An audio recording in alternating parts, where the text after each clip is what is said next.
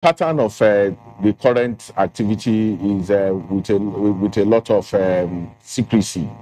The brazen act of buying the votes around the precincts of the voting area is taking the backstage. Politicians are devising new ways of doing that. Some say they are even giving promissory notes and giving voters tags and the rest of it. But what is playing is that there is a collaboration between the sellers and the buyers in a way that you need to look very carefully to be able to even discover that that is playing. And so we need to have much more conversation with the politicians that this vote buying is a delegitimizing activity in terms of when you win elections, you can't proudly say I won. You may be saying I purchased the victory. And for the voters and for those who sell their votes, it dehumanizes and devalues them as citizens, because at the end of the day, you can't hold government accountable. But overall, it's like I've said earlier in the morning in your studio here, I said there is a thinking around different stakeholders where we deodorize crime, where we don't see crimes committed during election as crimes. Because we keep talking about electoral offences commission as if bribery is not in our law already, and what should be done to those who bribe is not in our law. So the security agencies and the collaboration that we expect to see in the interagency consultative election security should begin to think now, because this is the prevailing challenge that we have. At the end of the day, it used to be ballot box snatching, it used to be violence during elections. All that is receding. This hydra-headed challenge that we face, we need to get the thinking cap and work around how we can begin to deal with the challenge. It came from Ondo, Diboko Sebe. After the Diboko Sebe, it came into Ekiti, where people take money to make soup and all of those things. At the end of the day, how much is the monies that we are talking about? If you commit this crime, and even if you get away with it, there is a consequence. The consequence may be that at the end of the day, those who paid you will say that they have settled you for the 4 years. In other words, while one may not majorly lay blames on the doorstep of the politicians themselves who want power at all costs, because that's, of course, why votes might be sold and bought. What about those who agree? The electors themselves now. Shouldn't there be some sort of serious enlightenment campaign for them to understand that practice or trend wouldn't help us at all? I've just started the advocacy right here, because I'm talking about the consequences. That if at the end of the day, the electorates will suffer, and they will suffer for the 4 years, because for the morsel of porridge, they sold literally what you can call their birthright. So it has a dual consequence for both the buyer and the seller. But why I was saying that the different stakeholders, there has to be a multi-stakeholder approach to dealing with the challenge, because Professor Mahmood told us at the early stage of his coming to the commission that he was going to make sure that nobody will win election in INEC, that the place to win elections will be at the polling unit. Perhaps immediately he made that statement, the politicians began to attack the electorates with inducement and all sorts of things. Now that is the challenge that we face, voter education is important, but we need to also see whether we can begin to inflict traditional and moral authority on this challenge. Bring in the traditional rulers, bring in the church and mosque leaders to understand the consequences of this very, very dangerous trade that is going on. And at the end of the day, perhaps when we start talking about it, just like ballot box snatching, just like the issue of violence in elections, we may see or find a middle way or a head or a way to even eradicate the challenge completely. But it is something that does not augur well for our politics. It does not augur well for democratic growth and improvement. It does not augur well for our country. It diminishes the value of the citizens, and delegitimizes victory in elections. Thank you, Ezen Nwago, for speaking to us from Osogbo tonight on Weekend File. Thanks indeed, and good luck to all of you. I appreciate. So that was Ezen Nwago, Chairman Partners for Electoral Reform, speaking tonight on Weekend File from Osogbo. And of course, we still have Victor Aluko, Director of Voter Education and Publicity, INEC. Now, perhaps the success that we have seen in Ekiti and Osogbo this time around has to do with the fact that the electors themselves didn't just go to register for their PVCs, they equally went back, collected them, and are now using them. But then the 2023 general elections is still looming around. What more would you want to let the electors know, especially for those of them who want it otherwise and not looking the way others have done it, at least from Odo and Ekiti? We've seen people take the issue of PVC quite seriously. Yes, the commissioner has been talking to all voters. That is, the existing voters and those who intend to become voters. That is, if you already have your PVC, keep them safely. Don't throw them away. Don't let them get spoiled, so that you'll be able to vote on election day in 2023. If you have not registered, the commission has extended the terminal date for the current CVR, the current voter registration exercise, continuous voter registration exercise, to the end of this month, July 31st.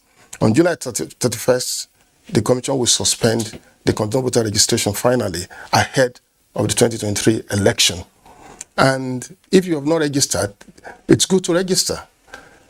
Apart from registering, you also make sure you collect your voter's card when the commission produces them and releases them to the public. And apart from collecting, you don't just collect and keep the cards in your box at home. You also come out on election day and vote. So there's a good relationship between registering to vote and voting on election day. We are telling Nigerians that the system has become foolproof. As people can see now, votes are counting. I mean, your votes will count, and the will of the people will prevail. So people should have confidence in the electoral management body, in INEC. Trust the process. Have confidence in INEC. Register to vote if you have not registered. If you have registered, keep your voter's card safely. On election day, come out, vote for the candidates of your choice. Trust that INEC will manage the process efficiently, patriotically, and effectively.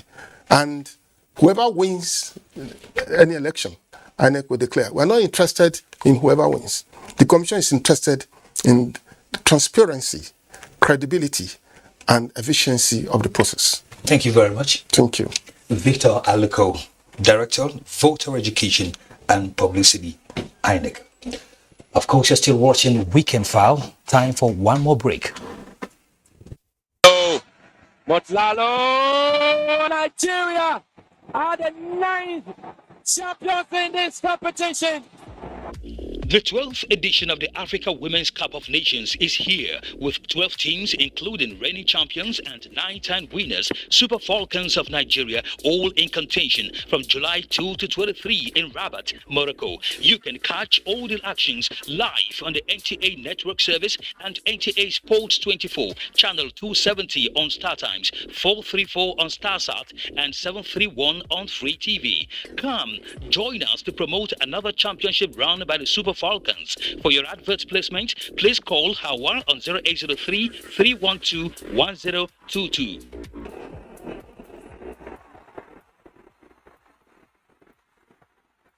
Africa Women's Cup of Nations, Rabat 2022.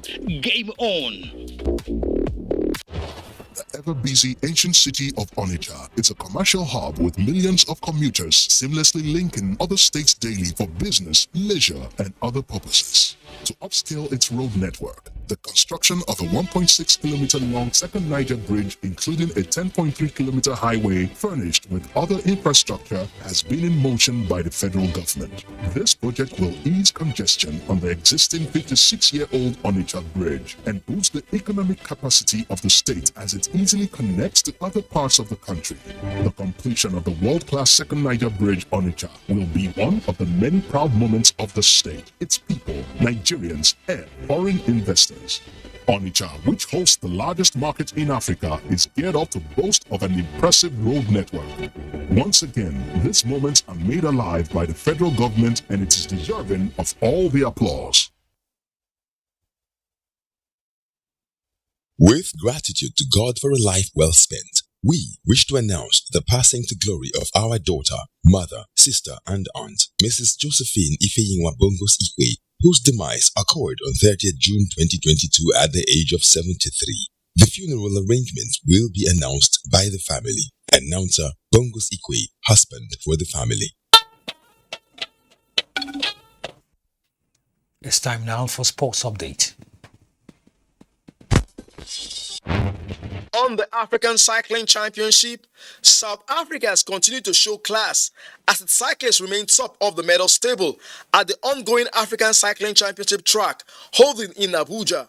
The country garnered 5 gold, 2 silver and 3 bronze medals in day 2 to increase their medals haul to 21, followed closely by Egypt in second position with a total of 15 medals. Host Team Nigeria won its first gold in the women's sprint junior to bring its medal haul to 7, comprising 2 gold, 3 silver and 2 bronze medals. 13 countries are participating in the African Cycling Championship. In football, the Nigerian Professional Football League 2021-2022 season will end on Sunday, with all the matches played simultaneously across the country. Abia Royals will host Lobby Stars, Dakar welcomes Sunshine Stars, Rangers takes on Aqua United, Heartland faces Kwara United, Kano Pillars tackles Shooting Stars, MFM meets Nasarawa United, Plateau United hosts Eyimba, Remo against Niger Tornadoes, champions Rivers United takes on Gombe United. To the World Athletics Championship, Team Nigeria made it into the finals of 2 events at the ongoing World Athletics Championship in Oregon, USA. The mixed relay team made it to the finals but finished in 6th position. There was something to cheer for Nigeria in the men's 100 meters event, where 2 out of the country's 3 entrants made it to the semi-finals, Raymond Ekevo and Nigeria's fastest man, Favor Ashe. The World Athletics Council has announced that Tokyo, capital of Japan, will host the 2025 World Athletics Championship. The 2025 World Athletics Championship will see the sport's biggest stars return to Tokyo Olympic Stadium, the venue for last year's Olympic Games. With Sports Update, Gift George, NTA News. And a quick check on the weather for Sunday.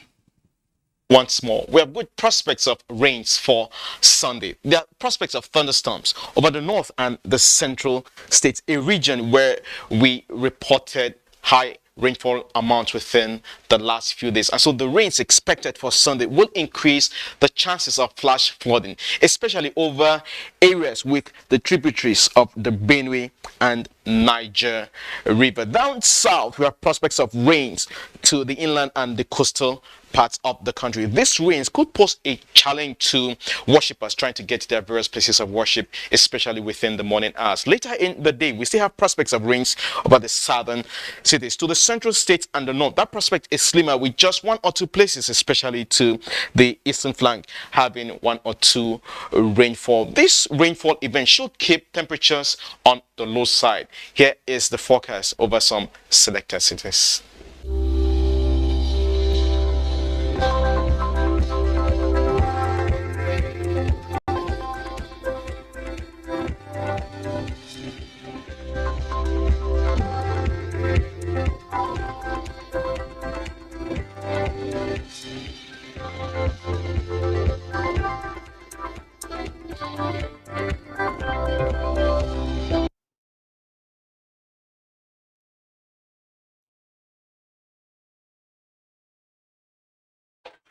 And that concludes Weekend File on the NTA tonight. Many thanks for watching, but then we're not yet done with you. Of course, Osun Decides continues from our studios tonight, And Ruth Aguele is here for the continuation of the broadcast. How are you tonight? Very well, Kieran. Well done with the news, and we're set to serve Nigerians better. Osun the sides will kick off any moment from now. Thank you very much. Right. Good night for me.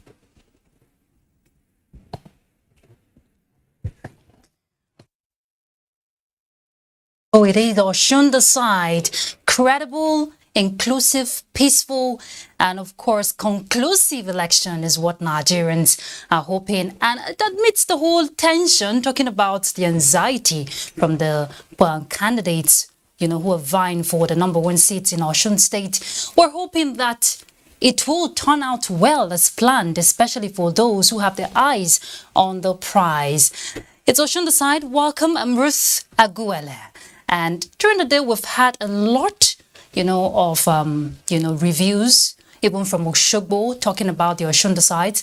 And fingers crossed, we hear that 3,709 polling units have submitted results to the INEC portal out of the 3,700 and 3,763 polling units we have. Now, the Osun the sides election we hear has been peaceful. You want to put a check on that. Voters' participation, check on that. But vote buying, I wouldn't put a check on that completely yet, because my guest, of course, will tell us if that is a complete check or not. Because we hear there are seeming, allegations of persons who were arrested. We're going to clarify that when we have the force PRO join us from Oshogbo to tell us if that, was, how it happened, rather. And we're hearing that the voter participation, people actually turned out, but there were, recommendations during the day when the INEC chairman, Professor Mahmoud Yakubu, actually, gave a live briefing from the INEC headquarters. There were some recommendations by observers, who want to see a seamless process at the end of today's election. It's been a long day, but we're hoping it's not going to be a long night, because collation we hear of results will begin any moment from now, as reported by our correspondent earlier during the news. And Trail will definitely bring you some reports from across, talking about from Oshogbo, to give us, and we'll also connect to our correspondent, of course, who will tell us what the process has been like for them and what is happening at the collation center at the moment. Election took off to a seamless start in many parts of the state we hear. But let's take this report now before we bring in our guest. Olabode Arewa has details of the exercise across the state. Welcome. Residents of Osun State delivered on their promise to come out and vote to elect the state's ombudsman for the next 4 years. Many towns, including Ikirun in Ife local government area, witnessed an impressive turnout of voters. The visibly excited indigents had kind words for the election management body. The voting today is tremendous. There's no more voter apathy. People have come out in large numbers to vote for candidates of their choice. The gladiators, who are the candidates, were in their different localities to take a shot at the #1 seat in Osun State. I've gone around the entire state of Osun State. I've canvassed. People can see how many eventually can relate to it. It's up to Osun people. I've made myself available. Because people have turned out en masse. And until the election itself finishes, I can't say much now. But obviously I've cast my votes, and it took everything about 10 minutes. We can afford a situation where a lot of people will not be able to vote before the deadline of INEC. So other than that, I think it's okay. It's peaceful where I am, and I have not heard of reports of violence anywhere. I came out, I voted, and you can see I'm still in the midst of the people. Nobody is attacking anybody. That everything is calm, and we hope it's going to stay like that. INEC equipment and how the process is now. Fantastic. I think INEC has improved. A striking feature of the process is the participation of people living with disabilities, the elderly, as well as first-time voters. Operatives of the National Drug Law Enforcement Agency and the Economic and Financial Crimes Commission were observing proceedings to trap vote sellers their patrons, and drug peddlers. Collation and declaration of results usually holds at the State Secretariat of INEC. In Osogbo, Olabode, NTA News. Now, one very key issue, we hear was the talk all day was vote buying, which is one of the emergent challenge when we're talking democracy, threatening the democratic process in Nigeria, with vote buying now more pronounced than ever before. What are the measures put in place to discourage the act of vote buying, especially from politicians? Let's take this report. Successful conduct of Ekiti governorship election, INEC received accolades from within and outside the country. However, unlike the past when elections were fraught with irregularities like ballot snatching and violent disruption of the election process, a major threat has been vote buying before and during election proper. Some electorates willingly surrendered their PVCs for a fee, which also generated various slogans. The ugly trend called for a serious concern. Once we saw the commitment in Ekiti, there has not been any report that we had received that indicated police had arrested or prosecuted anybody for that was engaged in doing vote buying. What we hope to see is that people will be apprehended, and then police will also make example with some of the erring. Whoever will be the culprit in this vote buying in Osun State. Build up to Osun governorship election, INEC embarked on series of advocacy to discourage vote buying, particularly the electorate in line with the electoral law. While we continue to work with the security and anti-corruption agencies to confront this challenge, our effort will be given a boost by the establishment of the Electoral Offences Commission and Tribunal. Happily, the Electoral Offences Commission and Tribunal Bill is under consideration by the National Assembly. INEC supports this initiative and appeals to the National Assembly for a speedy conclusion and passage of the bill into law. For enforcement of the law against vote buying, the security agencies would not tolerate what happened in Ekiti in June to repeat itself. We will leave no stone unturned to ensure that those who are involved in buying and selling of votes are brought to book. We will stop at nothing to fish them out wherever they are, arrest them and process them through the courts. Stakeholders are calling for a concerted effort to reduce monetization of the country's partisan politics and other forms of vote buying inducement by politicians. In Osogbo, Femi Afariogun, NTA News.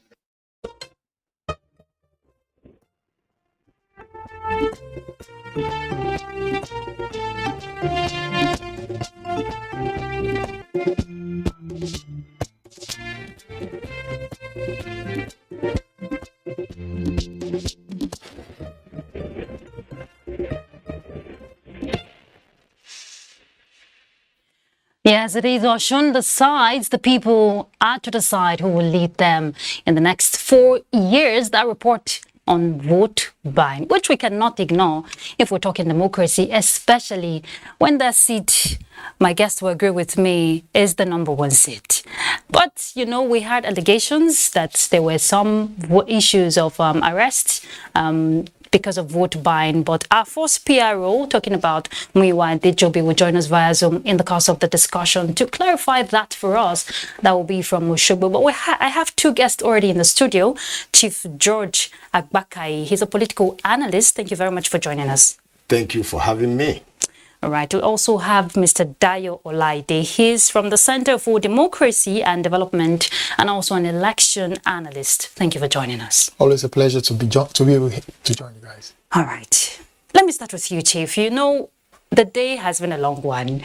This is the time, the anxiety, and we know from the two top contenders, talking about the sitting governor of the APC, Adegboyega Oyetola, and also of the PDP, Ademola Adeleke. This is the second time they'll be meeting at the poll. Back then was 2018. And I'm sure you've been following events during the day. You've seen the whole process. And we must commend INEC because a lot of reports have said the process has been seamless, peaceful, which is what every election should be. But let's hear your thoughts. What will it be? Well, I think in light of the current political realities in the country, I believe the Osun state governorship election so far, has been a good election. The accreditation of voters went very well. The arrival of polling materials as well as INEC staff, coupled with the INEC ad hoc staff, were all there on time. And in terms of security, I think the police, the Nigerian police, as well as other security agencies, conducted themselves pretty well in a professional manner. And the voters themselves, to a certain extent, acted as well in an orderly manner. But the main issue that we have had all this while is the issue of vote buying. And that is very sad. It's not the first time. It has been a recurring decimal in Nigerian democracy, the issue of vote buying. Yeah. I think the security agencies as well as INEC need to do something about this issue of vote buying. I believe prosecution of offenders, is an area we need to look at so as to serve as a deterrent, to would-be offenders in the future. But so far, in my view, it has been a pretty good election. Mr. Olaide, I'm sure you want to share the same thoughts, but the mention of vote buying, a lot of things comes to mind. Nigerians just want to enjoy the dividends of democracy. So why would anyone, want to sell his or her vote? Would you say it's coming from the orientation, so to say, of political candidates who believe this is how it should be, or I'm not getting there? Probably not, because I think it's important to understand our history. The fact that today vote buying and selling has become the major sore point of our elections. We may likely want to forget very quickly where we are coming from. We are coming from a history where ballot snatching was common thing. Ballot stuffing was common thing. Violence was common thing. Underage voting was common thing. Yes. Now, in the last, beginning from the elections 2011, 2015, 2019, we've seen an INEC that has made effort to tackle these issues one after the other. Oh, by the way, I'm leaving out a very important one as well. Okay. Collation, yes, which has always been collectively agreed as the weakest link in our elections. And in the last 10 years or so, INEC has been able, working with the different actors as well, civil society, been able to address these challenges collectively, progressively as well. And so I see this last part of our electoral process as something that I think is a culmination. It's basically shifting attention to something that it's an expression of the desperation of the political class. It's true that a lot of people have said what the political class has been able to do is to weaponize poverty in our country.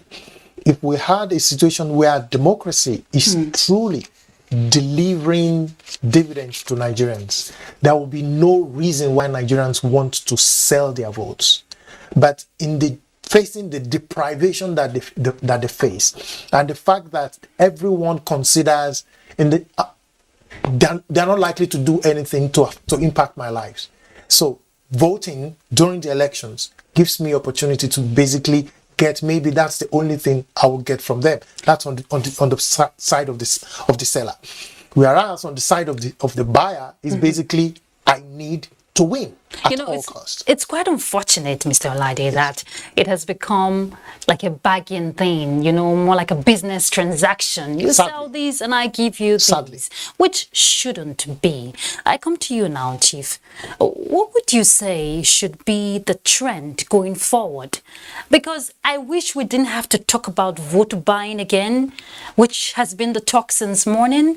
I wish it was a seamless process without vote buying, but like Olade said, it's part of our democracy. We can't take it out. Are we going to get to a point when we don't have to make a mention of that? Well, if you take into consideration the Anambra State election that was held earlier, coupled with the Ekiti State governorship election, you come to find out that the election today, apart from this issue of vote buying, it went pretty well. You see, democracy, as we all know, is government of the people, by the people, for the people. But Nigerian democracy, to me, it depends on the nature of struggle that exists in our society. Yeah. And that is what you see going on in Nigeria. Our democracy, our elections have become a do or die affair. Where the political actors, the political gladiators look for every possible means, to win this election. We understand that this Osun State election would be a very tough election, especially when you take into cognizance what happened 4 years ago. The key actors in Osun politics, when you talk about Adeleke, the PDP governorship candidate, Oyetola, the APC governorship candidate, and mind you, both of them are from the Osun West. But you also have to understand that there are other key players. Oyinola is from Ife Central, that Oshobo area. But more importantly, the battleground of Osun politics this year has become Ede East, where you have the Ife area, and in whatever reason, that was the battleground of Osun election in 2018. Yes. So the person that is going to win this election will depend on the turnout and the party that wins in Osun East. That's why you see in Osun East, you have the former governor Arabe Solo is from Ijesha. You also now have the APC National Secretary Omisere, who is from Ife. So, and mind you, in Ife, all along has been traditionally a PDP state, a PDP zone. Ife, even when the ambassador to China, who was a very popular person in Osun politics, was alive. The man, I can't remember his name, Ade Shigan, the man that passed on in 2018, prior to the election. But since his passage, Omisere has been the powerhouse in that zonal area that is Osun East. So whoever comes on top in Osun East may likely take the day in this particular election. So what I'm saying is that, the nature of our politics need to be changed. I think it all depends on the orientation. And if it continues this way, we are heading to nowhere. So I believe that INEC, so far, they've been doing good. They need to work harder. The security agencies need to also, be on board, so that the upcoming presidential election and the general elections in 2023 will be a lot more, freer, fairer, where that will be devoid of vote buying. And of course, like I mentioned earlier, First Bureau has a lot to clarify for us, because part of the analysts we had during the day made mention, particularly one from Oshogbo, made mention of a particular polling unit where it was so visible that there was vote buying, and some of the security agents allegedly, turned away, so to say, and there were reasons to that. But beyond that, INEC is not responsible, from what we gathered, to, deal with any issue of vote buying. Theirs is just for the electoral process. Would you say it will in any way, this issue of vote buying, affect the election and the electoral process if it must be transparent and credible? Absolutely. I think it's not just about the credibility of the elections. It's also about the legitimacy of the government that election produces.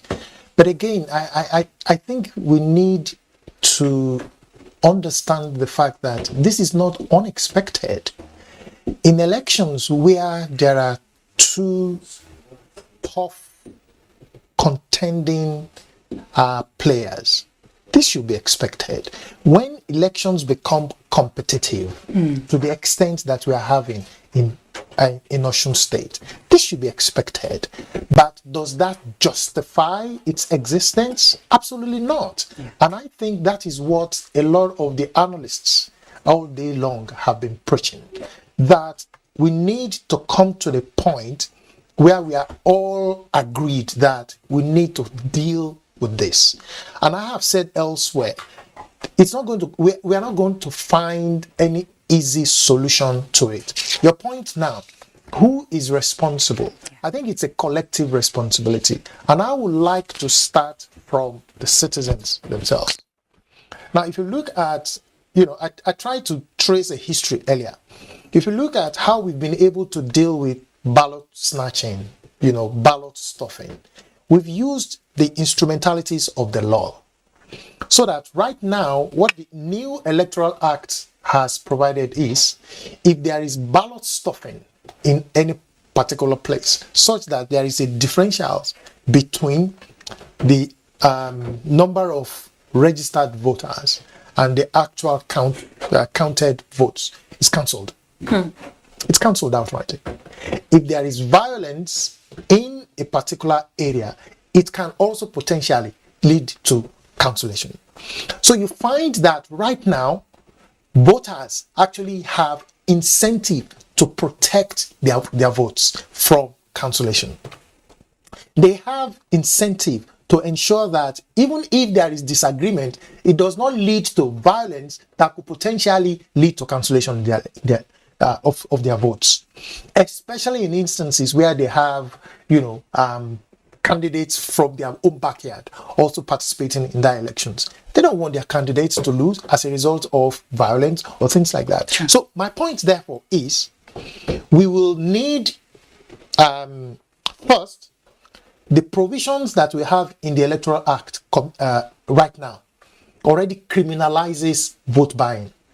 In the last elections, EFCC, we were told, made some arrests. What has happened to those people arrested?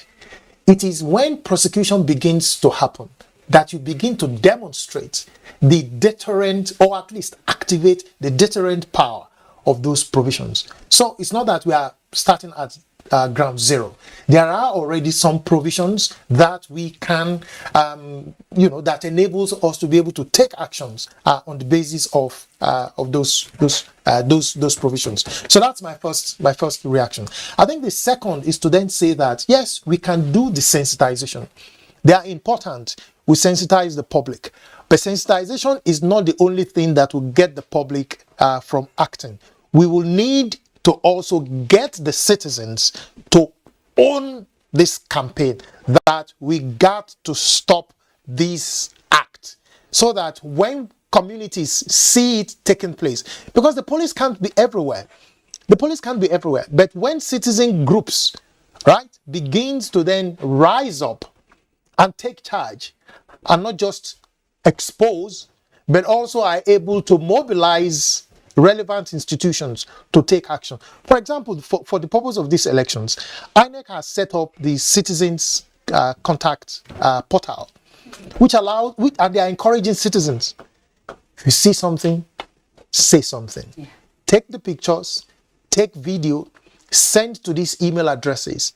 Why don't we begin to do that and provide INEC with the evidence that it needs to be able to take action? Because I think it is in all of these pockets of actions that we can begin to stop it, to deal with it. Are we likely to eradicate it? I think probably not in the very short short term. But I am confident that if we could overcome the challenges that coalition presented to us in the last 22 years, if we can overcome ballot stuffing, ballot snatching, I think we can overcome this as well. It just requires our collective determination to deal with it. So, Chief Abakayi, who would you say is responsible for this orientation? Because just on a lighter note, one of the respondents today made mention of, not respondent, rather one of the observers, made mention of an arrest that was made by the security agents, and a picture was taken, just taking a clue from what Mr. Olaide said. The person that was caught was on his knees begging, kind of when he was being caught. That is just one out of the ones we didn't know about. And we also heard that vote buying was done discreetly, more like a scientific method, so to say. And some says it was visible, actually. So if we must move away from this trend, if we must begin to feel the dividend of democracy, whose responsibility is it for this orientation, especially for the electorates? Because they are the ones who will agree to that transaction of buy and sell. Well, I think we need to hold the citizens responsible. We also need to hold the political gladiators responsible.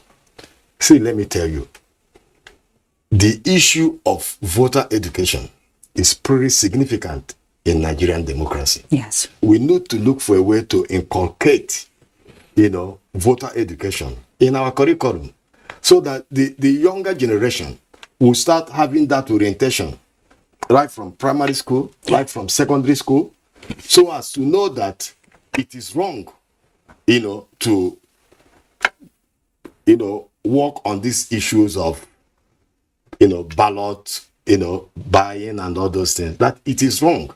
If we don't get that orientation, it's just like, for example, in the United States, there are electoral laws, and those laws are being kept to by the citizens, because the orientation is already there. So this orientation is very, very significant for our Nigerian democracy to move forward. The political leaders, they have a huge role to play, in inculcating these issues, these moral issues, to their subordinates. Because if you check this issue of vote buying, in some cases, they are being institutional, in the sense that the candidates that are running the election are part of it. They have their lieutenants that are harboring all these ideas and making it to be possible. So it is quite wrong. The government need to do a whole lot in terms of prosecution. When you start prosecuting people in these electoral offenses, it will now serve as a huge deterrent, for people to run away. They wouldn't want to participate in all these electoral issues. Okay, Mr. Olaide, coming back to you as an election analyst, and for the Center, you're part of the Center for Democracy and Development. That's good. This is a very dicey situation for Nigeria. And this Osun election, a lot of experts have come out to say will determine how the 2023 elections will be at the end of the day. Good credit to INEC. The beavers were functional, just some few cases we heard. The electoral process, from your understanding of it, would you say the guidelines were duly adhered to?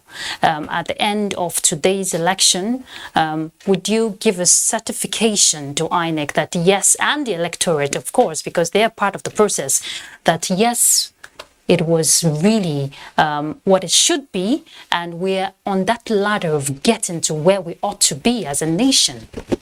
Absolutely. I think that, of course, the process is still unfolding, but I think on the basis of what we have seen, at CDD, we deployed about 300 observers that went to town. Okay. And we observed the commencement of the elections, up to the point where voting started, and then up to the point of counting. And a significant part of the feedback actually scored the elections well. But I think it's not enough to, don't take my words for it.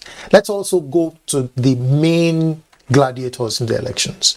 I listened to the interview of Adeleke, the PDP candidate. He also said the same. And he actually isolated INEC to say that INEC has certainly improved.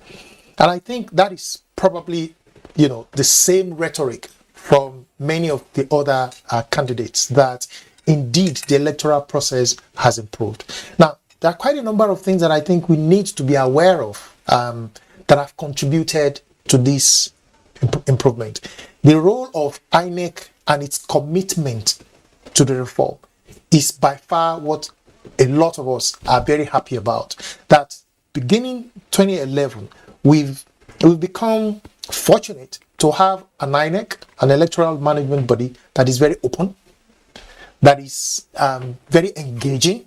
It is willing to engage civil society groups, it's willing to engage media, it's willing to engage political parties, it engages candidates, it engages security agencies, it engages international organizations, it is making extensive use of academics, and putting planning, partnership at the core of its work. So we need to acknowledge all of this. That, for me, is a major reason why we are seeing this progress. And we also must acknowledge the role that civil society groups have also played in this in this process. Yes. Advocating for reforms, supporting the National Assembly, engaging them, providing technical assistance to be able to deal with some of those knotty issues. And today we have an electoral act that is by far, an expression of the progress that we have made since 1999 to date. Yeah. Then the voters as well, whether we like it or not, it is true that today we are dealing with the vote buying and vote selling, but the Nigerian voter has become even more sophisticated as well, in terms of the zeal to be a part, the understanding, yes, of the electoral process and what it means to actually use your PVC, the power of the PVC. So we can see all of this progress. But coming down to the Osun elections, we can also point at major innovations, whether it's innovations in terms of technology that INEC has introduced. You mentioned beavers, yes, but even outside of the beavers is also the INEC election result portal. Shortly, when we came into the studio, you are mentioning that almost 97 or 98% of the results are already uploaded. Yes. Were already uploaded. Yes. Now the analysis and the collation is all happening. But these are all important progress. The willingness of INEC, the partnership, the engagement. I think that clearly we are on the path to progress. And if we were to use the last elections of Ekiti State, Anambra State, and this one to actually measure the preparedness of INEC, clearly there's no reason why we will not score them high. The preparedness of the police, there's no reason why we will not score them high. But again, we need to be careful. The 2023 elections is a national election, and the burden, the demand that imposes on all of the major actors is a lot heavier than what we saw in Anambra State, where just about 17% of the voters actually turned up, or in Ekiti State, where it came to about 35%, or even now. So it's going to be massive. Yes. But I think that if we remain, focused on ensuring that there is compliance to the Electoral Act, and that the key players will continue to play their role. Right now, the weakest link of all the actors is the political parties, the candidates. I think today we are bogged with this issue of vote buying and selling because of the sheer absence of leadership in the political class. If we had a political class that is truly morally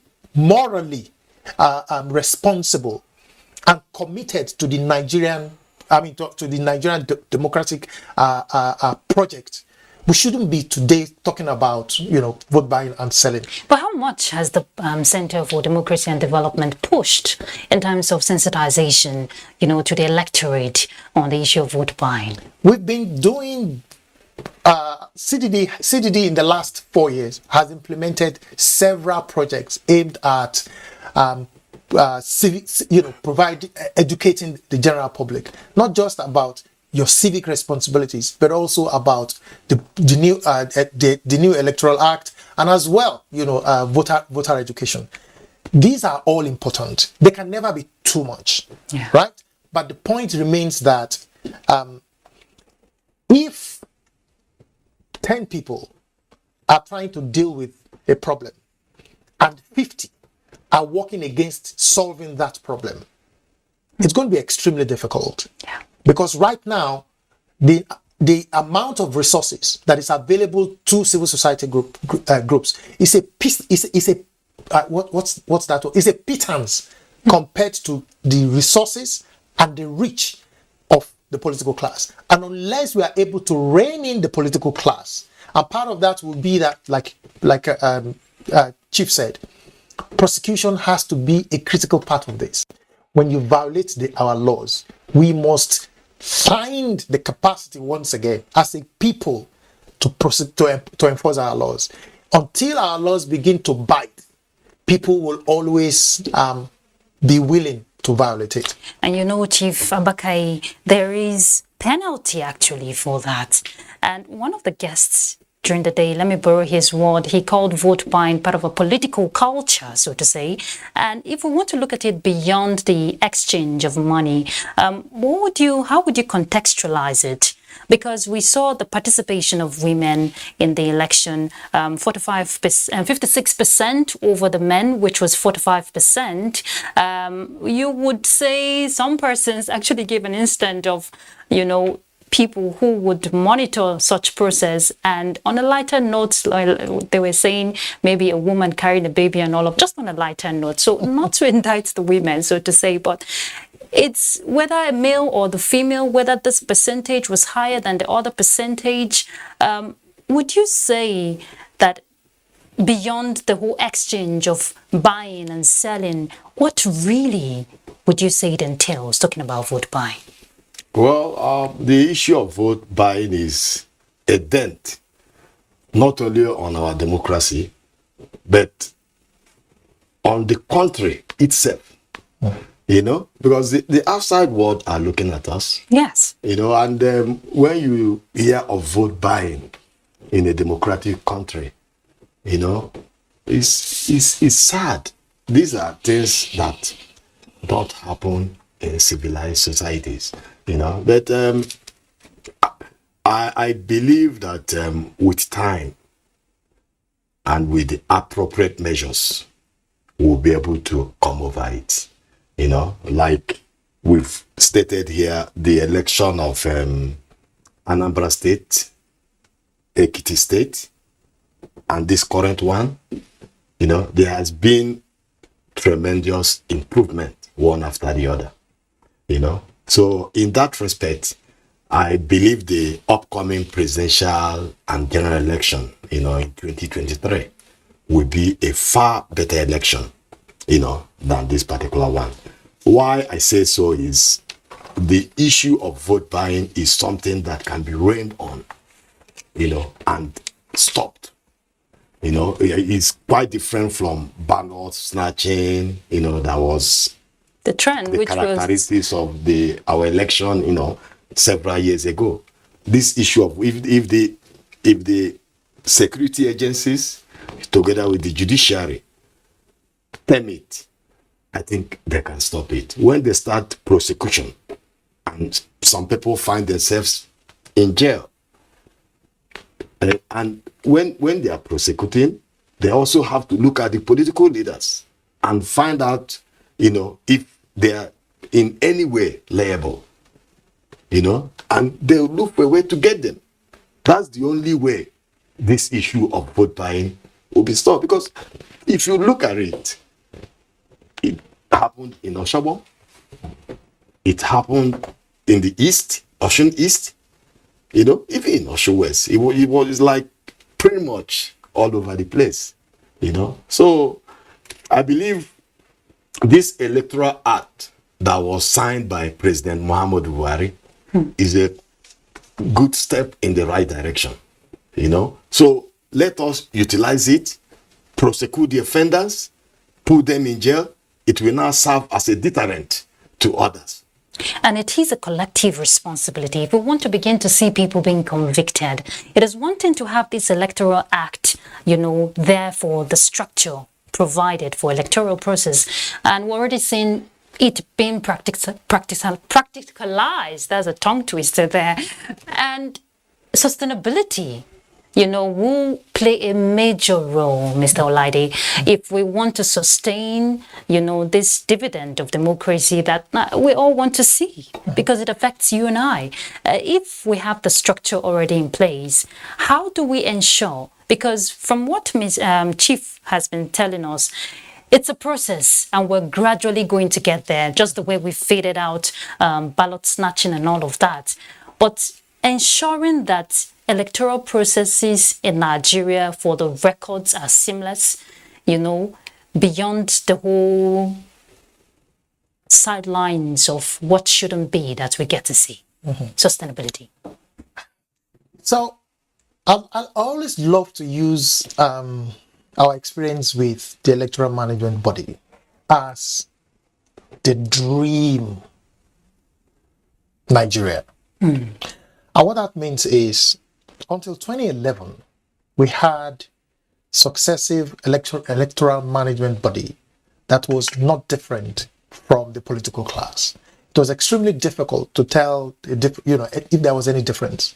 The electoral management body was almost like an extension of the political class, such that during the 2003 elections were still ongoing in some places, and results was already been announced by an electoral management body. You know, the same thing that we saw in 2007, but that has changed. What that is telling me, and this is, you know, one of my own hypotheses, that if we would have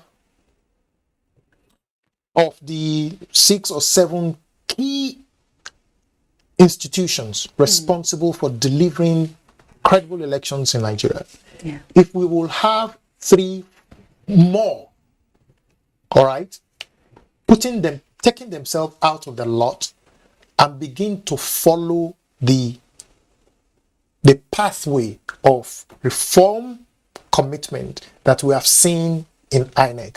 So if the police, for example, will also begin to reform itself, if the political class will also come to some conclusion that enough is enough, and prioritize the national interest above anything else, if we will have this, and if the candidates, the political class now, will also come to some conclusion that, look, Nigeria is at a point where we need to have this change of mind, because as long as we continue to pursue private and personal goals and prioritize that over our national well-being, it cannot be well with our democracy nor us as a people.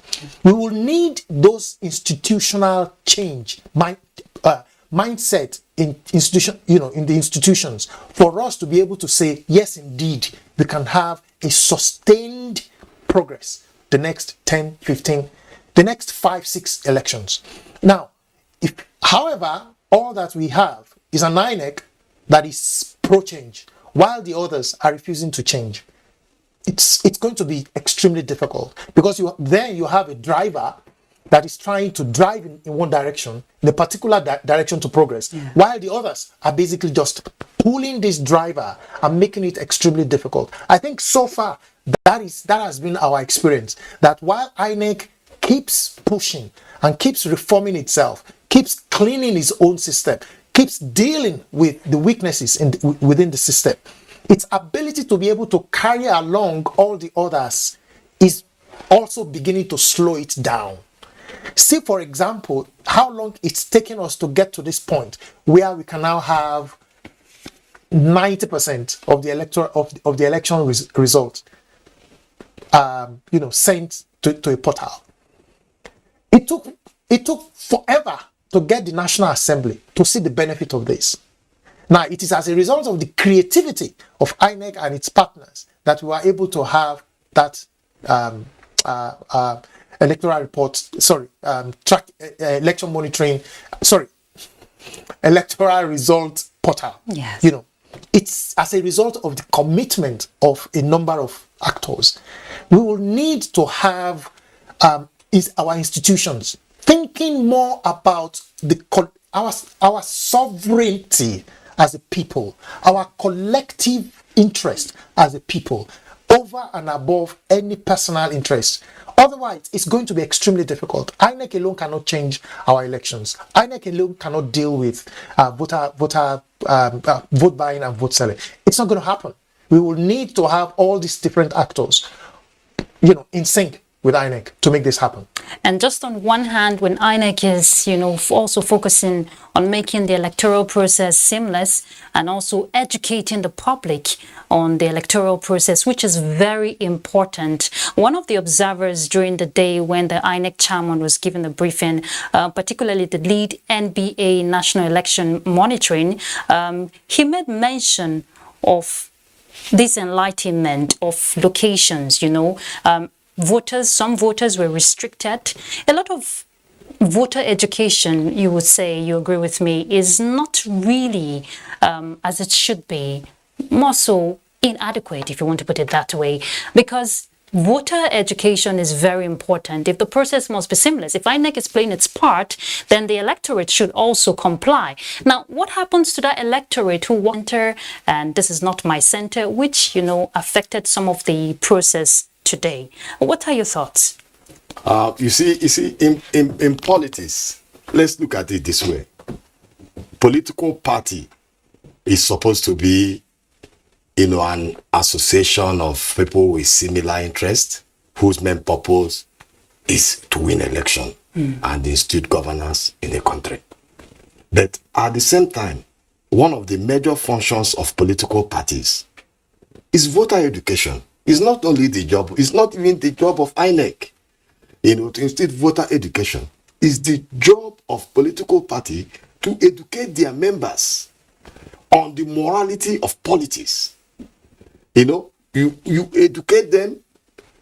This issue of vote selling, vote buying, these are areas that political parties should talk to their members. Like the issue you just talked about where is your own polling booth, where is your... These are areas that the political parties they are things they should inculcate on the generality of their membership. There has to be a department for voter education in political party. There has to be mobilization department, but they engage more in mobilization to the detriment of voter education. Whereas voter education is key in improving democratic ideals in a country. So that is the point. It's not only the job of INEC. That's why I had said earlier that all these virtues has to be instituted even in civic education, in secondary school, in primary school. Laying the foundation, yes, right. So that orientation, they will get it imbibed in them as they grow up. Not when they already make up their mind. When they are, out of school, then you now want them to change. They cannot change overnight. They have to start early enough, to inculcate all these, ideas. But you mentioned earlier, Chief, that the political parties are solely responsible in the issue of vote buying, which you're also saying right now. And you're also saying they should be responsible for this voter education. Where do they draw the line? If they are responsible, if they are, promoting the act of vote buying, so to say, where do they draw the line of ensuring that voters get it right? Yes. The problem is that the political parties are only interested in winning election. And you know how competitive Nigerian elections, even the upcoming presidential election, the polity is already heated. Yes. So campaigns will begin. Yes. So that's why, you know, they don't like getting involved in the area of voter education. You know, because they are inseparable. Winning election and going contrary to the rules, they are kind of inseparable. So that is what is going on. You know, at least with this new electoral law, you know, the electoral laws are clear. You know, the judiciary, the prosecutors, they need to do a whole lot in prosecuting. Let them prosecute the criminals. Let them prosecute the offenders.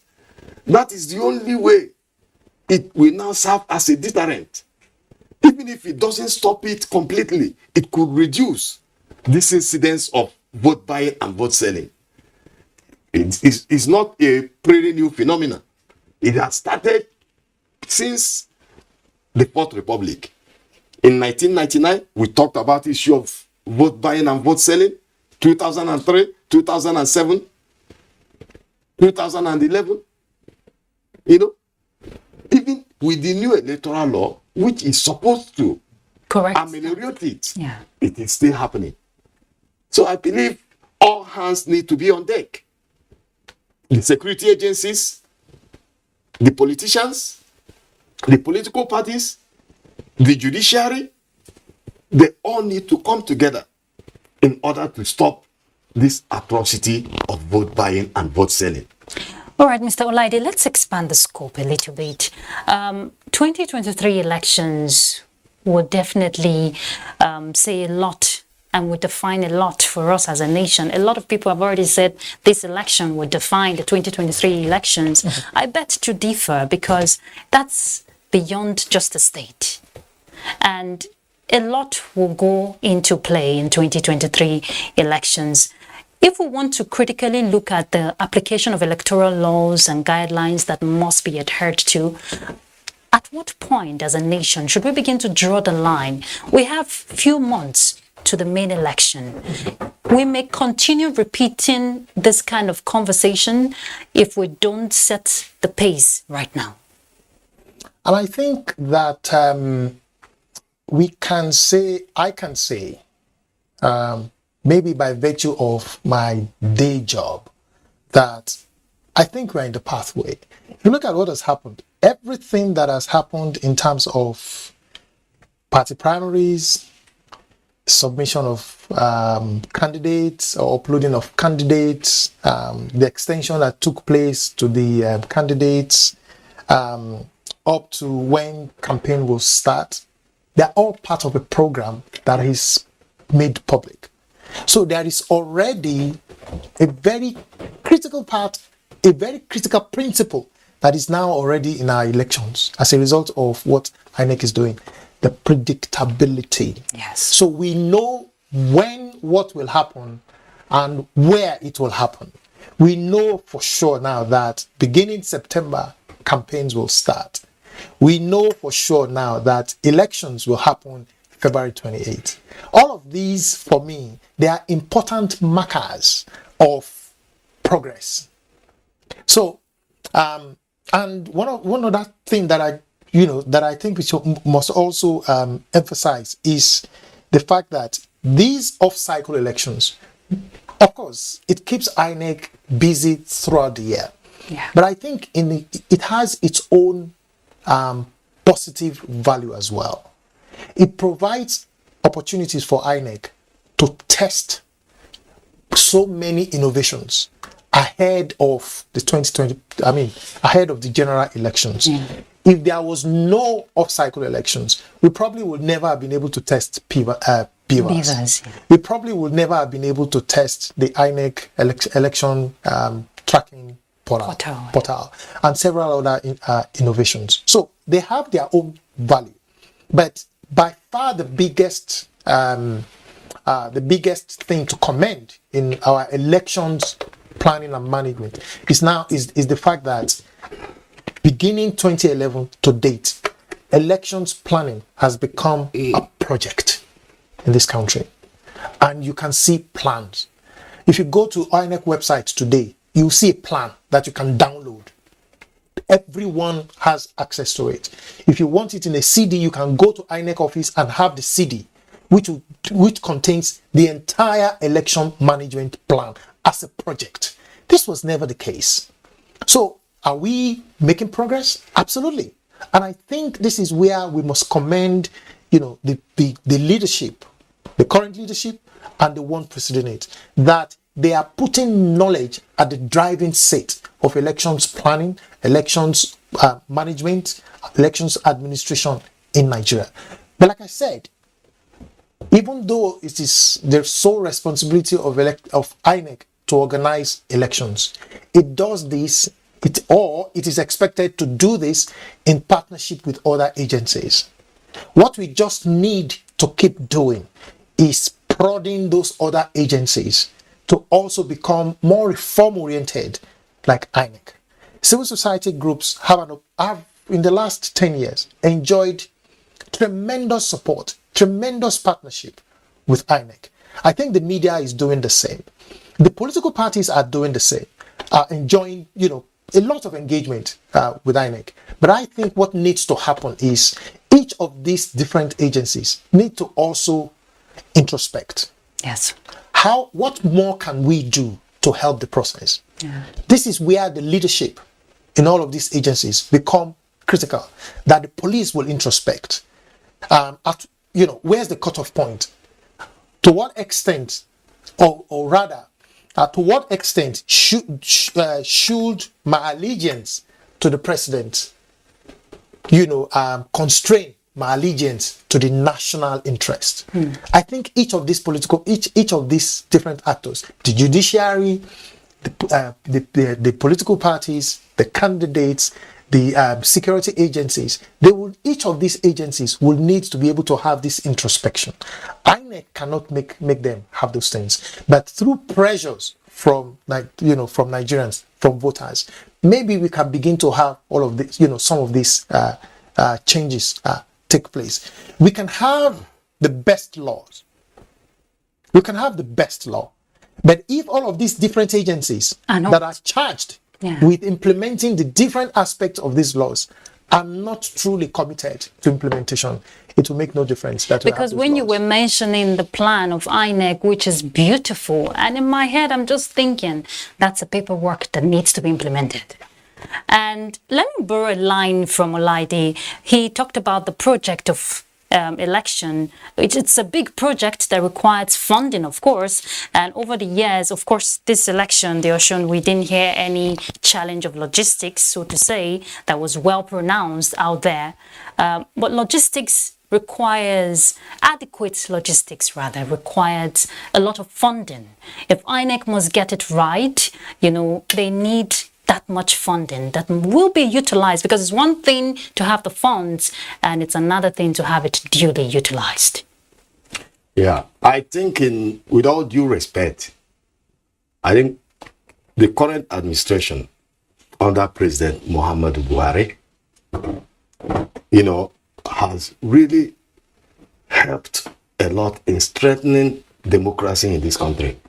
Just like my brother pointed out, in 2023, 2003, 2007, we all knew how our election was. 2011? In 2003. Okay. 2023. No, 2003. Okay. 2007.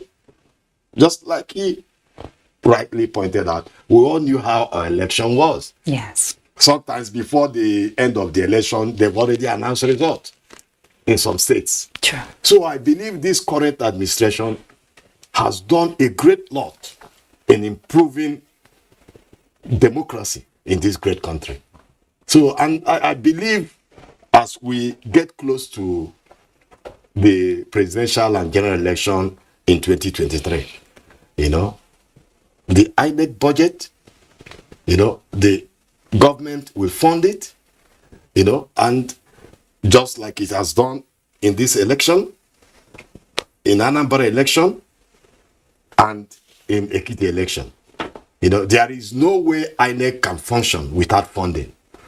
So I believe they will do the same in 2023 election, and the election will go smoothly. if all the parties, all hands are on deck, working together, the police, INEC, political parties, judiciary, and the average citizenry. When we all come together as a country, definitely the election will be pretty good, fair, and credible. So let's turn our attention to the main goal for the day, talking about the Osun side, because any moment from now we hear a coalition will begin.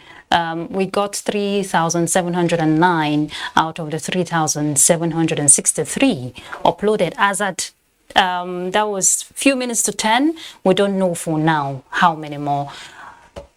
If you have, I'm sure you have been following the whole process from the day.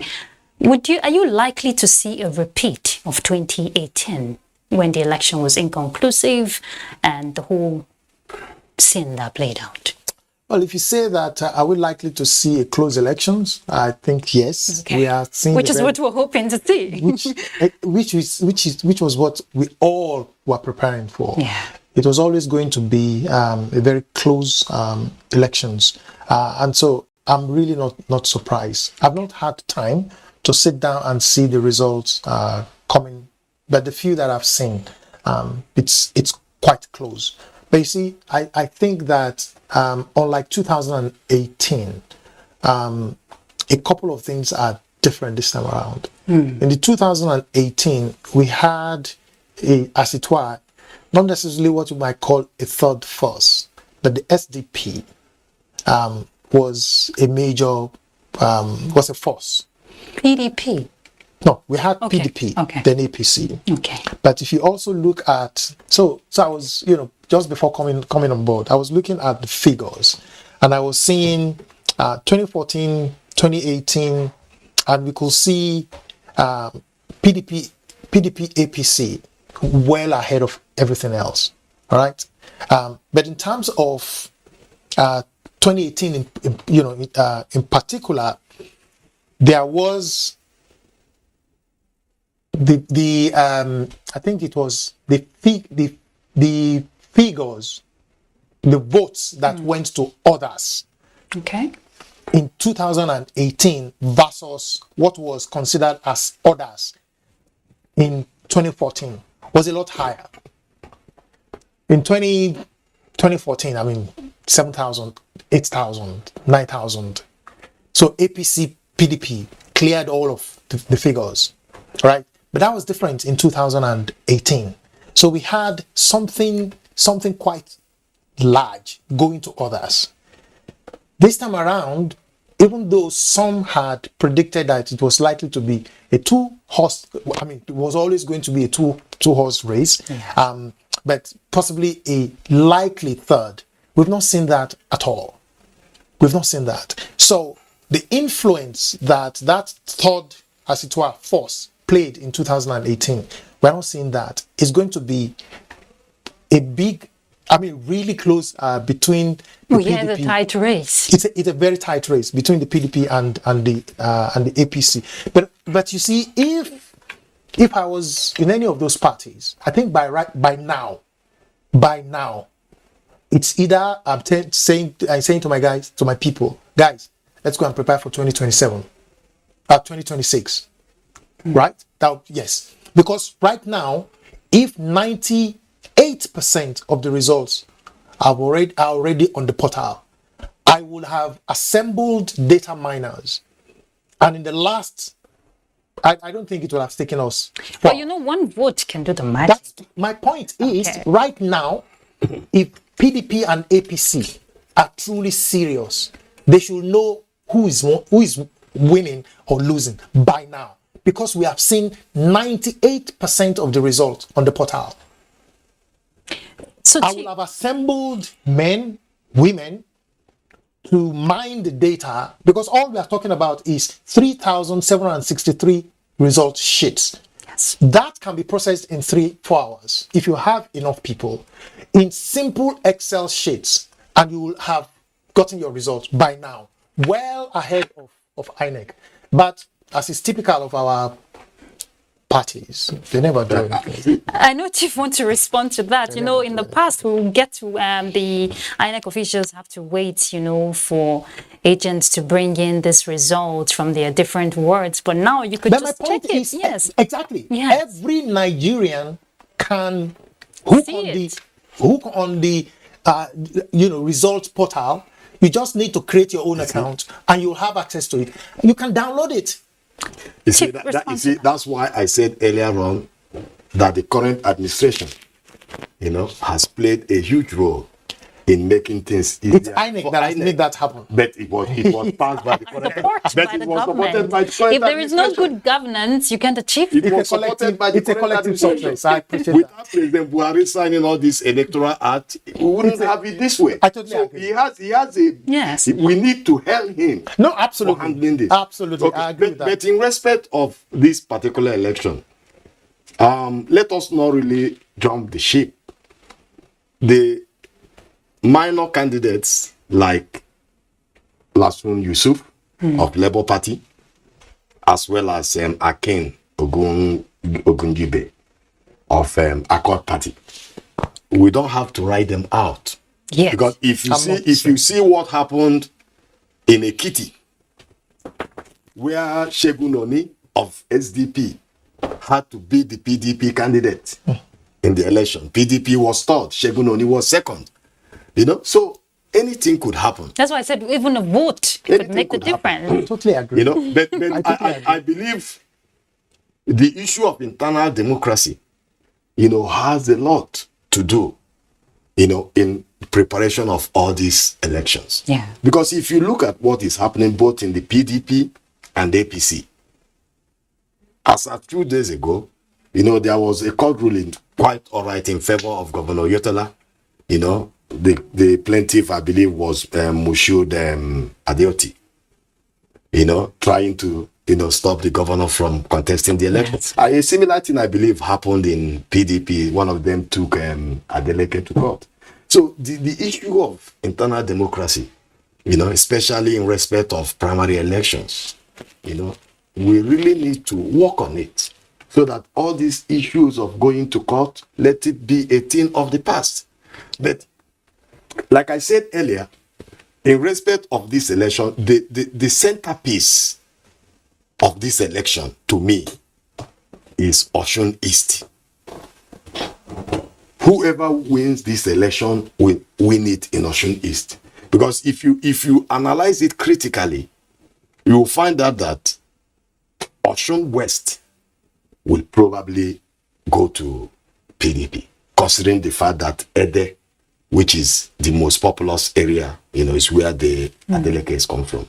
The governor is from, the minority area in Osun West, But Osun East is very populous, apart from Osun Central, where Osogbo is, and the environs. I believe if you look at the population, the voting population, Osun Central is probably about 38% of the total voting population. Then Osun East, is probably about 36-35%, with Osun West coming last with about 30-31%. And considering if you take the trend of the previous elections in Osun State, whoever wins the election does that in Osun East. So that is likely to play out today. Yes. You're so confident about that. Okay, Mr. Olaide, the new electoral law provides that no more entering of the polling booth, during the process. Did you see or hear of such? A lot of the result that we got from the field affirmed the fact that yes, there were some questions in some polling units in terms of the location of the booths. Yes. And I think in one particular one of the videos that was sent to us, you actually had, again, going back to the level of sophistication of the voters, saying no, if you keep that booth there, then you are violating the secrecy that should be a critical principle, of this process. So, so it's not a case of polling agents, election officers just doing whatever they like. Yeah. Voters are very much educated, and so they were engaging those officers and ensuring that they comply with what is expected of them, something to guarantee the secrecy of the ballot. So I don't think that was a problem, in a lot of the places that our observers monitored earlier in the day. Basically, that they were very well set up. They got there. For example, I think in our first press statement that was released today, we actually acknowledged that 80 to 85% of the PUs that we observed had actually opened between 8 and 8:30, which is something that is commendable. And I think up to 90% of them actually had commenced voting before 9:30. Okay. Again, which is very commendable. So in terms of the processes, I think it's a high score for INEC. I've seen our reports. I've seen the reports of several other election observer groups, all commending, the commencement, and it's expected. Nobody's expecting 100%. There will always be, skirmishes here and there. Some of them are technical due to beavers. A lot of them are due to human errors, due to misinterpretation of the processes. Sometimes you can train and retrain, but on the D-Day, people will still goof, making, taking the wrong step. But like we said in our own statement, most of these errors were largely dealt with and addressed. But there were speculations that some of the polling units were overcrowded. Now, despite additional polling units that were created by INEC, now you could have 3,000 voters for a particular voting. None was up to 3,000. No, just saying, Okay. given an instance, what would you say going forward INEC can do to address that? Because some persons actually talked about how crowded when an electorate wants to, cast its ballot, it's too close. You could actually see who that person wants to vote for. I think it's even before we get to, how it is set up. I think the first part of your question is the PUs, the size of voters. Yes, the ratio has to tally. Yes. I think right now, INEC seems to be targeting 500 maximum per PU. But this cannot be uniform because there are some PUs, 22, 30, 50, right? The point will be that the more data INEC is able to get, right, the better it is able to plan. And I think it's the same for in particular, policing. Because right now, it seems to me that what the police does is basically just apply a blanket to number of police officers per PU. Whereas you find in some PUs, 50 people. Whereas, and others, 1,000. One of the good things, which again must be commended. So, from interactions with INEC, we got to understand that in its assignment of beavers, it considered that for all PUs up to 500, they had two beavers machines. For PUs up to 1,000, they made it 3. Apart from that, they also then had redundancies available, at least 2 redundant beavers per array, per ward. But in addition to that, they then also deployed roaming technical assistance. So which means if there was a breakdown in any particular PU, the roaming technical support can be invited to help solve the problem. And if he's unable to solve the problem, then they can go back to those, to that redundant beavers machines. So you'll find that the setting and the systematic plan that is in place enables them to be able to respond to problems as they arise. And I think that is a critical element of any functional system, that it anticipates problems and makes provision to be able to respond to those problems. I think that is something that really contributed to the success that we have seen in these elections. But again, like I said, for 2023, the pressure is going to become even more. Yes. Because then it's a national elections, and we can only just hope for the best. That with the progress we are seeing, that with what they have done, Ekiti, Anambra, Edo, Ondo, that they have perfected the art. And so getting to 2023, they already know what are the, propensity or the probability of this error happening. They can already even rank most likely errors and plan for those errors even before they happen.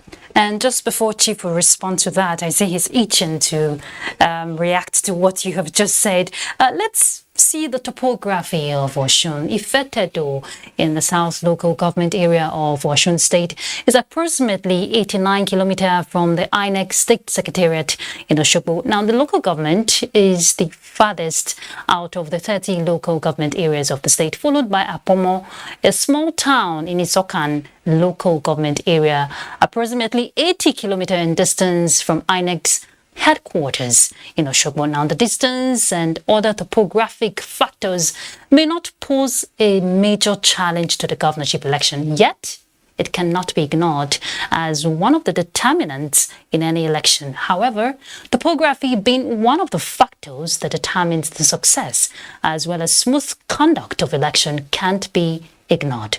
Let's take this special report by our correspondent Wasiu Rauf to find out all about this.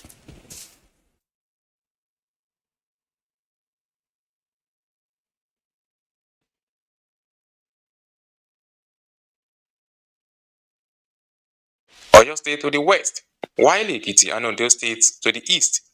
It is cosmopolitan in nature, with the largest concentration of major towns, communities, as well as settlements.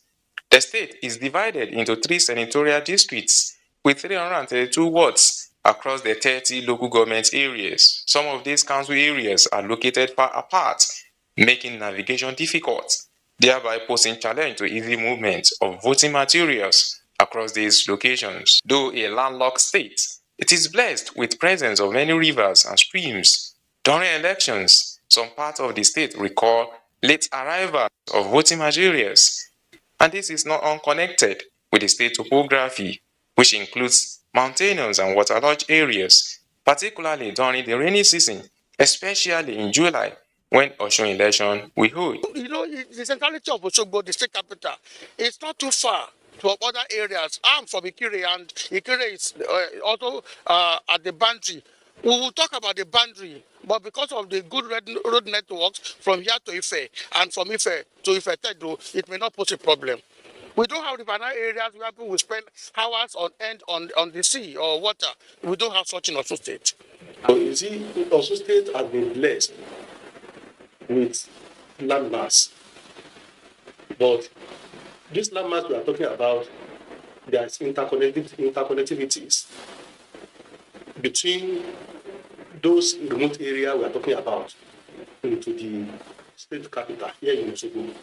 Tell you authoritatively that the distance between a remote local government in Osun State, that is, Ife South local government, is almost 93 kilometers down to the state capital here. Meanwhile, as INEC sets up preparations towards each free credible governorship polls, the commission is optimistic that the Ekiti governorship election, which has been widely adjudged as one of the most successful in recent past, will be surpassed in terms of credibility. In Osun State, even though we have areas where the topographic prove difficult for movement, which we call the difficult terrains, but most of them, because of the arrangement of INEC, where we have registration area camps, we don't usually have problems with them because they are within very reachable area within a very short time. Such areas in the Ife local government, from Okila, we'll probably have to come back to Ila before we get to some villages like Ojiayegun and some other places there. But the journey usually is not always more than 20-30 minutes, and our practice is to leave the registration area camp on the day of election as early as 6. And since the election is starting by 8:30, we can still traverse and get to those such places. Apart from the terrain factor, the Commission has also mapped out some flashpoints for necessary action to forestall any ugly incident during election in Osogbo. Wasiu Rauf.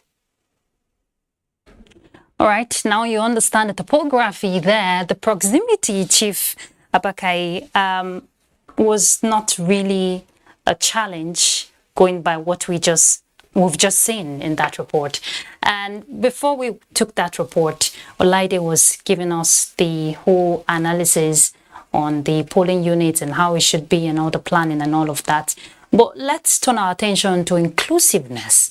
Would you say this electoral process that has happened today is really inclusive, talking about for persons also with disability, the elderly, people who, for the first time, they're actually participating in voting? Yeah, I really commend the INEC in respect of persons with disability as well as older, voters. It was clear that in some of the polling units, older voters were given the leeway to go ahead and vote. And they really, took care of persons with disabilities. I think this probably the first time it's happening, in Nigerian elections. But in respect of polling units, I believe, INEC should provide additional polling units.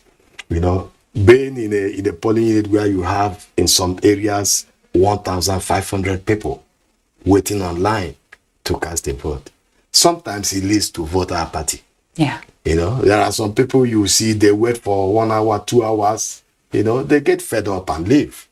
So it's important the INEC, even though they've done a great job, we commend them, but they have to do something about, enhancing, the number of polling units. I think it's very important. But more importantly too, voter registration has to be continuous. This idea of they have to, there'll be voter registration for the next 2 weeks. Why can't it be a continuous exercise? But it can't be forever. It has to stop at some point. Well, but in some countries it's continuous. You can always go and register. Like in the US, I know they are all advanced democracies, but at least, they have to give more time, for voters to register. Okay, look at Osun State, for example. There are, I think, close to 2 million. 1.955. Thank you. Yeah. Registered voters.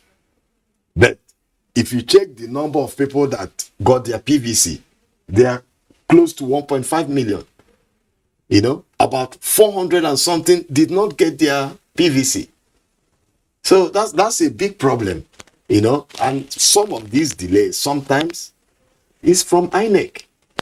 Even though we're not going to discount the issue of insecurity, but we need to make sure all efforts need to be made so that voters need to get their PVC so as to participate. Some of these 400 and something individuals that did not get their, now they were disenfranchised. I don't think it's a step in the right direction. INEC, you are doing very well. But you need to be on top of your game. Make sure people get their PVCs so as to participate in democracy. And Mr. Olaide, you may want to disagree to some extent to that, because the electorate too have a role to play in this. Absolutely. Because this 2 weeks, Chief, that is being given, July 31st as the final deadline, let's put it like that, you will still see people rushing at the last hour. Why are we like that? I don't think it's about why are we like that, because I think we must, it's better to acknowledge the fact that individuals are who they are. Some may have died, so we need to, to make provision for that. Some may have died. Some registered and then have shifted elsewhere, and so those cards are there. But ultimately, a significant number would not collect those PVCs, whatever you do. Some will just not collect it. Should there be continuous sensitization to encourage people to come and take it? Absolutely. But the sensitization is there. And it's there. But ultimately, I think individual voters, each individual voter is responsible for collecting the PVC and ultimately participating in the elections. INEC has done its own part and can do more. I can't take that away.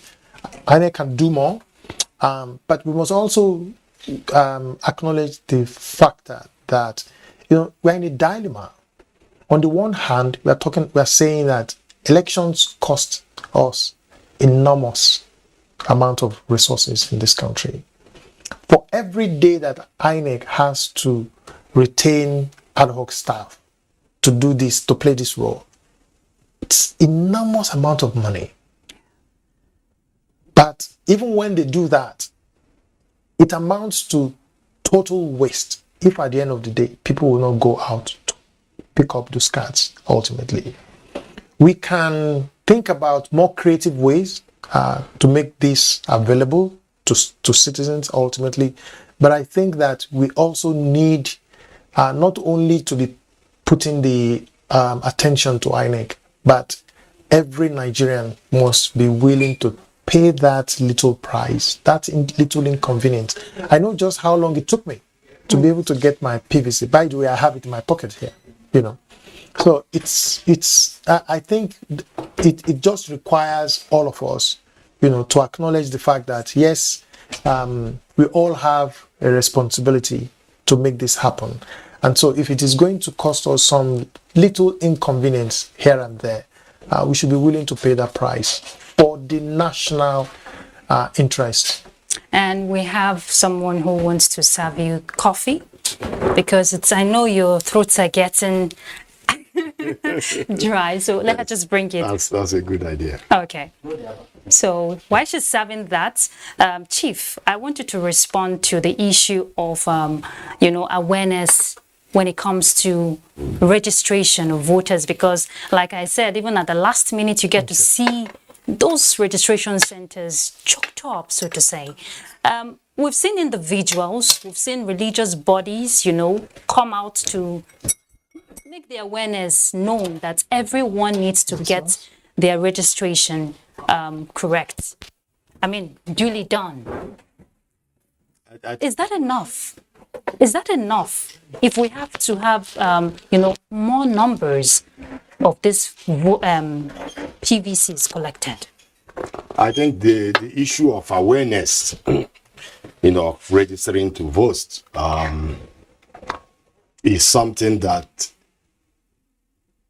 all institutions of government, as well as, civil society organizations, religious bodies, they all need to play a huge role in promoting, voter registration in the country.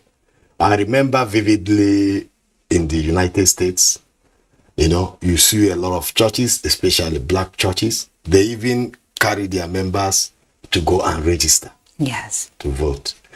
So political parties, sometimes carry their members to go and register to vote. you know. But in Nigerian context, I'm aware, you know, that religious bodies, you know, like Christian churches, mosques, that is, you know, they all campaign, you know, Yes, for there their is the people ante. to go and register and vote. And at the same time, you know, educational institutions need to also do the same, you know, to encourage their students, because most of the students now in the universities, you know, some of them, many of them are 18 years and over, you know. So the university authority needs to make it point of duty, you know, to encourage their students to go, and because, you know, this is just like a civic duty, you know, going They're to even on register. strike, so they're at home. Exactly. They can go So and do I it. think it's important. And also, you know, the mass media, you people also have a huge role to We are play. doing our part, Chief. We're doing our part. You know? What I would even recommend is for INEC to maybe bring one of this PVC registration to the media stations, because most of the time, most of the time, the media get disenfranchised because we're here working during elections, but it is our civic right to have that. Just by the side. Go ahead, Chief. So I think it's very important. All hands need to be on deck, you know, for, you know, the voters, you know, to participate actively in politics by getting their PVCs, you know. But I think in recent times, especially as the presidential election and general election is coming up, and you see emerging leaders coming up, you know, you now find out that there has been, you know, a lot of explosion in the registration, you know, of voters. So many people are registering all over the country, in the east, in the west, in the north, you know, in the south. So I think it's a step in the right direction. You know, INEC is doing a great job in that respect, but political parties need to do more to encourage their members, mobilize them to go and register, because eventually it is to your benefit if they go and register to vote. And from what Chief said, Mr. Alaide, about 400,000, you know, out of the 1.955 and more that could not collect rather. But there was also an increase to the numbers compared to 2018, 300,000. So that's a plus for Osun State. At least now we know after the elections, these are the numbers who will go and more that will go and register. But beyond that, would you say this 2 weeks is sufficient enough? Let's be realistic. We have a general elections at the corner, just a few months. 2 weeks? So it's not in our place to suggest INEC has that right to extend or not. So Ruth, there's a trick I always like to play. And that is, so I like walking back. Now, when is the latest time that INEC can, for example, guarantee that the cards will be ready? That's a question that we need to ask ourselves. And when I say will be ready, means people or voters or registrants have gone online to complete the process. INEC now has harvested those data and has taken them to the printer, and the printer has done all the imputing and now has prepared it and then has returned them to INEC. We need to be able to break down these processes. Now, the last time that I heard the INEC chair talk about this was in Lagos. Yaga and a couple of its partners had organized a series of events to try and accelerate registration and get more Nigerian youth to register. And in one of the address made by the chair, he said that hopefully they will be able to get their cards by October. This was in June when the rally was done, I think. So that means July, August, September, and October. 4 months. I think in that exercise, they probably were able to register about 14,000 or up to 20,000 in that 1 week. That's just in Lagos. They have several thousands that they have to register.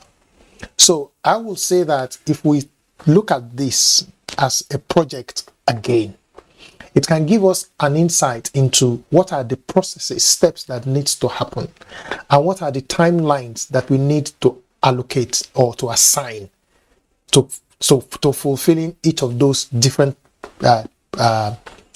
layers of activities, so that we avoid a situation where registration, for example, is taken to October, and then they suddenly realize that it will take them 5 months to process, and that will be November. But you get the December, sleep, Mr. January. Olaide. You get your sleep.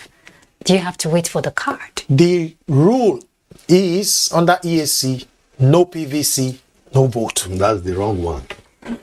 It's as simple as that. So that's where the problem no is. PVC, no vote. It can't be.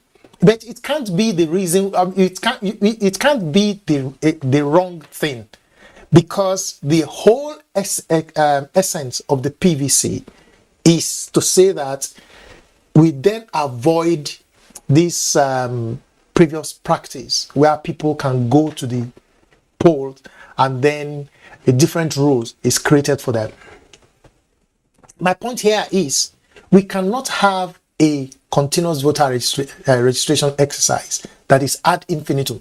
There has to be a cutoff point that then allows for INEC to go and do the other part of the exercise of getting the cards ready for the people. Yeah, that's just the reality. Now, sorry, sir, I'll stop at this.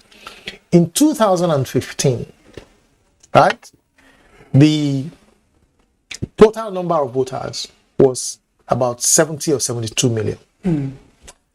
INEC then started the continuous voter registration, and we recorded, I think, another 12 to 14 million, which took the figures to about 84.80, I think initially 86 million, and then when they did the cleaning, it came down to 84 million. Yeah. Of those 84 million, in the elections, 35% came out to vote. You do the maths. Okay, Tiff, you wanted to respond. Yeah. In respect of the voter registration, the way you handle it in state A may not be the way you handle it in state B.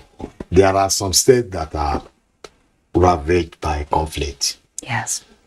Like the Northeast. And banditry. Yeah. I remember in my home state of Imo, there is this local government in Obama, where, both men, women came to, do their registration, and bandits came there and shot people and everybody ran away, It's not only that place. There have been other places that I'm aware of. They go there, some places in Anambra State, and you see some bad, they come there and chase everybody away. So in some of those areas, you need to consider their plight. And you can't just say, if it's 2 weeks, it's 2 weeks nationally. If you do it that way, then you're not being fair to certain section, of the country. And since you've mentioned insecurity that could truncate the process, how I know INEC works, they can't even work without security agents, without the support from security agents. Should it be more viable, so to say, talking about the corporation, if this registration must happen seamlessly? Because we've had cases, from what you're saying, of registration centers being attacked by unknown persons. Yes. So, what are your thoughts? I believe it's just a difficult one. The security agencies need to know what to do in such respect. Either in those violent prone areas,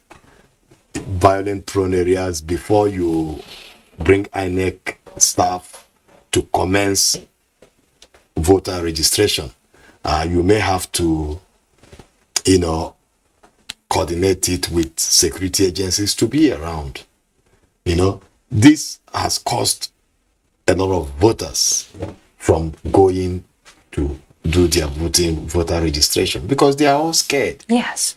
You can't, because of democracy, going there to register to vote and you lose your life.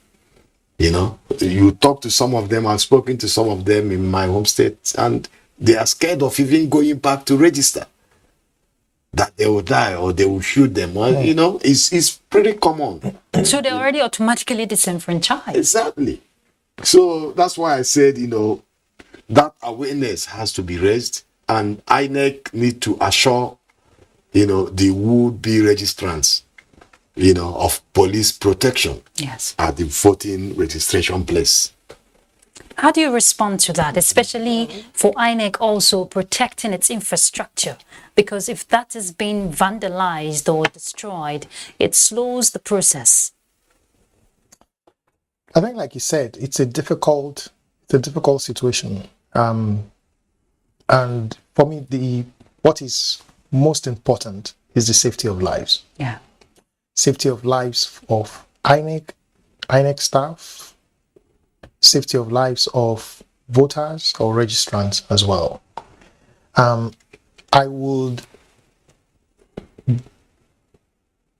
can't imagine or see myself pushing INEC to go into a community where there is active conflict or violence just because it wants to register candidates.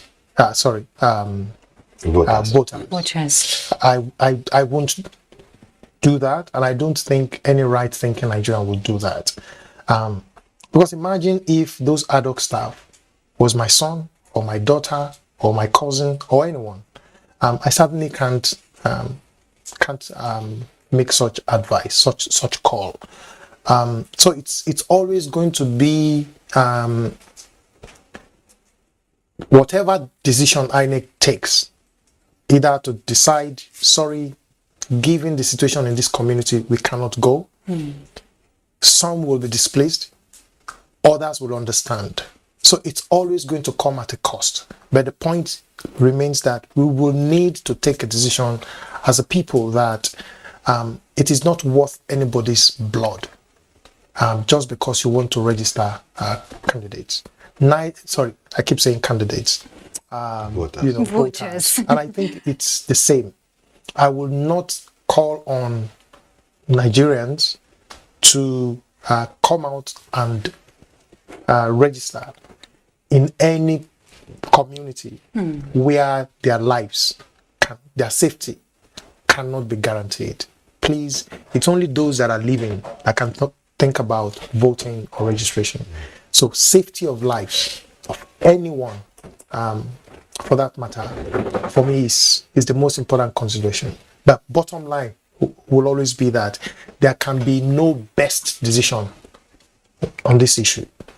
You can decide that let's give them 4 weeks, but situation rather than improve gets worse. If you decide let's give them 6 weeks, because all of these things also have implications. Like I said earlier, if it will take 6 weeks to do the registration, 3 weeks to do the mining of the data, 4 weeks to enter them into Excel sheet or whatever, and then another 3 weeks to take them to the printer, and the printer will have 4 weeks to process them and 2 weeks to return them, and then INEC will need 1 month to sort them out and then to distribute them, and then another 4 weeks. That's a project. Now, if we begin to look at that, what it does for you is you can then walk back. By the time you add, 3 weeks, 2 weeks, that's 5, plus 4 weeks, that's 9, plus this. So you can say that this exercise will take us 6 months, for example. And where we are now, if it will take 6 months to process, to get a card for someone ready. So we can walk back. The election is February 28. We walk back what is 6 months? 6 months, we can then say the cutoff. This is the time we need. If you register and you want to get your card to be able to vote, it will take 6 months. That 6 months must terminate 1 week before elections. That's what project management does for you. I must say it's quite unfortunate we have just 2 weeks now for all that planning and strategy you're bringing up. Chief, you want to say something? I think mere disenfranchisement of any voter is wrong, no matter what. What I would really suggest is for INEC to look for a way, even if it's registering these particular voters in a secure place. I remember vividly during one of the elections, when Boko Haram ravaged, some of the villages in Borno, in the hinterland. I think during the election, they were allowed to come to the town and vote. So what is wrong in either organizing a safer place for people to go there and register instead of disenfranchising them? Would I say INEC should not do that? I'm just saying, I'm just making a suggestion. Making a suggestion. I'm just making a suggestion that that's something INEC need to be thoughtful of.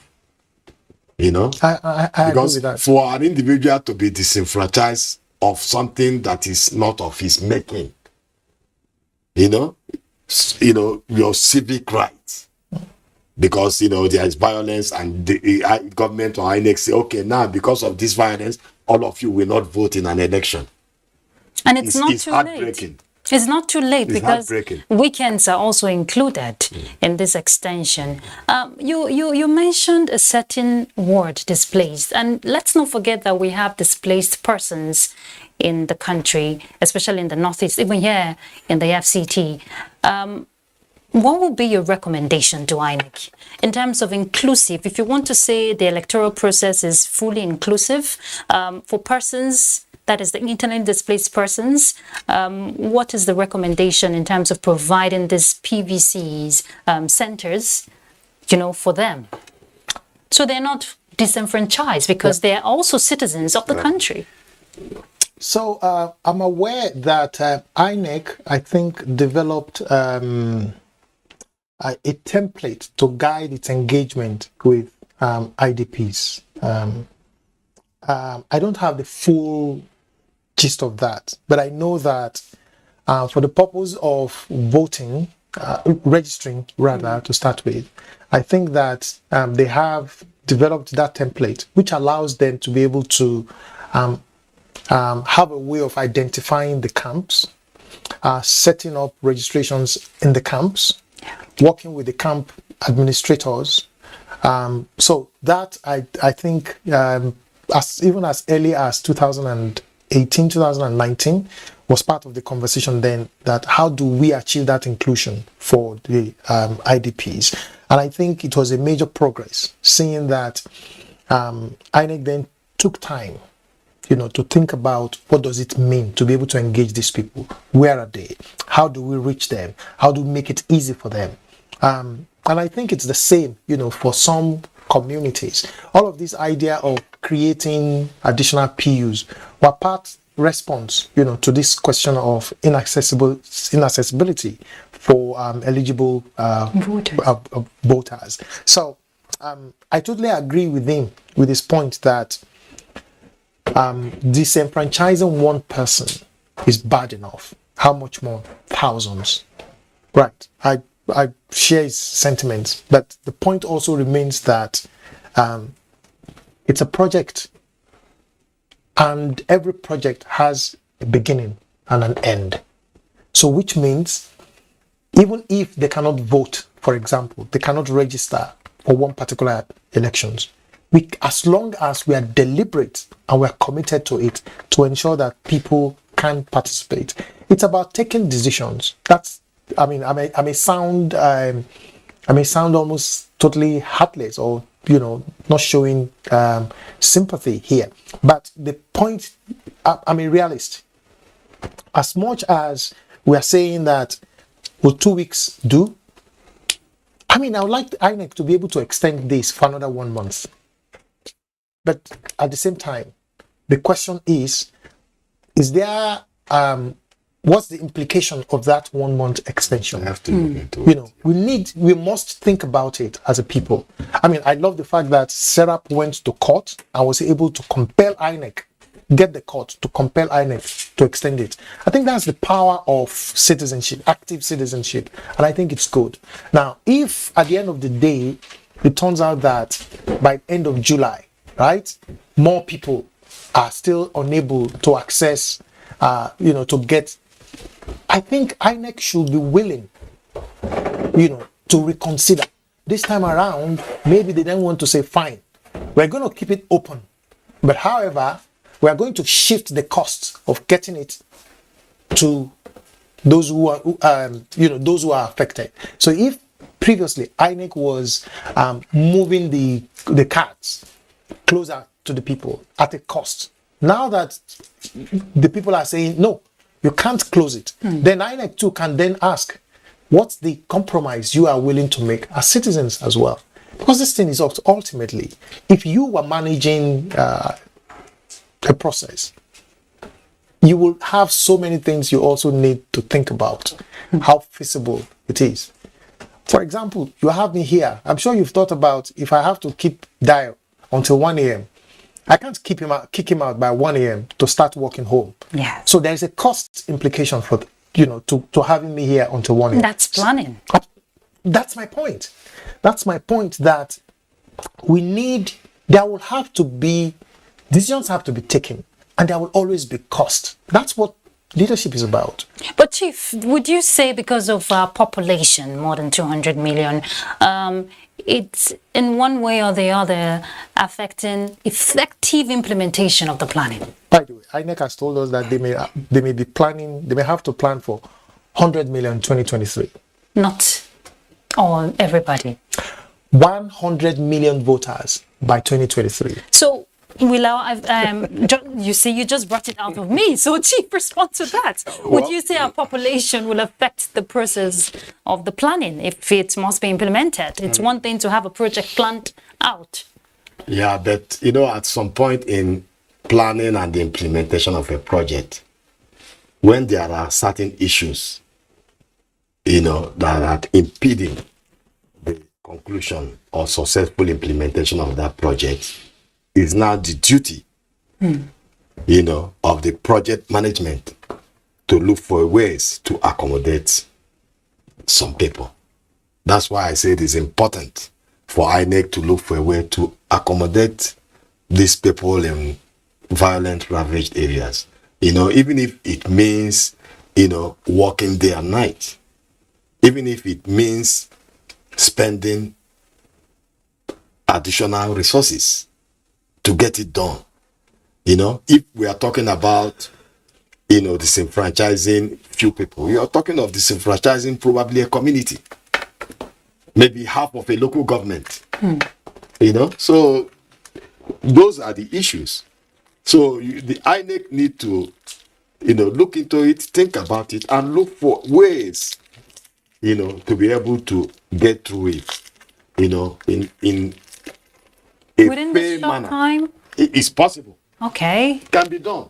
The only thing is, working longer hours, spending more money, getting more ad hoc staff to help work on the issues. It can be done.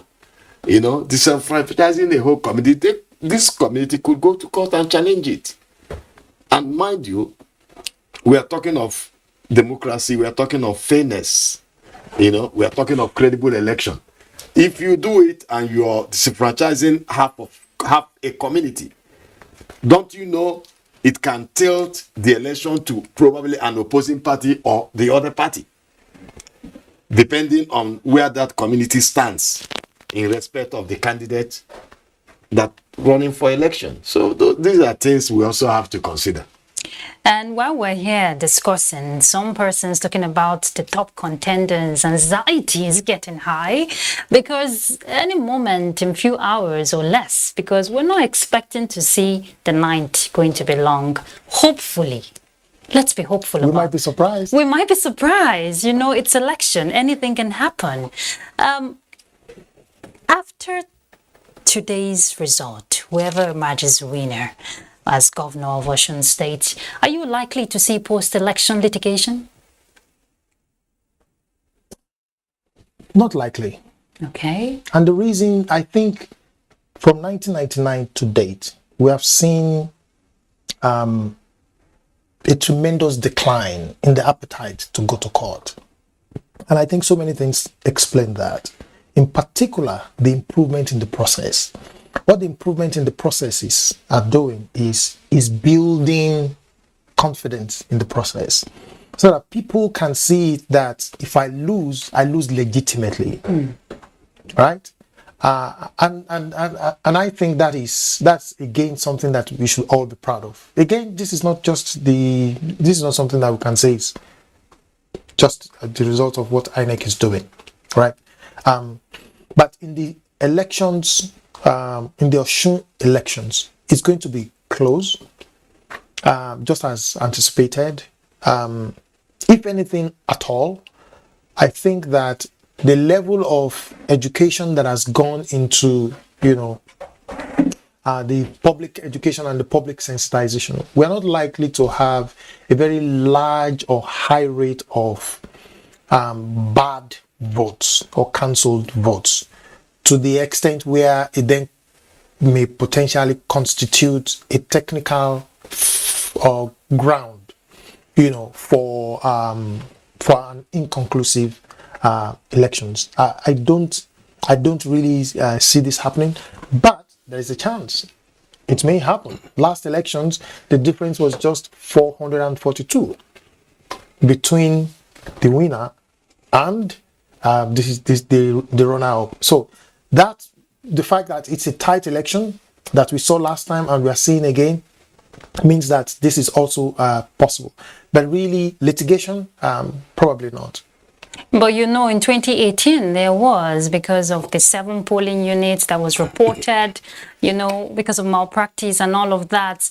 Now, the main the 2 contenders were at 2018. So, Chief. I think I wouldn't be surprised seeing a litigation after the result, is out, because of the competitive nature of this election. See, the 2 parties, PDP, APC, the 2 major political parties, both of them believe that they can win this election. And if you do a critical analysis, you will also find out that they are correct.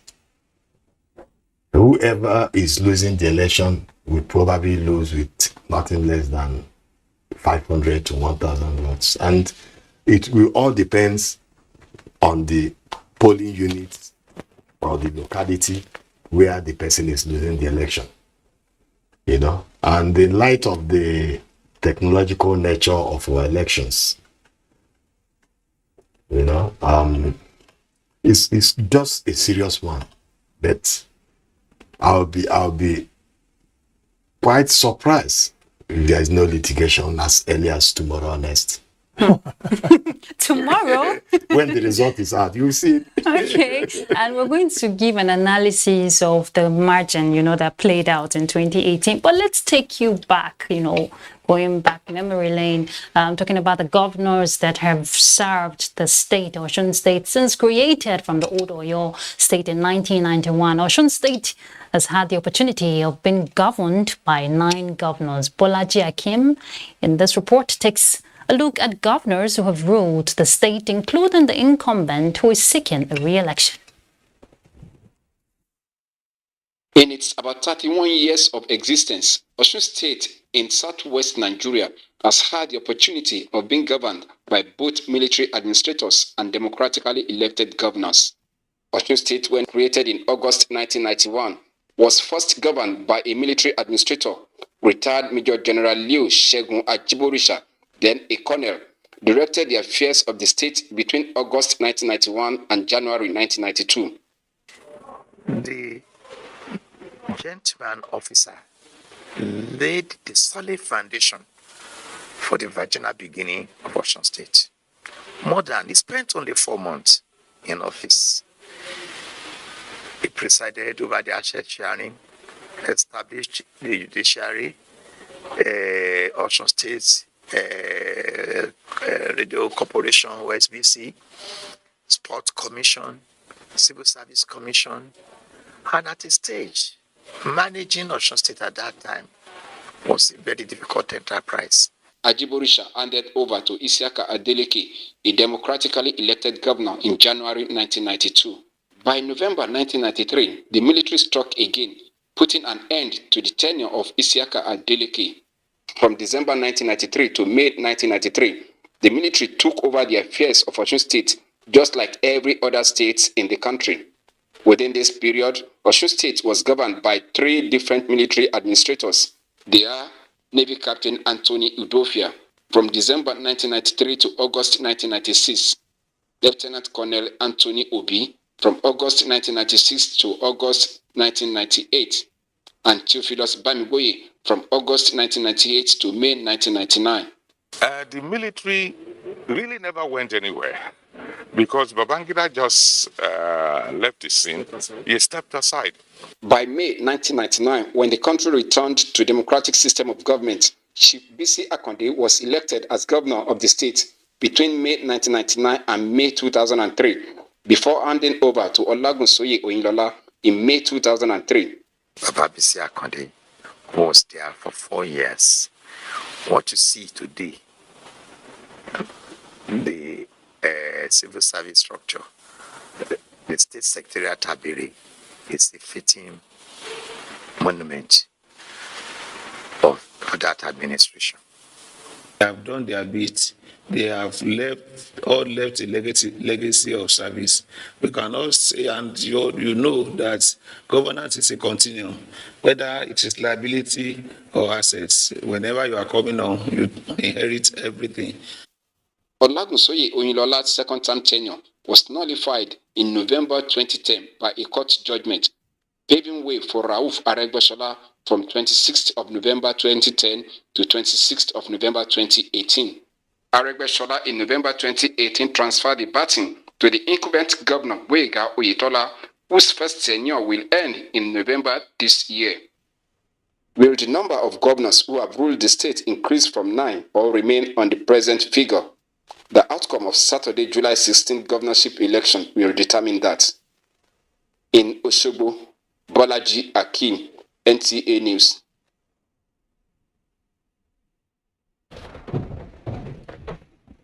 All right, indeed, a lot will determine who will emerge governor of Osun State. We're talking about the margin before we took that report on the governors who have ruled the state. And in 2018, it was a very close margin, not too close after the rerun, 255,505 for the present sitting governor of the APC, Oyetola. And then for Adeleke, it was 255,023. That was after the rerun. And you know he was declared first as the winner before the rerun. He was talking about litigation, post-election litigation that may happen even tomorrow, because in few hours, okay, it's 12 a.m., so we're already today, in the next day rather. What do you think about that? The margin, because people who are following the portal, the INEC portal for the results trickling in, the margin is just done is to confirm that this percentage of the results have been sent using BVAS, which is a critical part of the election guidelines for INEC. Now, like I said earlier, if I was in any of those camps, by now we've known we would know the result. Because like I said, in 3-4 hours, just assemble a handful of young guys, data miners, and the results will be out even before INEC gets to do all its own collation. Because that's the beauty of this. I just want to dwell a bit on it. That's the beauty of this innovation. What it does really is it now demands that all results be sent from the polling units. What the implication of that is the risk that a result will not, once you take it from the PU, will not get to the RA is totally out. Yeah. It's totally out. Everyone that has access to that portal gets to see the result directly from the PU.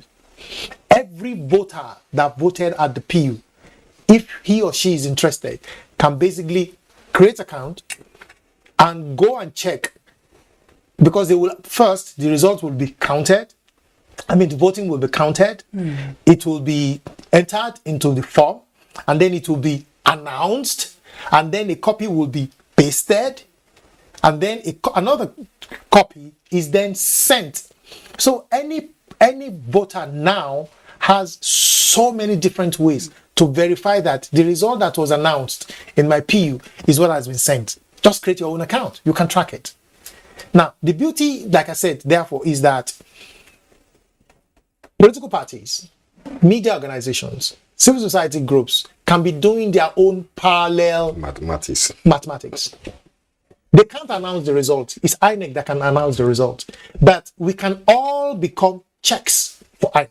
And I was just following the online portal, not for INEC, just other media online pages, and I'm seeing some jubilations already. I don't want to mention which party. You shouldn't. That's right. Because that's what that portal is. Yeah, so they're already following up. Yes. So I think that we all agreed that it's a really close elections. Part of the reason why I say I don't anticipate a litigation is essentially the portal. Because the portal, it basically just provides all the information to the public. It just makes it available. So if you are saying that there was an error, then it must be that the error has come from the results sheet from the PU. In the absence of that, you can assure yourself that I think I lost, and I lost legitimately, or I think I won, and I won legitimately. That is the power of my own confidence in this INEC election result portal. That it has just removed the veil.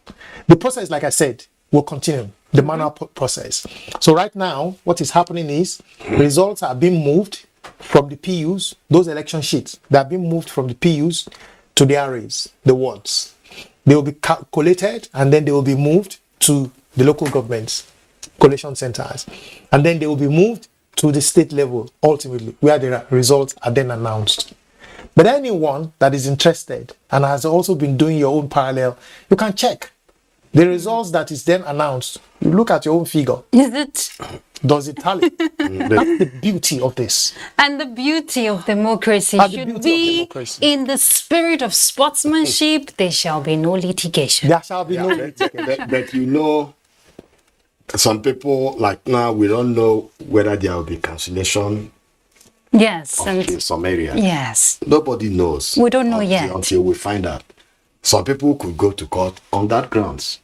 Which was what played out in 2018. I leave that to chance. That yes, there could be cancellation, there could be... It's possible. I like your optimism, which is what we should all have. And any candidate who is vying for that position should be optimistic of a better outcome, whether you're losing or winning. That's... The only thing I like in Osun elections, right from the military period, Adeleke first came in. Adeleke is from Ede area of Osun West. Yes. Then in 1999, actually, Akande is also from the West. After which, Oyinola from Central, Oshobo area came in. Then it went to the East, where Arabashada is from. Now, is in the West. So I like the way they are... It's spreading. Spreading it. And from the Osun, from the from what we've gathered, data, number of the local government areas, we already know it's 30, and number of the senatorial districts, 3, number of the federal constituencies is 9, and member of the state constituencies, it's 26.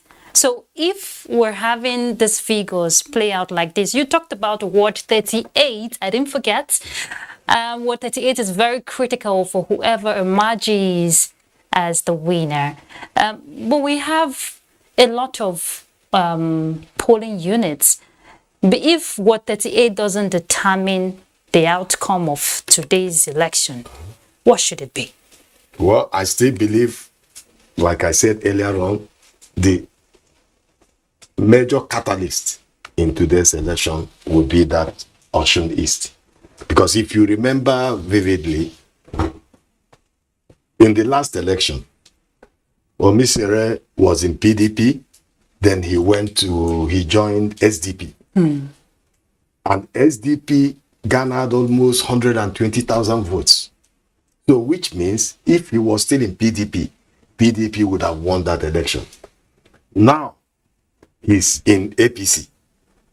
So if he's able to, considering his position as the National Secretary of APC, if he's able to hold Osun East for APC, then the APC candidate will very likely smile at the end of the day.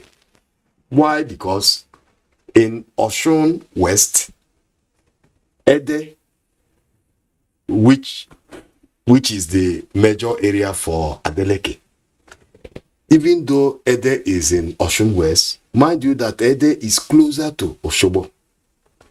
So PDP usually get a lot of votes from Osogbo. They are pretty close, you know. So West and part of Central, you know, will be shared, since the governor himself is also from the West.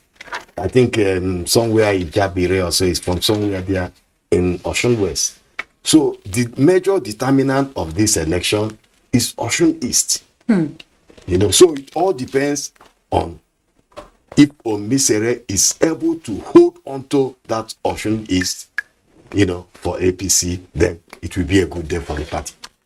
And can I just share some figures? Yes, but before you share that figure, put in the back of your mind, taking a cue from what he said, he talked about the campaign from this party to another. We know Adeleke, the one contending with the sitting governor, he wasn't APC before he decamped to PDP defected rather to PDP in 2017. Does that in any way affect, you know, how it will go when it comes to choosing which ward, you know, your units that will help you emerge? The reason why the sitting governor is a governor today is the pact that was reached with Omisore in 2018 for the rerun. Today, Omisore is a major member of the APC. That advantage is still there. However, like someone said earlier during the day, that the Adeleke of 2018 is not the Adeleke of today. But however, at best, we can only use figures and trend to make predictions. Okay, cool. I'm looking at Osun East. 2014 Osun East, APC won the elections. Osun Central, APC won the elections. Osun West, APC won the election, 2014. So for all the 3 senatorial districts, APC won in 2014. In 2018, and we can talk about the margins later. In fact, in 2014, APC, the figures was 135,821 to 97,290. That's almost 40,000. Osun West, 2014. Osun East was 111,000 to 109,000, just 2,000, but APC won. 2014. In 2014 again, Osun Central was APC 150,000 to 85,000 PDP, almost 70,000. Osun Central. Yeah. Take a leap to 2018. 2018, Osun West, PDP won. What's the factor? That's where Adeleke is from. So it was 80,000 to 101,000. 21,000 victory. In Osun East, APC won 76,000 to 68,000. That time, Obituary was in SDP. And it took a pact. It took a pact because if you look at this, and this was the point I was making at that point, that in that Osun East, right, for 2018, if so, APC won, followed by PDP, but the figures of the total votes, right, 76 to 68 comes to about 144. 83,000 against 144,000 went to the other parties. And a significant part of that 83,000 went to SDP. Is the powerhouse there. So my point is that in what we are looking at right now, the Obituary factor played out against APC then. In this election, is playing out in the favor of APC. Right? And this is the Osun East we are talking about. So, we can say that yes, taking outside of Obituary, it will have been extremely close. 76 to 68 is just about 8,000. Right? But once you add that Obituary factor, it shoots it up in favor of APC. Now, it will take a significantly ready PDP to be able to match the Obituary force. Because you can ask, of the major, of the major key members of PDP, how many of them are able to wield the same level of influence as Obituary in the East? That's a question, that you can deal with. But the problem we may have in the East, the Arabesala factor. Most of his lieutenants are not truly, with the governor. Even though Arabesala had advised them, join APC and vote for APC. Mind you, Moshood Adeoti, who went to court, they all have a base around the Jesha area where Arabesala is from. So if they truly work for APC, it will be a good night for the governor. But on the other hand, if they jettison the governor and try to do anti-party by working, for an opposition party, then it will not be a good one, in my view. That's a valid observation, and one that I also acknowledged.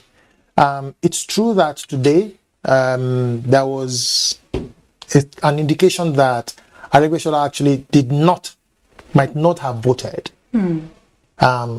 His polling unit, was observed for several hours. He didn't show up. We don't know the implication of that in terms of where his supporters might have voted. But again, this is not surprising. Why do you say that? Because you see, politicians are always about interest. They're not predictable. There is no permanent interest. And apart from that, Arabesala originally wanted Moshood Adeoti to be the candidate of the party. Unfortunately, before Oyotela got the North. Do you understand? And that's also part of the reason why Moshood Ede Otin went to court to stop its man from contesting. So that bad blood is still there. It's still there. But and we don't know what will happen until in the next 4 or 5 hours. Or less. Or less. It may potentially. I mean, all of what we are doing, we are just. We're just speculating. Because with that, their group they call Osun Progressive. You know, it's like a splinter group of APC. You know, people that are, you know, sympathetic to Arabosela. So they formed that group, Osun Progressive, you know, to fight the government. Yeah. Nobody knows how it will unfold until we hear the results. The results will soon be out. And you know, it's quite, it's very intriguing, or rather, you know, very intriguing, yes, for a sitting governor, an incumbent to be defeated. It's not something any sitting governor wants to see. The sitting president was defeated. Oh, well, it happens, but that's where the intrigue lies, when an incumbent has been defeated. But also the good thing for the governor is that... Is it a good thing for democracy? Would you say it's a self-consciousness for the people? Absolutely. It's a good thing for democracy. This is what you promised 4 years, and we're not getting it. Is that a message? And we are getting you out. You know, the good thing for the governor is that in the Oshobo area, Oyinola is backing the governor. And Oyinola, as a former governor, is pretty popular in that Oshobo area. So we'll see how it goes. You want to respond to that? There's no response to be made. I think right now, we can do fingers crossed. We can do all of these analysis and speculations. And the outcome will be... But the outcome ultimately... No, we've all agreed that it will be a very tight, very close election. Yeah. That one we've, you know, collectively agreed it will be so. But the point is that who gets the nod, it is difficult to say at this point, in spite of the critical analysis we are making. By the time the results... Because of the dynamics of Osun politics. I think that by the time the results also start coming out, it will also help our analysis further. Okay, let's not preempt INEC. We mentioned earlier that about 45%, you know, was male, you know, 45% of male that participated in the election, and then we had more than 56% of the female that participated, and quite unfortunately there was no female candidate who vied for the position. Rather, a woman was not given an opportunity. I'm not trying to say that is the case, but it's obvious.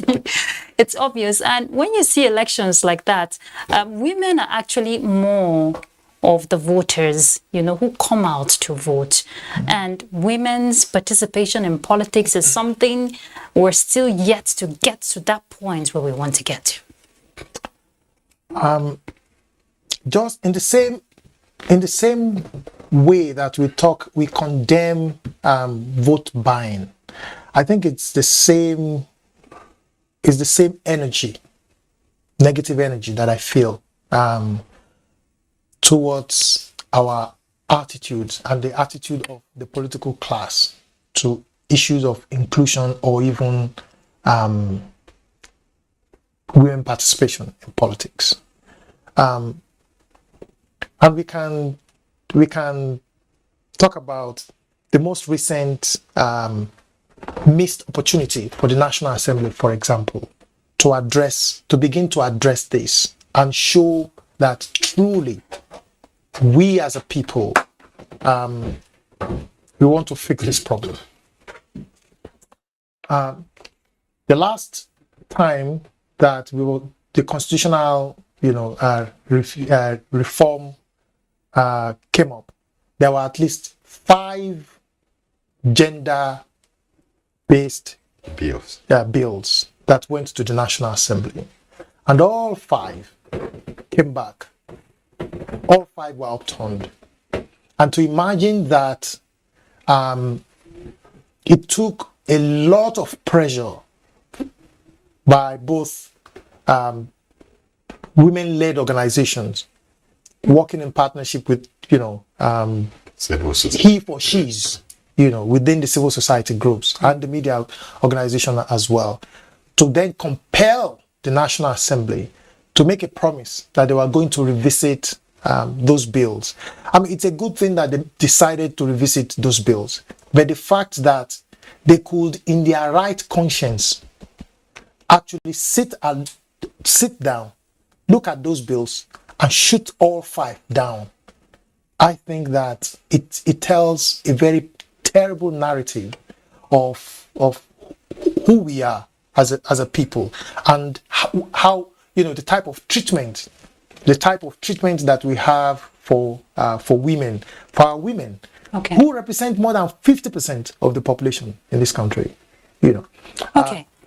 I know there's a lot, if we want to delve into the women's participation in politics, there's a lot, that there's a gap, there's a huge gap there. But let's quickly go through the electoral law, the offenses. Now, the section 22, subsection 8 and B, unlawful possession of selling and buying of voters' card.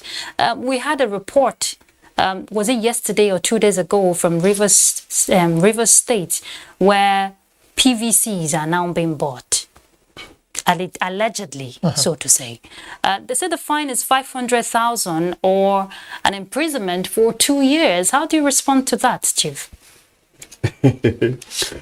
Well, I just believe it's important to keep to the electoral law, prosecute offenders. It's a very good idea. I won't even prefer fining them. They have to go to prison. They have to pay the fine and also go to prison. But it's more important to get hold at the big boys. Some people send them to be, selling and buying votes. And like Olaide mentioned earlier, until we see that persecution happen, exactly, we'll keep saying the same thing. The people that do those things are people in the periphery. We have to look at the people on top that are giving them the money to go and do these things.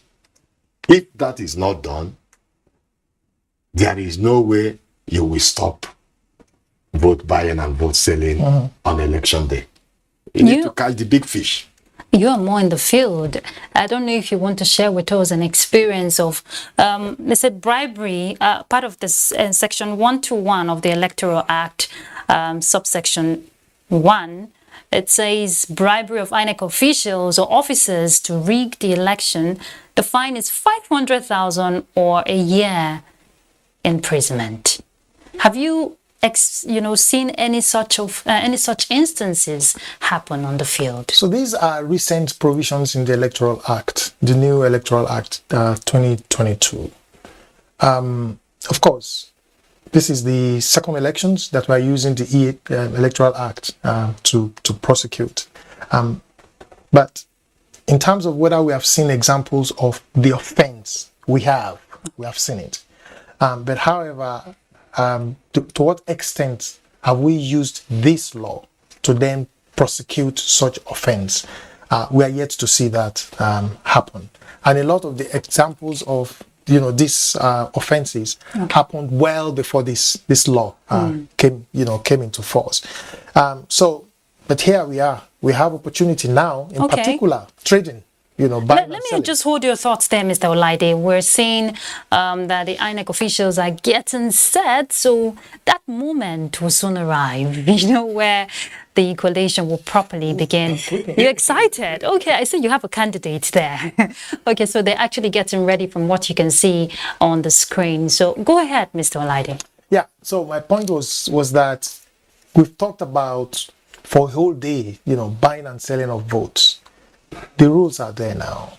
And that's why, for me, this should be the starting point. In the Ekiti elections, it was reported that EFCC arrested. Even today, There were some arrests. We wanted to get the first PRO, I don't know what happened to that, to clarify some of these arrests. Not much, but few were done. We don't even need as many. Okay. If it is just one person, let there be a prosecution, a process of prosecution that is also made public, so that the public is aware that the law enforcement agency has made this arrest and has commenced prosecution, and they make that information available throughout the process of prosecution, leading to whether that person is convicted or set free.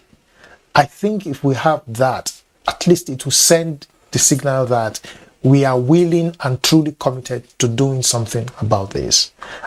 We cannot be asking that, oh, let's do civic education, whereas the law has made this provision for us to take action, and we are refusing to do that. So for me, that's the starting point. Let's enforce these provisions and see the extent to which it is able to serve as a deterrent. And Chief, earlier you remember we mentioned how the voting process, some of the polling units were choked up, so you could actually see what that person is voting, or who that person is voting for, rather. And Section 122 of the Electoral Act provides the spine to know who voter voted for. It's equivalent for a fine of 100,000 naira or imprisonment for 3 months. Well, I think some people just take for granted. That particular one can always be prevented, because if you're entering into the polling place to vote, and you go in there by yourself to vote, it's difficult for another person to see who you are voting for. If the place is choked up, that will be difficult. But if it's choked up, one person is supposed to enter at a time. Will you be 2 or 3 entering where you will vote? It's a secret balloting.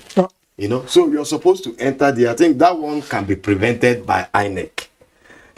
But I believe when we talked earlier, let me go back just a little bit, the issue of women participation in politics. I think it is very, very important that Nigeria follow the UN demand in respect of women participation in politics. They say 35%. But the 35%, we are not even keeping to it. And the problem is because of the monetization of our primary elections. And you know fully well that most women do not have the funding to compete in a primary election. So if we are going to handle it in a constitutional manner, we could do it in such a way that each political party, maybe say in a state, each political party will have a woman senator out of the 3. You come to the House of Rep. If there are 9, you can say each political party in that particular, zone, each particular will bring, if it's 2 or 3 out of 9.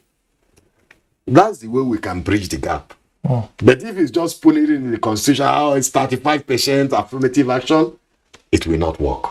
And we've been on that 35% affirmative action. It's been. We don't even need to call it affirmative action. It shouldn't be affirmative. It has to be constitutional.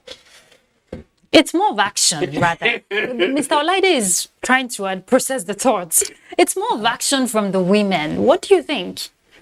I think the absence of leadership from the political class is what is responsible for this.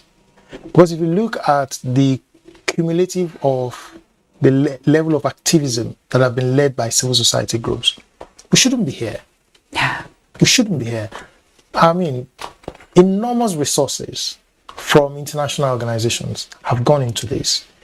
Enormous resources has gone into sensitizing political leaders, taking them out on conferences, workshops, training them, learning exchange programs, writing briefing papers for them, doing analysis, comparative analysis. This is what is happening in Nigeria. This is what is happening in other places within Africa, within the West Africa, versus what is happening in Europe, what is happening in North America. Enormous resources has gone into creating this partnership. Unfortunately, the Nigerian political class is just not interested in tackling these issues. There are some champions, male champions, who are heroes and, of the struggle for women, for equality and gender equality broadly. The he for she. The he for she's. There are many of them out there. We commend them and many others that are also emerging to join the struggle.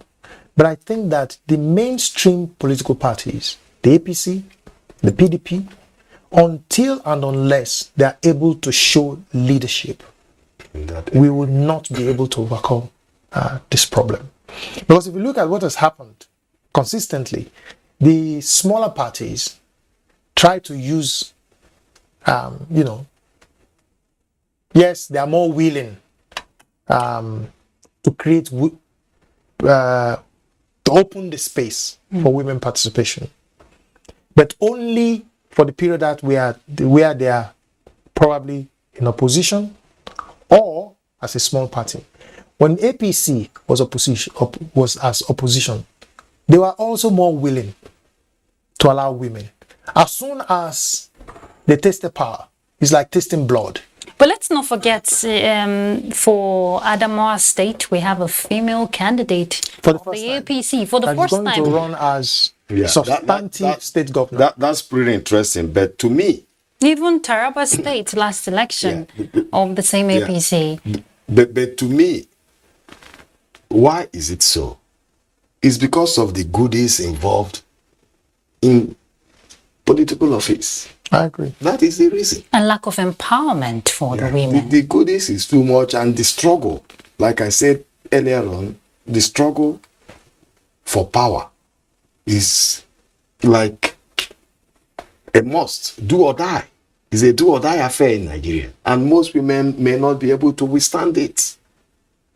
So so Chief, since I know you're a he for she now, you and Olaide, I want to believe you're a he for she, would you say, making the process easy for women before the primaries, having more men support the women, creating opportunities for empowerment, because sometimes when there are no empowerment, what would you even use to go for that position? To me, the best way to do it is to inscribe it in the political party's constitution that so number of women or so percentage of women will participate in the election. Many of these you create room, create space for them in the primary election in such a way that in that political vicinity or zone, only women will contest.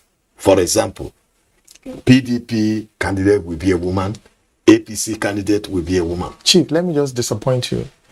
I know it will. I know it will not work. My point is, these parties don't even respect their own constitution.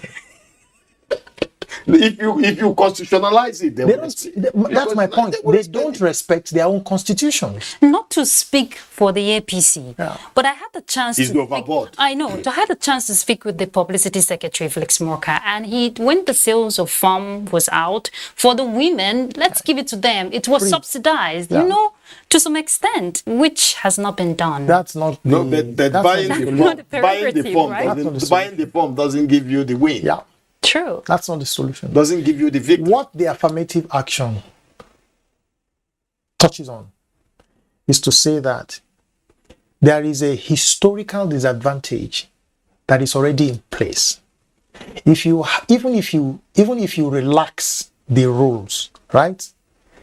It will take several years to come to a point of equity or equality. But through the affirmative action, you can accelerate that process. So that's why it's a critical starting point. If all the political parties will adapt the 35%, and not just adapt and have it in their constitution, but begin to implement it, what it will do is it will quickly begin to correct that historical disadvantage that women have faced rather. As against, we'll give you the forms at a discount. It doesn't do anything. The forms doesn't win the election. It doesn't do anything. That's why the 35% affirmative action is such a critical part of solving this problem. And we can start with deputies. What about deputy governors? For a start, vice president? Why are we not seeing that? And again, we live in a patriarchal society. We can't ignore that.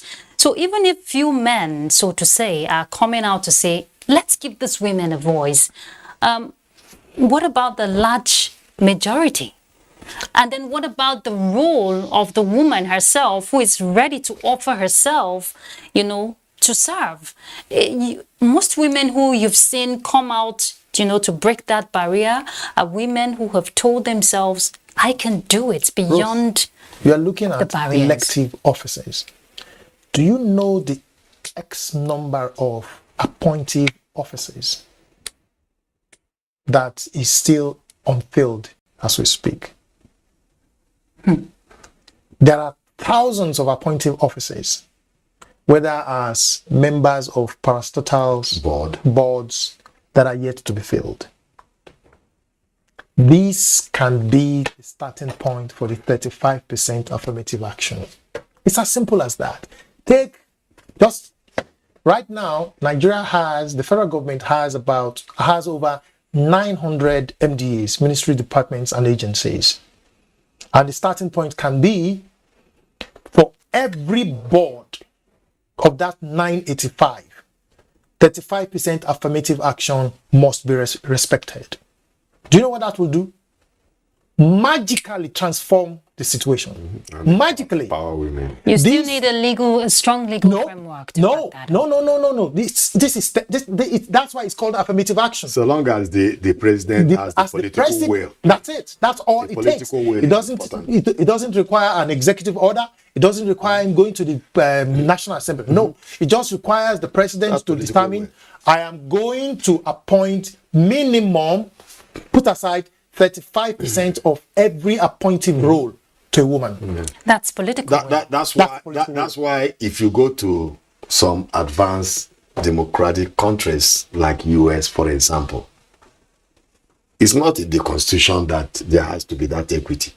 But the president probably appoints more women, as secretary of this. Because he's gender sensitive. That is the point. So if the president will start with that, and the governors will start with that, you will begin to see my argument that the 35% affirmative action has the capacity to correct historical disadvantage just like that. It's quite unfortunate. We have a long way to go.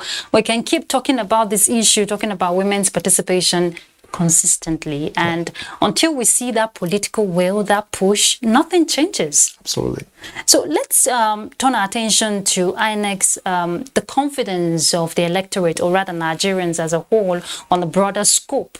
If we want to track back the electoral process from Ekiti and the rest of them, would you say Nigerians, have regained that confidence in INEC that come 2023, the process will be seamless?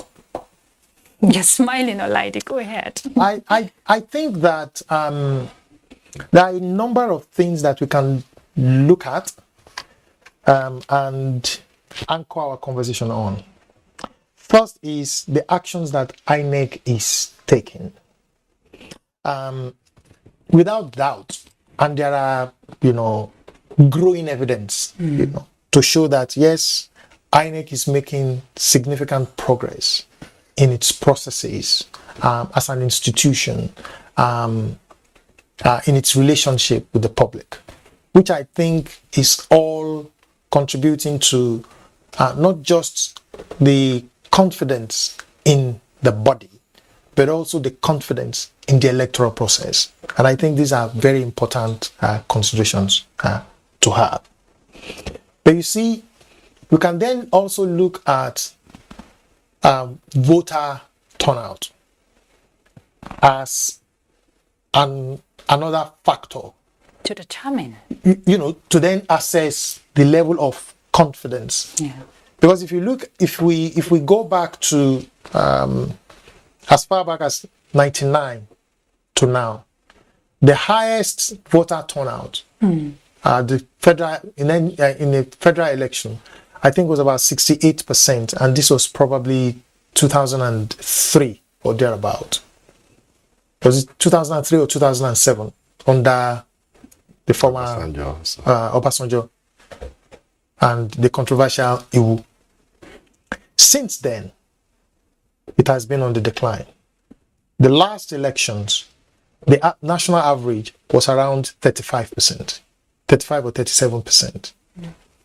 Now, it's not surprising because globally, democracy is facing this challenge, except in few places where you can say there are actually authoritarian rulers that are in office.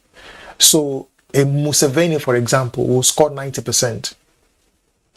Before Bob in Zimbabwe died, he will have 98%. In Cameroon, Paul Biya will score 97%. In Guinea, Conde, before he was also deposed, will have 80%. These are all authoritarian rulers, not truly democratic. And so the voters turnout have been turned out.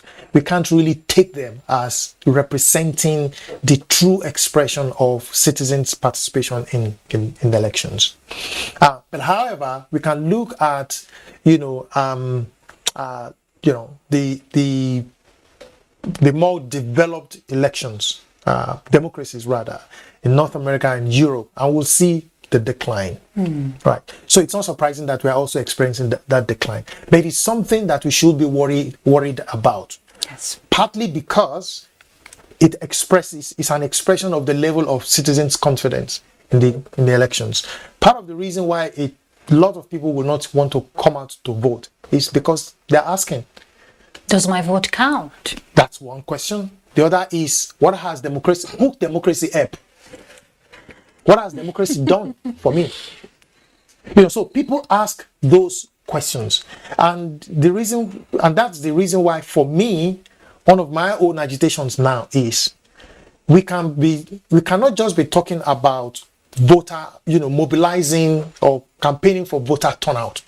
We must contextualize our campaign and begin to make a connection between performance of democracy in terms of delivering dividends to the people and people getting committed to that democracy. Because what is not helping me has no value. That's not adding value to me. I have no reason to be committed to it. So in the long run, it is in the interest of the political class to be worried that the voter turnout is on the decline. Because what it means is that people are losing interest, confidence in democracy. By extension, some will say people are also losing confidence in the electoral management body. But that may not be totally correct. Because for a significant number of people, it is the fact that the content of democracy is declining, even if the process is improving. So process may be improving, but the content and the impact that democracy is having on citizens is on the decline. Today, insecurity is a major problem. Today, public service delivery in Nigeria is at its lowest. You talk about education, you talk about health, you talk about housing, you talk about water, you talk about our infrastructures. So people are actually genuinely asking the question, what is democracy adding to my well-being? If it is not making any impact, then I don't have any reason to go and stand under the rain, under the sun, to vote. for people who will not prioritize my need, who will not talk about my need, who will not talk about my interest, and who will not consider my interest in their own negotiations as members of the National Assembly or as members of the Executive Cabinet. So I think that these are broader conversations that we need to have. Very minutely and narrowly, we can always say, oh, INEC may be improving, the electoral process may be improving, and this is why people are turning out or not turning out. But I think we need to make that connection that if democracy is not adding value to the lives of people, people will stay away from the electoral process. And it doesn't matter whatever argument we may make that your vote is your power. Go out there and collect it. They won't. Which is what we're already seeing playing out. If we look at the instances already out there where people to even go register, talk more of collecting the PVCs is a challenge already. Chief, you want to react to that? Yeah. Good governance anywhere in the world plays a major role. And the outcome of today's election will also determine where good governance lies. Exactly. Dividends of democracy is definitely key, to voter turnout in any democratic election all over the world. But I think in recent time, since 2011, Nigerians have started having more confidence in INEC. 2011, 2015, which brought in President Muhammad Buhari, at least was seen as the freest election in the history of this great country. But to me, insecurity is a big problem. And that is why you see voter apathy. Apart from the fact that in some states, the voters are not seeing dividends of democracy. That one is a factor, like you rightly pointed out. But insecurity is also key, But however, quite all right, we are heading somewhere. In terms of, turnout in elections, it is global. America, which is the epitome of democracy. In the last election, Biden-Trump election, the voter turnout was about 31-32%. It wasn't high, even with all the awareness and, some of them, they also have the ideological difficulties in the United States as we have our own infrastructural difficulties. Where they talk about abortion, talk about foreign policy, the Supreme Court judges, those are their issues. So every country has its own peculiar issue. Yes. But I believe in the Nigerian context, we will get there. Let us just be optimistic. And be hopeful. Be hopeful. We will get there. I believe if INEC continues this way, as we've seen how free, how fair this particular election is so far, because when you hear from the gladiators, the contestants themselves, I heard Adeleke talk about how free and transparent the election is. The same with Oyetola. So, who are we to talk about transparency? They've already said it was transparent, and the whole world is aware of that. So I believe we'll definitely get there. 2023 election will also be free and fair. And Mr. Olaide, every election is a lesson, or rather a determinant to subsequent future elections. And the lesson for Nigerians and the candidates for today's election, what will be the take home for them? So I think we can talk about take home that are positive for political parties, because right now the two parties that are participating, that are frontline in the elections, are also likely to be 2 out of several others that will be participating in the 2023 elections. And I'm sure that there will be a lot of lessons. Sorry to correct that, it may be 3. We're already seeing what's happening. Well, my point is, certainly, I know that it's going to be more than 2. Okay. Right. But my point is just to say that these 2 will be amongst those that will also be competing for the 2023 elections. So I have no doubt that they will have a lot of stuff to learn, both in terms of what is possible as a result of the new electoral act and what is impossible as a result of that and several other things. So, for example, we might not have been able to deal with vote buying now. But if they will, in their own imagination, feel that come 2023, it's going to be the same, they may be shocked. That come 2023, new innovations that enables us to be able to track and deal decisively with them. We have about 6-7 months before the elections, so a lot of things can happen before then. Positive.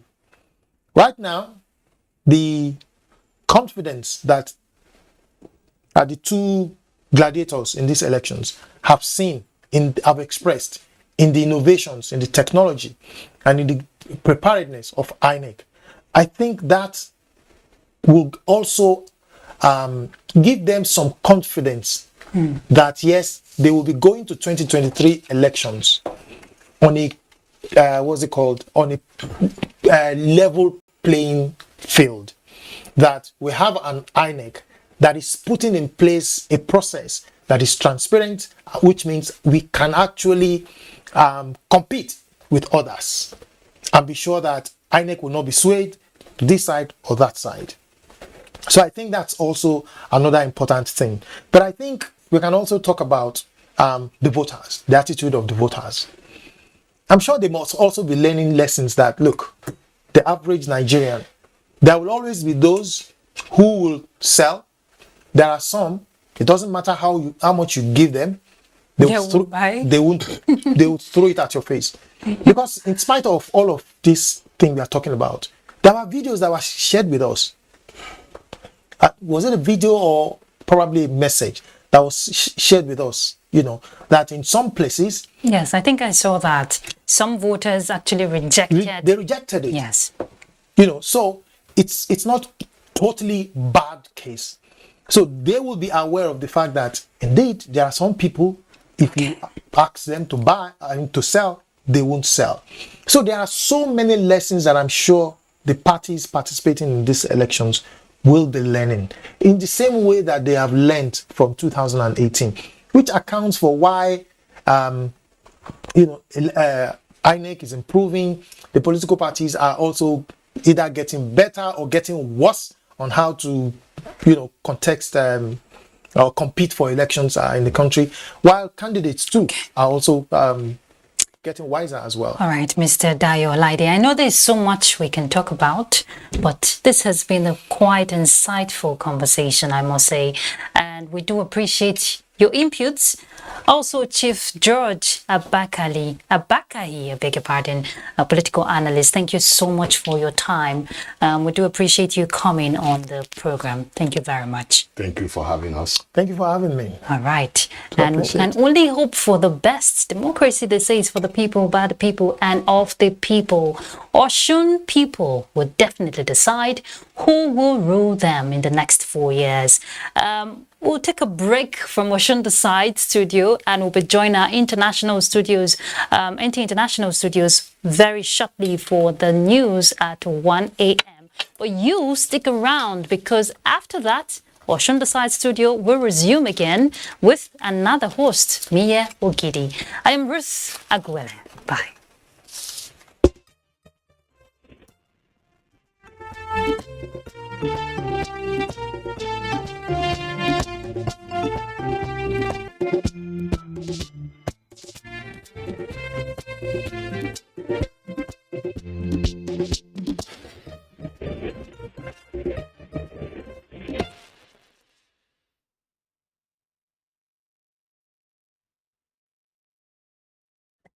24 hours a day, 7 days a week. You can watch NTA International live on your TV, computer, iPad, tablet and phone. Log on visiontv.co.uk and click on Entertainment, then NTAI. You can also download the iOS or Android app on your mobile devices to watch NTA International on the go, anywhere in the world. NTA International, your window to the world. Our pastors, our imams, in every church, in every mosque, please realize that in the course of praying for peaceful and transparent elections, we all have duties beyond prayers. If we want a stable society before, during, and after the elections, what should you be saying to those that worship with you? All Sundays and all Fridays, you are saddled with the responsibility of bringing up good generations. It is therefore your duty to both man and God to ensure peace all the time, no matter about elections alone. People talk to people and people listen. Talk to your followers. Make them listen to ensure peaceful 2023 elections. This message from the National Orientation Agency.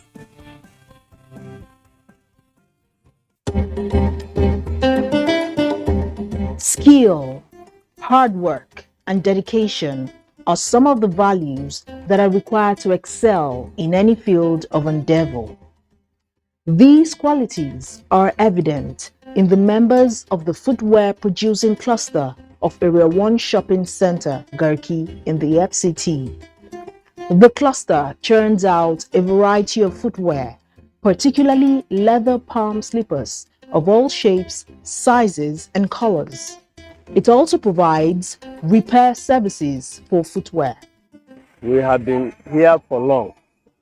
Since this market was built, we are here because what I can say that this market was built because of we shoemaker.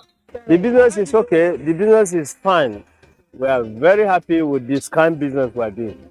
These products testify to the fact that made in Nigeria goods are unique and durable. When you ask somebody to buy our product, you will say this is our handmade Nigeria product. All this, in anywhere you take this, you will sell it. In anywhere you wear this, somebody know that you wear a palm slipper. It will be good quality, good sole. We did it very well. Can see it here. People are coming themselves to come and buy from us. Come and request for their choice. Our leather is the best in the world. Our Nigerian leather is the best in the world. We have Nigerian leather. We have leather. Because we know it. When you see the foreign leather, you will see the difference than our Nigerian leather. So even if you produce a pants with a foreign leather, and then you produce palm with a Nigerian leather, the person who will buy foreign leather will come back and look for another ones. The ones you did in Nigerian leather, you will sell long and it's still with the quality. So Nigerian leather is very good for us. On the whole, patronage is good, but business could be better if the challenges faced by these craftsmen are addressed. The challenge we have is, support from the government. Look at this, our area.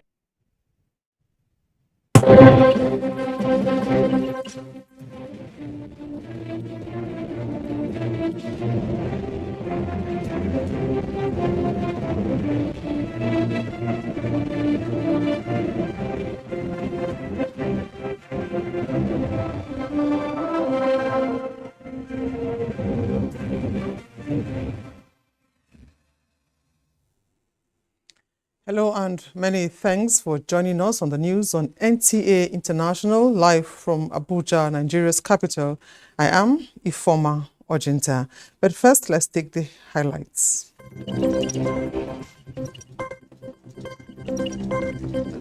Collation and announcement of results ongoing following a peaceful governorship election in Osun State. President Muhammadu Buhari says prevailing security concerns in parts of the country will be dealt with decisively ruthlessly and mercilessly towards achieving sustainable peace, law, and order. UN Food System Summit commends Nigeria's holistic plans to ensure food security.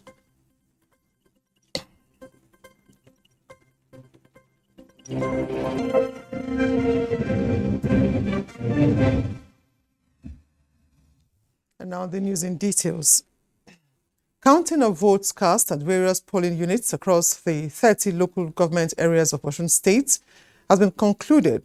Consequently, collation and uploading of results into the Independent National Electoral Commission's portal have commenced. Returning officers have started arriving in the state capital for the formal announcement of the results per local government. We will join our crew in Osogbo for live telecast when the announcement of the results commences. Meanwhile, the 2022 Osun governorship election took off to a seamless start in many parts of the state. Olabode Arewa has details of the exercise across the state. Residents of Osun State delivered on their promise to come out and vote to elect the state's ombudsman for the next 4 years. Many towns, including Ikirun in Ife local government area, witnessed an impressive turnout of voters. The visibly excited indigents had kind words for the election management body. The voting today is tremendous. There's no more voter apathy. People have come out in large numbers to vote for candidates of their choice. The gladiators, who are the candidates, were in their different localities to take a shot at the #1 seat in Osun State. I've gone around the entire city of Osun State. I've canvassed. People can see how many people can relate to it. It's up to Osun people. I've made myself available. Because people have turned out en masse. And until the election itself finishes, I can't say much now. But obviously, I've cast my vote, and it took everything about 10 minutes. Looking at the pace of accreditation, I believe in some places there may be need to have more viewers because the process is for a very short period. So we can afford a situation where a lot of people will not be able to vote before the deadline of INEC. So other than that, I think it's okay. As it's peaceful where I am, and I have not heard of reports of violence anywhere. I came out, I voted, and you can see I'm still in the midst of the people. Nobody is attacking anybody. And everything is calm, and we hope it's going to stay like that. INEC equipment and how the process is now. Fantastic, fantastic. I think INEC has improved. A striking feature of the process is the participation of people living with disabilities, the elderly, as well as first-time voters. Operatives of the National Drug Law Enforcement Agency and the Economic and Financial Crimes Olabode Arewa, NTA News. With the successful conduct of Ekiti governorship election, INEC received accolades from within and outside the country. However, unlike the past when elections were fraught with irregularities like ballot snatching and violent disruption of the election process, a major threat has been vote buying before and during election proper. Some electorates willingly surrendered their PVCs for a fee, which also generated various slogans.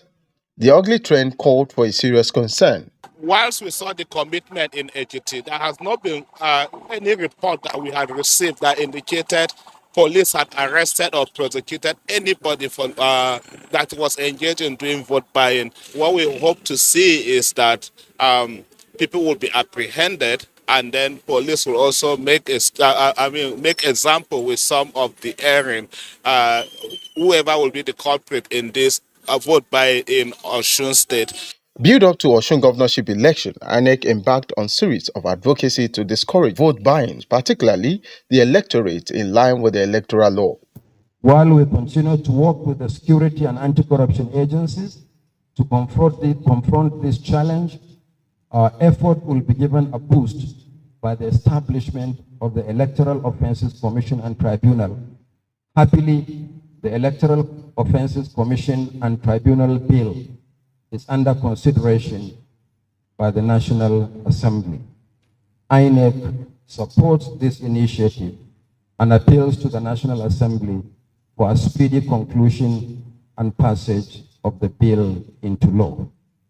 For enforcement of the law against vote buying, the security agencies would not tolerate what happened in Ekiti in June to repeat itself. We will leave no stone unturned to ensure that those who are involved in buying and selling of votes are brought to book. We will stop at nothing to fish them out wherever they are, arrest them, and process them through the courts.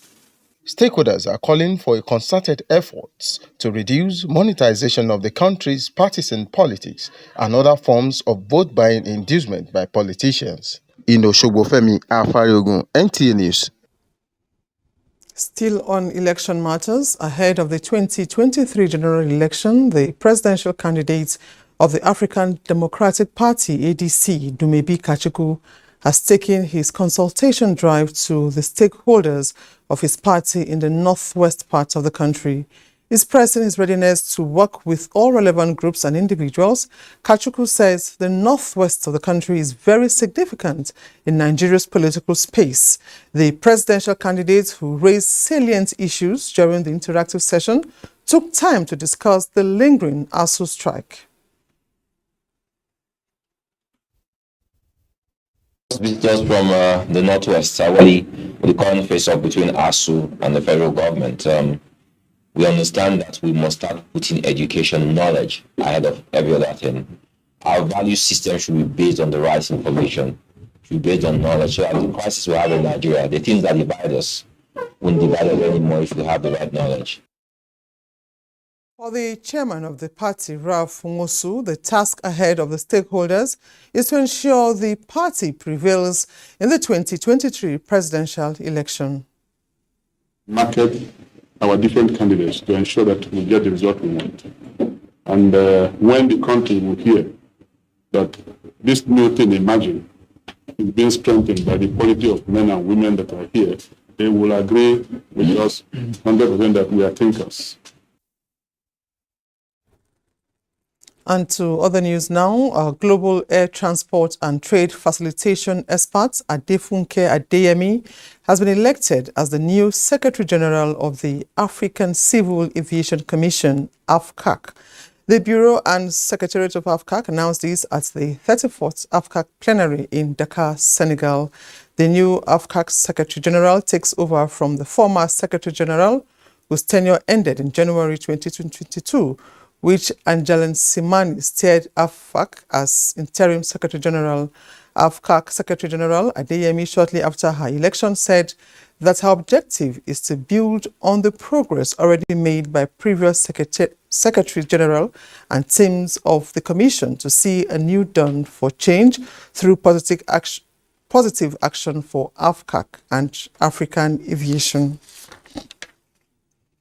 President Muhammadu Buhari has promised to ensure that the prevailing security concerns in parts of the country are dealt with decisively, ruthlessly, and mercilessly towards achieving sustainable peace, law, and order. This was at the palace of the Emir of Katsina, Abdul Mumini Kabir Usman, during a courtesy visit. State House correspondent the Musambo has the details. President Muhammadu Buhari was at the Emir's palace in the heart of Katsina to felicitate with the monarch over the successful celebration of this year's Feast of Sacrifice. The president commended the Emir for his continued support, guidance, and encouragement so far, saying he does not take such for granted. His administration, he said, is not unmindful of the genuine public concerns, especially as regards to insecurity, and therefore will continue to do whatever it takes towards finding lasting solutions.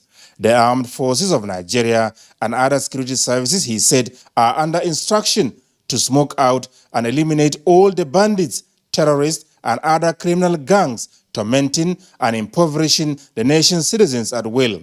He, however, said achieving this depends largely on the ability of the people to provide credible intelligence to the law enforcement agencies on the whereabouts of all those bent on destabilizing the country. Governor Aminu Bello Masari and the Emir of Katsina, Abdul Mumini Kabir Usman, acknowledged the genuine efforts by the president to effectively secure the country and make life better for all. They, however, identified sabotage by those desirous of getting rich quick at all costs, as well as injustice on the part of those in leadership positions as factors undermining efforts at achieving the desired peace enterprise in the country, and called for a change of attitude. They appreciated the president for making the Katsina Teaching Hospital project a reality, but called for more attention to the. In the meantime, while President Buhari was still in Daura, the Emir Umar Faruk Umar authorized the inauguration of a formidable security guards responsible for securing more effectively the newly created Dumorkol district, the birthplace of the Nigerian leader. The president's nephew and Damadamin Daura, Musa Haro, is the new district head, while Umar Ibrahim heads the team. President Muhammadu Buhari has since returned to Abuja after a 9-day visit to his ancestral home of Daura, the first in 12 months. Adamu Sambu, NTA News. In the meantime, in view of the evolving security threats, the military is upscaling the skills of its officers and other security agencies in policy formulation and implementation. The Chief of Army Staff, Lieutenant General Farouk Yahaya, said this at the Nigerian Army Resource Center, Abuja. Defense correspondent Ismail Musa has details. Different security challenges truncating lives and socio-economic activities in different parts of the country. These threats are complex and dynamic, requiring regular training of security agencies. Over the years, the focus of the Nigerian Army in the area of manpower capacity development has been centered on junior and mid-cadre officers. Nonetheless, the need to focus on very senior officers of the Nigerian Army was also observed to make it in tandem with the global best practice. It is in that drive and our effort to further develop capacity of very senior officers that this course was conceptualized and sustained by past leadership of the Nigerian Army. This strategic management and policy study course for senior military, paramilitary and related civilians, Army Resource Center, is meant to broaden their ability to develop diverse strategies. And the results have been wonderful. Even before they finish today, the relationship has been wonderful. And that's the essence of the whole thing. Everybody understanding each other. The police knowing their strength and weakness. The army officers knowing the strength and weakness of the police and what should be done. That's the essence. The military enjoined Nigerians to see the task of securing the country as a collective responsibility. From the Nigerian Army Resource Center in Abuja, Ismail Musa, NTA News. You're watching the news on NTA International, reaching you from Abuja. We take a break now. More news in a moment. Don't go away. The National Broadcasting Commission has observed with concern the misuse of the airwaves to propagate incendiary materials by different groups in some broadcasting stations in recent times. While appreciating the need for educating, informing and enlightening the public on issues bordering on our national development, the Commission wishes to seize this opportunity to advise broadcasters to be circumspect in the handling of news and current affairs programs by exhibiting the necessary professionalism. Consequently, the Commission implores broadcasters to advise guests and/or analysts on their platforms not to polarize the citizenry with divisive rhetorics in driving home their points. Ensure that every news and current affairs program conforms with the provision of the Nigeria Broadcasting Code. Take their social responsibility requirements seriously. Therefore, the Commission reminds broadcasters to be guided by the provisions of the Nigeria Broadcasting Code, especially the underlisted sections 5.3.3b. The broadcasters shall, in using political materials for news and current affairs programs, avoid hate speech, inflammatory, derogatory, and divisive remarks or allusions. 5.4.1f. The broadcaster shall not transmit divisive material that may threaten or compromise the indivisibility and indissolubility of Nigeria as a sovereign state. 5.5.6. The broadcaster shall have a delay mechanism to guard against possible undesirable content. Please note that every broadcast station is responsible for the content it transmits and shall be held liable for any content in violation of the Nigeria Broadcasting Code. Be advised. Signed, Malam Balarebe Shehu Ilela, Director General, Announcer.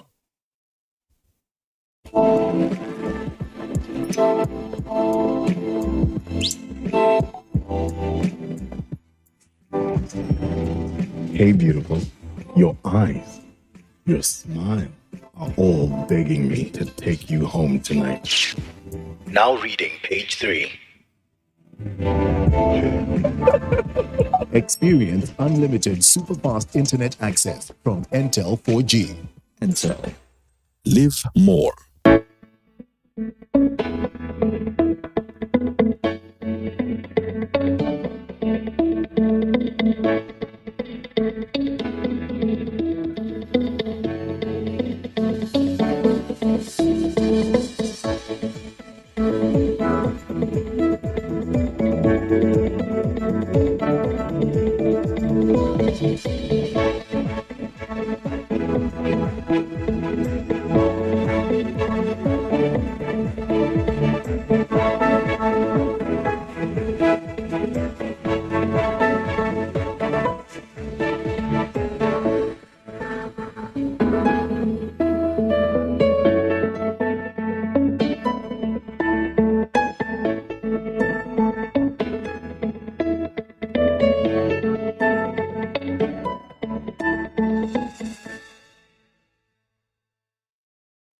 Thanks for staying with us.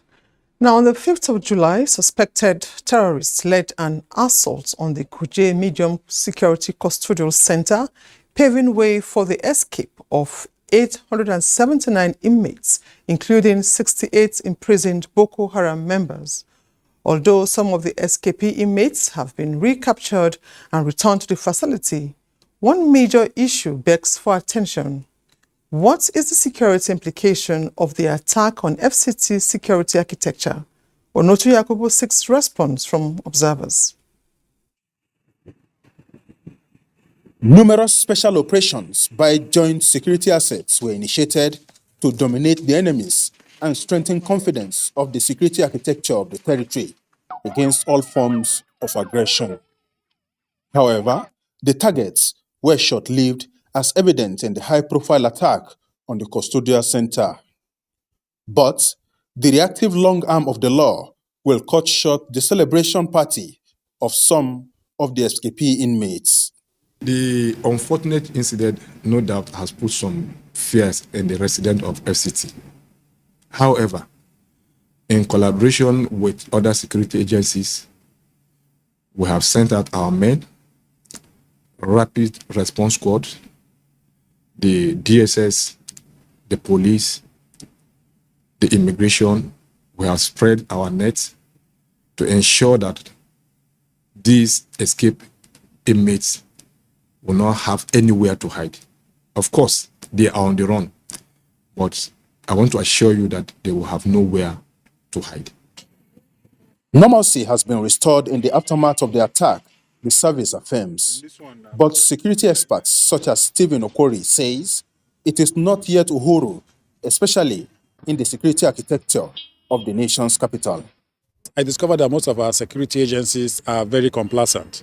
Complacent in the sense that if they record one or two successes, they go to relax, forgetting that there are more challenges ahead, So for me, the National Correctional Center or the Nigerian Correctional Center or Service, they missed the point. They would have taken every information that was passed on to them and see how to utilize the information. The feeling out there is that government is not sincere in its fight against insurgency. Government is not sincere in its fight against kidnapping. Government is not sincere against its fight against banditry and terrorism in Nigeria. And this is not only Nigerians that believe this.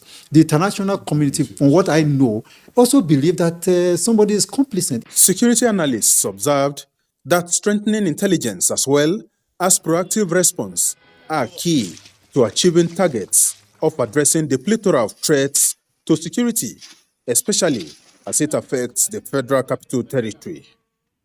Onotu Yakubu, NTA News. Still talking security, as part of efforts to rid Ondo State of all forms of criminal elements, Governor Oluwarotimi Akeredolu has again distributed 50 fitted operational patrol vehicles to security agencies in the state. Handing over the vehicles, the governor said that deploying them will tackle a number of security challenges in the state. Abiola Ario reports. For the use of our security Governor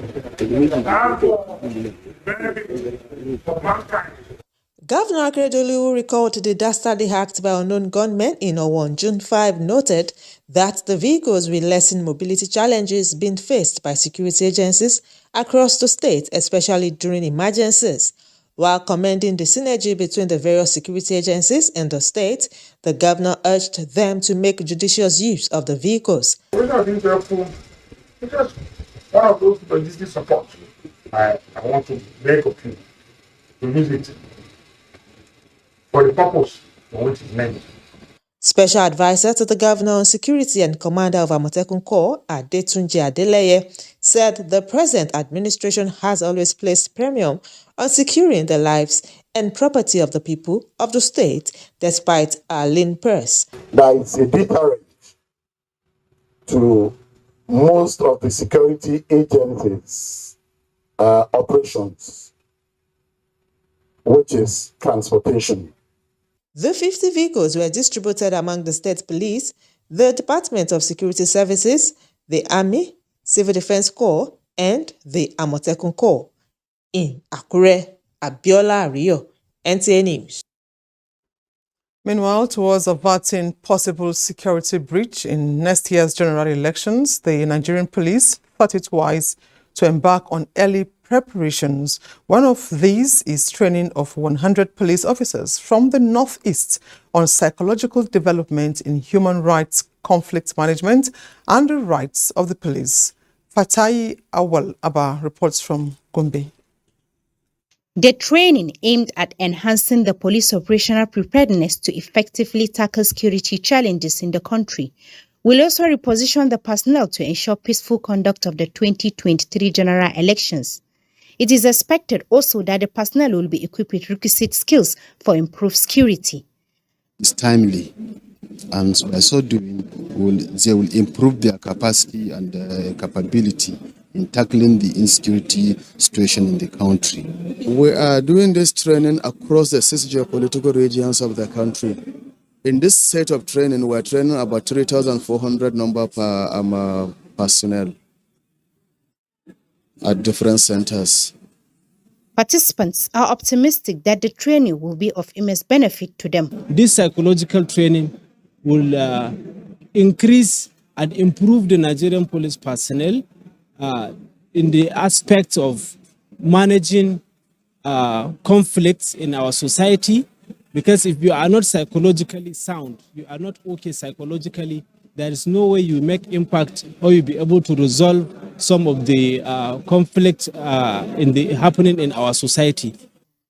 The 100 police officers in attendance are carefully selected from Gombe and Bauchi states. Fatia Walabba, NTA News. And still from Gombe, the Gombe State government says it is determined to leverage on the comparative advantage in agriculture to unlock its industrial potentials in order to provide opportunities for enhancement of the agricultural value chain in the country. Governor Mohammed Inuwa said this while flagging off the sales and distribution of fertilizer to farmers for the 2022 wet farming season. Nafisa Umar Gadra reports. The agrarian nature of Gombe State, with about 80% of its population engaged in agricultural activities according to research, is impacting on the people and the gross domestic income of the state. This marks the flag up of sales and distribution of 7,500 metric tons of assorted fertilizer procured for distribution to farmers at a subsidized rate for the 2022 wet farming season. This demonstrates our commitment to supporting our farmers to boost productivity and improve their livelihoods by ensuring timely distribution of affordable fertilizer equipment of our campaign promises. With the constitution of Farmers Herders Conflict Resolution Committee and subsidized fertilizer, farmers in Gombe State are hopeful of bumper harvest this cropping season. I have planted maize and soya beans. I will use the fertilizer to boost my farming. The subsidized fertilizer price is appreciated and we thank the governor for that. The fertilizer subsidy, says the NYIA administration, is aimed at improving productivity, creating wealth, reducing poverty, and guaranteeing national food security. Nafisa Umar Garba, NTA News. 1 year after the setting up of the UN Food System Summit's Coordination Hub, key players have converged on Washington, D.C. to present reports on the UN Food System Summit transformation as 2030 agenda accelerations. Haman Jabani reports Nigeria was commended as one of the few countries with a complete plan on how to follow up the food system. The UN summit with the theme Repurposing Food and Agricultural Policies to Make Healthy Diet More Affordable is a flagship report jointly prepared by FAO, IFAD, UNICEF, WFP, and WHO is to inform on the processes towards ending hunger, achieving food security, and improving nutrition, and to provide in-depth analysis on key challenges for achieving this goal in the context of the 2030 Agenda for Sustainable Development. The Coordination Hub says achieving the Agenda 2030 goal will not be possible if food system transformation is not pushed for more resilience and sustainable, while agriculture is a powerful accelerator to deliver poverty eradication, share prosperity, and preserve the ecosystem. We are working in a coordinated fashion. The UN system through the hub and the CFS providing the space, the platform for connecting all the stakeholders to share, to learn, and to agree on global policy guidance. All these topics have been linked and addressed, and I think it's the commitment as well of the hub and the commitment of the Office of the Secretary General to support all of you in your work and in the efforts that we do together. The UN Food System Coordination Hub singled out Nigeria for what it has put in place to achieve a food system. It's one of the first countries that has a very concrete plan and has presented this plan to the hub on how to follow up on the food systems. And we have already received a request from Nigeria, from your capital, from your national convener, madam, and we are looking forward to support this request. Nigeria is equally committed to ensuring that there's a robust and steady food supply chain in the West African sub-region and beyond. We have also identified key priorities areas around national food systems, and this include, among others, delivering high incomes and reducing poverty among smallholder farmers. The forum highlights the need of having young people to be part of the transformation, as well as private sector, food processors, and the most marginalized be part of the food system processes. The presentation targets a wide range of audience, including policymakers, international organizations, academic institutions, and the general public. Hamad Jabani, NTA News. And next is World in 6 Days. Uche Ugochukwu is our guide.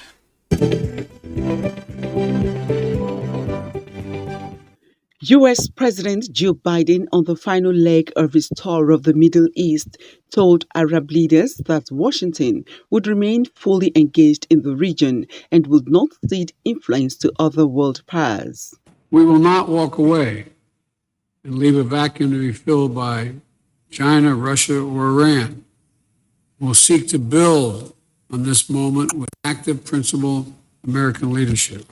This follows Friday's talks with Palestinian President Mahmoud Abbas and meetings with Israeli officials a day earlier. Acting Sri Lankan president was sworn in and he promised to be committed to safeguarding the country's democracy. He gave the assurance in a pre-recorded address while calling on all parties to join hands to better their country.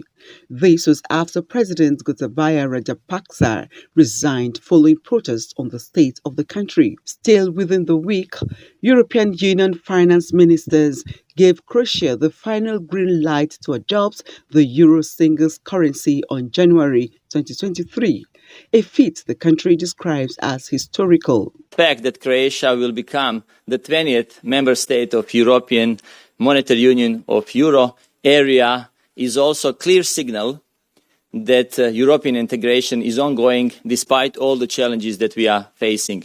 In other news, UK Prime Minister Boris Johnson said he will leave office with his head held high, despite the downfall of his scandal-hit leadership at the first session of questions in Parliament after his resignation. Hopes for an end to the standoff, which left millions in Africa at the list of starvation, were raised as a deal was struck following talks aimed at resuming Ukrainian grain exports blocked by Russia in the Black Sea. In another development, the military government in Mali on Tuesday declared the 49 soldiers from Ivory Coast who were detained at the airport in Bamako when they arrived on Sunday were mercenaries. However, the United Nations peacekeeping mission in Mali MINUSMA spokesperson said the men were part of a unit that provided routine logistical support to the Ivorian military contingent of MINUSMA.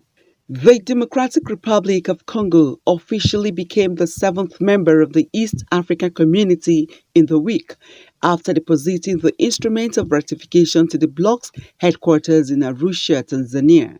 Member states approved DR Congo's request to join the bloc in April, and the country's parliament ratified the decision in June.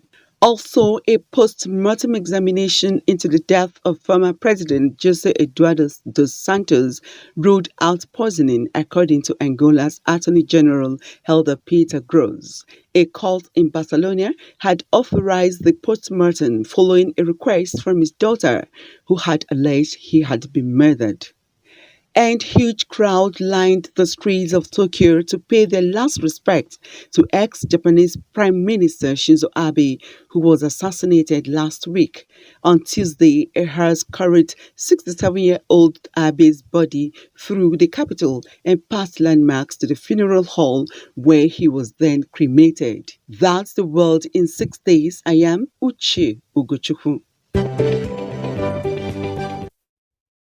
Thank you very much, Uche. We now join our Osun Side studios here in Abuja with Mayor Ogidi for the formal announcement of election results. Thank you for still staying with us on NTA. We have to disengage from our news on NTA International News at 1 to take you straight to Osogbo, precisely the State Coalition Center where activities have started. That I mean collation and probably subsequent announcement of the results. So let's go straight, and the INEC National Supervising Commissioner, Professor Kunle Ajayi, is already giving his opening remarks. Let's hear from them and follow proceedings. Once again, I welcome you to this very important ceremony. Maybe finally also, I need to tell you that all the results for the 30 local governments have been uploaded to our viewing portal. I started about 10 minutes ago. Or there's no outstanding results. Some may be on their way, but they have collated them and they have sent them to the portal. That is a great feat in a state that has 30 local governments. I thank you all for making it a feat. Good morning to you, everybody.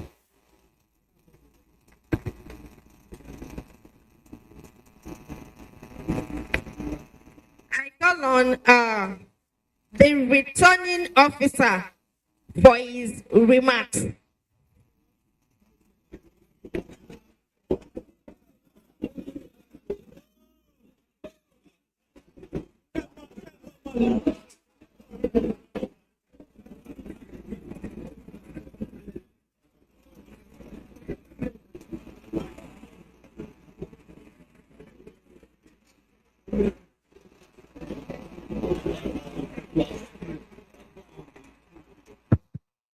I want to align myself with the protocol already established. I don't want to stand on it so that it will not collapse.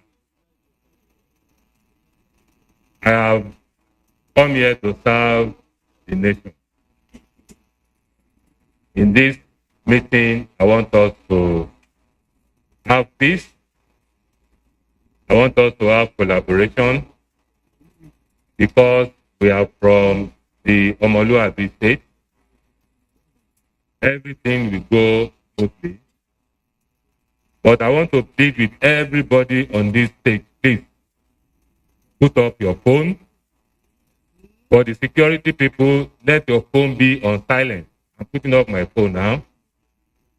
Nobody should pick their call on this page, please. For the security people, if you have any call, please go out and pick your call. Nobody should pick any call on this page, please. So the red has given me this, that is the form EC8E, intact. I'm going to cut it in your presence now. There is no long sermon in the evening service. Everybody here, you are here to do what? To hear the result. So we'll make sure that everything goes smoothly. I want to thank every one of you on the stage for the support, the press, and the people that went to the field. So I'm going to cut it in your presence now to be sure that everything is intact.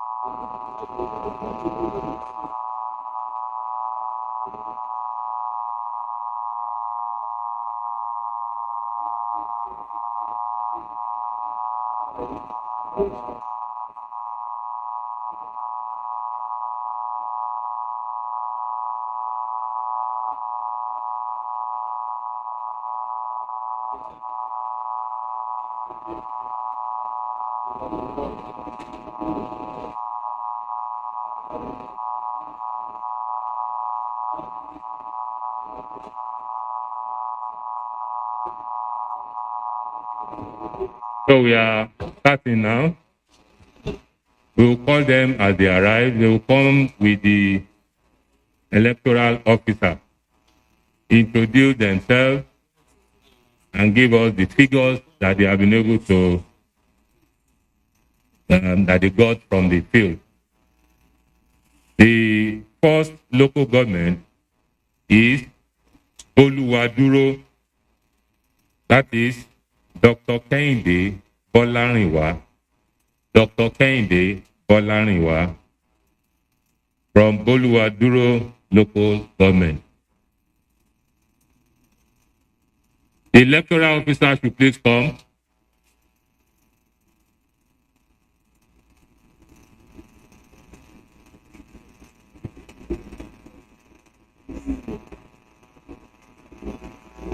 The electoral officer. So what you do is you will introduce yourself again. But please wait.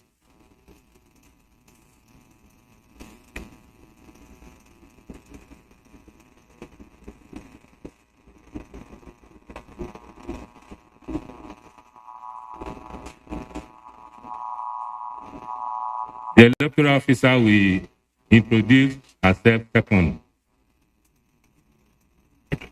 I'm Dr. Kehinde Bolarinwa. Hold it.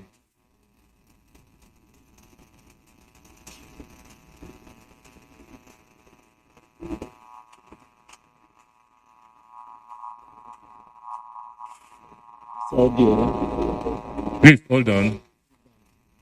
The sound that's coming from there.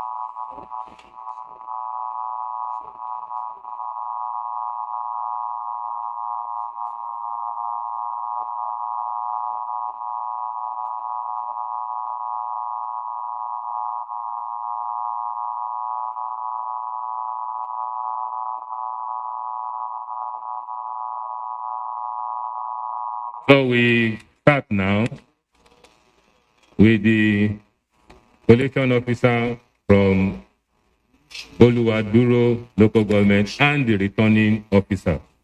Thank you. I'm Dr. Kehinde Bolarinwa. My name is Alaja Kayode Adeibe, the electoral officer, Boluwaduro local government. Please, Dr. Bolarinwa, you need to introduce yourself properly. Are you from Burkina Faso? Okay. Wherever you have arrived from, you need to let the world know where you have come from. I'm Dr. Kehinde from the University of Lagos, and I serve as the collation officer of Boluwaduro local government. Code 05. The department. Distant Learning Institute Biology Unit, University of Lagos.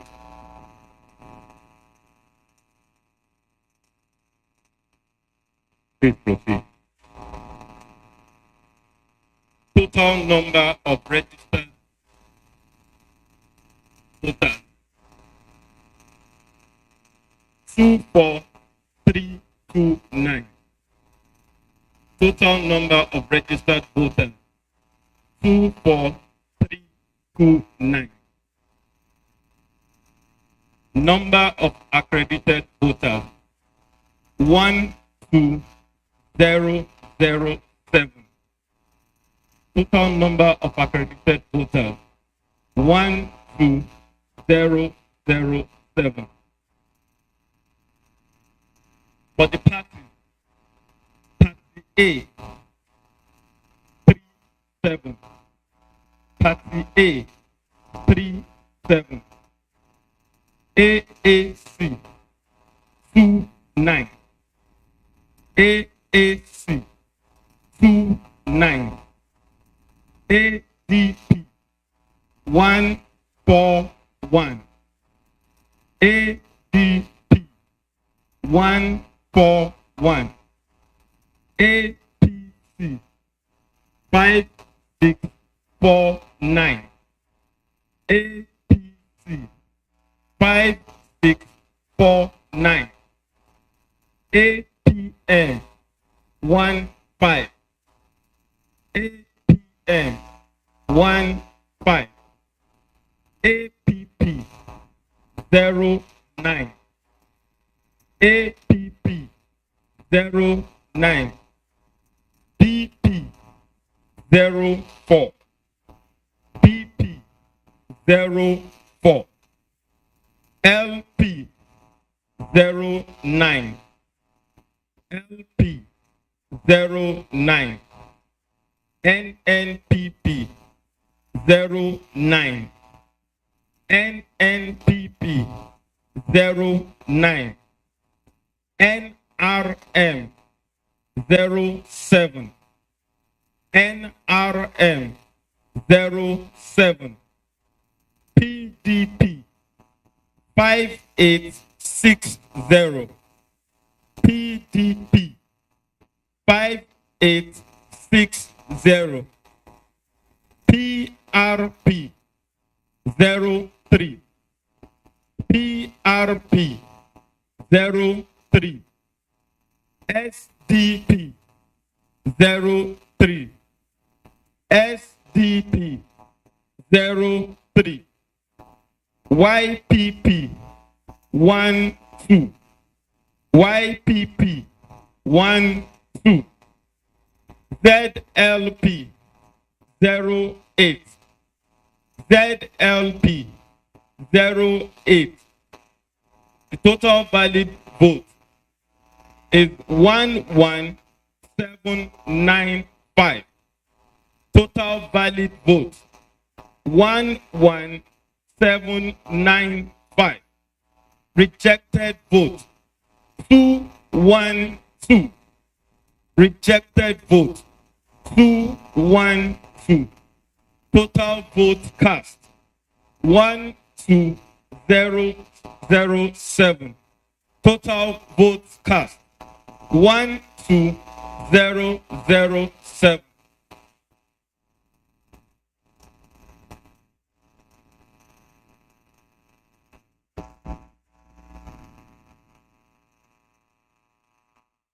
Any record of cancellation?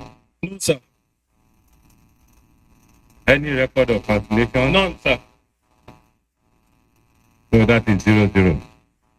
Yes, sir. Thank you very much. Thank you, sir. Congratulations. The next local government, please bring your result sheet. Original copy. Go.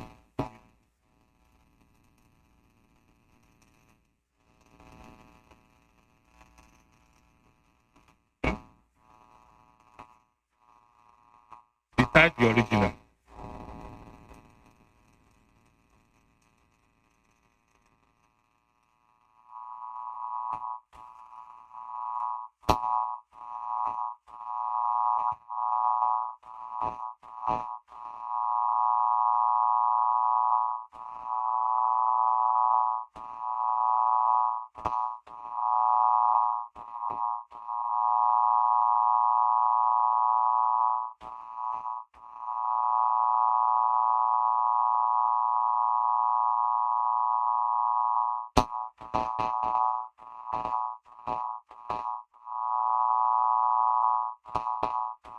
Comment from the party agent.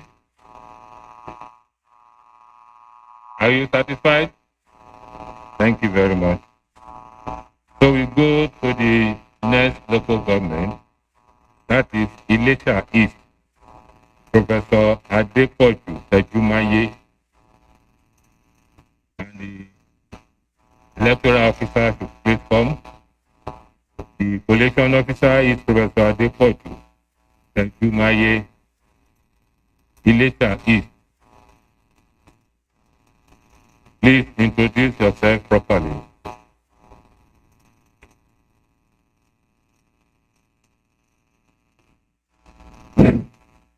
My name is Professor Atakumosa West, Department of Mass Communication of the University of Lagos. My name is Okere Hannah Isuko, electoral officer, Electoral East Local Government. So both of us went to Electoral East local government. Thank you. I hereby present the results of Electoral East local government. Total number of votes 73440. 73440. Number of accredited voters 26179. 26179. And now go to the parties.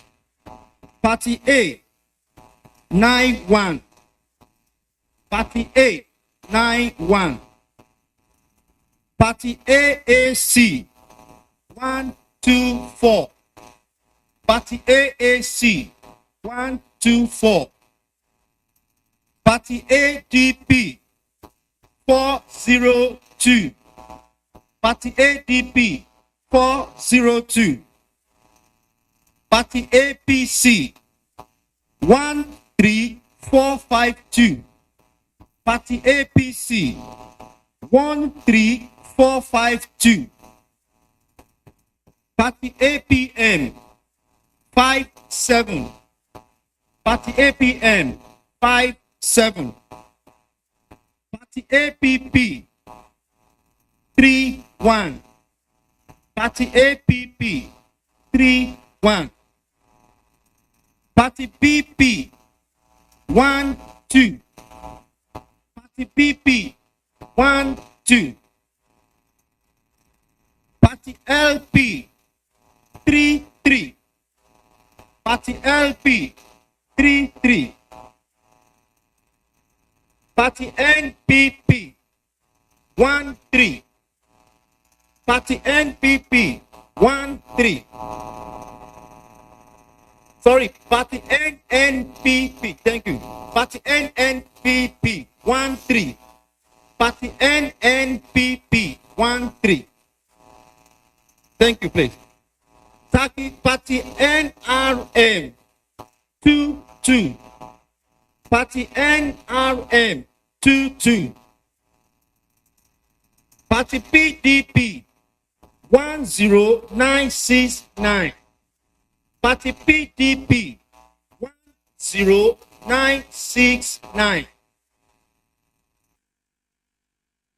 P 52.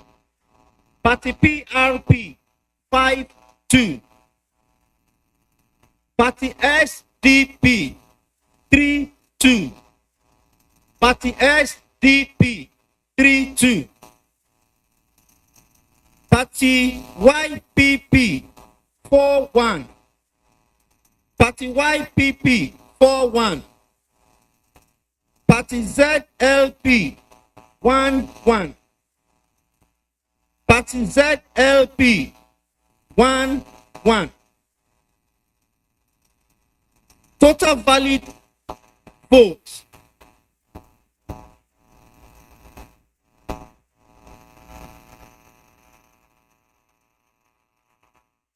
I'm trying to take a critical look at it because I mistakenly put a stamp on it. Please, I want to call on my CRBS officer, please. I don't want to call a wrong figure because the stamp, there's a stamp on it. Okay, total valid votes. That's what I said. There's a stamp on it, which I'm going to take a critical look at. Rejected votes 804. Rejected votes 804. Total valid votes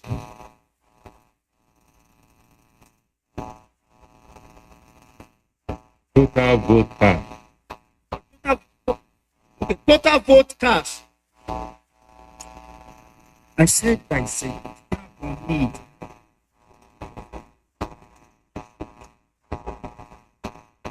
Professor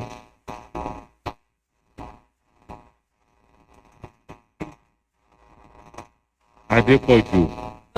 Total vote cast.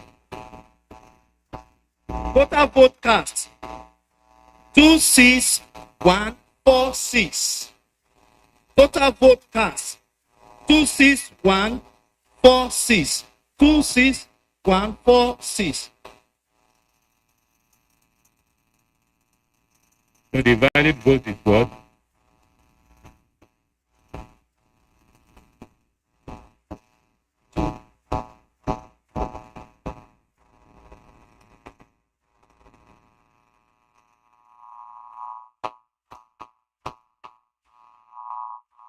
Total valid vote 25342.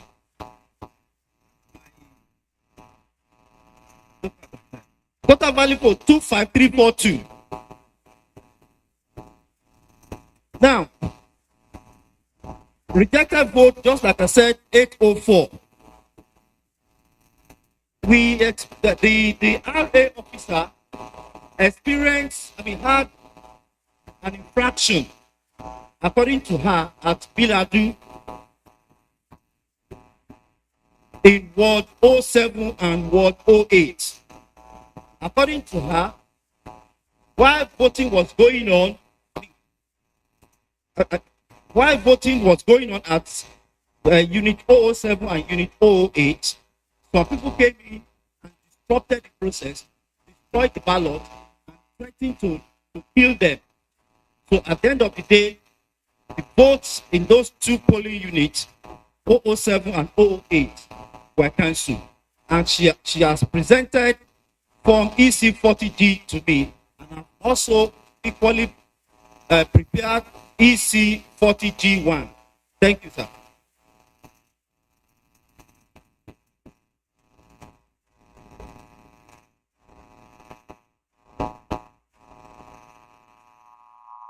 You have the 40G with you. Sir? You have the Form 40G with you. Yes, sir. Yes, sir. What is the total? Total for the infraction 1790. Total number of registered. 1790, sir. Say it again, please. 1790. Number of polling units affected 2. And the name of the RA is Biladu. RA 11. Thank you very much. Party agent, any comment?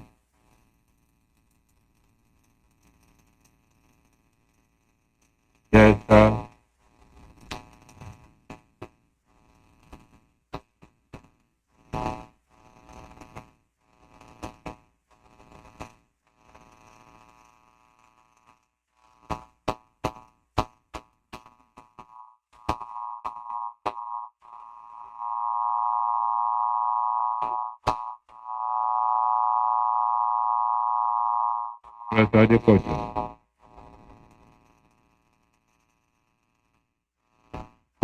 According to the report given to me by the RA officer in Biladu, voting took place.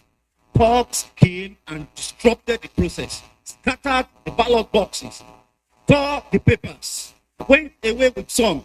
And sir, the RA officer has duly given me EC40G, EC40G1, and had equally prepared EC40G. Thank you very much. So, can you please submit the report and the Form EC40?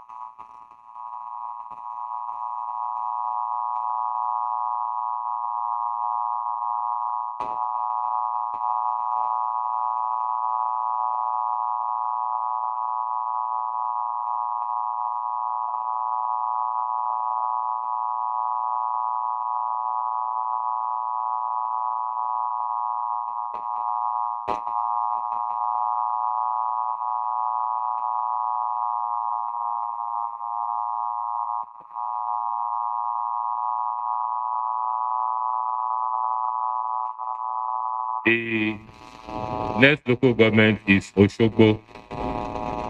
To present, the coalition officer is Professor Musa Obalola. Professor Musa Obalola and the EO should please come out to present their results concerning Osogbo local government.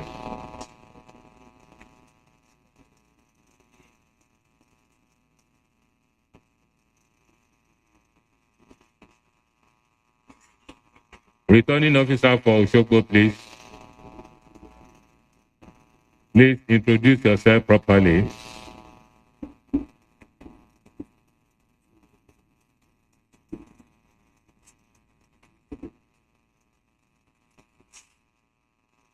I'm Professor Musa Obalola, Department of Actuarial Science and Insurance, University of Lagos. I served as the relation officer for Osogbo local government.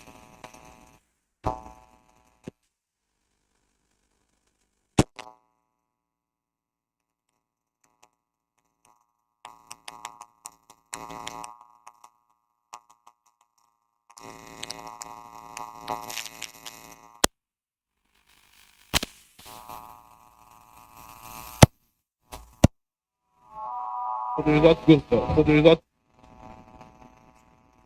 number of voters 142,459. Number of registered voters 142,459. Number of accredited voters 56,020. Number of accredited voters 56,020. Voter received by parties. Party A 396. Beg your pardon, 395. Party AC 130. Party, please start, sorry. Start again, please. Let me start all over again. From votes received by parties.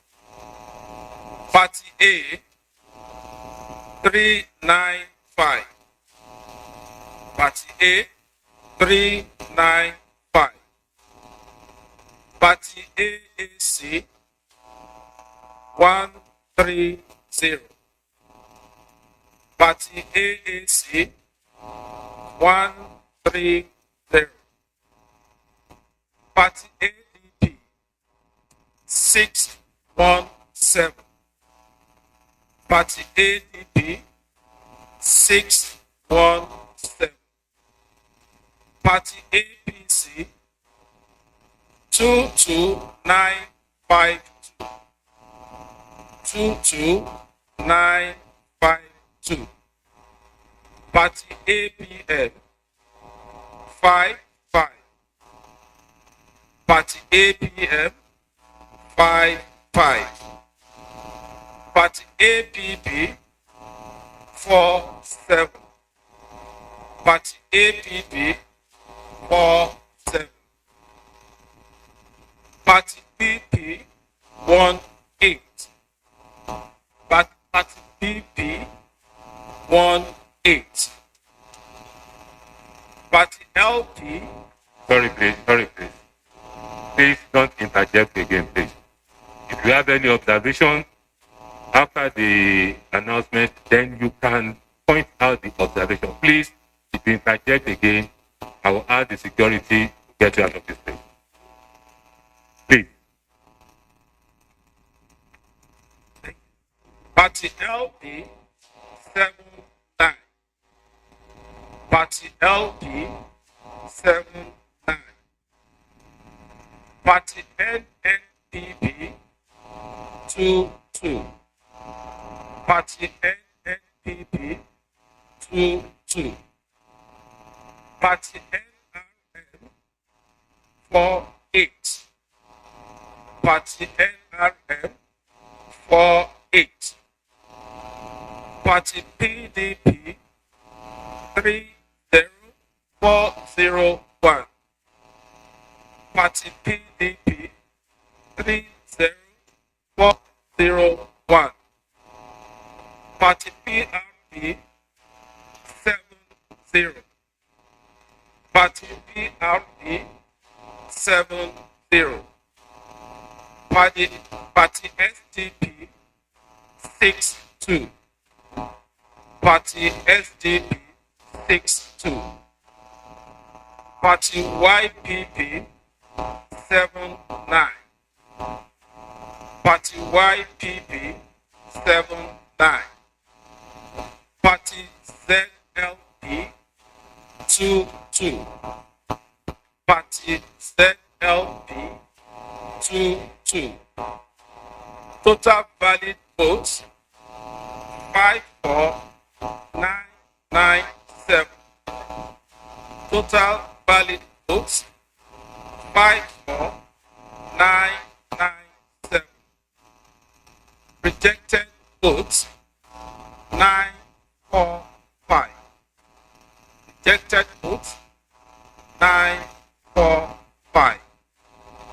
Total vote cast 55942. Total vote cast 55942. Thank you, sir.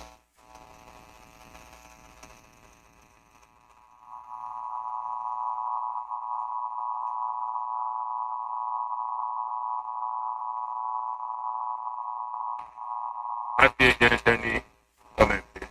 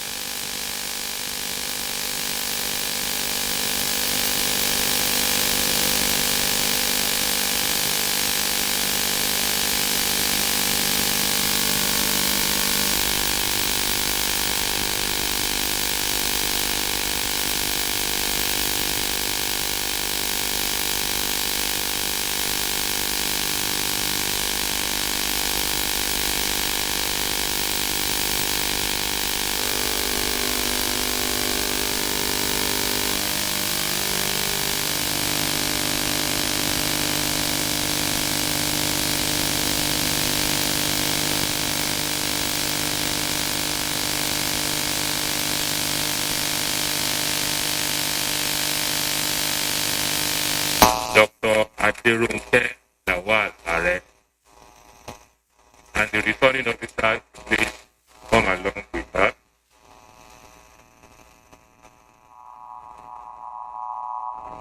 Electoral officer, thank you. Please introduce yourself properly.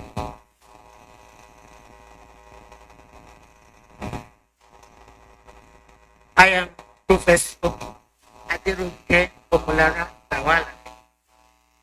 I am from the Department of Marine Sciences, University of Lagos. Also the Director of General Studies, University of Lagos. I am the collecting officer for ILA local government area. Thank you. My name is Rufus Ario, electoral officer.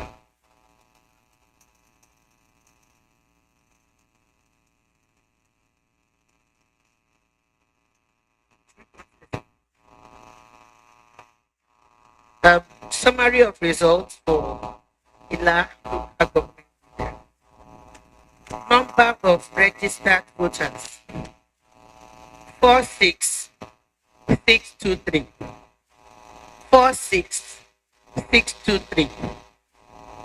Number of accredited voters 24947. 24947. Vote received by parties. Party A 34. AAC 30. 30. ADB 188. 188. ABC 11163. 11163. ABF 21. 21. ABB 4. ABB 4. BP 1. BP 1.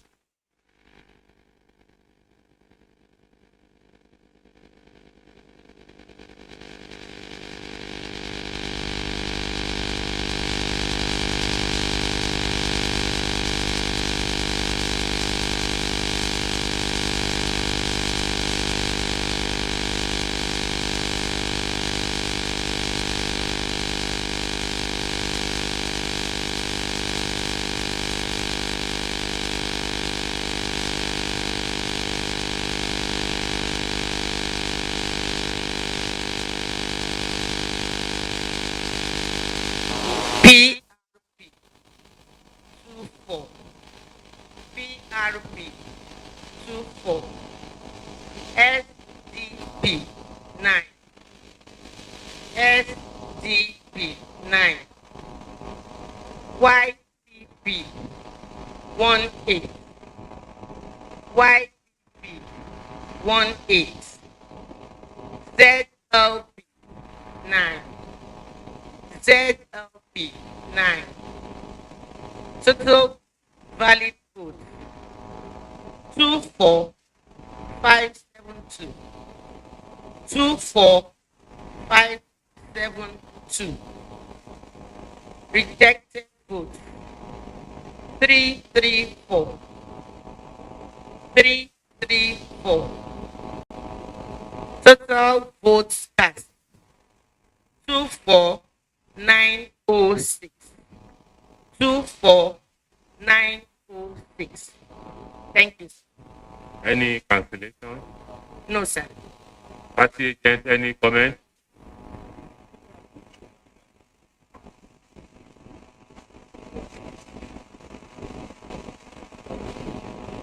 So you can bring the result now.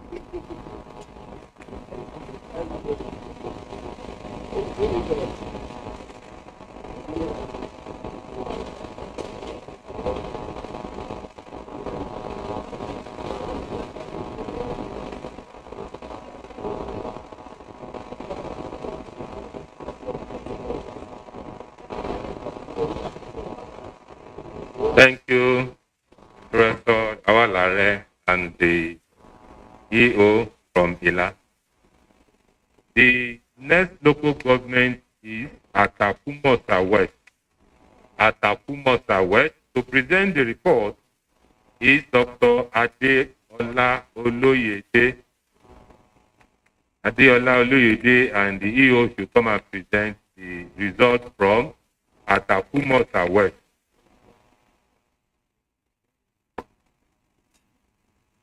Please introduce yourself properly. My name is Alaja Saidan, electoral officer at Atakumosa West local government.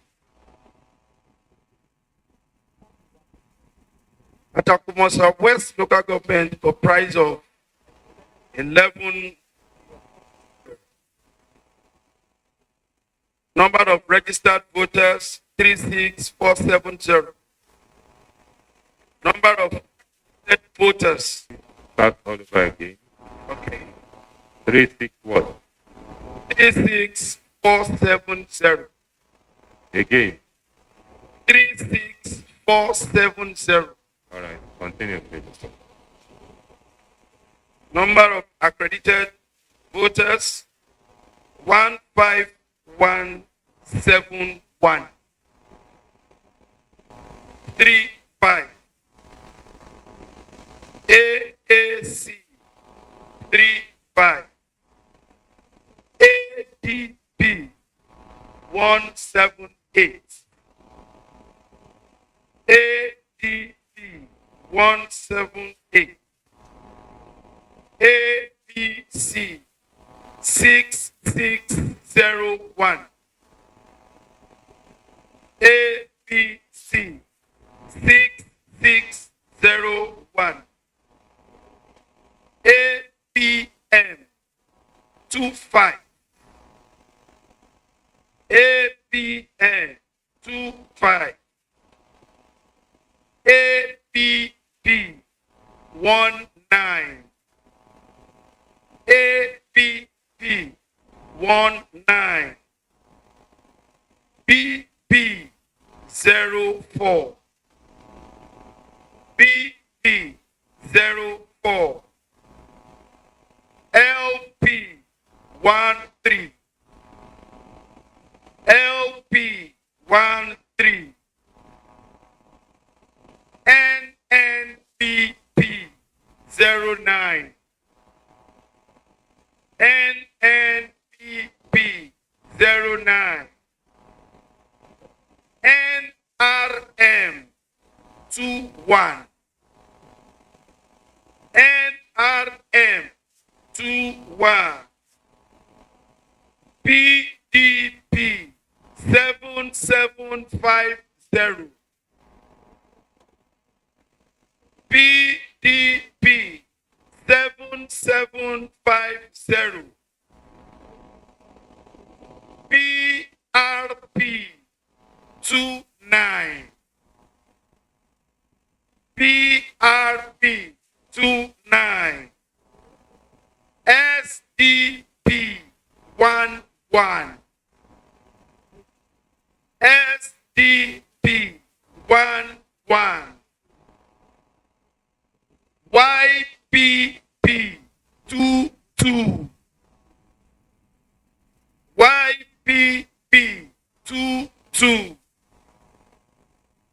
ZLP 02. ZLP 02.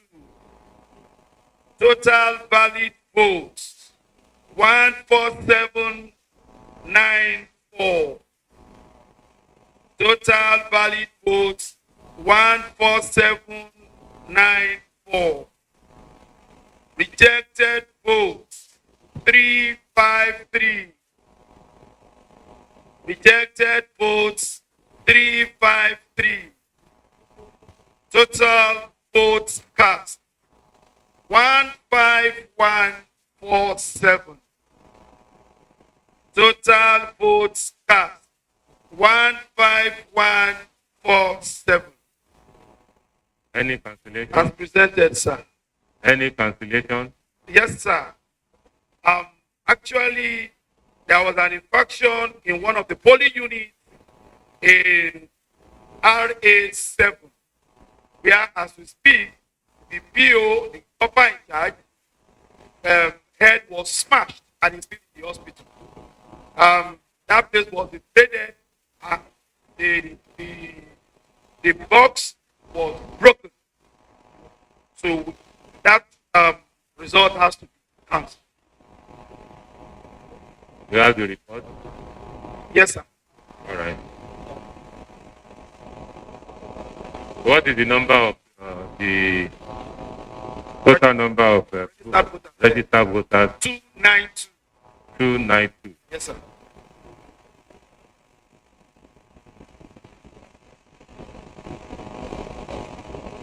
So you can party agent, any comment? Please submit your result. Thank you, sir.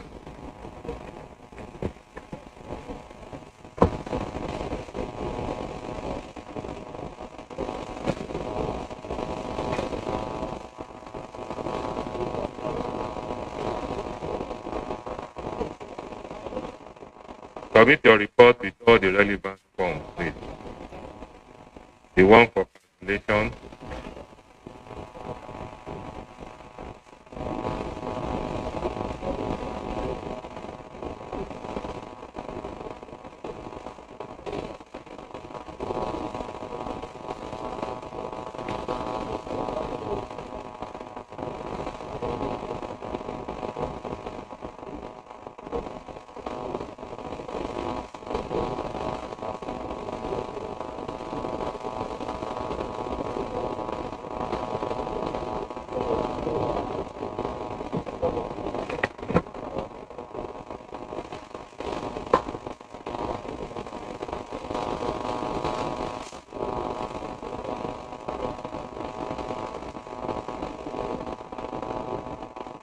The next local government is Ife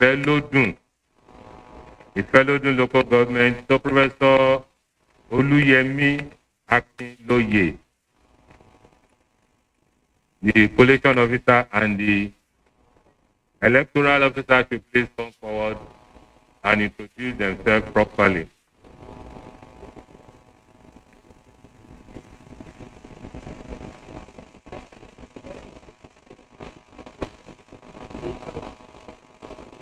Thank you, sir. I am Professor Oluyemi Akinloye, the Dean of Faculty of Basic Medical Sciences of the University of Lagos, and I am the collation officer of Ife local government code 14. Thank you. My name is Raji Musadik, the electoral officer Ife local government.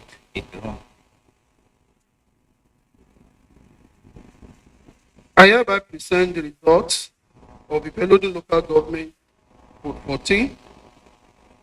The number of registered voters 80021. Number of registered voters 80021. Number of accredited voters 34860. Number of accredited voters 34860. Party A 65. Party A 65. Party AAC 93. Party AAC 93. Party ADP 487. Party ADP 487. Party APC 16068. Party APC 16068. Party APM 45. Party APM 45. Party APP 13. Party APP 13. Party BP 07. Party BP 07. Party LP 18. Party LP 18. Party NNPP 13. Party NNPP 13. Party NRM 17. Party NRM 17. Party PDP 17107. Party PDP 17107. Party PRP 31. Party PRP 31. Party SDP 12. Party SDP 12. Party YPP 47. Party YPP 47. Party ZLP 13. Party ZLP 13. Total valid votes 34036. Total valid votes 34036. Rejected votes 792. Rejected votes 792. Total votes cast 34828. Total vote cast 34828. Any cancellation? No, sir, but we have an assertion. In a polling unit, Adeji Igboile, registration area, Okeba Ikirun, code 07, we have the number of vote cast was higher than number accredited by Beavers. So we have to record 0 for that polling unit. Thank you, sir. Party agent, any comment, please? Yes, sir. Please introduce yourself.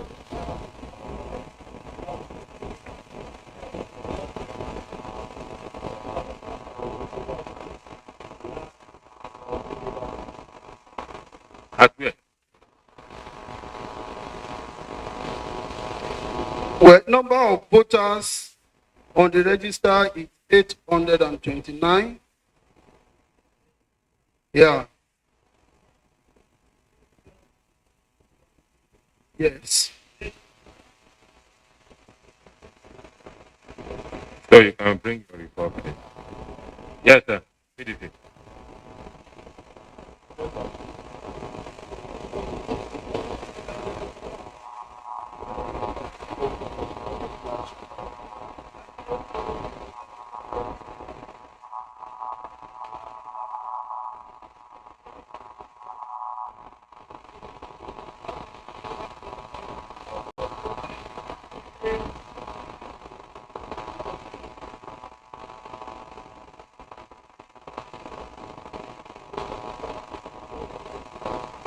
The number of what?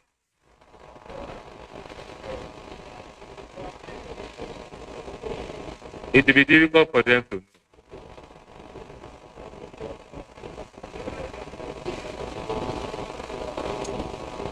Yeah, the INEC will provide. All we have from the Beavers is that the number accredited was lower than the votes that was cast, that were vote cast. So there was an obvious and how many people are supposed to be registered in that polling booth? 829, sir. 829. Yeah. All the party representatives agree on this decision in line with the regulation of INEC.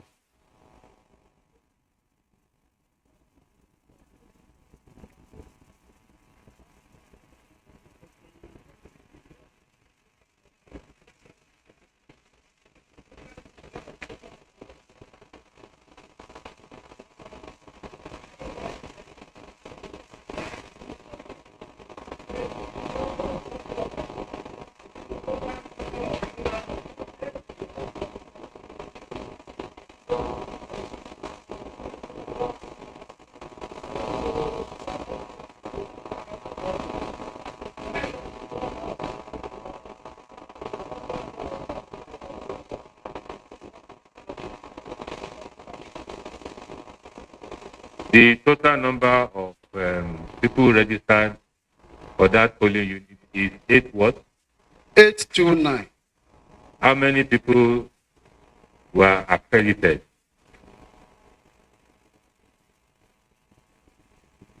339. 339 were accredited. Yeah. Then what is the total number of votes from the same place?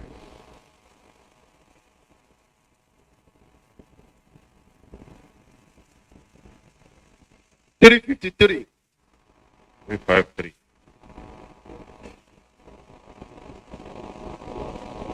Sir, do you need any other information?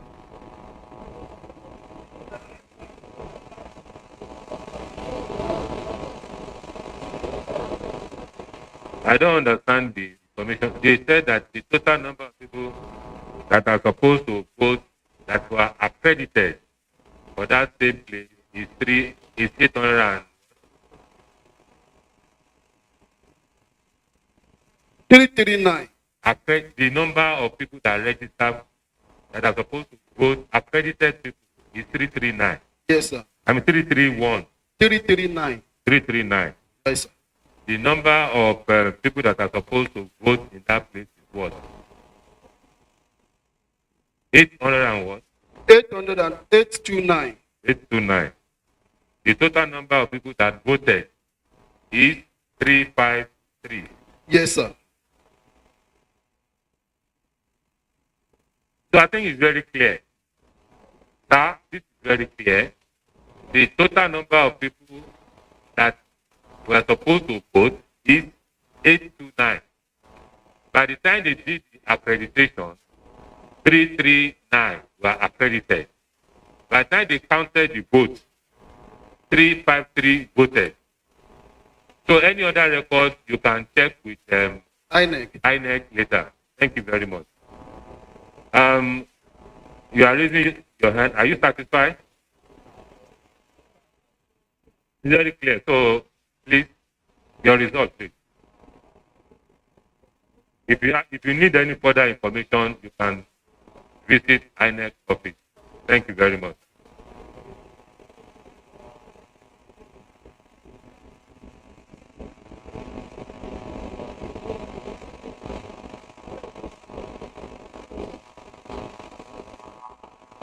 You have to come with the form to indicate the calculation.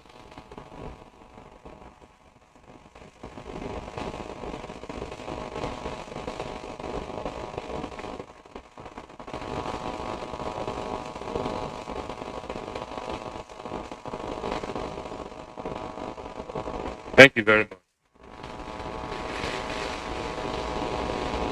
The next local government is Ife West.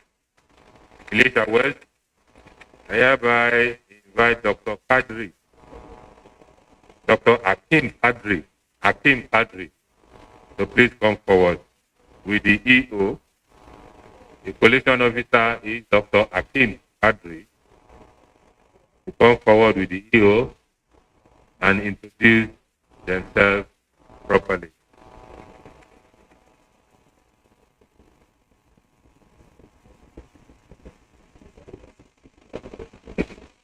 Good morning, ladies and gentlemen. I'm Kadiri Akim Babalola, an associate professor of botany, currently the sub-dean of Faculty of Science at the University of Lagos. And my EO, who worked with me yesterday, is right here beside me. Mr. Suleiman Tawhid Olawale, electoral officer, Esa-Oke local government. And I give the summary of the result.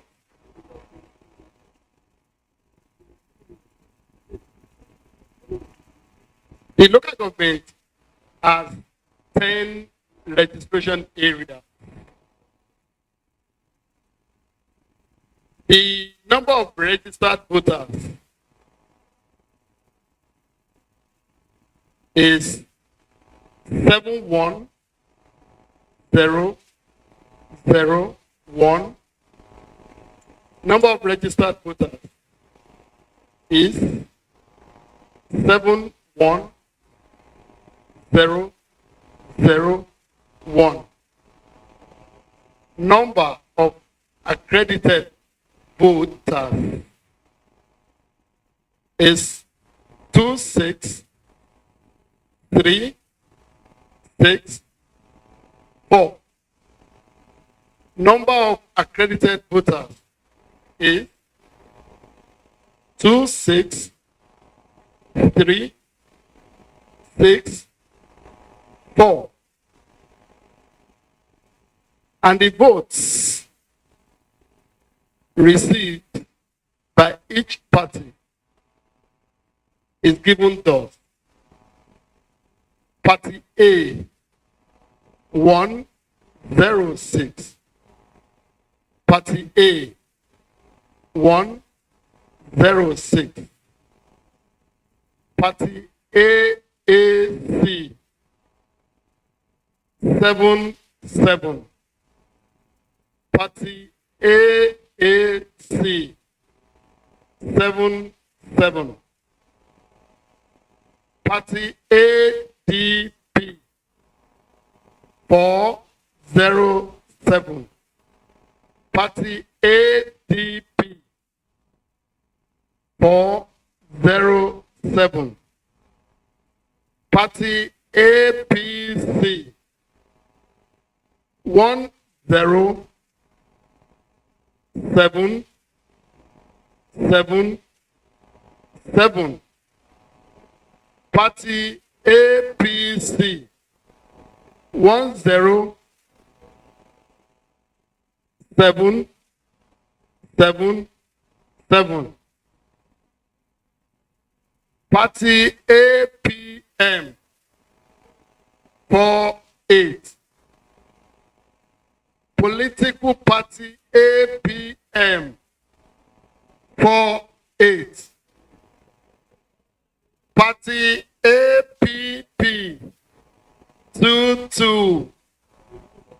Party APP 2, 2. Party BP 9. Party BP 9. LP. Party LP 40. Party LP 40. Party NNPP 13. Party NNPP 13. Party NRM 16. Party NRM 16. PDP. Party PDP 13769. PDP 13769. PRP 45. PRP 45. SDP 21.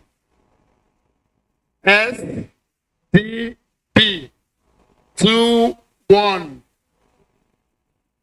YPP 33. YPP 33. While party ZLP had 20. ZLP 20. The total valid votes is 25403. The total valid votes is 25403.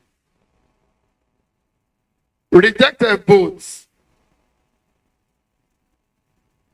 are 881. Rejected votes are 881. While the total votes cast is 26284. Total votes cast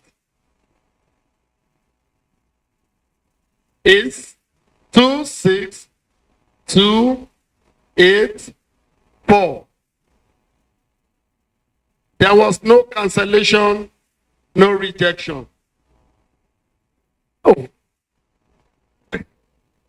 No party rejection anyway, but some votes were rejected. Thank you so much. Dr. Kari, please make yourself very clear. How many cancellations? None, sir. How many rejected?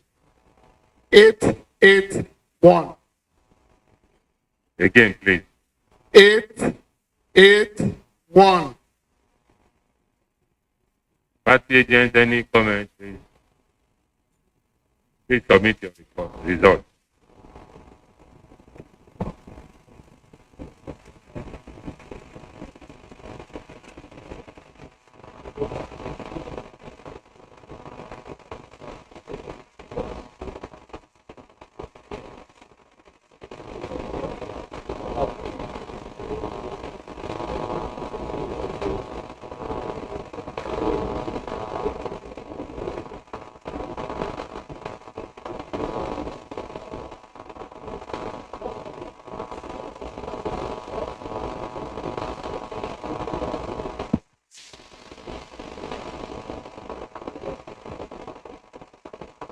The next local government is Ede local government. So I want to invite Professor Atakumosa East, Professor Ife South, to come with the electoral officer.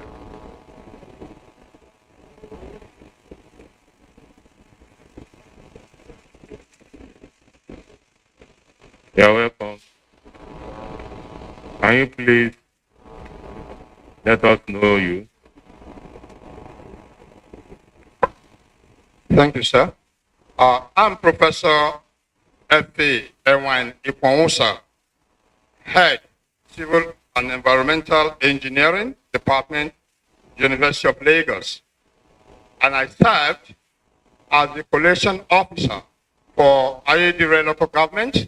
That's the code 04. Thank you. My name is Moses Ajayi. Ede local electoral officer, Ede local government in Yogo.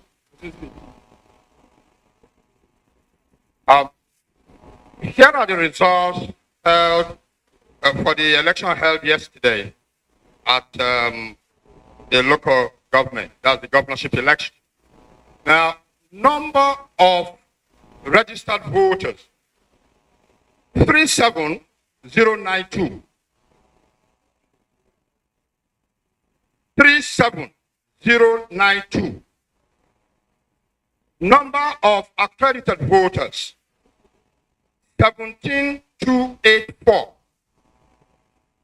17284. Now, votes received by the parties. Party A, 1510. Party A, 1510. AAC, 33. AAC, 33. ADP, 115. ADP, 115. APC, 7868. APC, 7868. APM, 15. APM, 15. APP, 5. APP, 5. BP, 2. BP, 2. LP, 7. LP, 7. NNPP, 14. NNPP, 14. NRM, 12. NRM, 12. PDP, 7402. PDP, 7402. PRP, 9. PRP, 9. SDP, 4. SDP, 4. YPP, 1. YPP, 1. ZLP, 7. ZLP, 7. Total valid votes, 17014. Total valid votes, 17014. Rejected votes, 253. Rejected votes, 253. Total votes cast, 17267. Total vote cast, 17267. Thank you, sir. Any cancellation? No cancellation recorded, sir. Party agent, any comment, please? Thank you. Please present your results.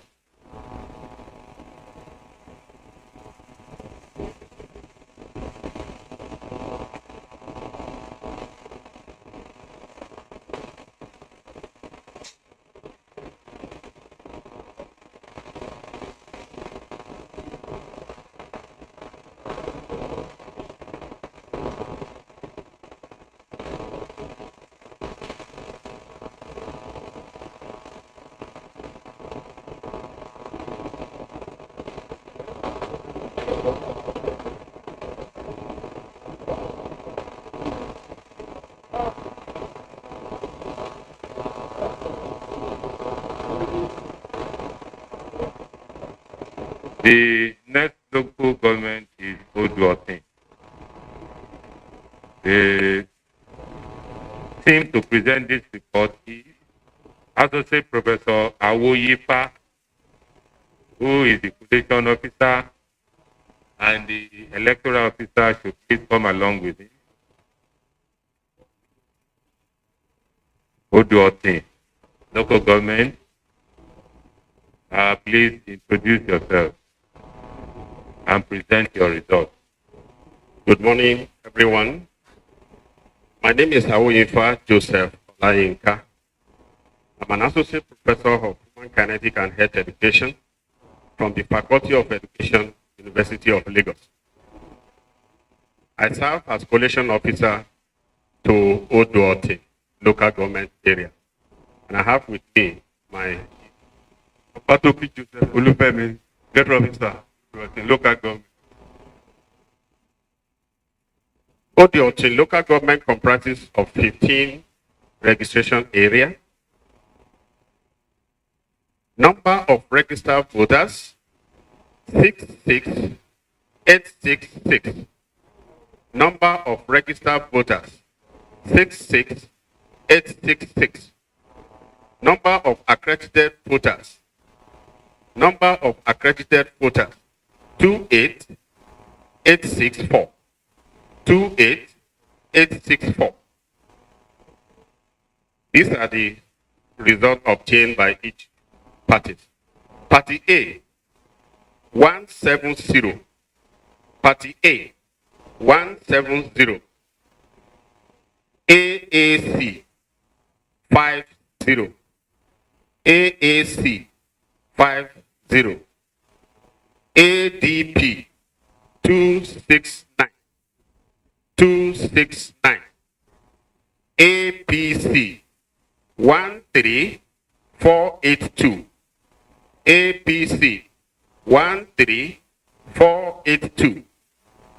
APM, 29. APM, 29. APP, 17. APP, 17. BP, 07. BP, 07. LP, 19. NNPP, 14. NNPP, 14. NRM, 23. NRM, 23. PDP, 14003. PDP, 14003. PRP, 35. PRP, 35. SDP, 12. SDP, 12. YPP, 44.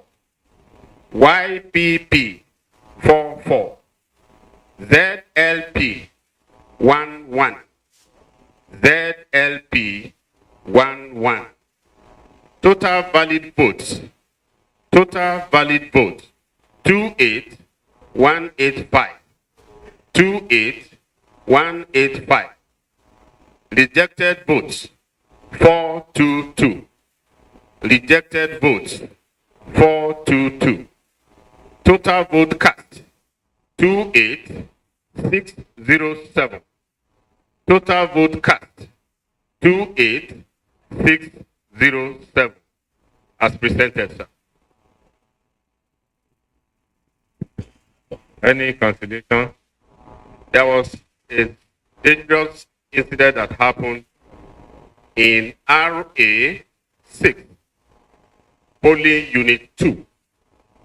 Some hoodlums invaded the polling unit with guns, machetes, and they rough-handled the electoral officer on duty, the poll officer.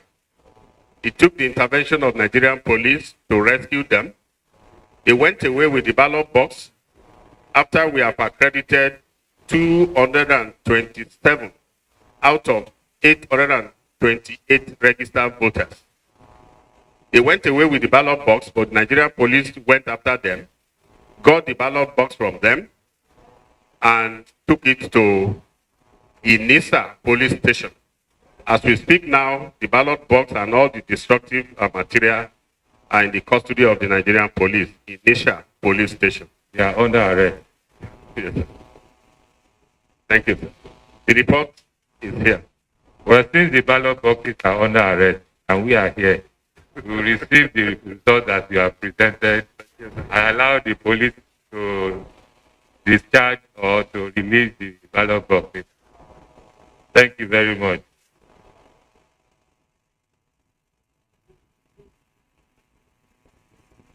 Thank you.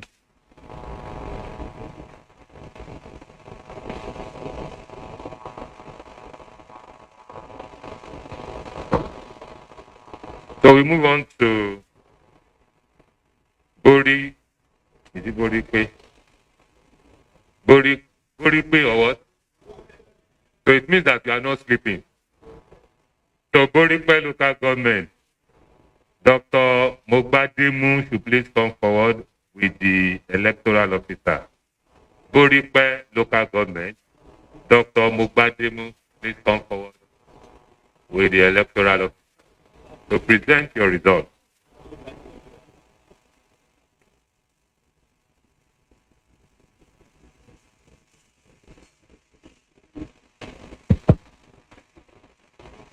Please introduce yourself and present your results. Good morning, everyone. My name is Mogbademu Adesumi A. I'm an associate professor of mathematics and the current acting head of the Department of Mathematics, University of Lagos. I'm the collation officer for Boripe local government, code 06. And here I have with me 11 wards, of which the number of registered voters 69538. 69538. Number of accredited voters 30563. 30563. Then I have the parties here. Party A 91. Party A 91. Party AAC 82.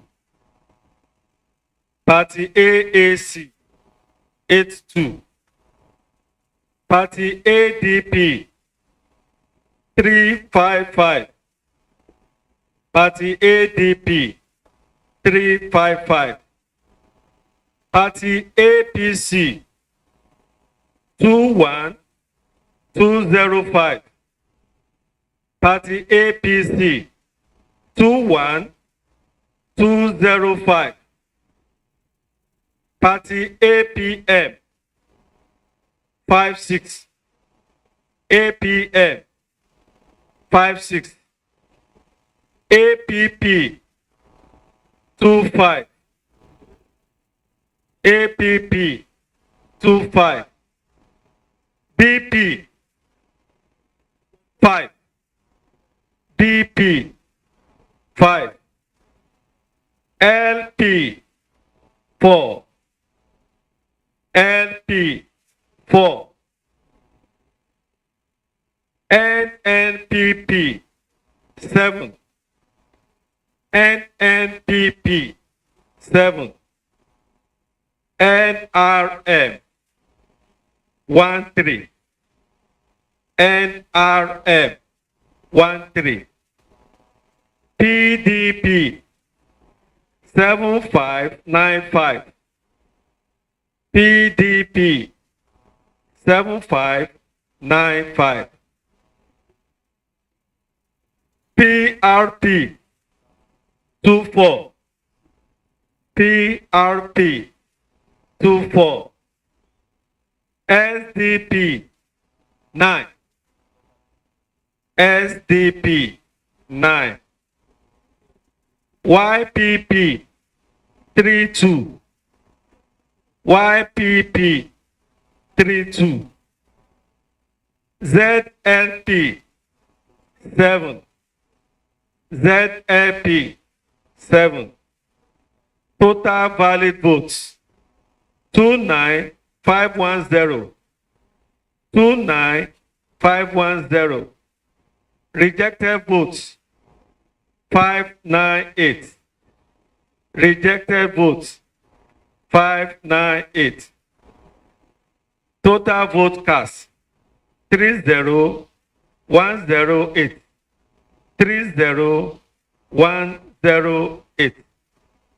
As presented. Any cancellation? No, sir. Party agent, any comment? Thank you. And I'm ordering the electoral officer for the local government. Are you just waking up? Please present your report. Thank you very much.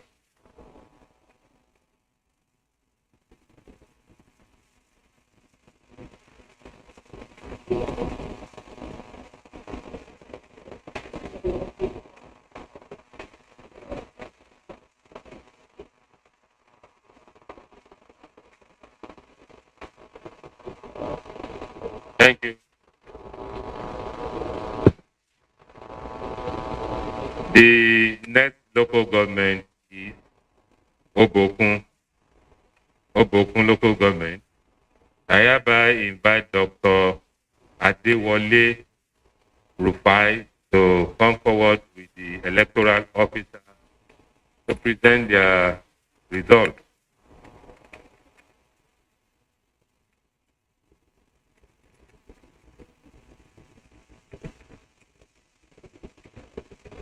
Please let us know you, then you can present your result. Good morning, everyone. I am Dr. Adewale Usman Rufai of the Department of Computer Sciences, University of Lagos. I am the coalition officer for Obokun local government area. My name is Olaolu Anura Adedoja, the electoral officer of Obokun local government.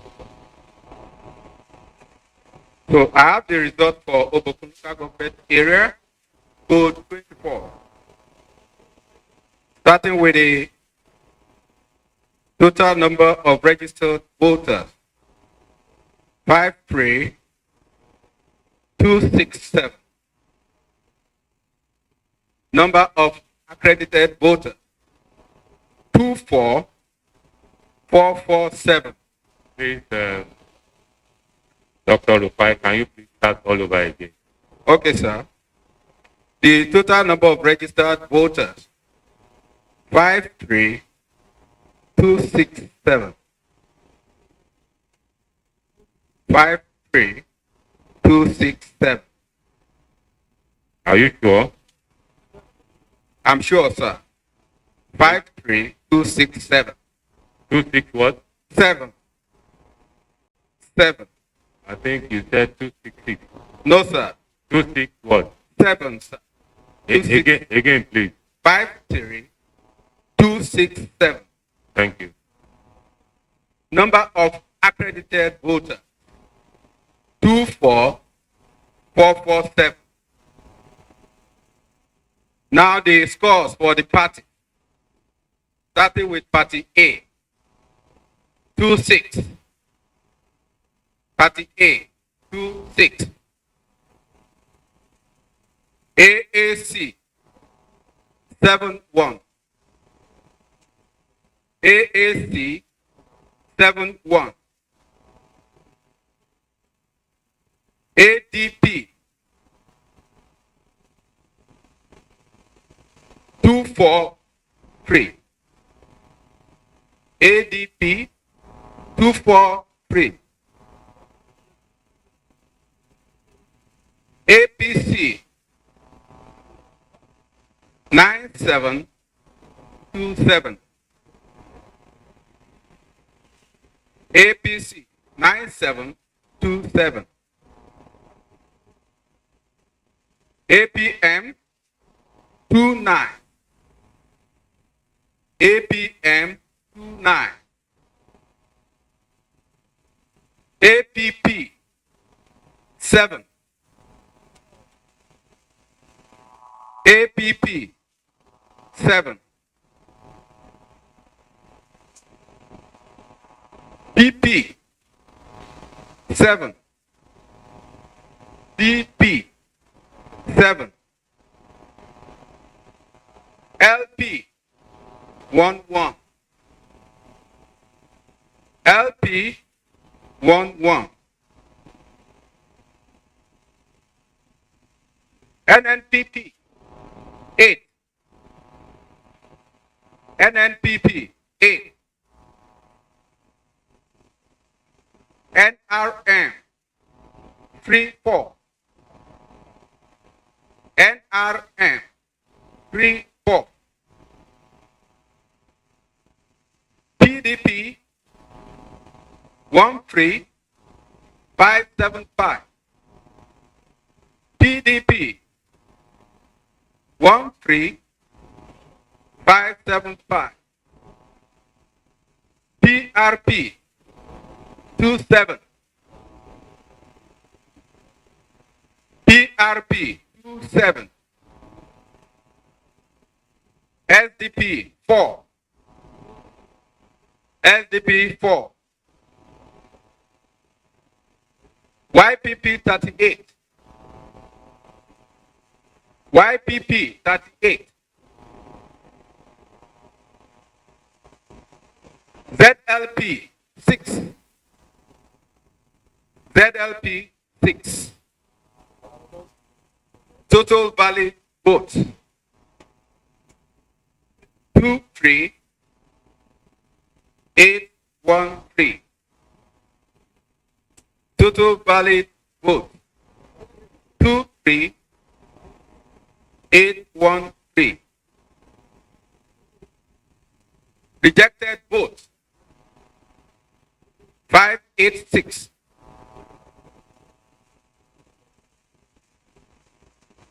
Rejected votes, 586.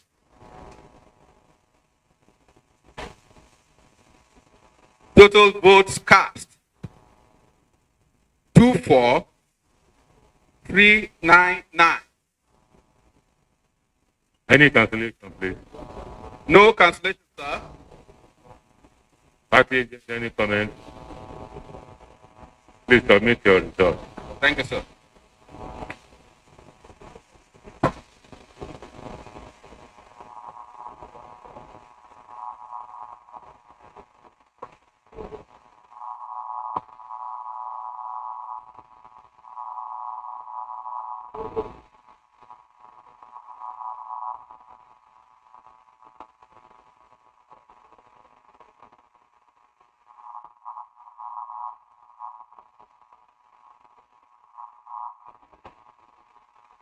Next local government is Orolu.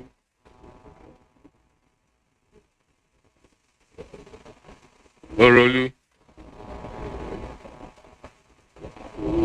To present the result is Professor Oyeyemi.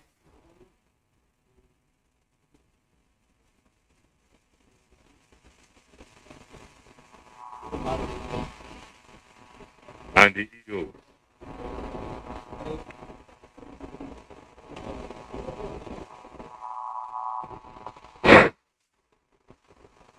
Good morning, everyone.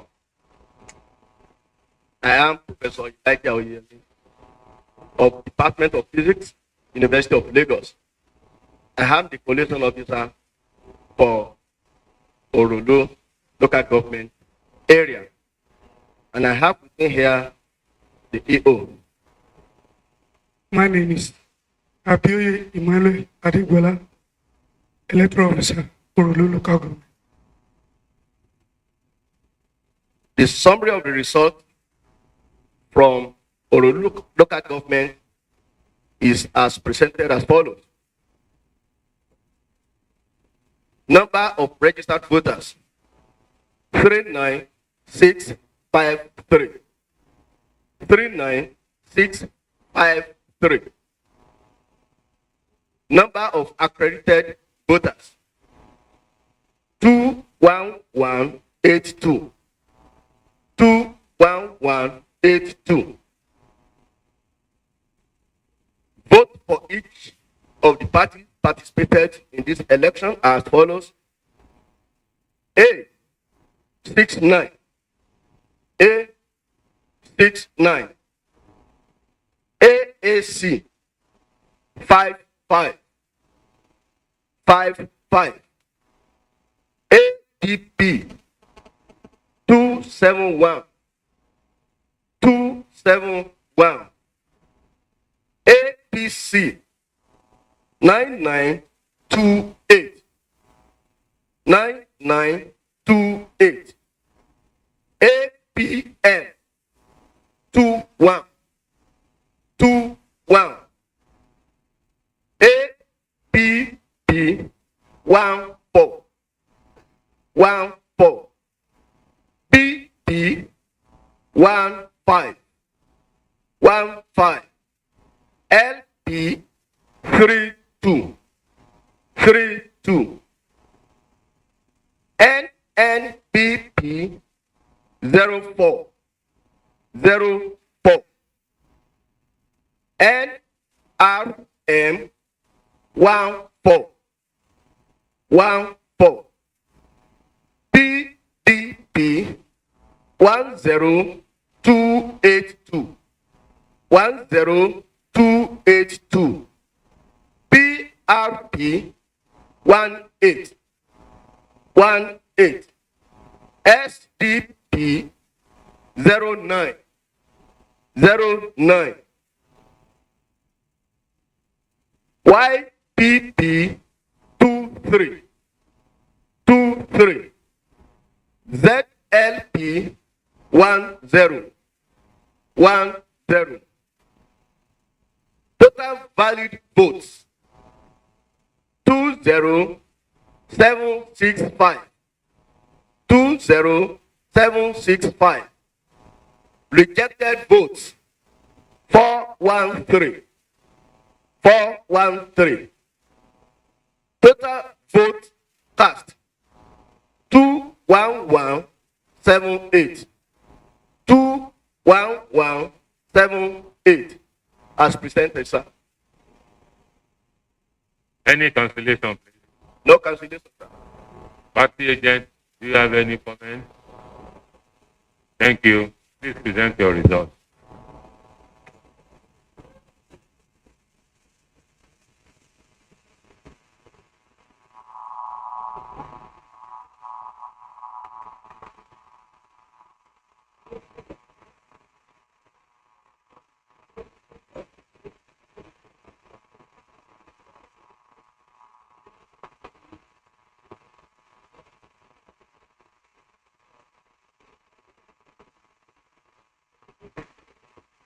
The next local government is Olorunda local government. I hereby invite Dr. Apomu and the electoral officer to come forward, introduce themselves, and present their results.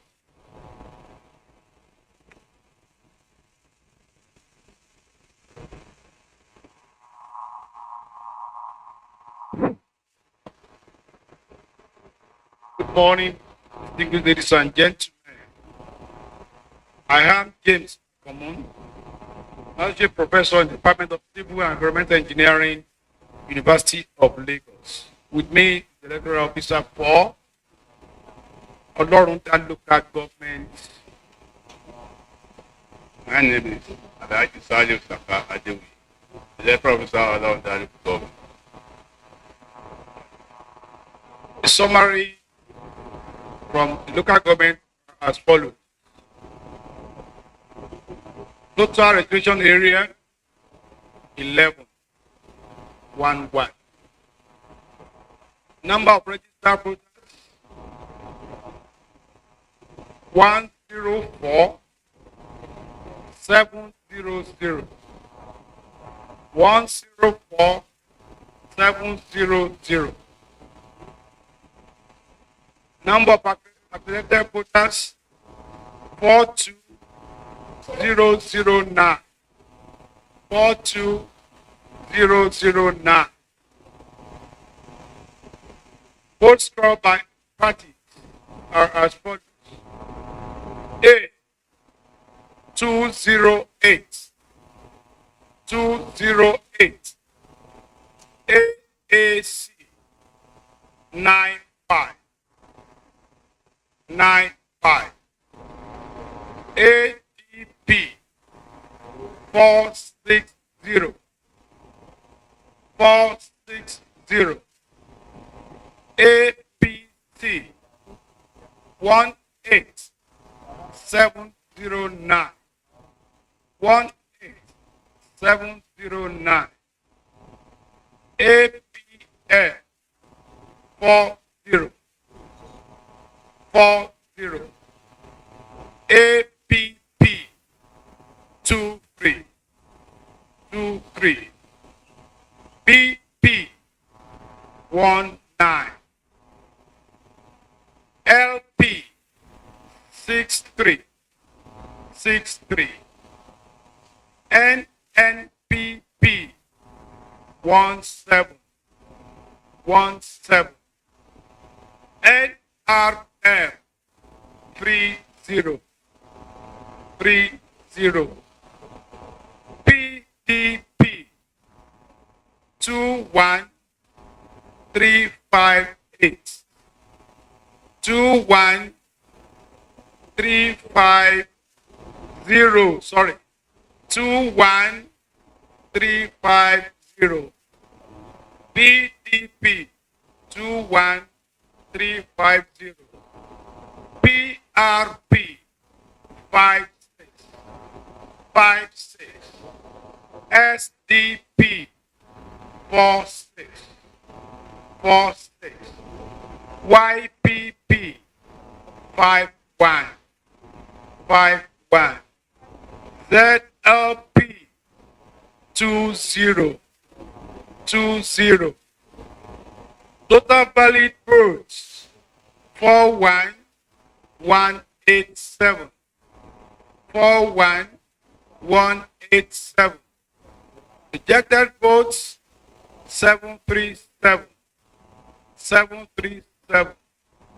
Total votes cast 41924. Thank you.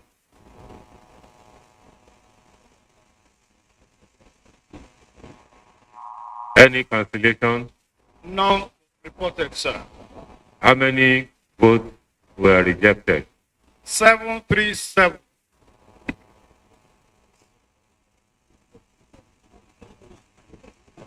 Party agent, any comment?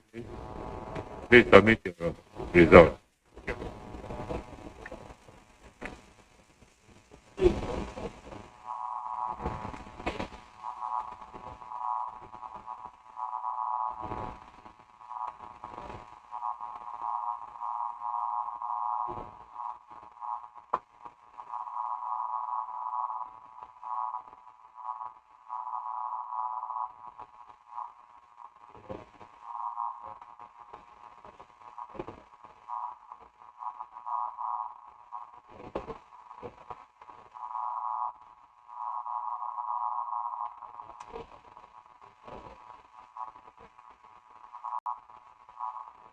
The next local government is Ife North.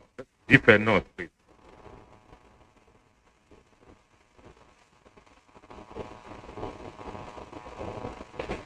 Ife North. To present is Professor Akisonya, the collation officer, to come forward with the electoral officer, introduce themselves, and present their results.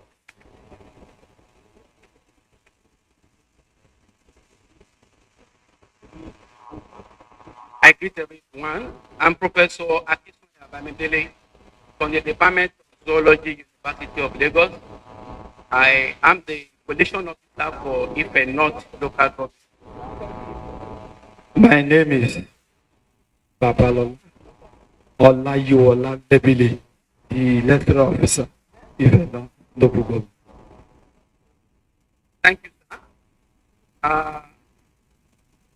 Number of registered voters, 58672. Number of registered voters, 58672. Number of accredited voters, 21774. 21774. And then the votes cast by parties are as follows. A 74. A 74. AAC 70. AAC 70. ADP 341. ADP 341. APC 9964. APC 9964. APM 50. APM 50. APP 24. APP 24. PP 14. PP 14. LP 34. LP 34. NNPP 11. NNPP 11. NRM 18. NRM 18. PDP 10359. PDP 10359. PRP 35. PRP 35. SDP 9. SDP 9. YPP 37. YPP 37. ZLP 10. ZLP 10. Total valid votes 21050. Total valid votes 21050. Rejected vote 650. And then total vote cast 21700. Total vote cast 21700. As presented, sir. Any cancellation? No, sir. Party agent, do you have any comment? Thank you very much. So please submit your result.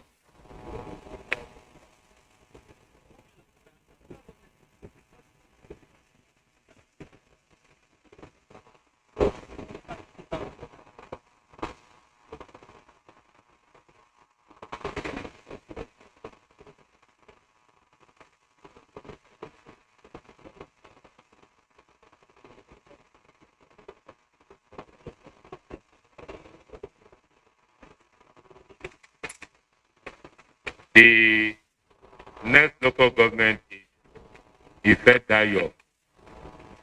local government.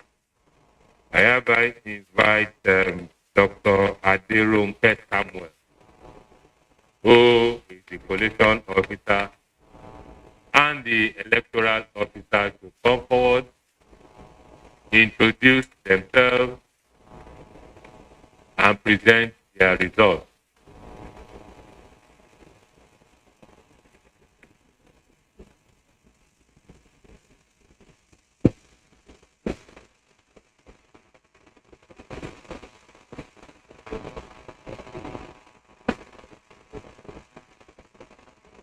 morning, distinguished ladies and gentlemen. I am Ade Samuel, an associate professor of biochemistry and the current deputy director of academic planning, University of Lagos. I was the collation officer for Ife, your local government. And the summary of the result is as follows. My EO will introduce himself. My name is Kola Ola, Assistant Electoral Officer, standing for Electoral Officer in Federal Government. Number of registered voters, 19598. 19598. Number of accredited voters, 10300. 10300. Votes received by parties in alphabetical order. A, 55. A, 55. AAC, 2. AAC, 2. ADP, 71. ADP, 71. APC, 5016. APC, 5016. APM, 8. APM, 8. APP, 6. APP, 6. BP, 1. BP, 1. LP, 1. LP, 1. NNPP, 4. NNPP, 4. NRM, 4. NRM, 4. PDP, 4730. PDP, 4730. PRP, 10. SDP, 0. SDP, 0. YPP, 1. YPP, 1. ZLP, 3.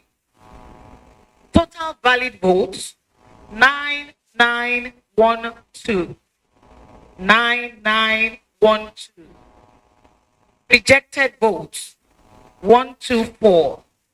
124. Total votes cast, 10036. 10036. Thank you very much. Any cancellation? In one of the RA, there was overvoted, and the agents could not agree, and there was a fracas. There was intervention by the Nigerian police force, and so we decided, according to the laws, to return 0 for that polling unit. How many? It was just one. Number of vote accredited was 240, but votes counted was 241, and we could not find where the one was coming from. Registered voters for that? 240. Registered voters for that place was 419. 419. 419. Thank you. Thank you very much. Party agent, any comment? Thank you very much. Please submit your result. You know, when you have a football match, you are supposed to go on halftime. So, because we are not military people, we are going to have 5-minute health break. It's not compulsory you leave where you are. You can just stand up like myself and sit down later. Please, but don't disturb. So we have 5-minute health break. We are not in the battlefield, so relax. You can see Oga Police too, standing up.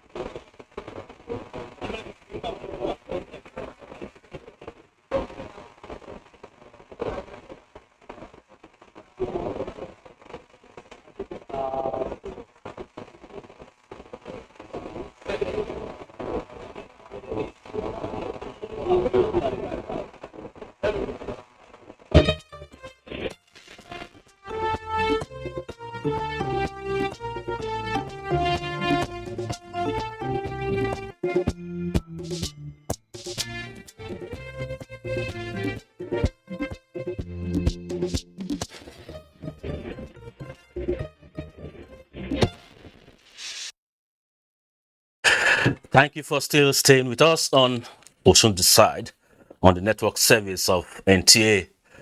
Will I say Nigeria is a country awake or Osun State a state still awake? Nobody sleeps because we are at the critical moment of the Osun Decides. The results have started coming in. 15 local governments have been declared. PDP is leading with 11. APC for now riding with 4, and it's quite an interesting game here because the state, the voters turnout is quite impressive for now, and we are awake here, and also with me in the studio is Bola Bakare, Truth Be Told Network. You are welcome to Osun Decide Studio. Thank you very much. Because for every one of us that is a Nigerian, we should all be interested in politics. We cannot afford to say, I'm not interested in politics. But we should be interested in politics because it is politics that determines who governs you. If you're not interested, then you have no say in saying, I don't like what the government is doing. And that is why the nation is still awake. At 3:30, yes, all eyes are on Osun State. That's right. Everyone is very gallant, very gallant. We're because Osun is we're going to give a lot of signposts to what may happen in 2023. Of course, the major determinant. But you were not just too comfortable. Are you surprised by the results? You see, in politics, my kind of politician says, in politics, you should be ready for anything. Anything.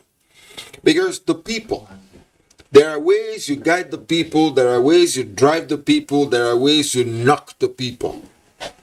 There are instances where you can induce them, there are instances where there can be voter apathy, there are instances where there is partisan politicking. Those are the 3 aspects of politicking. So if you look at those 3 parameters, it plays out on a regular basis. I am not of the opinion that somebody comes up and say, oh, this party is rigging, that one is rigging, this one is buying votes, that one. They all do it. What we're praying for is with time, we'll be able to grow out of that. But as we speak, all we need to do is look at politicking from those 3 parameters are laid across to you. And from what we've seen so far, it's like half of the game. We're at half time, like they say in football. We're at half time, like they say in football. And then from what we can see here, it's like from the 15 LGs, PDP is leading by close to 24,000 votes. Me as a politician and as a political analyst, I am busy looking at the 2 LGs of the 2 and that of the incumbent governor from Borikpe, I get it, Borikpe local government, and it's called 21,205 votes against that of PDP with 7,595, and that I think it's a show of love from his people. No, it's a show of love. It shows a kind of doing your job from home. But the idea is we've gone through 15 and then the APC has just been able to manage 4. What he's done here is from his own LG, he's been able to make up with 60% of the votes.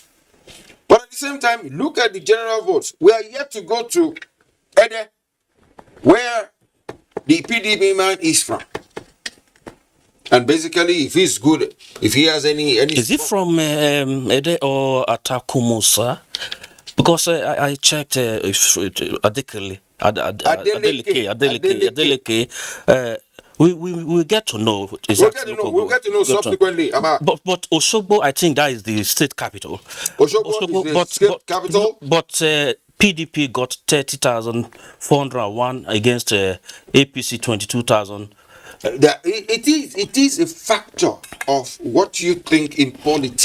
I think we have so much to analyze, but the announcement has just resumed, so we have to go there.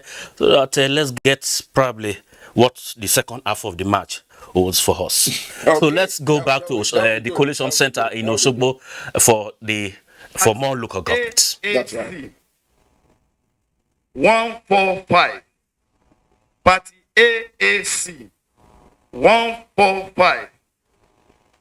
Party ADP 374. Party ADP 374. Party APC 17880. Party APC 17880. Party APM 59. Party APP 21. Party BP 10. Party LP 134. LP 134. Party NMPP 14. NMPP 14. Party NRM 29. NRM 29. Party PDP 13532. 13532. Party PRP 42. Party SDP 50. Party YPP 44. And Party ZLP 08. Total valid votes 32544. Total valid votes 32544. Rejected votes 865. Total vote cast 33409. 33409 as presented, sir. Any cancellation? No cancellation, sir. Party agent, any comment, please? Thank you. So please present the first result after the halftime.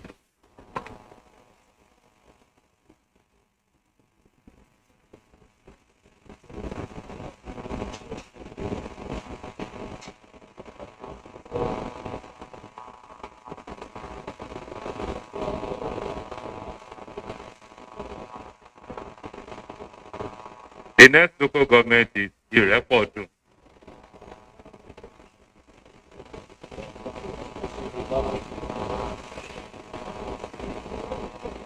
Please make sure you drop all the necessary documents to the INEC officers.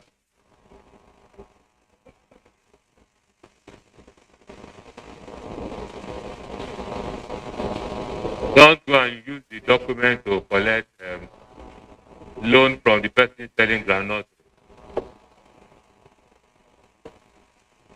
The next local government is the Ife. I hereby invite Professor Omobolanle Ademilua with the electoral officer to come forward, introduce themselves, present their results.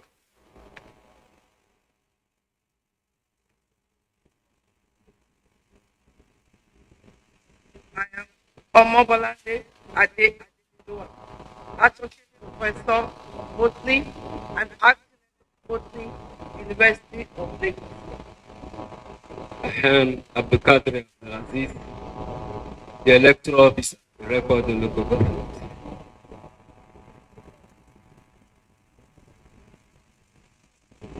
In Iraq local government, there are 11 wards. Number of registered voters 57712. Number of registered voters 57712. Number of accredited voters 29913. 29913. Vote according to parties. A 63. Party A 63. AAC 48. AAC 48. ADP 378. ADP 378. ABC 12122. ABC 12122.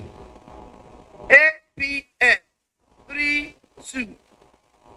APM 32. APP 18. APP 18. BP 22. BP 22. LP 1886. LP 1886. NNPP 13. NNPP 13. NRM 21. NRM 21. PDP 14369. PDP 14369. PRP 14. PRP 14. SDP 6. SDP 6. YPP 29. YPP 29. ZLP 11. ZLP 11. Total valid votes 29032. Total valid votes 29032. Rejected votes 544. Rejected votes 544. Total vote cast 29576. Total vote cast 29576. Any cancellation? Yes. In 2 polling units,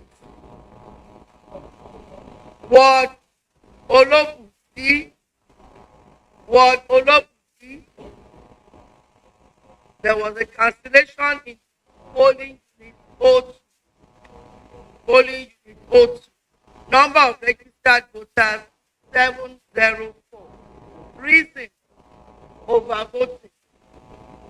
How many accredited?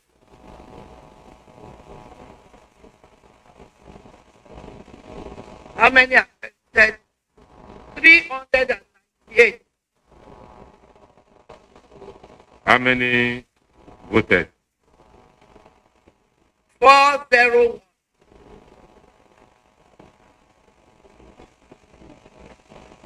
4-0 what? 1. Overvoting by 3.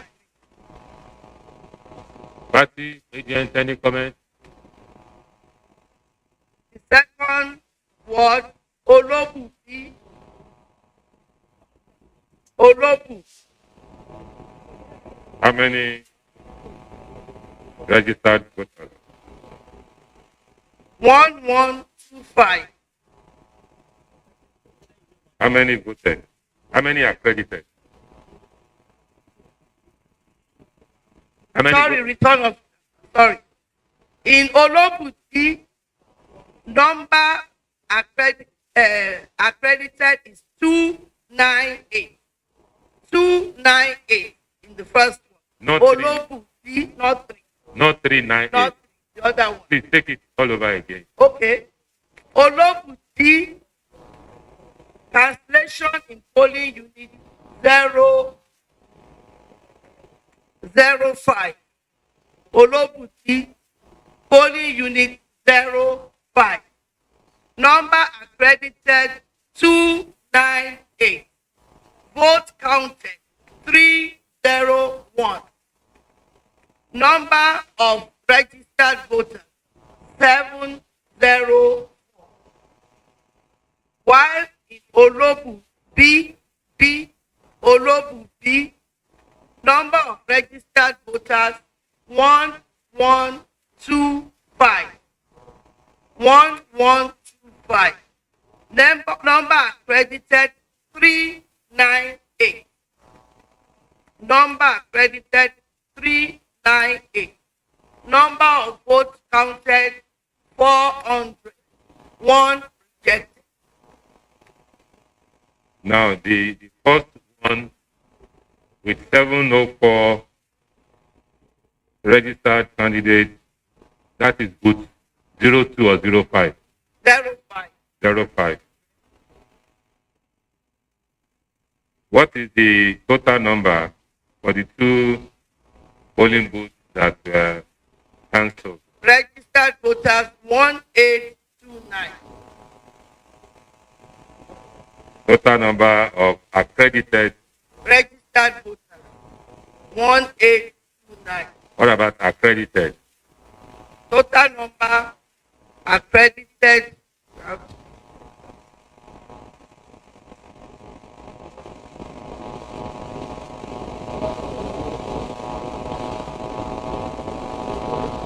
Six nine six.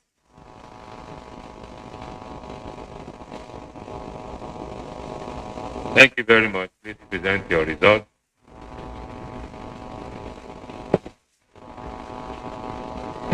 Party agent, do you align with the results presented? Do you align with the result presented? Thank you very much.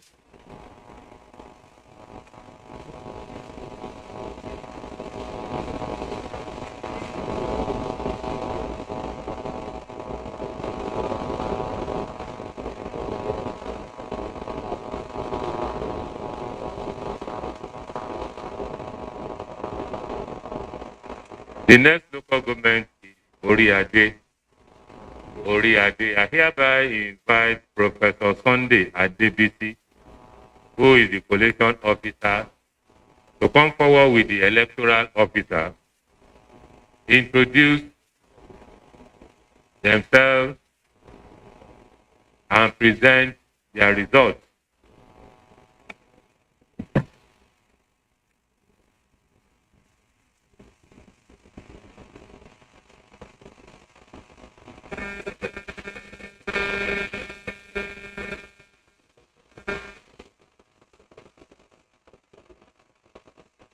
Good morning, everyone. I am Sunday Adebisi, a professor of entrepreneurship and hub management, and the director of entrepreneurship and skill development, University of Lagos. I also sit on the professorial chair of Dr. Mike Adenuga, professorial chair in entrepreneurship studies. I am the collation officer for Oriade. And in Oriade, there are 12. Let the electoral officer introduce himself. I am Daniel Olatude, electoral officer Oriade local government. Thank you. So in Oriade local government, there are 12 registration areas. And the following are the summary of the results. Number of registered voters, 69651. Number of registered voters, 69651. The number of accredited voters, 31798. 31798. The following are the votes received by each of the parties. Party A, 60. Party A, 60. Party AAC, 66. Party AAC, 66. Party ADP, 382. Party ADP, 382. Party ABC, 14189. Party APC, 14189. Party APF, 48. Party APF, 48. Party APP, 25. Party APP, 25. Party BP, 20. Party BP, 20. Party LP, 24. Party LP, 24. Party NNPP, 19. Party NNPP, 19. Party NRM, 34. Party NRM, 34. Party PDP, 15947. Party PDP, 15947. Party PRP, 43. Party PRP, 43. Party SDP, 21. Party SDP, 21. Party YPP, 52. Party YPP, 52. Party ZLP, 1. Party ZLP, 1. Total valid vote, 30941. I repeat, total valid vote, 30941. Rejected vote, 806. Rejected vote, 806. Total vote cast, 31747. Total vote cast, 31747. As presented, sir. Any cancellation? None, sir. Party agent, do you have any comment? Thank you. Please present your results.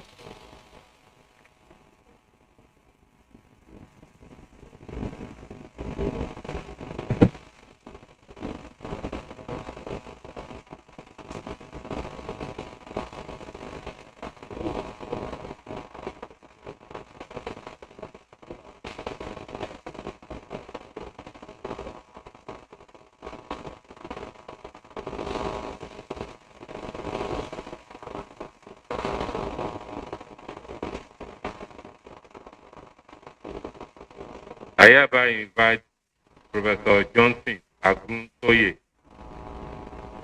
to come and present the results of Ayedade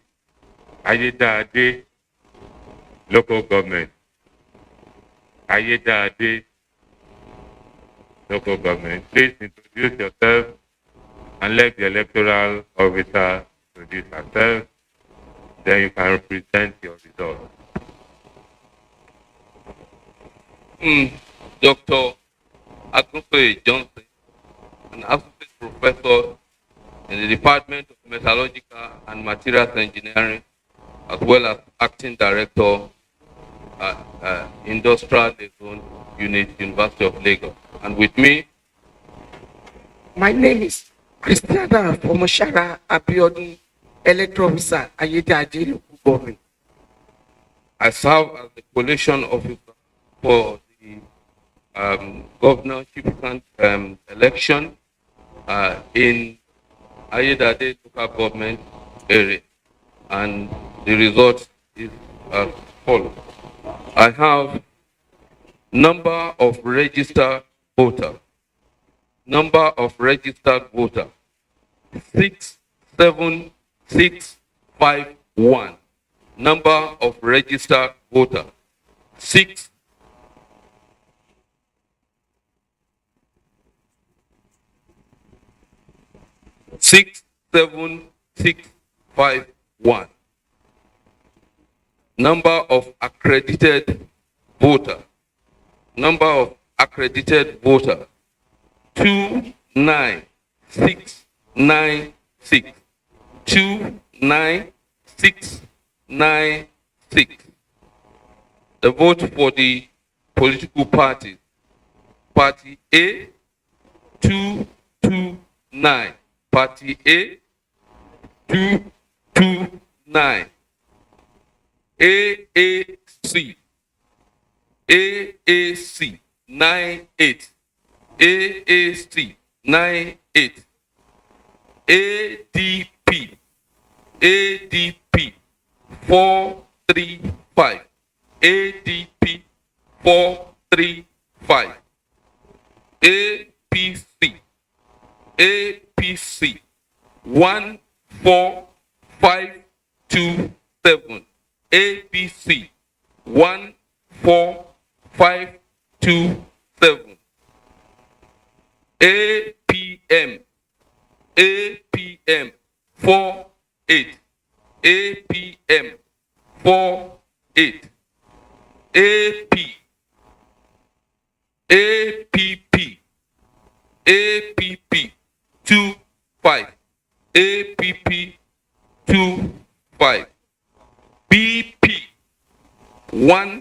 18. BP 18. LP 20. LP 20. NNPP 16. NNPP 16. NRM 28. NRM 28. PDP 13380. 13380.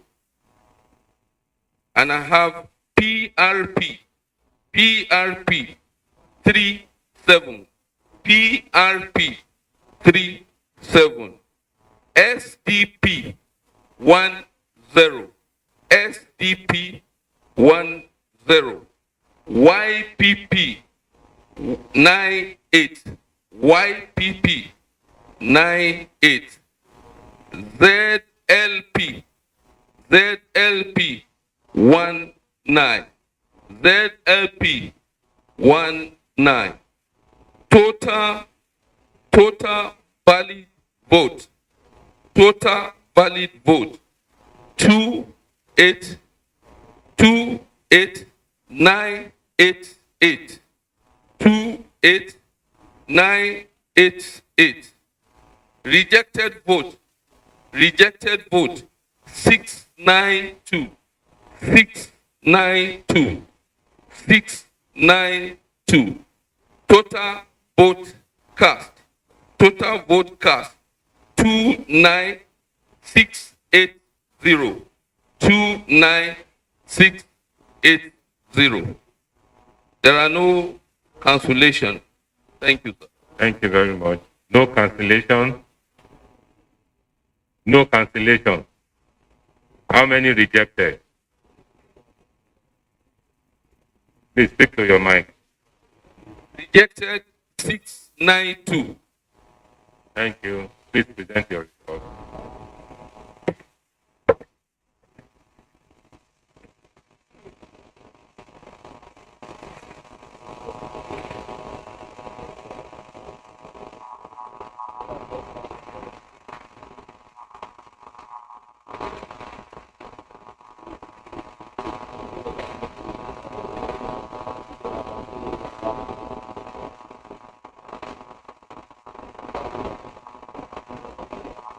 I hereby invite Professor Sunday Ojolo and the electoral officer for Ola Oluwa local government. Ola Oluwa local government.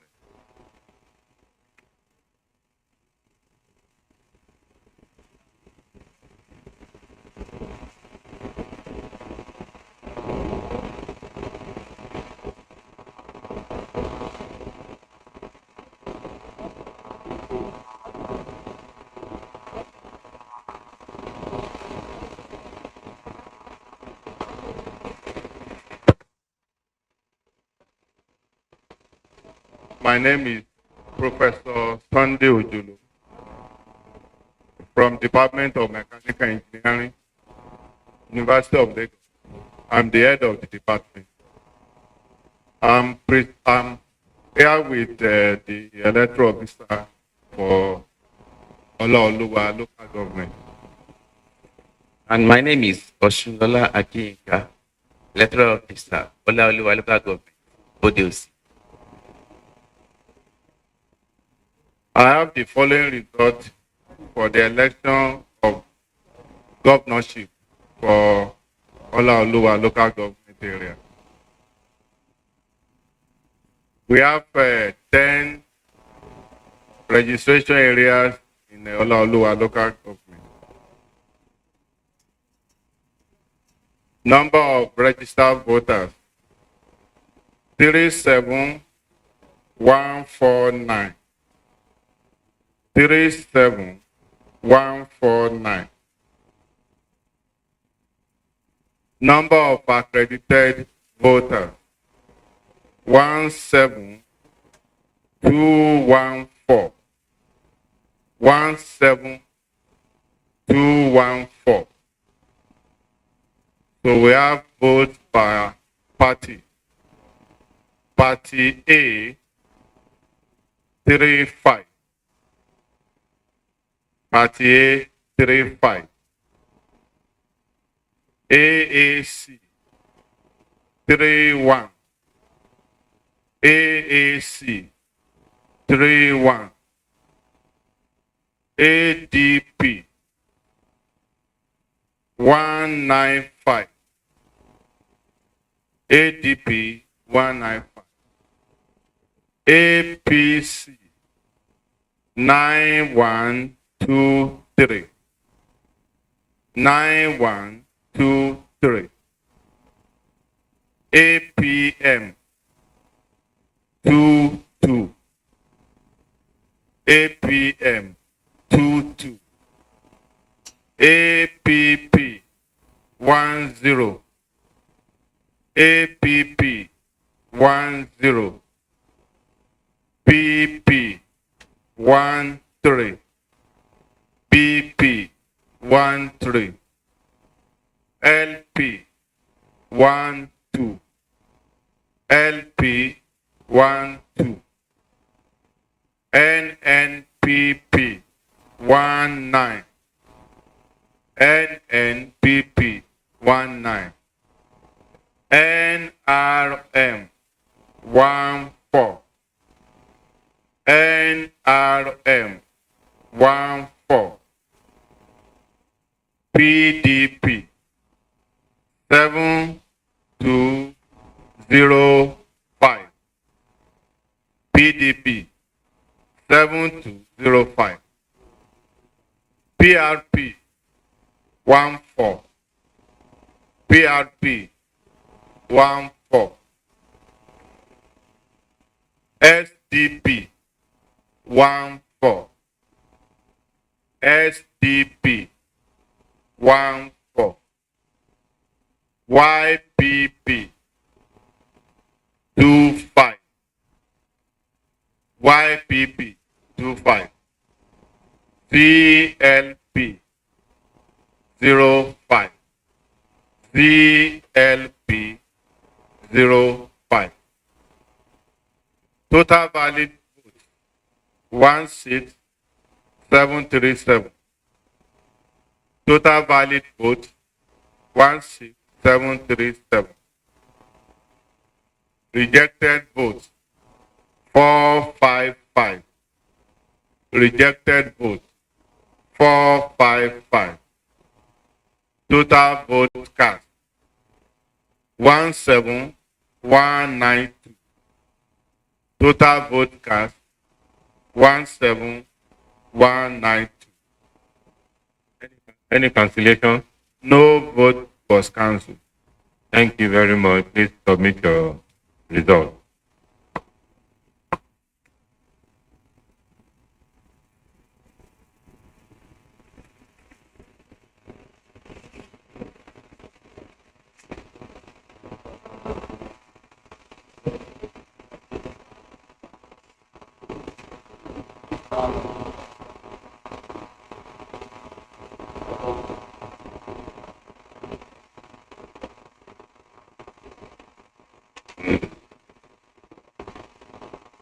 The next local government is Iwo local government. I hereby invite Professor Khalid Adekoya, the election officer and the electoral officer for Iwo local government.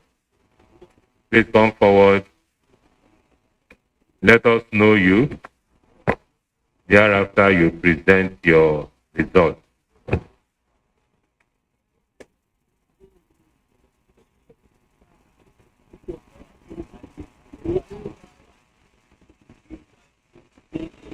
Good morning.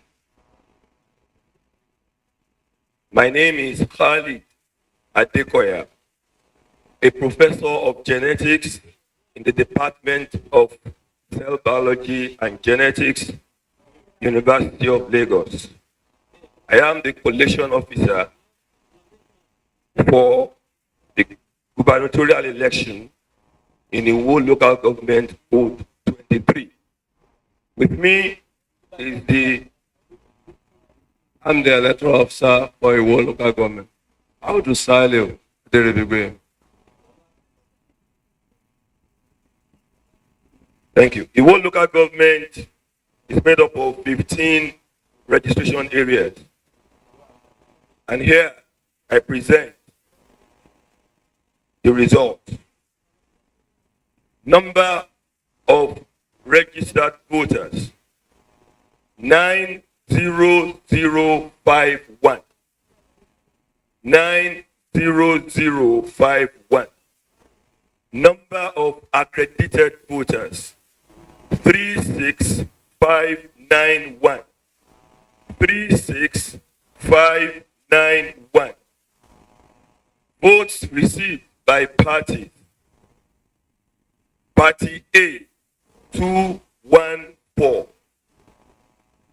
214. 84, 84, ADP 591, ADP 591, ABC 17421, 17421, APM 82, 82, APP 36, 36, PP 24, 24, LP 32, 32, NNPP 20, 20, NRM 36, 36, PDP 16914, PDP 16914, PRP 48, 48, SDP 20, 20, YPP 98, 98, ZLP 14, 14. Total valid votes 35634, 35634. Rejected votes 897, 897. Total votes cast 36531, 36531. Thank you, sir. Any cancellation? None. Party agent, do you have any response? Thank you. Please submit your report. Thank you.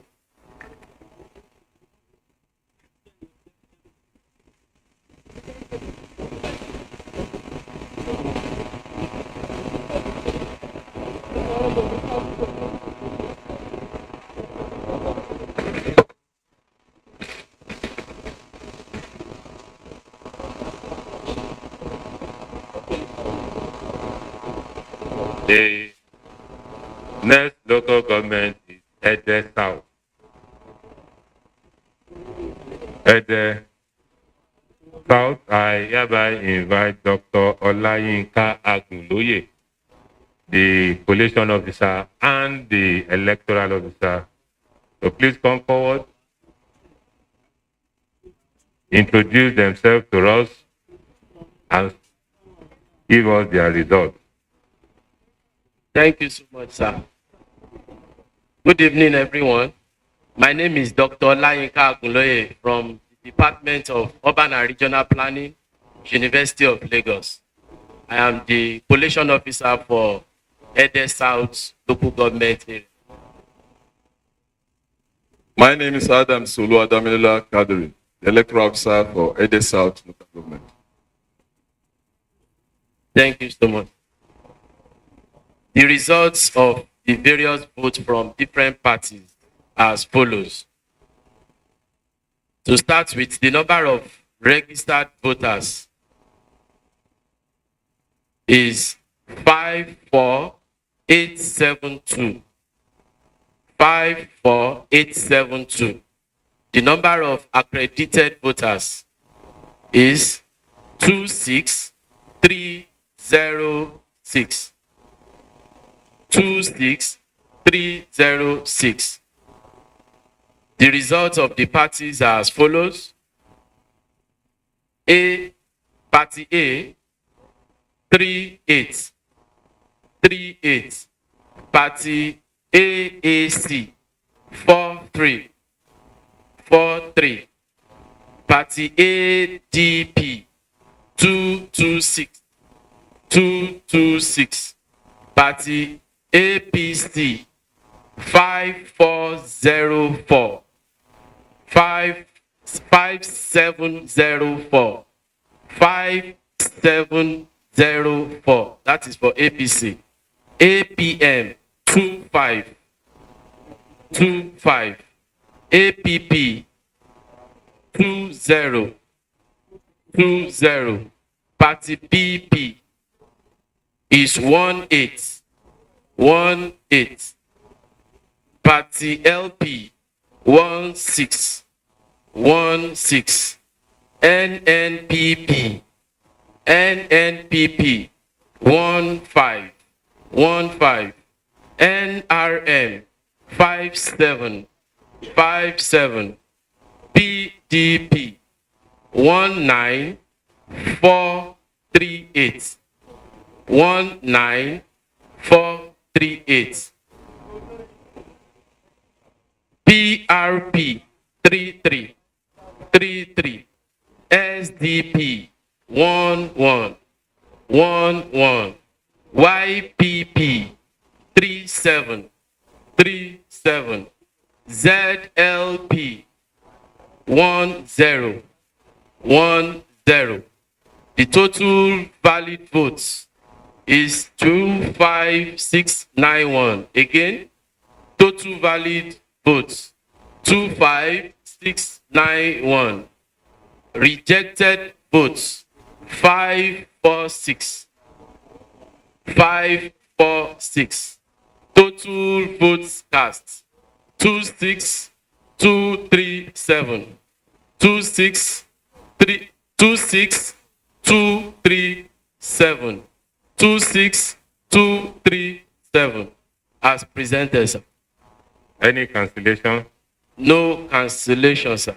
Party agent, any comment? Thank you. Please submit your report.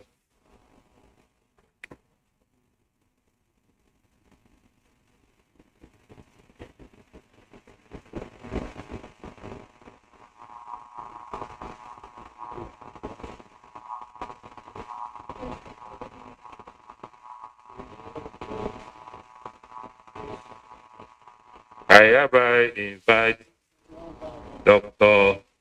Bamidele Samuel with the electoral officer to give us the result of the election conducted at Esa-Oke local government. Esa-Oke local government. Dr. Bamidele Samuel and the electoral officer, please.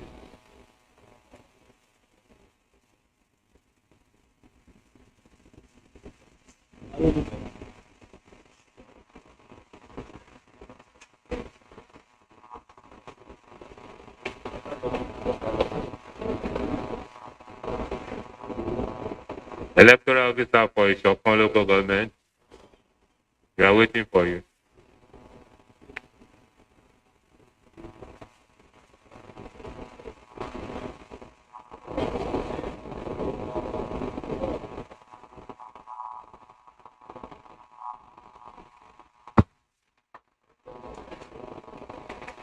Good morning, sir.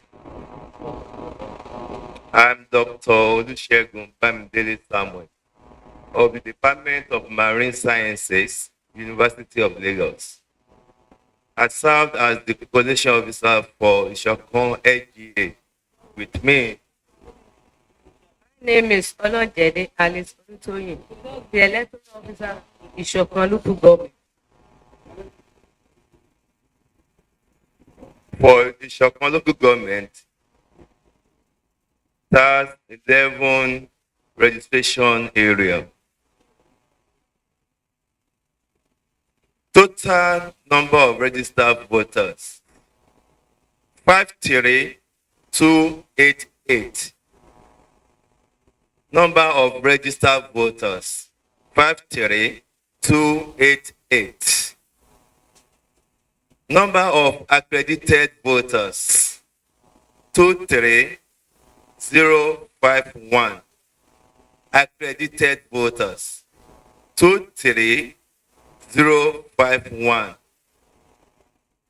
Votes received by parties Party A, 2, 3. Party A, 2, 3. AAC, 8, 5. AAC, 8, 5. ADP, 3, 3, 7. ADP, 3, 3, 7. APC, 1, 0, 8, 3, 3. APC, 1, 0, 8, 3, 3. APM, 6, 5. APM, 6, 5. APP, 2, 2. APP, 2, 2. BP, 2, 0. BP, 2, 0. LP, 1, 7. LP, 1, 7. NNPP, 1, 6. NNPP, 1, 6. NRM, 2, 3. NRM, 2, 3. PDP, 1, 0, 7, 7, 7. PDP, 1, 0, 7, 7, 7. PRP, 3, 5. PRP, 3, 5. SDP, 8. SDP, 8. YPP, 6, 8. YPP, 6, 8. ZLP, 2, 4. ZLP, 2, 4. Total valid votes, 2, 2, 3, 5, 3. Total valid votes, 2, 2, 3, 5, 3.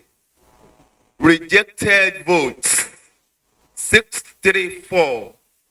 Rejected votes, 6, 3, 4.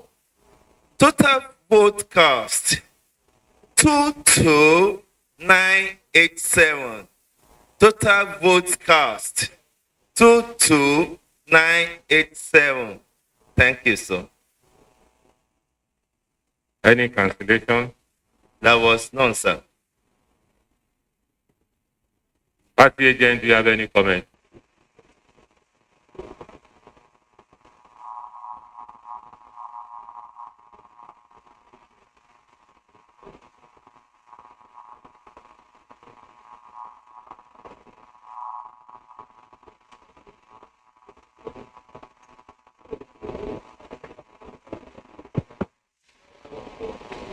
The next local government is Irewole, to be presented by Professor Irewole. Sorry, to be presented by Professor Adams. That shows that you are not sleeping. I'm happy that you are not sleeping. I hereby invite Professor Adams to move forward the electoral officer of Irewole local government to present their results to us. Thank you.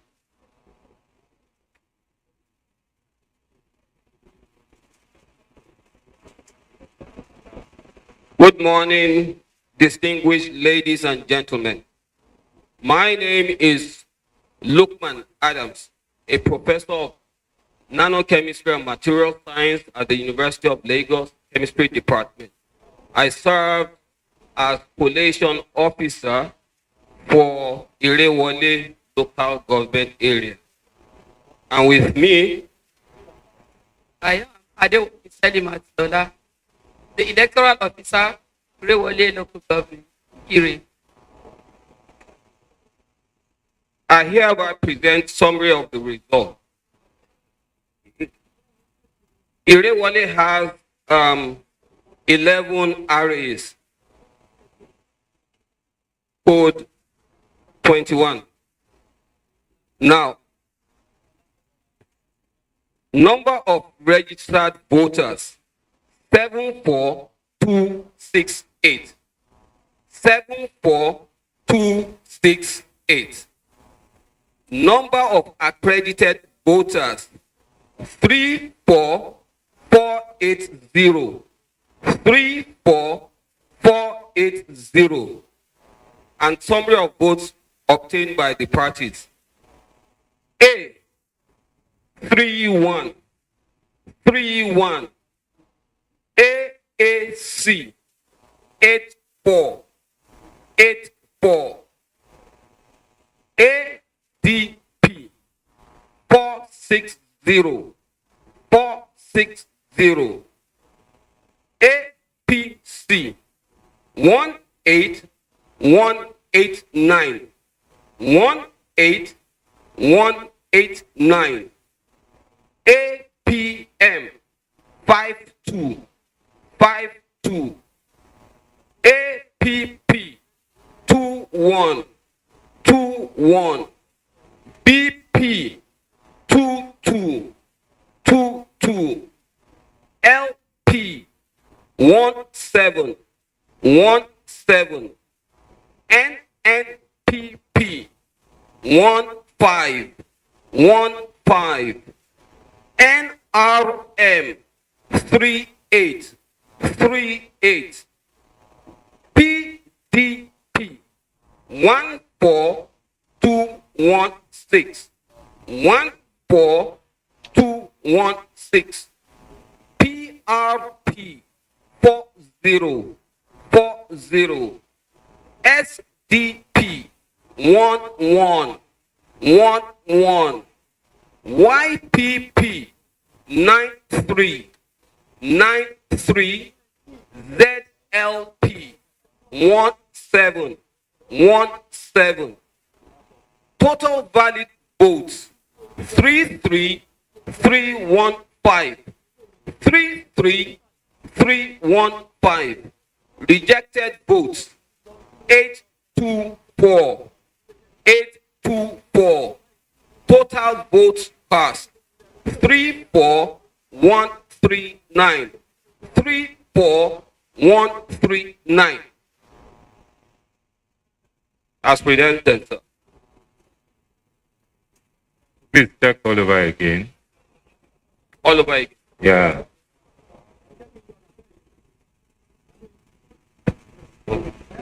What is the total number accredited? Total number of voters accredited 34480. Total number of votes by each party that were casted. Sir? Total number of votes casted. Total number of votes casted 34139.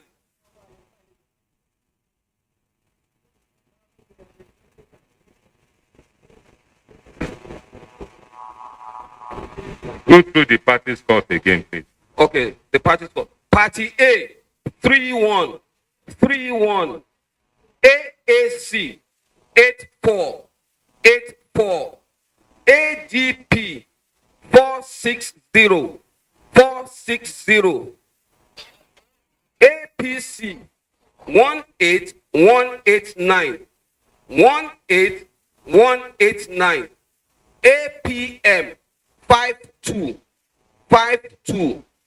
APP 2121. BP 2222. LP 1717. NNPP 1515. NRM 3838. PDP 14216.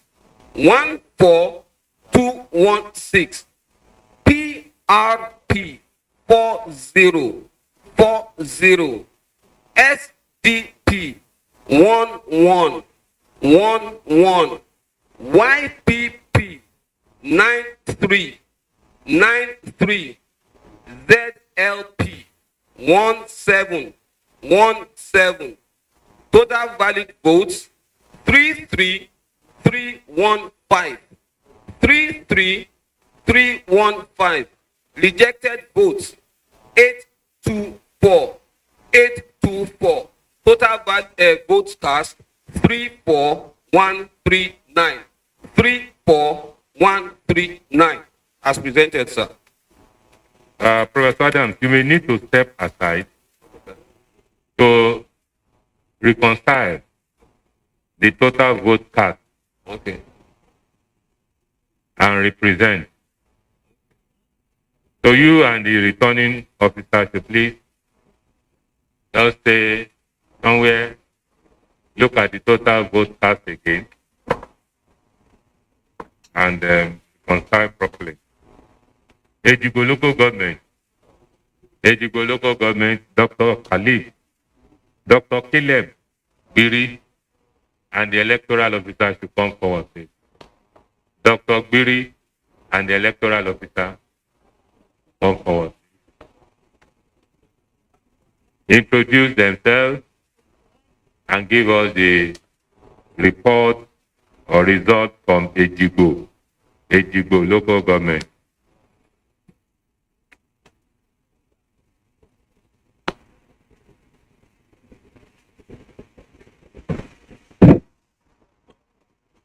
Good morning, everybody. Thank you very much, Chair. I'm Caleb Ademola Buagbe, a neurophysiotherapist and mental health physiotherapist, as well as Dean School of Postgraduate Studies, University of Lagos. I'm here with the EO of Ejigo local government. My name is Ife North, electoral officer, Ejigo local government. I serve as the collation officer for 2020 or 2020 election in Ejigo local government area. In the local government area, we have 11 registration areas. And we have number of registered voters as 73750. Number of accredited voters as 34387. 34387. Registered voters 73750. Vote earned by the political parties. Party A 67. Party A 67. Party AAC 67. Party AAC 67. Party ADP 439. Party ADP 439. Party APC 14355. Party APC 14355. Party APM 62. APM 62. Party APP 23. APP 23. Party BP 16. BP 16. Party LP 30. LP 30. Party NNPP 15. NNPP 15. Party NRM 42. NRM 42. Party PDP 18065. PDP 18065. Party PRP 50. PRP 50. Party SDP 17. SDP 17. Party YPP 65. YPP 65. Party ZLP 16. ZLP 16. Total valid votes 33329. Valid vote, total valid vote 33329. Rejected votes 966. Total vote cast 34295 with no record of cancellation. I so present. Party agent, any comment? Thank you. Are you a party agent? And you are raising up your hand. I thought you belonged to the yellow party. Please present your result.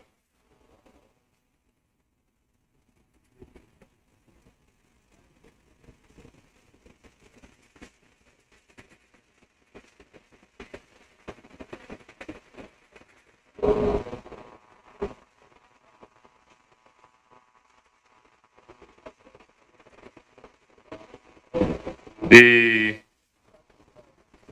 next local government is Ede North. Ede North, I hereby invite Professor Abayomi Okonlawon, who is the collation officer, to come along with the electoral officer for Ede North, introduce themselves to us, present their results.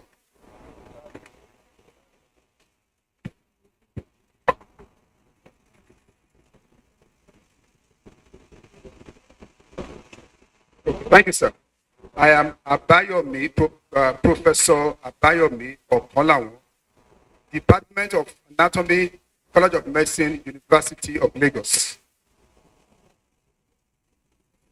I am Amatosho Abdurrahman, the electoral officer at the North Local Government. I was the collation officer at the Ede North Local Government, and this is the result. Ede North code 07. I'll start with number of registered voters. 71748. 71748. Number of accredited voters. 34735. 34735. And these are the votes of the various parties. We'll start with the first one, Party A. 61. 61. AAC 35. 35. ADP 267. 267. APC 9603. 9603. APM 17. 17. APP 15. 15. BP 07. 07. LP 15. 15. NNPP 14. 14. NRM 53. 53. PDP 23931. 23931. PRP 37. 37. SDP 1414. YPP 3333. ZLP 1111. Total valid votes 34113. 34113. Rejected votes 571. 571. Total votes cast 34684. 34684. Any cancellation? None, sir. Party agent, any comment? Thank you. Please present your result.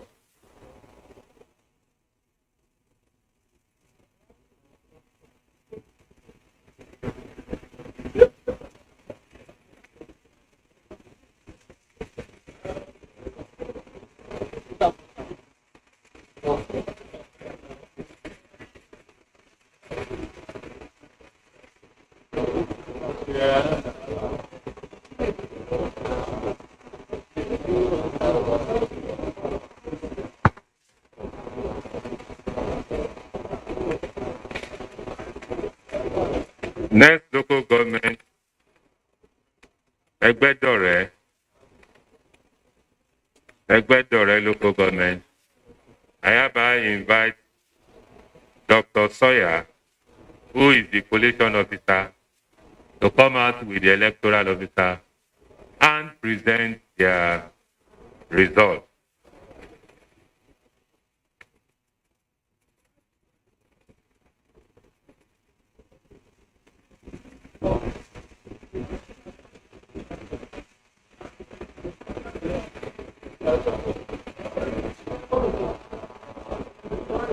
Good morning, sir. I wish to stand on existing protocol. My name is Dr. Babatunde Alade Sawyer from the Department of Computer Sciences, University of Lagos. And with me is the electoral officer of Egbedore. My names are Adelusi John Coyote, electoral officer, Egbedore government. As the collation officer for Egbedore, code 09, I wish to present the summary of the result.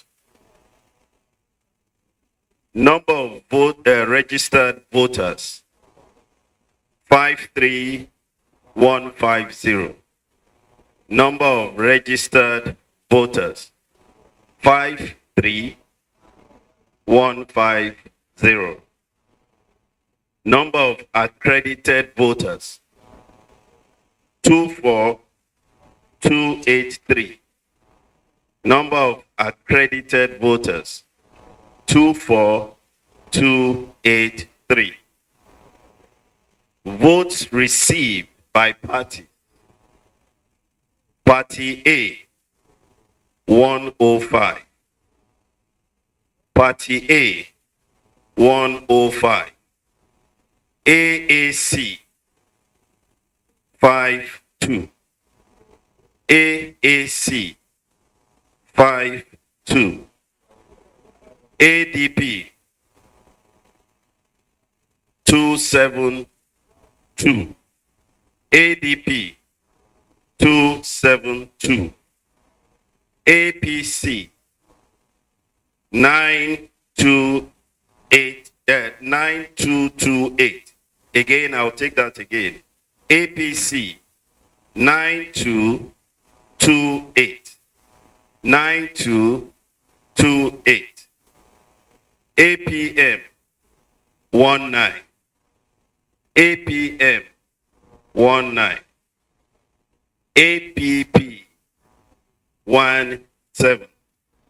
APP 17, BP 7, BP 7, LP 41, 41, LP 41, NNPP 7, NNPP 7,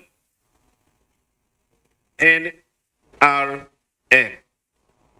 19, NRM 19, PDP 13230, PDP 13230, PRP 24, PRP 24,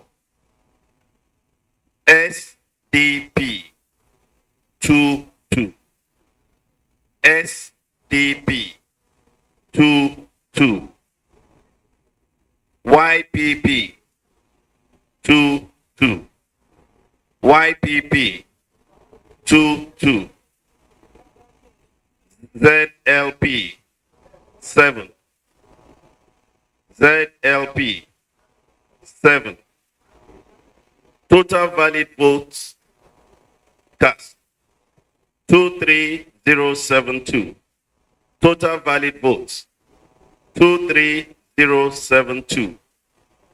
Rejected votes 377. Rejected votes 377. Total votes. Any cancellation? Total vote cast 23449. Total vote cast 23449. There are cancellations in 2 units under RA Ikotun, RA code 08 due to overvoting.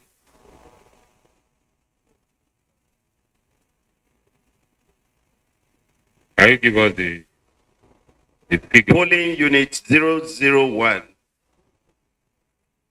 Registered voters 823.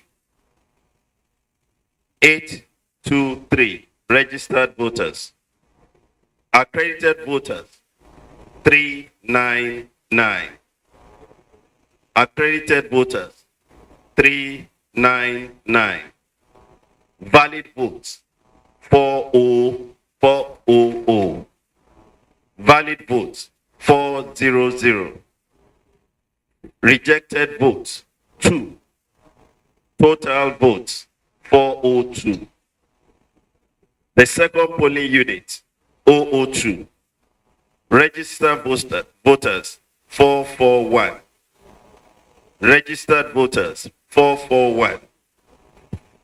Accredited voters 191. Accredited voters 191. Valid votes 192.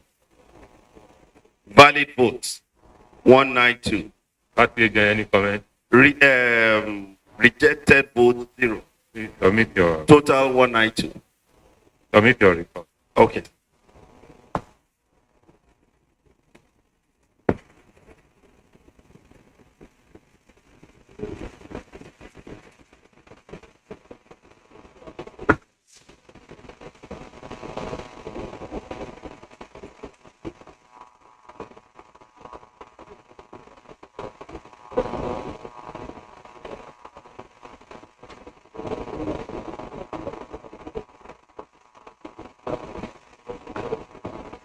Professor Adams, are you ready to represent?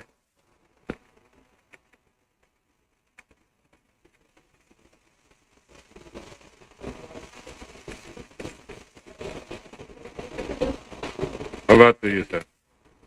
Thank you, sir. Please, for Iriwole local government, remember that we told Professor Adams and the electoral officer to go and reconcile the figures given to us. That I believe they have done now. So they have come for receipt. We see whether they will be able to scale through the receipt so that they will not have F in their result. Over to you, Professor. Thank you, sir. Irewole local government. Number of registered voters. Summary of results. Number of registered voters. 74268. 74268. Number of accredited voters. 34430. 34430. Summary of votes received by parties. A 31. A 31. AAC 84. AAC 84. ADP 460. 460. APC 18198. 18198. APM 52. 52. APP 21. 21. BP 22. 22. LP 17. 17. NNPP 15. 15. NRM 38. 38. PDP 14216. 14216. PRP 40. 40. SDP 11. 11. YPP 93. 93. ZLP 17. 17. Total valid votes 33315. 33315. Rejected votes 824. 824. Total votes cast 34139. 34139. Any cancellation? None, sir. So you are finally passed. So please submit your... Yes, sir.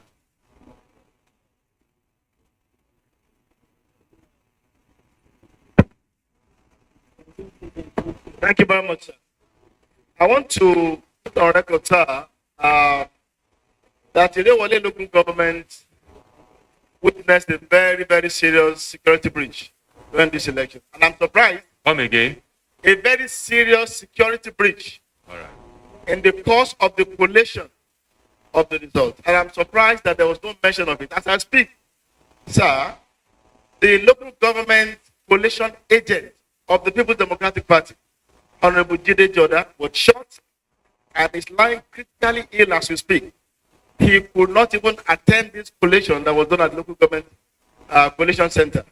And I would have expected that the office would make a reference to this incident in addition to various cases of gunshot at various collation centers, RD collation centers in this same local government.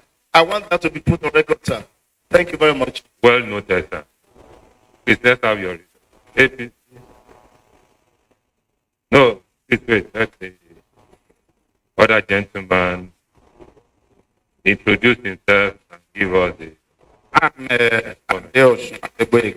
Kasaki. I'm collation agent for AP. Now, I'd like to put on record that local government agents of APC are not allowed into these premises. And for that reason, the source document on which I'm supposed to act are not here. And at the appropriate time, I would like this house to give me the opportunity to present my own incident, cases as they come in online during the course of this collation. Thank you very much. Please, Oga, please, can you rewind? I said, and replay. I said, party agents at the local government level. Which local government level? Majority of the local government that we have. Please be specific. Be Okay. specific. I have Boripe, I have Ife South, I have Rewole. Please, please, you are not reading to yourself. I want you to know that what you are saying is going global. Okay. They are watching this all over the world. All right, sir. So be specific concerning the information you are giving. Don't say general. No. Give us specific information. None of the party agents have been able to assess me here. Which party agent? Local government party agents who are supposed to give me results that they brought from the different local government. I'm supposed to have one that my local government party can also give to me that I will use to cross-check whatever they put forward here. That's what I'm saying. Who is supposed to give you that information? The coalition agent as the local government, they are supposed to come and assess me here. You want to go out and meet them? No, I'm not going out. I'm telling you that you give me opportunity because I have few of those things that I want to put forward online now because they are not assessing me here. They decided to put it on my phone. That's not the information before us. That's for internet connection. No. Information given to me by coalition agents who are working with me from the local government level. I'm just looking. I'm asking for an opportunity to present them here. All right, sir. That's what I'm saying. Thank you for the information. Thank you. Please, you know, it's been very peaceful so far. Please. Yes, sir.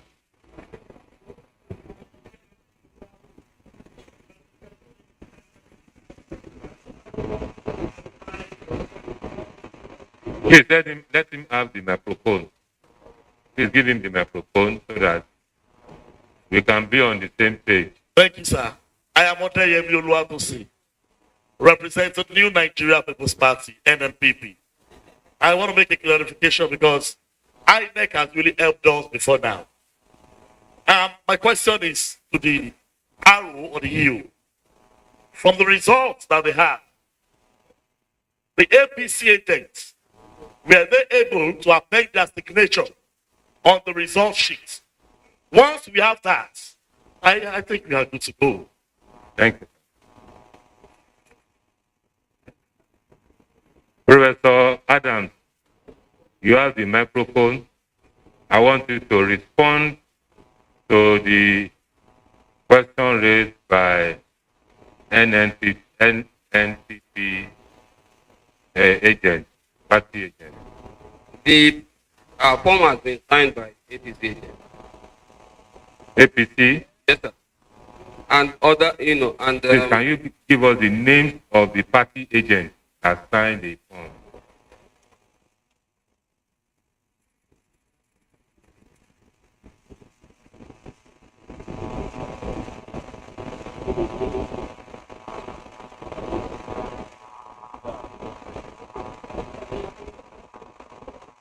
I have it here. Adebayo, AAC. Pastor Femi Oladiran, APP. Mukadam Muhammadu Wasiu, APM. Elder Yomi Amuson, APC. Yisa Aliu, PDP. You want to raise another? You are free. I want it to be put on record that the name he just mentioned now is not the local government coalition agent of the People's Democratic Party in Irewole local government. The name submitted to INEC, accredited by INEC, is Ede Jordan. The young man I said was shot and is critically lying ill in a hospital as we speak. Thank you.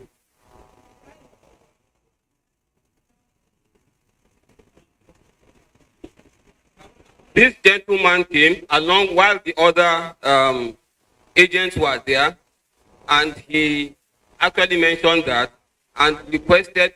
He mentioned what?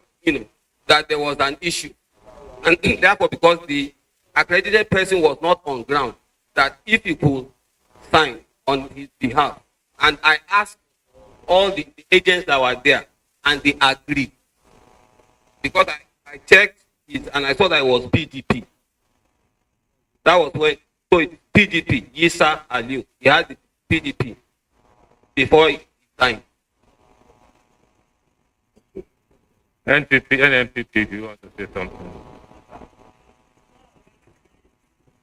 Sir, that's, I said INEC as an umpire has helped us a lot. Now we are the one giving ourselves problem.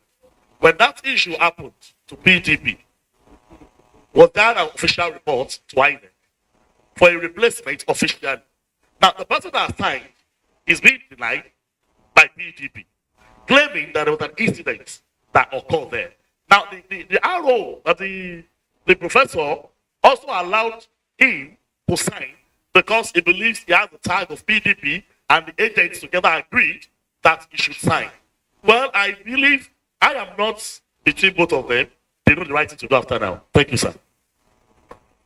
So please submit the original of your result so that we can move forward. You have said it rightly, NMPP. You have said it rightly. They know what to do hereafter.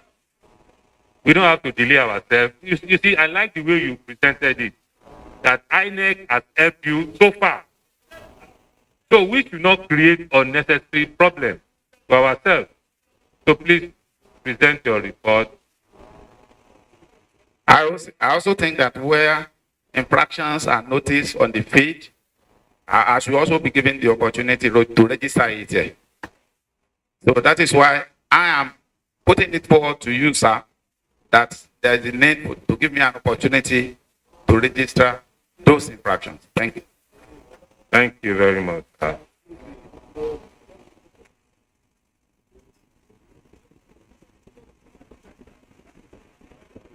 Well, we have two local governments. Two local governments left. Or three. It's two. It's two.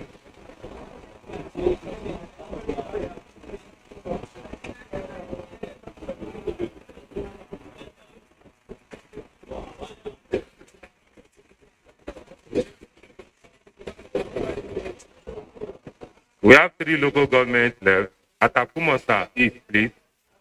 Professor Akinleye, the returning officer, and the electoral officer to come forward. Professor Ola Akinleye, Atakumosa East, to come forward with the electoral officer.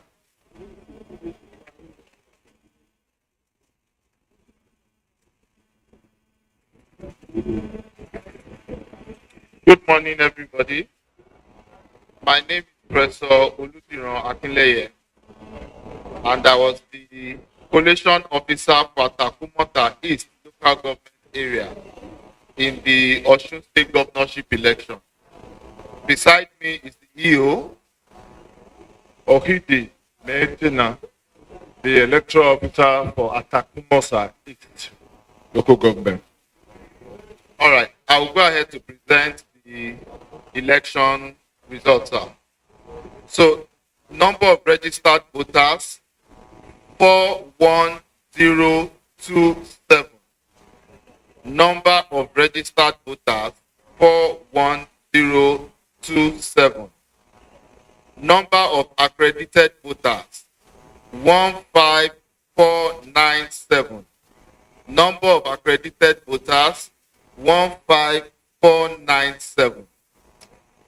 The votes received by the different parties. Party A, 40. Party A, 40. Party AAC, 48. Party AAC, 48. Party ADP, 178. Party ADP, 178. Party APC, 7449. Party APC, APC 7449. Party PP, Party APM 26. Party APM 26. Party APP 16. Party APP 16. Party PP 07. Party PP 07. Party LP 23. Party LP 23. Party NNPP 07. Party NNPP 07. Party NRM 11. Party NRM 11. Party PDP 6992. Party PDP 6992. Party PRP 27. Party PRP 27. Party SDP 14. Party SDP 14. Party YPP 26. Party YPP 26. Party DLP 13. Party DLP 13. Total valid votes 14875. Total valid votes 14875. Rejected votes 319. Rejected votes 319. Total vote cast 15194. Total vote cast 15194. There were no cancellations. I so present, sir.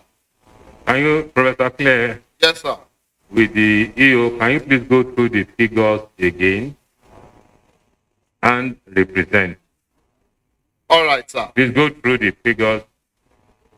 Number of registered voters.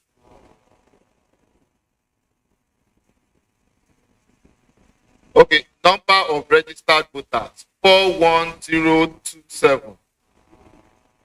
Number of accredited voters 15497.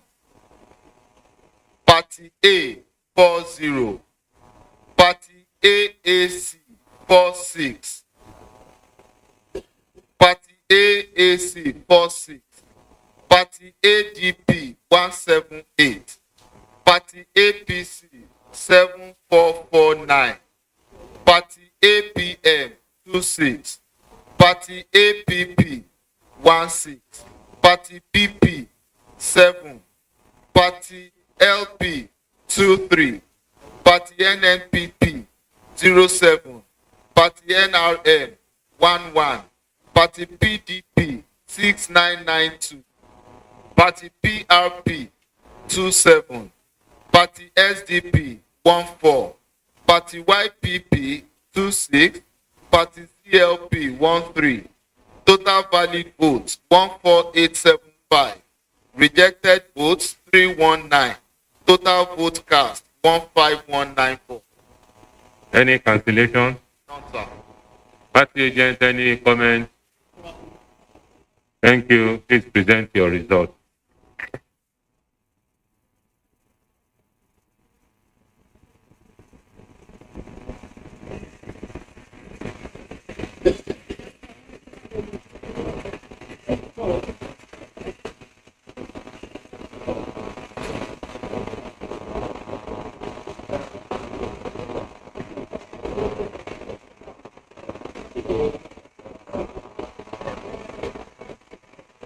I hereby invite Dr. Oluwafemi, who is the returning officer, with the electoral officer, to present the result for Ife South local government. Ife South local government.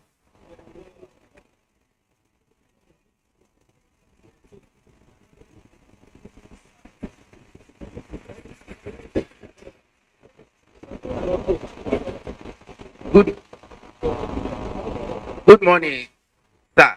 Good morning, ladies and gentlemen.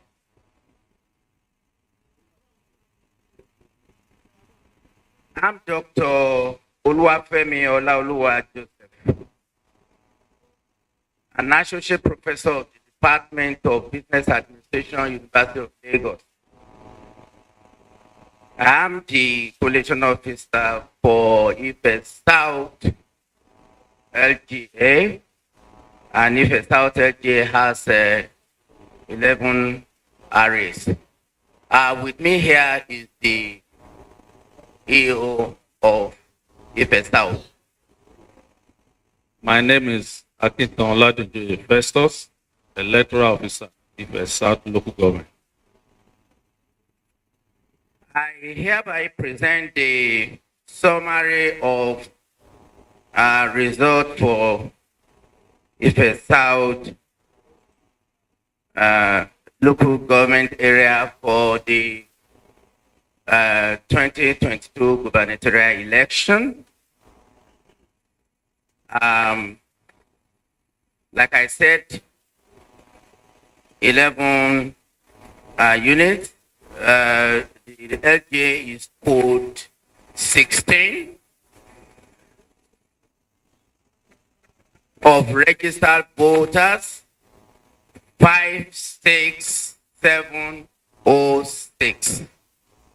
56706.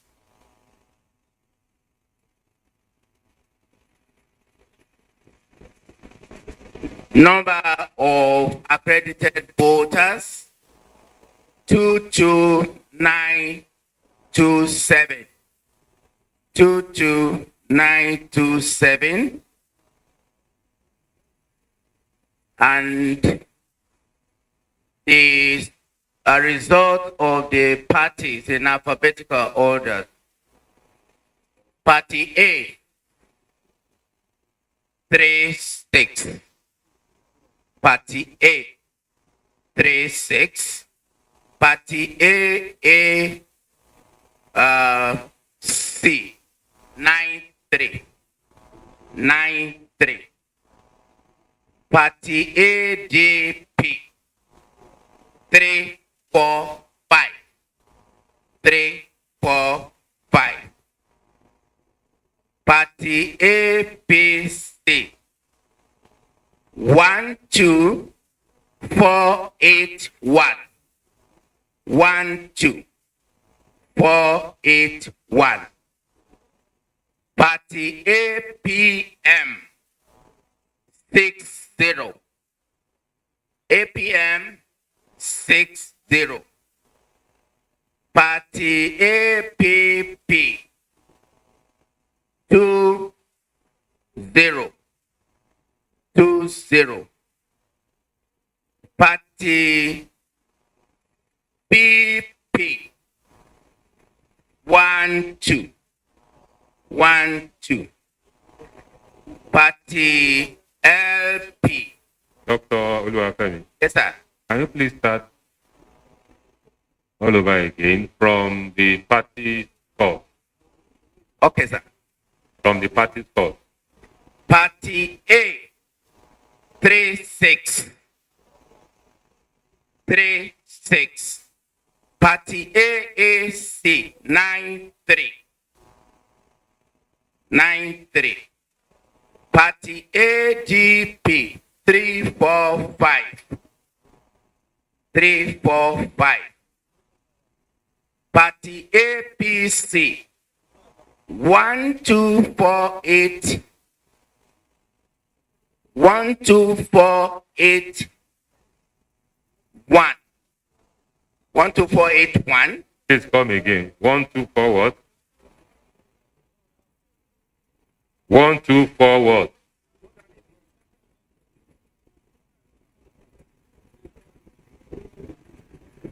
What's the score for APC that you have released? 12481. Please use your microphone. 12481. Thank you. You can continue. Thank you.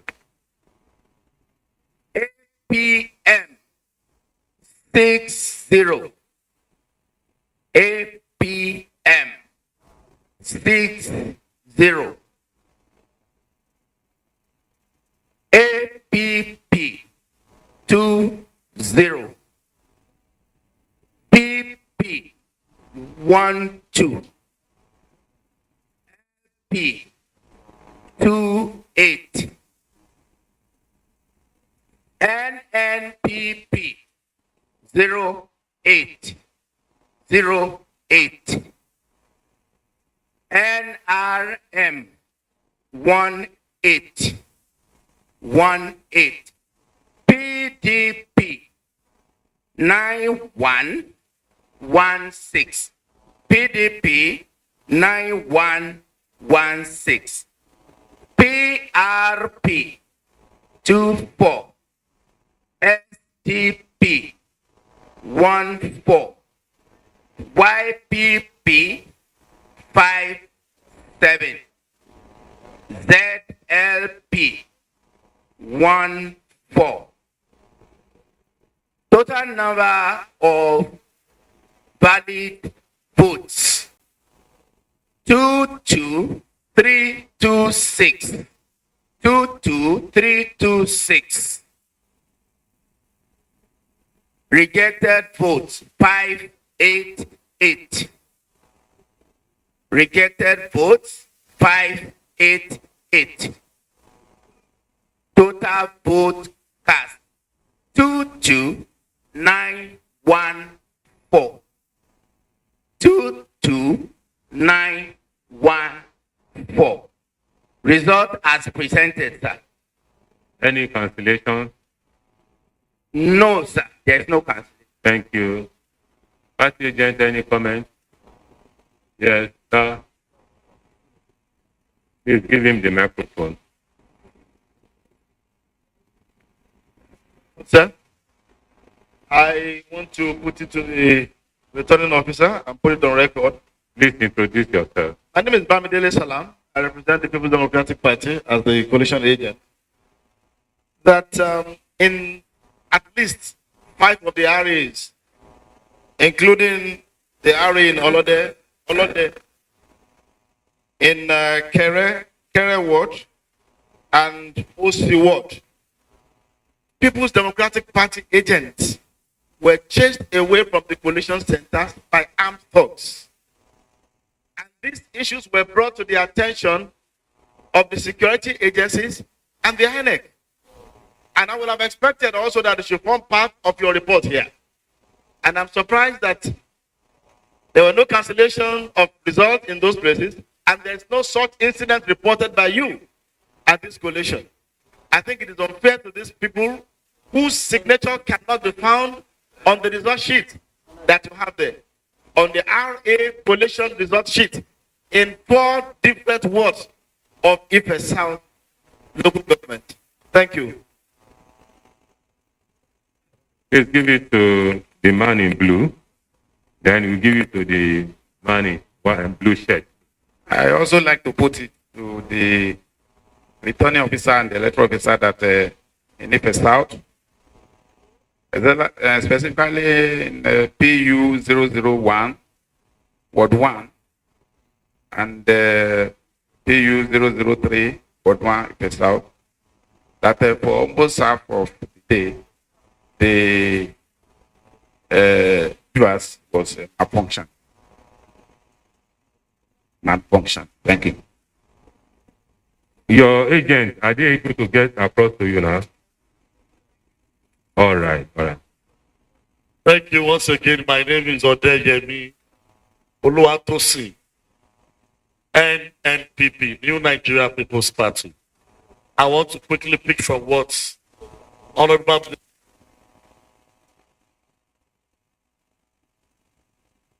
we are not allowed to sign. Just a question to you, sir. From your result sheets, don't we have their signatures there?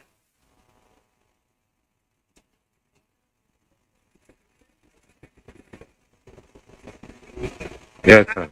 When I direct questions to the INEC, I do not expect an agent of another political party to stand as an advocate for the INEC. I think it is wrong.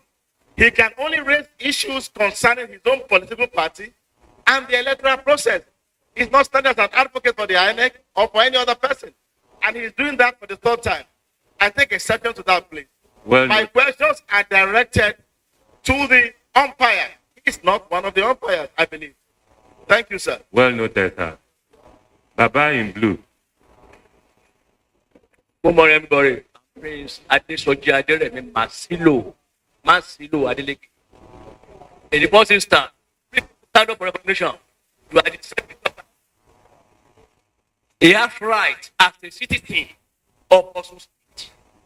He is here present to oversee everything that you are doing here on behalf of IPA.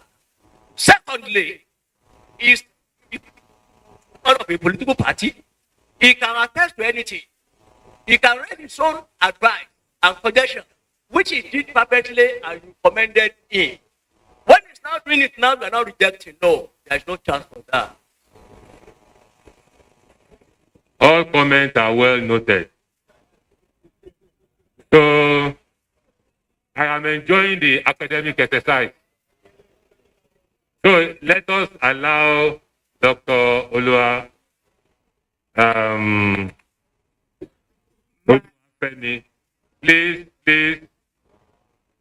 please, we are not in the court. We have not gotten to that stage of going to the court. We are just here as a family. I have said, let there be peace, cooperation through that platform of Omoluabi. So over to you. Thank you, sir. I would like to respond to two of the comments.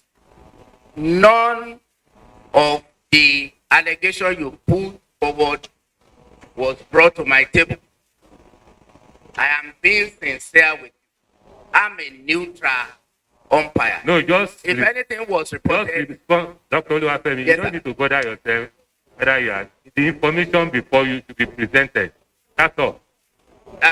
That's all. Then the other point, some logistic issue about not being able to get connectivity for a long time. We were even trying to call how to connect them with the driver that will move them around. We couldn't because of net. So we have two issues of connectivity and inadequate transport. So that may explain your submission. Thank you. I may not stand up, but I just want to clear the hair. There has never been a time that INEC summoned any party to orientate them specially. Everything that is here, it's in the open, which every political party is aware of. And if you are coming as an agent, you must know the terrain. You must know what we have materials given to us by EPM to have studied, to know. And you have to play the game by the rules. What I'm just trying to say is this. If there are things that are legally, that can fight legally, they should not delay us with it. So that we can just go straight. Sir, there are some things that is beyond your jurisdiction. And that is what I'm trying to clear. Don't bring issues of or that cannot be sorted before your table. That's my submission. However, I am the IPAC secretary in Osun State that oversees the affairs administratively of all the political parties in Osun. I can say that. Well, thank you, Dr. Oluwafemi. Thank you, Any sir. cancellation? No cancellation. Please bring your result.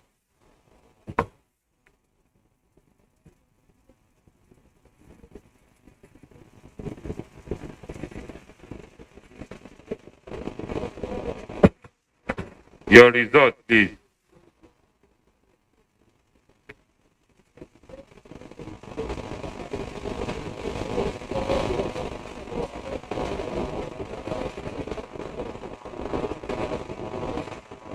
Please, if there's any security problem along the line, you should be referred to security personnel. We are here to talk about the result. Any infringement outside that, follow the proper channel. Thank you very much. Now we take the last local government. And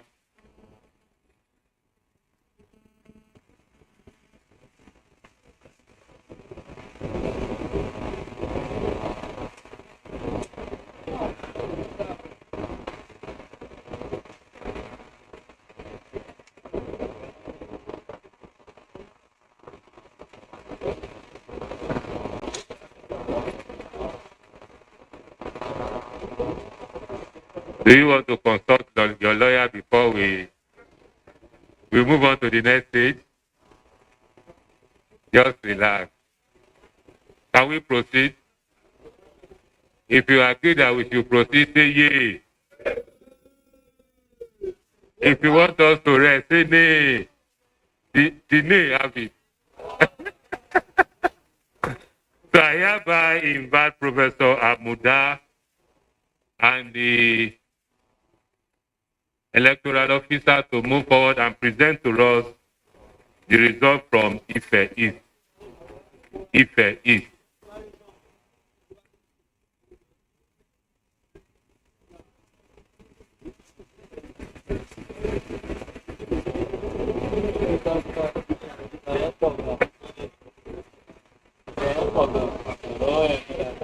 Good morning. I would like to stand on existing protocols. My name is Professor Mohammed Olawale Akim Abuda, Professor of Welding Process Analysis and Friction-Based Surface Modification from the University of Lagos. I have with me here the EO for Ife East local government. My name is Fadekemi Ogundano, Federal Officer Ife East.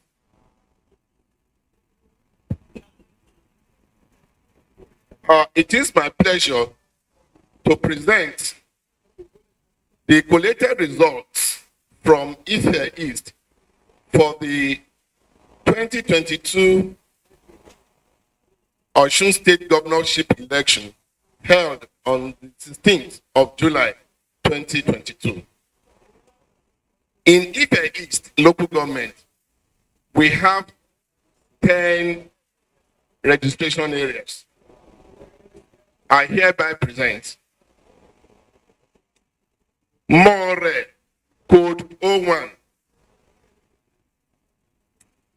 Total number of registered voters 13,109. Again. Please, Professor Amuda, you have to present to us results from the summary. You have to present to us results from Ife East. Okay. The total number of people that registered, numbers accredited. We are not in the classroom. Where we start from the material to from the element to the material. Thank you, sir. Please. Total number of registered voters for Ife East local government 114,000.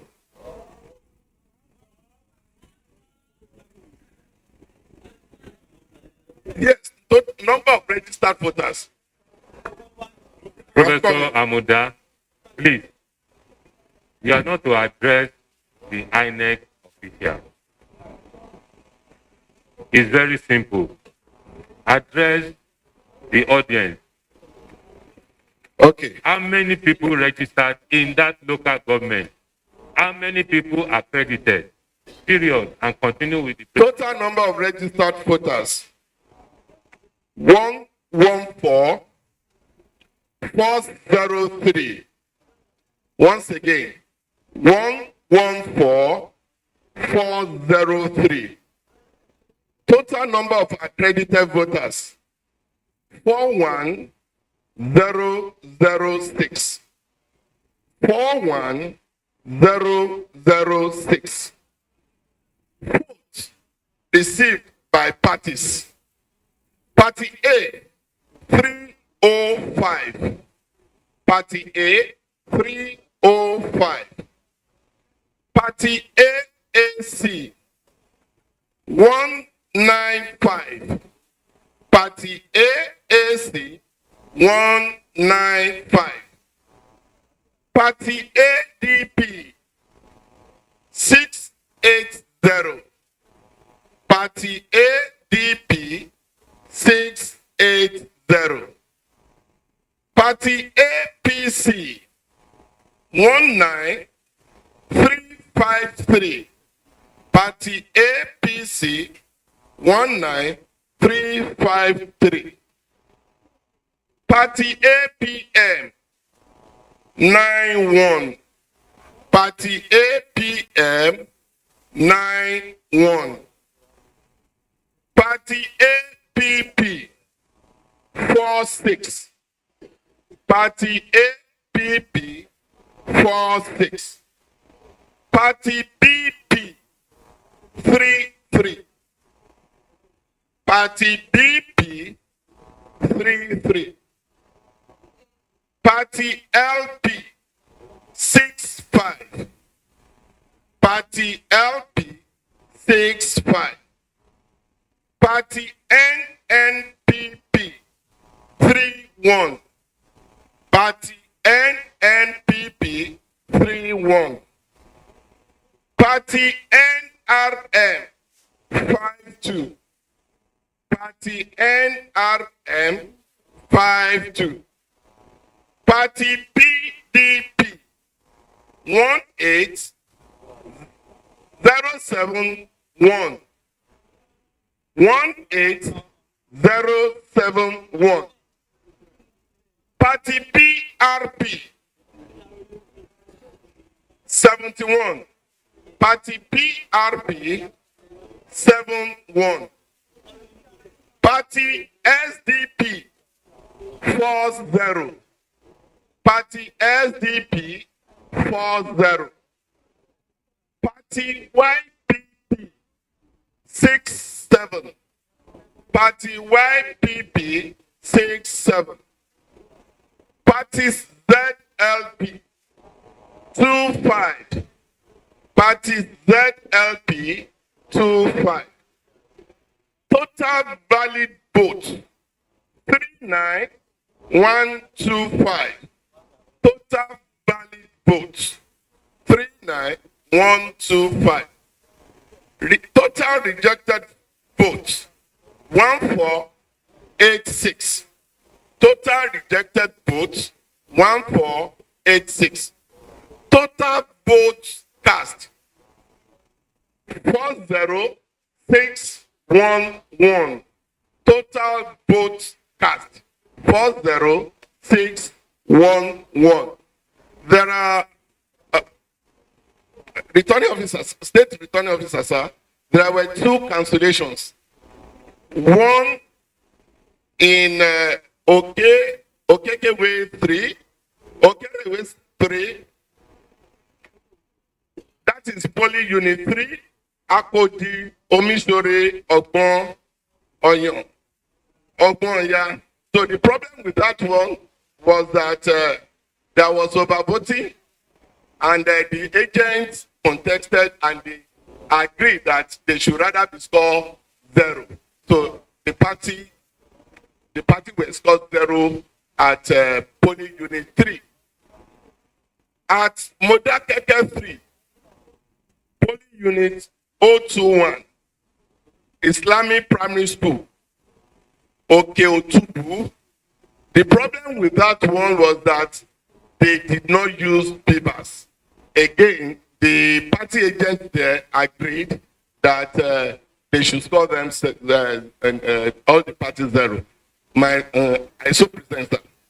In the polling 03. Yes, sir. How many people registered? How many people registered in that? 932. 932. How many accredited? 338. How many votes were counted?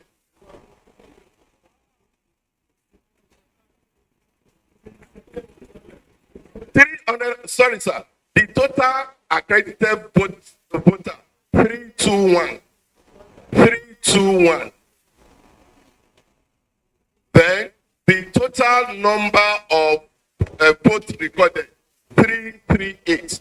Overvoting of about 17 votes. What about the Modakeke 021?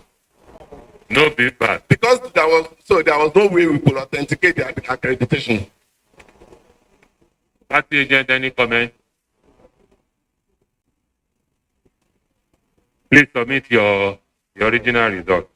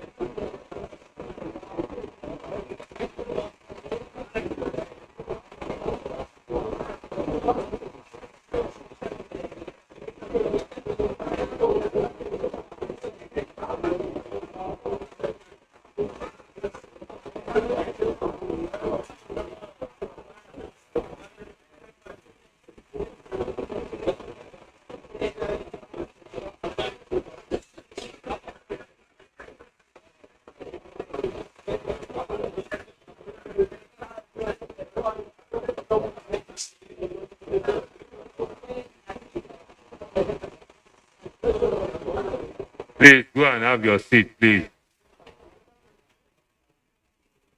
Please, let's reduce the distraction, please.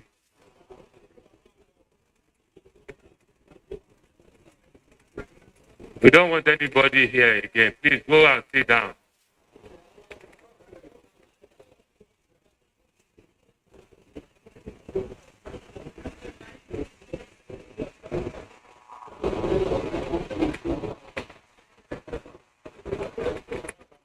Let everybody be seated, please.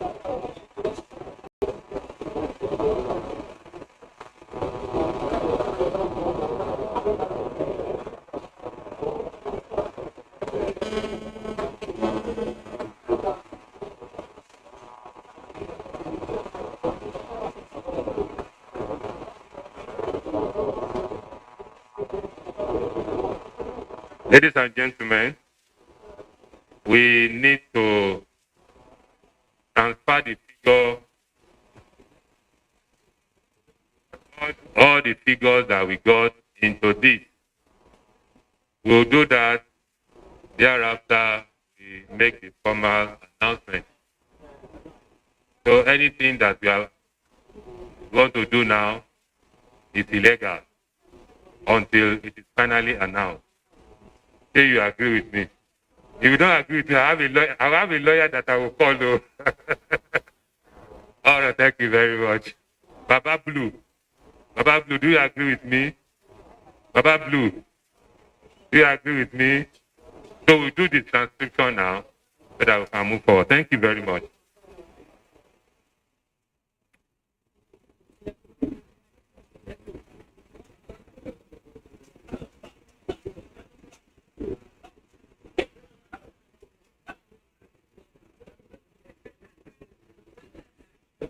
Long night, and we are gradually getting to the end of one should decide, because all the 30 local government results have been announced. It's now time to do some calculation so that we will rejoin them and probably give you a final result.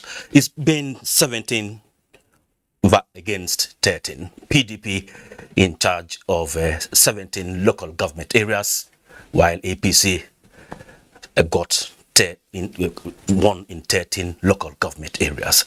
And I still have in the studio with me Bola Bakari.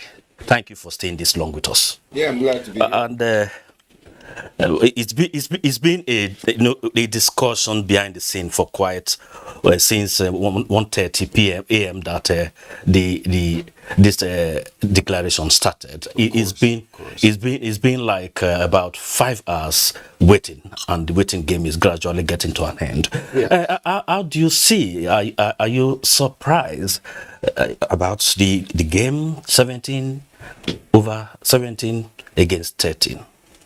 Like I said earlier, politics is a game of numbers. And if you remember too, I said anything can happen. If you remember, these two candidates, I call them the two majors. They were the same two that ran in 2018. And then it was a close call. Yeah. Oyetola won by just about 100 and less than 500 votes. Yes. And then it shows us that our democracy is being robust. It's being robust. All parties concerned are working at it, and then everybody now knows that all you need to do is go out there, pick up your PVCs, and go and vote for your person, irrespective of what. We have seen that, really. Honestly, if you look at the figures, the APC is the incumbent government.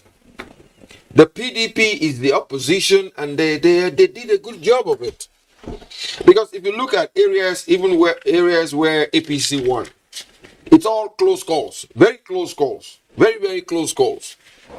Short of the fact that, okay, the Oyetola won in his own local government, which was Borikwe, by about maybe 60% of the votes in his own local government. Yes. But if you compare that to what Adeleke did in his own area, it was close to about over 70%. So the thing is, I believe our democracy is very robust as we speak. Very robust as we speak. And then I would like to say one thing, that from all indications, what we've seen, the information we've gotten, it's peaceful, it's fair, and then I guess we are moving forward. Because I call all these off-season elections as being litmus test for INEC. We started out with Edo. We went to Anambra, we went to Ekiti, now we are in Osun. I guess INEC, as we speak, should have been able to get its acts together, which is proven to us as we speak.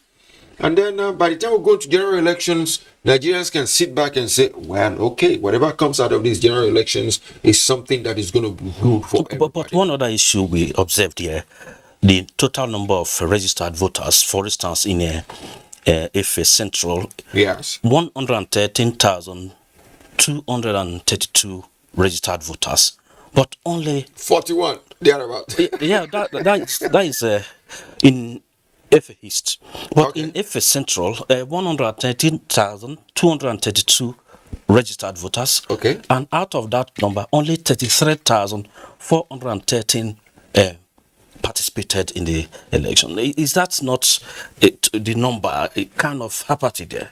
Yes, that is the language. You see, in politics, what you say as a politician to the polity, to the electorate is one thing. What the electorate is going to do is another.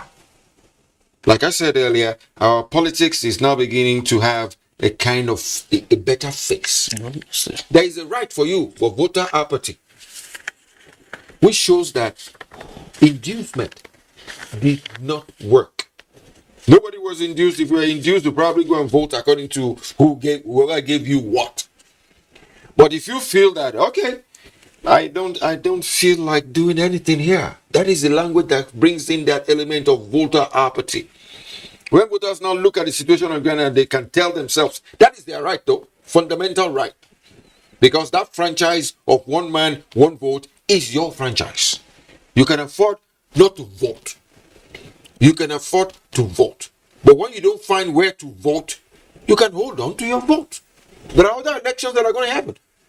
State houses of assembly, the Senate, the House of Rep, the presidency, you have all those in the offing. So you can as well do that. But as we speak, I guess the parties need to do more. Need to educate the people more. Need to tell the people that vote for me, not based on what I am going to give you, but based on your conscience. Okay. And that conscience is translated to apathy, to use that word. Voter apathy. To have 100 plus, and then you are having less than 30% of the registered voters. Okay, we'll still come back to you, but my colleague, Fisayo, my senior colleague, is in Osogbo. Yes. I think he will be giving us some smiles because the waiting game is gradually getting to an end. It's been a very busy period for him, and he's on white. He's even smiling. He's even smiling. He's my host. So let's hear from you. What is the mood like in Osogbo there? Can we hear from you the mood?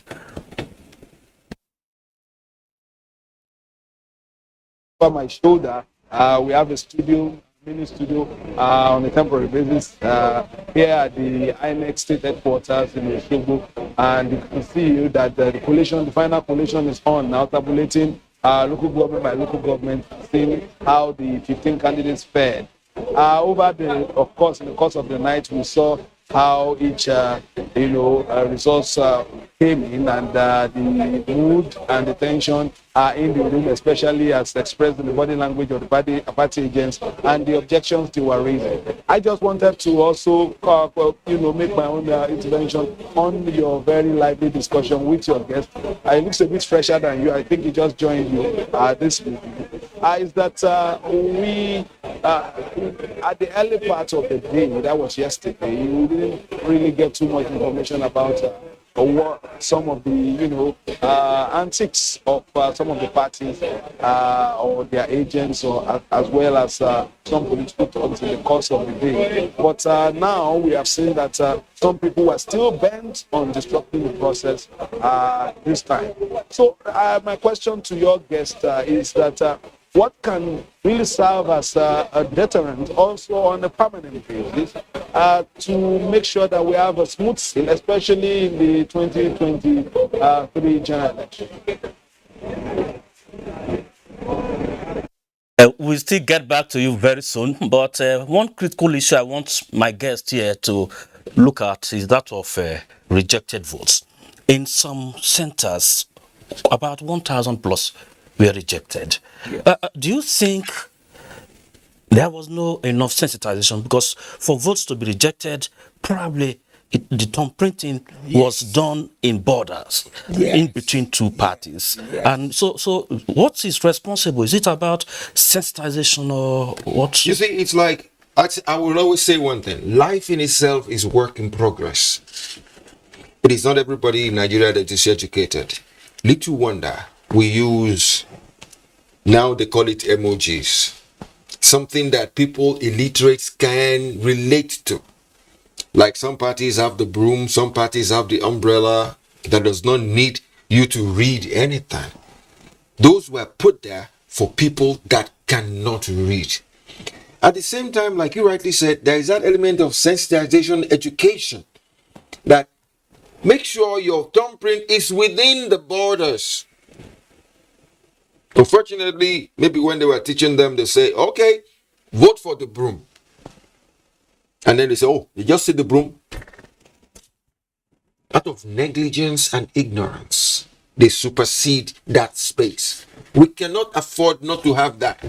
But like I said, life is work in progress. The people that made the mistake now will not make that same mistake again, because the party is concerned will have been able to know that, okay, This is what we have on ground. We lost 1,000 votes based on the fact that some people couldn't print properly.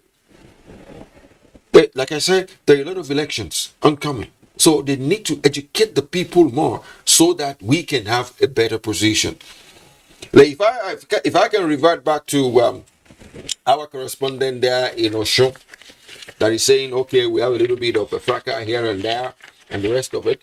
All the same, that is still an element of politicking. It is an element of politicking because if you look at our average Nigerian, even an average human being, everybody wants to win. The moment you lose, you feel bad. It is a human continence for you to feel bad when something it goes wrong from the way you want it. Like he's saying it right to us that, oh, right now it went okay, but at the same time we are beginning to have feelers that some people are not satisfied with the results. Naturally, there will be people that are not satisfied with the results. And what we can do is what the government in power has done, what INEC is clamoring for, what our security apparatus is doing. If you don't behave, we apprehend you, we'll keep you somewhere until we can prosecute you. Look at this. Let's talk about the beavers. Because in the Electoral Act, if the beavers malfunctions and the people in that particular polling unit are deprived of voting, even when you replace the previous one, the Electoral Act permits that election can be conducted within 24 hours, rescheduled, and conducted within 24 hours. So we are quite apprehensive, but we thank God everything worked perfectly, and so there is no extension. So how would you assess INEC on that, so that even in 2023 elections we can experience this near perfect situation? As with everything electronic, they call it glitch. Even your phone, you can pick it up at times and you don't get a connection. There is a glitch somewhere along the line. You work in terms of, we are living in a world of percentages. If the percentage of performance, the percentage of good is close to 80-90%, you're good to go. And there are provisions that says, okay, like what happened in some PUs. All the party agents agreed to what transpired there and then. In the case of, okay, the beavers did not work. In the case of, we cannot do this. In the case, all the cases that happened was not a unilateral thing. The INEC agent there called all parties concerned, do we do this? So it became a collective situation, which is what democracy is all about. The collective idea, the collective will, the collective, what can I call it? It's a collective thing that, okay, we all agree to do this. And that was what happened in most cases.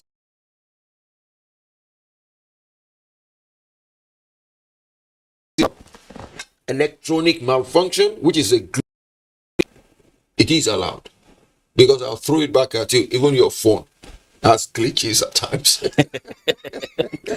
I think, the main thing is happening in Osogbo. Yes. So we cannot just ignore our Osogbo studio. Of course, and yes. As a senior colleague, I have to give him that maximum respect before I receive query. So, Fisayo, please, let's get a feel of it. What is really happening in Osogbo? That you didn't quite hear my first.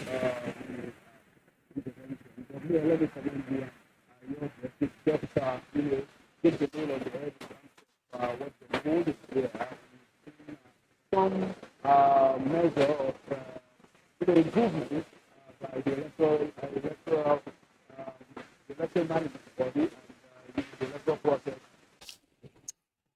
I think we will rejoin my colleague in the Geographic when they put that audio issue in proper perspective. So let's come back. The issue of overvoting. I was really surprised because when the electoral officers from Ife East were giving their breakdown, they made mention of overvoting, and with beavers and all this card reader, the permanent voters card issues. I was thinking that the issue of overvoting should be history now. So, what is your take on that? You see, the thing is, there are bound to be mistakes here and there. if you notice, there are instances where the younger ones are getting older, they're becoming 18, they are picking up PVCs, and they're in a particular area. And INEC has so worked it out that they don't want any PU to be overcrowded. So in the process where new entrants are in, they start dividing them up into new PUs. For every election, there will always be new PUs. Now INEC is saying they are extending, go and pick up your PVC, they're giving it till the end of July. That means there will be more voters coming on. And INEC has to divide them so that won't be overclogged at a particular PU. There are instances where the people will come and then check the register on the billboard. Oh, this is my name. I have to vote here. But unfortunately, electronically, his name might be somewhere else. Maybe somewhere very close by, maybe a kilometer away where he cannot get to. But the idea is, I still believe it is work in progress. Those people, in some cases, it's not because they don't have the right to vote, they don't have the PVC, but the unfortunate thing is their name is not there on that electronic device. You mentioned the device by model, what have you. Yeah. It is a case of if your name is not on that specific, it's just like if I don't have your name in my phone book, there is no way I can relate to you. If you call me, it's just going to be a number and I might not respond to you. So INEC in some cases divides the people, the voters, so that there won't be an overcrowd at a specific place. But at the same time, like I said, it is work in progress and we're going to get better on a regular basis. And that of issue of violence recorded in some polling units, to the extent that one of the agents even said a party agent was shot and still in the hospital. And when police deployed 21,000 personnel and the civil defense 11,000 plus and other security agencies, alarms were raised that they want to, militarize the state. But even with this number, we still experience cases of violence. What is your take? Do you think it's an attitude that they need to really work hard to change? I'll say one thing, I'm not holding brief for anybody because I don't hold brief for people, but I'm a positive thinker. And that my positive thinking tells me that, okay, the numbers that were brought in, like you rightly said, the police came in with 21,000, NSCDC came in with 11, and a whole lot of other security architecture apparatus were there. But that does not negate the fact that the population of the people is more than 20 times the population of the security apparatus we have on ground. Also, remember the fact that it's a natural thing for a human being. If you lose, or if you see that you're losing, your countenance might go a little bit haywire. You might be forced to react the way you don't like, for which you might say sorry tomorrow, but there and then, you don't feel good.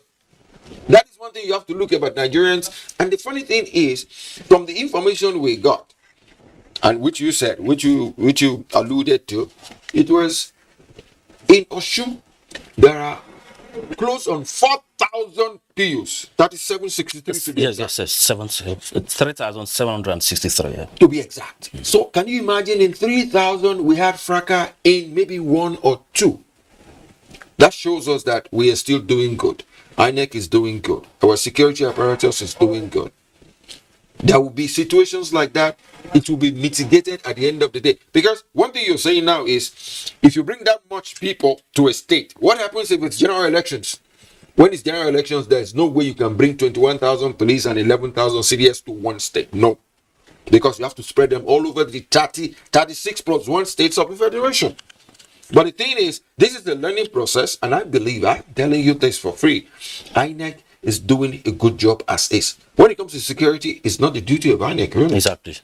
INEC calls in all the security architecture, the apparatus we have in Nigeria. We are going to have an elections in Osun, bring in the apparatus that we need so that we can have a free and fair and trouble-free, violence-free elections. They came in, and at the same time, as human beings, at times we go haywire.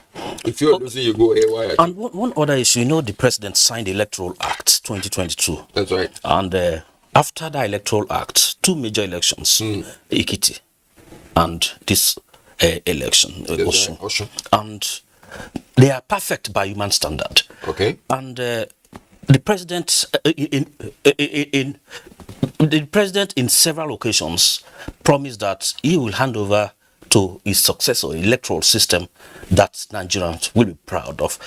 Do you think we have started seeing that in the process already? Of course, yes. Of course, yes. I mentioned it earlier. You see, these off-season elections, they're off-season because they've gone to court to do this or do that, and then, like some Nigerians will say, some elections are not via the electorate, some elections are via the courts. That is what has given us all these off-season elections. And then in the space of 1 year, we've had 4 off-season elections. Edo, Anambra, Ekiti, Osun. And if you run a trajectory from those 4 elections, INEC has been improving. As we came along, INEC has been improving. So if you're a positive thinker, you think along the lines that, okay, whichever way it's going to work out, since we are improving along these lines, positive thinking along with it, and the will for INEC to make sure that this thing works out. It is one thing for the president to put pen to paper. It takes people to implement what the president is saying. And INEC is trying as we speak. We've had 4 examples. For God's sake, 4 examples. That's a good one. And then when we talk about all the little anomalies along the line, they're not too bad. Work out the percentages. If we're talking about percentages, we can give INEC a pass mark. Okay, in 2018, the incumbent governor scored 255,505 votes. Yeah. And Ademola Adeleke scored, of PDP then scored 255,023 votes. That was a moonslide victory for the incumbent. And that the percentage was quite low in terms of voters turnout. But from the figures we have seen, the INEC has not given us the final figure. But common sense can inform us that comparatively is quite a nice one. That's right. So going forward, what do you think political parties and other civil society groups can do to increase the level of participation by the electorates in the process as we prepare for 2023? Thank you. It is not enough to tell the people, either from political parties, from NGOs, from civil society organizations, and whatever you have, to tell the people, don't take money, don't take any inducement, don't get bribed, don't get your vote is not for sale.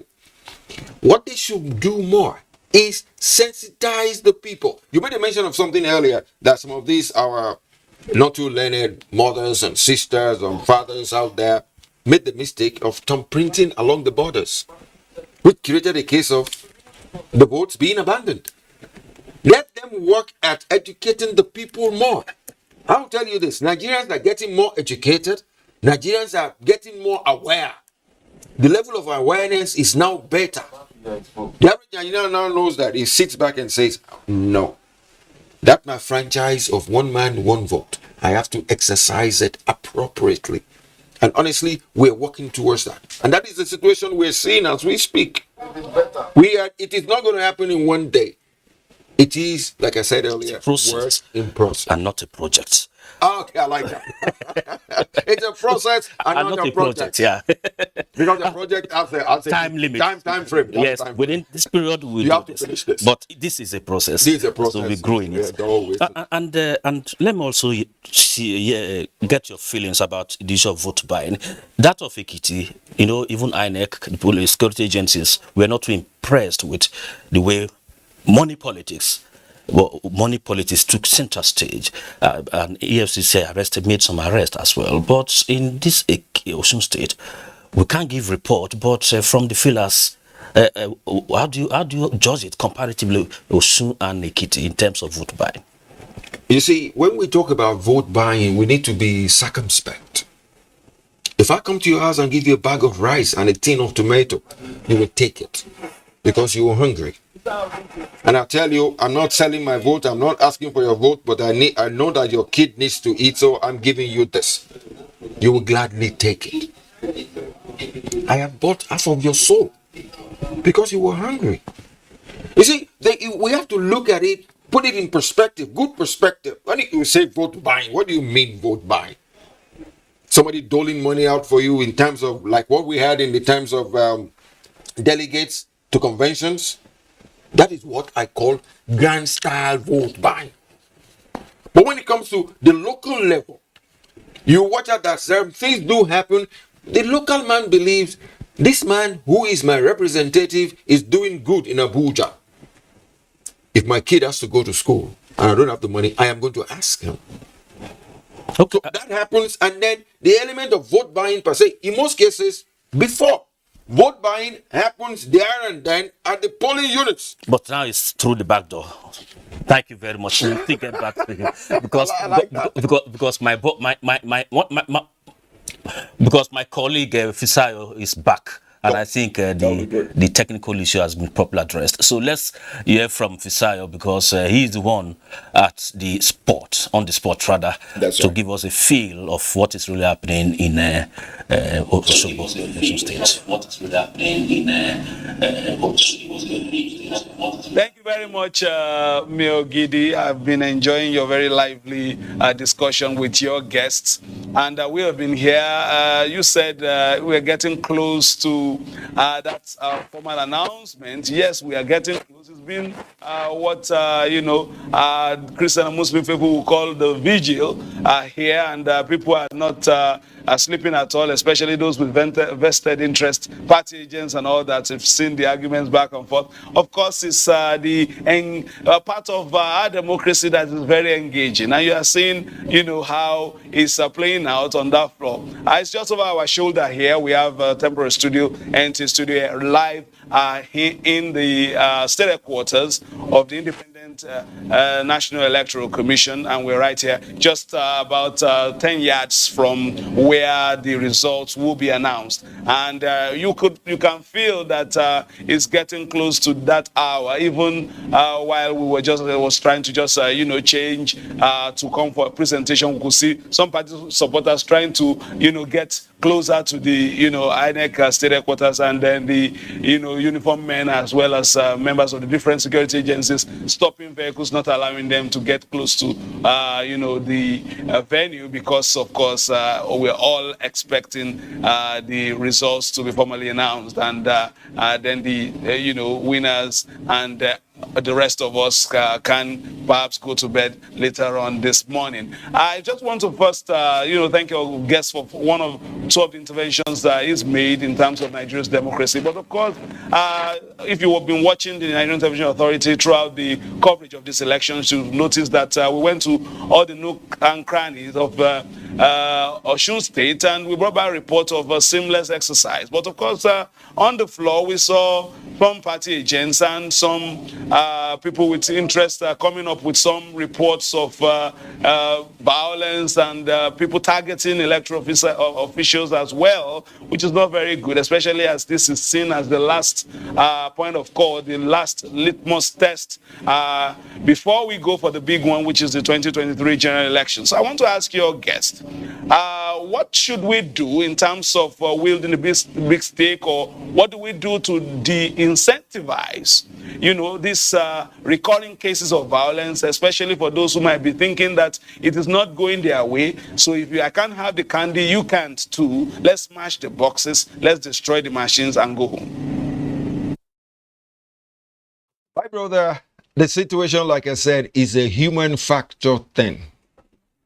Because if you're losing, the normal human factor says you want to fight back. The rules are there. Mr. President signed the Electoral Act. INEC has guidelines and policies. But at the same time, people are found wanting. What we do is simple. We are living in a world where work is in progress. The political parties should go beyond my person should win at all costs. You should be able to educate them some more. You should be able to tell them that, look, this is not a do or die affair. You know what?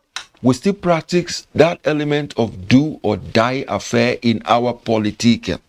And that happens because somebody somewhere has given some money somewhere, some inducement somewhere that makes a man believe if I don't do what I've been paid for, I am going to be in trouble with that person. But we are Nigerians, we are moving forward. Like you alluded to, we've had 1, 2, 3, 4 off-season elections. And like you said, we're getting set for the general elections. And I believe one thing, we have been able to move forward, and then we've been able to imbibe in the people. Honestly, most of the work, Mr. President has done his own, INEC has given out guidelines. It is the political parties. The political parties need to sensitize the people some more. Honestly, if there is nobody somewhere telling the other boy, go and fight that person, go and hurt that person, go and create violence, it will not happen. But I'm telling you one thing, I am a positive thinker, and we as Nigerians, we are positive thinkers, and I believe we are moving in the right direction of work in progress for a better general elections.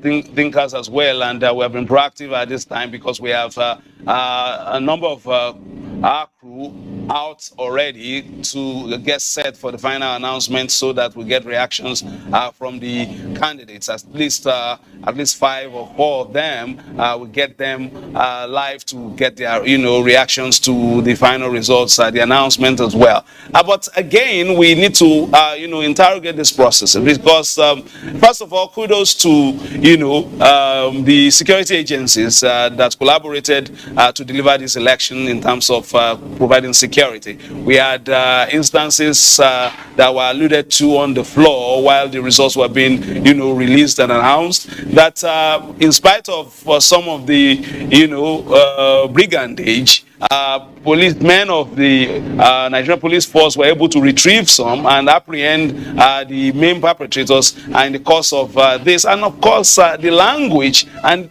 the body language, the way they behaved throughout, at least in places we went to, we have to give kudos, especially to the Nigerian police force. It seems that even they have been trained in the language and the attitude to people. They were cautious, but they still were firm and throughout the process. So I think that's one improvement. On the other side is that, it seems as if we become more creative once there's a barrier to what we want to achieve. So it seems as if as we are building up new measures to counter what some of these elements get up to, they also devise new means.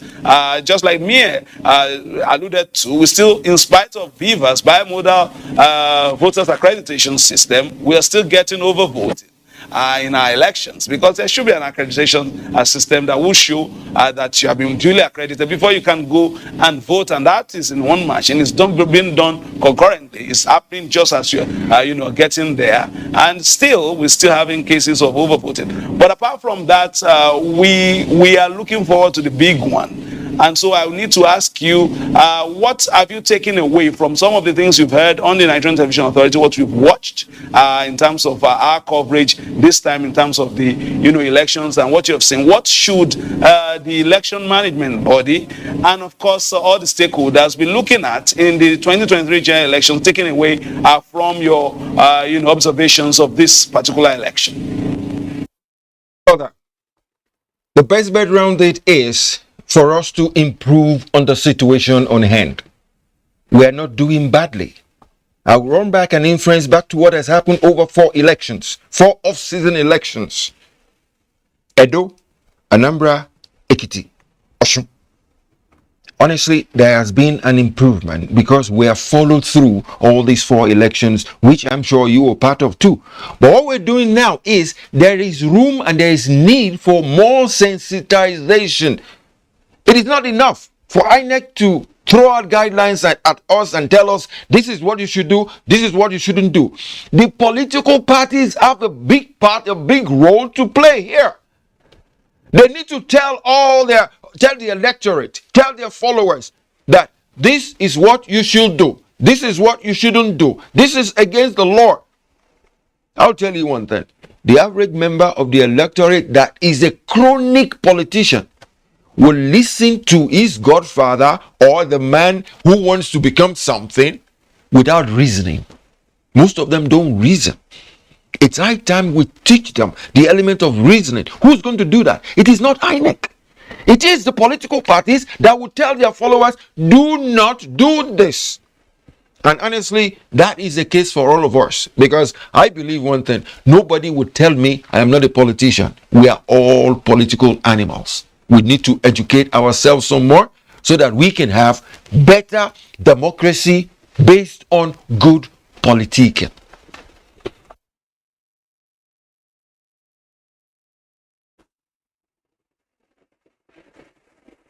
Of course, like I told you, we have our reporters on standby, trying to, of course, get some access in different parts of the state.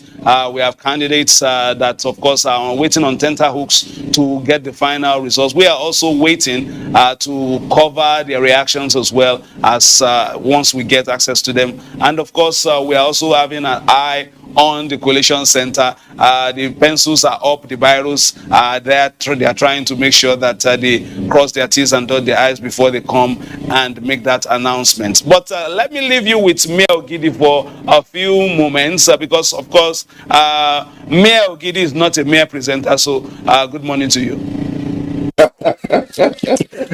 Thank you very much, Fisayo. Definitely we will get back to you because you are our host. So this show is Osun State Show. So definitely we will give you that credit and be joining you.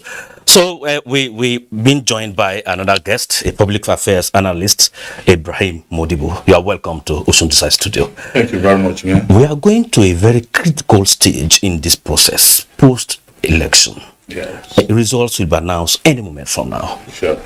What advice will you give? Because the winner should be humble in victory. The loser should be also gracious in defeat. So, what advice do you think they should give to their supporters so that after the elections, the peace we have experienced throughout this period will be sustained? Thank you very much, Mayor. I wish to commend the NTA for a wonderful coverage. I've been following all through. I have not slept much because you've been able to give us bit by bit analysis of almost everything that has been happening. And I must commend also my good friend, Salah, for a wonderful job, wonderful analysis. Thank you. Having stated this, let me, by way of introduction, say that Mr. President Muhammadu Buhari, in his patriotic and nationalistic intervention in the process of good governance, when he came in, he had a tripodal structure of fighting corruption, to tame insecurity, and also fix the economy. And also, by the way, by wayside, part of the package he has is to is to open the political space for mass participation, and also to instill credible electoral process that could make democracy viable and vibrant for Nigerians. Having stated this, if you look at the elections so far conducted by INEC, especially the states Edo, Anambra, Ekiti, and now Osun, I must commend INEC. I think they've been improving day by day and they've been doing very well. Honestly, the Beavers, to me, is a game changer. It is a time that has come. It is a litmus test towards 2023 elections. And if you look at the Beavers, the performance profile of the Beavers, that is the bimodal verification machines, I think it has been very impressive. There is no perfect election anywhere in the world. Of course. So where you have shortfalls, where you have overvoting, it's a normal electoral process, democratically the worldwide. And therefore, Nigeria is not an exception. Even a human being has vices and follies. We have foibles. We are bound to make mistakes. No man is perfect. We are always 9, not 10. Therefore, these machines are machines. They are bound to fail. Sometimes by virtue of maybe the interconnectivity or by virtue of failure of batteries. Look, it's something that is acceptable. You can't have 100%. But in a situation where we find the electoral process giving us at least 85 to 90% pass mark, even if it is an exam, it is A, it is first class. So I want to commend INEC under Professor Mahmoud Yakubu for tenacity, conviction, and also for the thought of giving Nigeria an open latitude for a credible electoral process. Yeah. He has done very well. And I think the INEC too, the officials, especially the security, I must commend the Inspector General of Police for deploying 21,000 security forces, the police under the DIG, and then also looking at the civil defense deploying about 11,000, and also the Federal Road Safety Corps for maintenance of law and order, and then traffic for control 1,500. Apart from that, if you look at the DSS as well as the EFCC, they've also played a very prominent role in trying to see that they checkmate the issue of vote buying. This is a way to go, and I strongly believe Nigeria is in the pipeline of giving the country a credible, purposeful, and highly articulate political system that could be acceptable worldwide. So in so doing, all this put together, I think the Osun election that I've seen so far, well, unlike before that we had people sitting under trees writing the results, this time around, the bimodal verification machines have been up and doing. You'll find out that at least to a large extent, there's nothing like a current situation where we find people, killing people, maiming people. It has been relatively peaceful, and I think, as human nature, if we have one or thereabout problems here and there, it's something that's insurmountable. It's something that cannot be. I mean, we can always have a leeway in it. We can learn from it. We can learn from it, of course. So it's just like the dictates of Judge Santayana, the famous historian. He said, "If experience is not retained, infancy is perpetual." That's right. Those that forget the past are able to repeat it. So with the experience we've had so far from all these elections put together, on the Anambra, Edo, Ekiti, and now Osun, I think we're in the pipeline. We must commend the government. Also, the issue of managing post-election situations. Yes. How do we go about that? Yes. You see, post-election situations, there are, well, in any democratic setup, there's bound to be conflict. That's what Karl Marx has always been saying, that the question of conflict and consensus rests in the struggle for material gains. In any society that's divided between the have and the have not, the ruler, the rule, the bourgeoisie and the exploiter, there's bound to be conflict because of interest. So if we have this interest, it has to be aggregated. We have to look at the way of solving it. Nigeria, we have internal political mechanism of solving our problems. Most of the times, you think as if there will be volcanic eruption in terms of political participation. People will go. But at the end of the day, tempers will cool down and we'll have internal mechanism of resolving most of these things. And I'm sure that by the time a winner emerges from these elections, when it's announced, if a normal Democrat should act based on conscience, this election has been largely free and fair. I expect some of these contestants to go and congratulate the winner, because the winner has emerged through a normal democratic process based on acceptability of the people and also based on the issue of choice. Okay, in terms of the issue of rejected votes was quite high in some places. What do you think was majorly responsible for that? Is it about, lack of information sensitization on the part of the political parties on their members? Yes, you see, the National Orientation Agency, headed by a very seasoned Democrat and also an academic, Dr. Garba Abari, should be doing.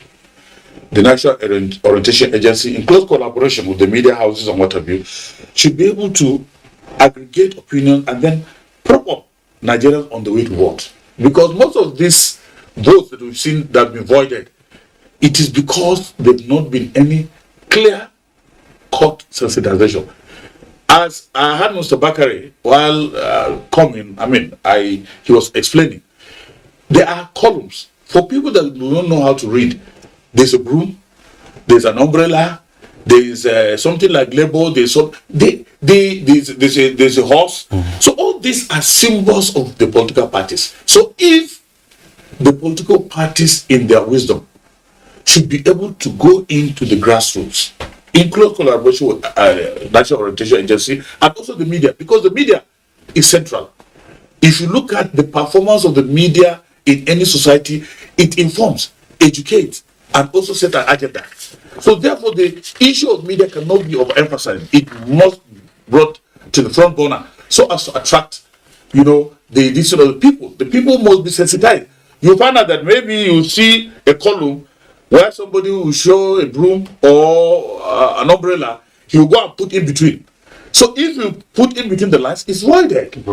So there is the need for people to know where to thumbprint, and also not to print in two places. Or some people might decide to say, look, I have thumbprinted, oh, let me change my mind, let me put another one down. You see, it voids. So therefore, there's a need for the political parties to see to the possibilities of educating Nigerians, informing them, and also setting a good agenda for their political parties for credible electoral process in terms of voting capacity. Okay, let's briefly hear from you about the issue of managing post-election situations. Honestly, we've sat for the examination. We are waiting for the result of the examination. And by virtue of what you and I have listened to, we've known that, okay, the PDP had 17, the APC had 13, and then the other ones are there. They were grooming them to become good political parties. But the thing is, we need to imbibe one element in Nigeria, and that is the element of you, the winner. Be the first to congratulate the loser. The loser is hurt. Be the first to tell him, my brother, this is politics. We are in this together. This is Osun State. This is our state. We are in this together. So, here is my hand. Let us run this government together. It is magnanimous to do that. Because if you wait for a loser to go and congratulate the winner, it feels bad. Because in most cases, most of all these elections that we have that are off-season, you know why they're off-season? They went to courts. And at the courts, it was reversed. In most cases, most losers, they will say, I am going to the law courts. In some cases, whatever they want to go and say in the law courts might be well-founded, or they might not be well-founded. But he has a right to go to the law courts. You wouldn't believe it. There was a situation I had with our experience. And a loser said, if that guy had come around to say, hey, we're in this together, he wouldn't have gone to court. But because the winner felt, yes, I have won. I am the big boy now. He will get so mad, he will go to court. So there are instances where within ourselves, we should learn that element of we are in this together. We are talking of Osun State. Everybody in Osun is from Osun State. All the contestants are from Osun State. We're not even talking on a national level. Everybody is from Osun State. If Osun is going to be better, it's not going to be for the governor alone. It's going to be for everybody. So what we need to do, what we need to imbibe is that element of camaraderie. Oh, I have won. Oh, my brother, we are in this together. Yes. Last year, I lost. This year, I won. That is the way life goes on. Maybe next year, your boy, your person will win again. So let us be in this together. That is like here, my brother here, Igwe said. We call him Igwe. Like we said, there is that need for us to be in it together. It is not a unilateral thing. It's a collective thing. If you come and tell me, if I meet him now and maybe he beats me to it, and he comes to tell me, hey, Bola, you've been my friend for ages. We are politicians. There is no way two people will win. It's impossible. Two people can't win. Even if you run a 100 meters dash, they will work it out to 0.0001 seconds. One person must win. So if he comes to me and says, hey, Bola, we're in this together some other time, or even this government that I'm going to run, it's going to be an all-inclusive government, I'll probably go home and have a nice... That is quite instructive. Let's take a look at some of the results. They started announcing with the local government, Boluwaduru local government area. I don't know, I get it. You are from... Yeah, Boluwaduru local government. Yes, and it's been predicted before the elections that it's going to be a two-horse race. Of course, and that's just like the return match between Oyotola and that of Adeleke, and the contest is being on, and the referee will give us the results any moment from now. But the ones available to us here, the first announcement was quite, close. 5,649 APC, and then PDP 5,860. What will you make of this? Was it? It's like what happened in 4 years back. Whether Oyotola won, it was just by infraction. It was by 483 votes. It shows that democracy is at play here. It's highly contested. The people, the electorate, the voters have now sat back and say, okay, I like this man for ABC. I like this man for CDE. So they now went to the ballot and they voted according to their conscience. I like situations where it's that close. That shows democracy. Exactly. And let me also bring in they just gave him a title, the Igwe. And just on that same line, a fellow local government area, it's a kind of a close one here again. 16,068, then 17,107. It's another close one. So what's informed? Do you think they did a lot of campaigns and this paid off on the last day? Yes, if you look at the politics of Osun, Osun is a politically vibrant state. Coming out from the former Oyo states, Osun, with the population of about 4 million, has been able to produce politicians of repute in Nigeria. Looking at Bola Ige and others, these are very sound and highly intelligent political aristocrats, so to say, in Nigerian politics. And therefore, Osun is a very active political state. And the people are well informed, so they know what they want. Now, if you look at Governor Oyotola of the APC, is currently the governor in his first term, and now the first term ends on 27th of November this year. Hopefully, he has been out campaigning to see that he returns to power for a second term. Exactly. And closely related is Adeleke. Ademola Adeleke, the dancing senator. This is a man that is vibrant and a man whose family has credibility of the electoral process or politicking. His immediate elder brother was once a governor. It's Esa-Oke, 1992 to 1993. So he came from a family that has political background and people respect them. So they are not by any way surprised that this elections is so close. If you look at the last election they had, it was also very close, as Mr. Bola has rightly stated. And therefore, this time around too, with the political permutations of both political parties, especially the the PDP and also the APC, they've been able to move in vigorous campaigns. If you look at the generalissimo, so to say, quote unquote, of Nigerian politics, Bola Ahmed Tinubu and Atiku Abubakar, they move in with all their machines to make sure that they do the campaigns and see to the possibilities of returning their candidate. And therefore, to me, this is a wonderful initiative. This is very good for our democracy. The number doesn't matter. In electoral process, even if we win, it shows that it shows the vibrancy of the political parties. So, large numbers shows that, look, there's an overwhelming political party. But in this case, if there's close gap, it shows the vibrancy of the political parties. And I think Nigeria, we're heading to somewhere. I think we are good to go. And I think the results have shown that we're doing well. Exactly. Let me bring in, it seems you know the history of Osun so much. Of course I do. Probably partly from there. No, I'm not from there. I'm from Lagos State. Okay, but just very closely. And so, let's look at Ife West local government. Let's talk about Accord Party.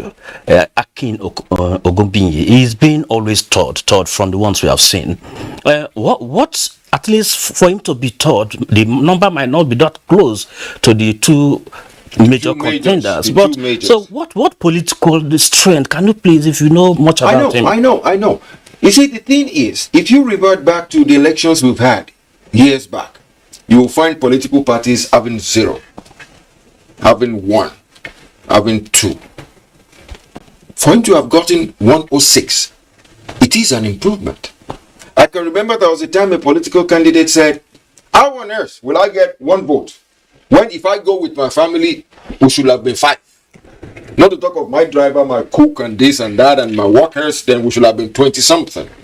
What I'm telling you here is this: Nigerians are beginning to we are beginning to be politically aware. You know why they don't get too much votes? Because they know that the voter knows that if I vote for this man, I am wasting my vote. We will have some hardcore followers. That is why you have those numbers. And these are the people I like in politics. These are the people that are going to give us political parties later. If you remember what culminated into APC, there were 5 or 6 legacy parties that came together to form APC. If they continue like that, there will come sometime, someday, they will come together with some other bigger parties and form big and strong parties like the APC. So on a serious note, they are doing a good job. The people there are now, take for instance the case of YPP. YPP has a candidate in the National Assembly. That is the beginning of politicking, good core politicking. Exactly. And that is what we are seeing here. Like I said, Akinogubi, this is not his first time, this is not his second time, he keeps on coming third. If you notice too, the numbers are increasing. He's beginning to have people, voters and followers that believe in his person. Honestly, we are talking about the 2 majors. We can't afford not to give them that accolade. Exactly. But at the same time, we should be looking at the thirds and the fourths, because it is the thirds and the fourths that is going to make up the further. And let's talk about the fourth here. Yusuf, he scored 40 in Ilesha West local government area. So he was in the APC, but briefly after the party primaries, he defected to Labour Party. And within the few space of time, he was able to at least come forth out of 15. Is quite an achievement. Though he was in the House of Reps, or he's still in the House of Reps, right? So deputy speaker. So what can we talk about him? We can't just take him off the ladder, because 40 and 4th position out of 15 is quite an achievement. Yes. You see, Alhaji Yusuf Suleiman Lazo, former deputy speaker of the Federal House of Representatives, is a political heavyweight. Whether we like it or not, he has been able to stamp his feet in the sand of times in Nigerian politics. For you to be a deputy speaker, you must have been able to garner political experiences and also experiences too. Of course. Now, leaving APC because he has not been able to get the ticket because of the current governor, who's an incumbent. And it's not easy to just drop down an incumbent, from that high off where it's difficult. So he had to go and test his political might in another political party. And that's the beauty of democracy. That's right. He has gone to Labour. I was also thinking that, look, among the league of first 3 or so, Lasso should be there because of political profile, and also because of the of his achievements, solid political achievements that I've been able to read, and I've never met him, but I think he has been able to do well. And in politics, this trial is good, because next time, if he decides to come to any of the 2 political parties, he'll be able to test the ground, and the ground has been tested and is running. So with his political structure so far in Osun State, I think he will do well in the next election. But for now, I must commend him for putting a good fight, and also all the political parties.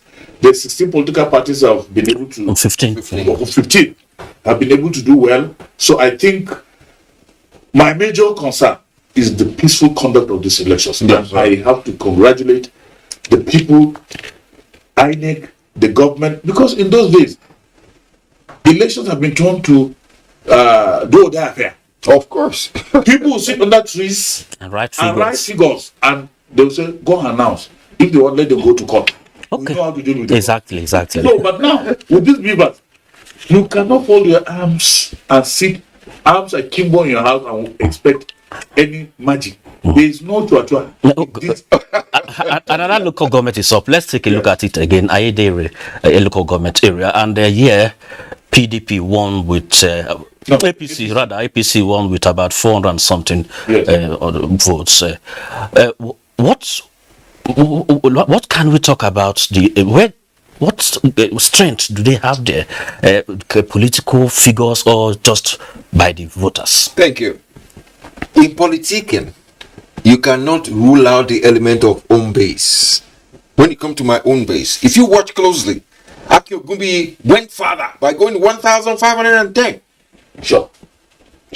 Which is about 20% of the leader. 20% of the leader. That shows you that is his own home base. He's beginning to cut his teeth. Like Igwe here said, political teeth in moving forward.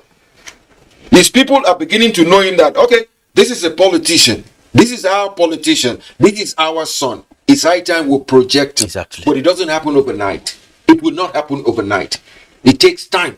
And when it comes to politicking, time in politicking is always 4 years. 4 years.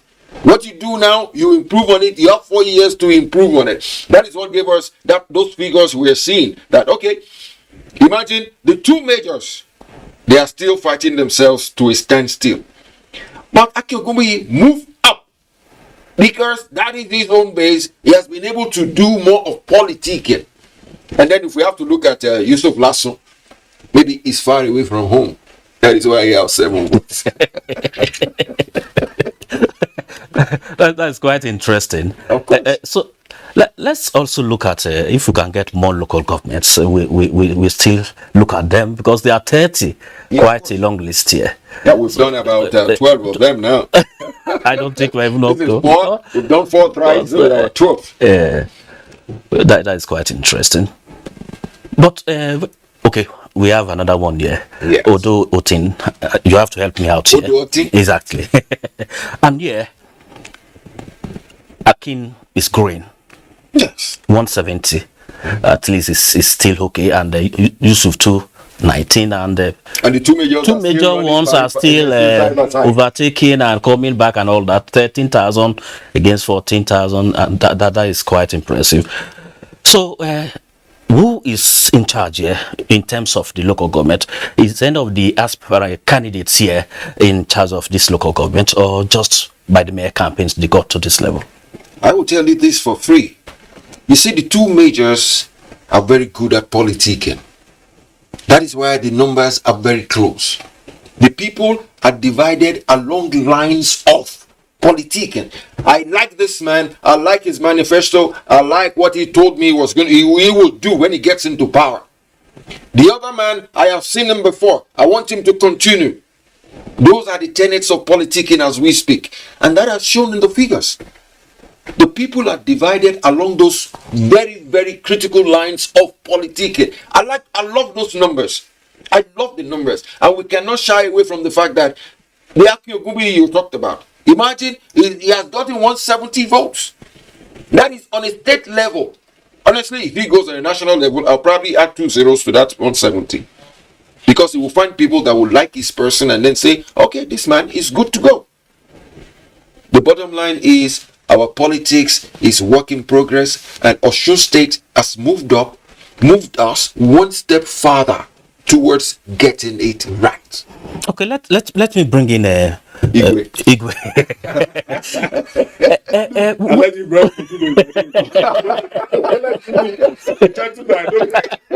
No, we have cola here. We have cola here. Cola not here. So it goes with the title. Of course, yeah. But before the election, people were complaining that the campaign was not that much. Do you think that also affected the turnout and the figures? No. You see, using any parameter of democratic practice, campaigns under normal circumstances should not be very loud. There are areas or there are times within the campaign time and within election where it will be loud. But these people, they're grassroots areas. They have structures. Once you have a structure from the headquarters to the local government to the ward level, you are in sync and in tune with the political process. And your foot soldiers are the ones that will be doing all the, legwork exactly for you, campaigning moving house to house, or from village squares to city centers and to maybe a metropolitan city. So the fact is, these people have been able to move in, especially the two dominant political parties. Exactly. The PDP and the APC. They have done very well, and you can see the result. Like this local government now, Borikbe, is this the incumbent governor's local government, Governor Yetola's local government, and the figures are quite, impressive. Like I said earlier, it's our own. It's our own. Yes. And then it's a big endorsement on him. We have seen situations where even your own community sometimes don't vote for their own. Oh, they go against you because for him to score this 21,205 against 7,595 with PDP, the closest one year, is a big endorsement. Will this tell us that the man is really at home with his people? You see, this is what I call landslide. No moon. What? When you expand it, it will be landslide. But within the political process, I can see my brother Bola is so much in tune and in sync with Akin Ogubi. He likes the man so much. Because then all the analysis.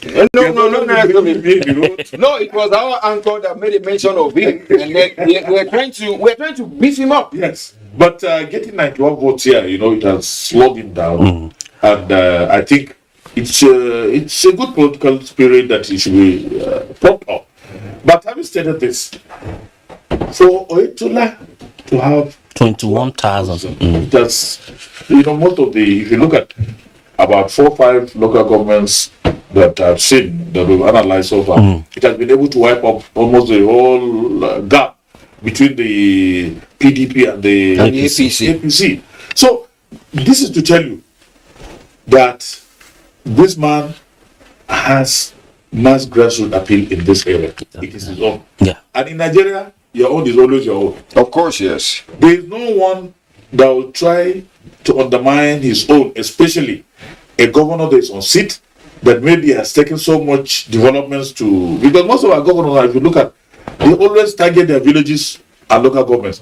First, in terms of priority projects, they'll put them there first before going to other areas. Or charity begins at home. Charity begins of course. Or consequently, after doing at the state capital, then whatever is the situation, they take care of their area, bringing one development to the other. So with this, they've been able to psych up the minds and psyche of the people, and these people are receptive now to the tunes of his political principles or political package that he has, maybe for continuity. Because if he wins now, there's every possibility of him to say, look, these people, they've given me good votes, and therefore I must take development to the area. So I think it's in the spirit of... And we have another local government up here, Obokun local government.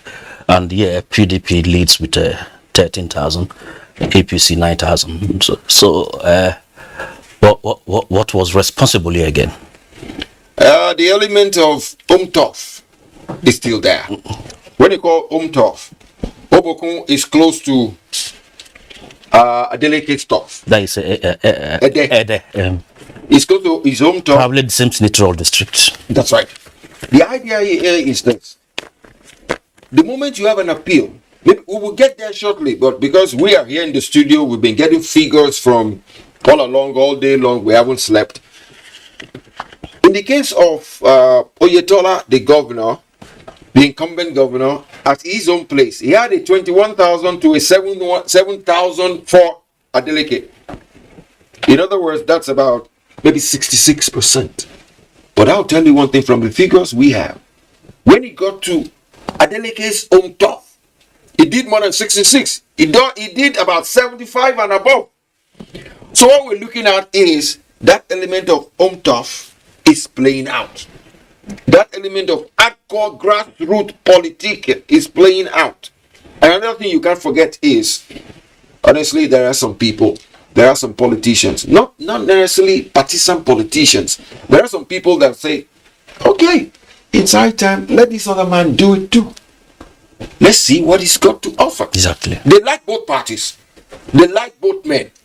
But it becomes a case of, like Americans say, Yeah, I like you, but let me try this guy out. I want to change. Let's try somebody else out. So you find cases like this where the people, they love both parties, but in the name of change, they will say, okay, let's try this man out. And more so, that is his stuff. But the thing is, we're understanding here and we're enjoying here is it's a close call. The electorate is beginning to do wonders. Exactly. The electorate is doing wonders in terms of electioneering. They are beginning to come out to vote. I like it when figures are close. When figures are close, it shows that the level of awareness of the electorate is there. You're seeing the level of awareness of the electorate. And in this particular local government, it's almost a draw. 9 points. Yes, 9,928. Which is as good as 10,000. Which is as good as 10,000. So will you say, Chief, since it's Igwe, let me use the word Chief. will you say the people really voted their conscience and they have been enlightened? This close range we are seeing all this while.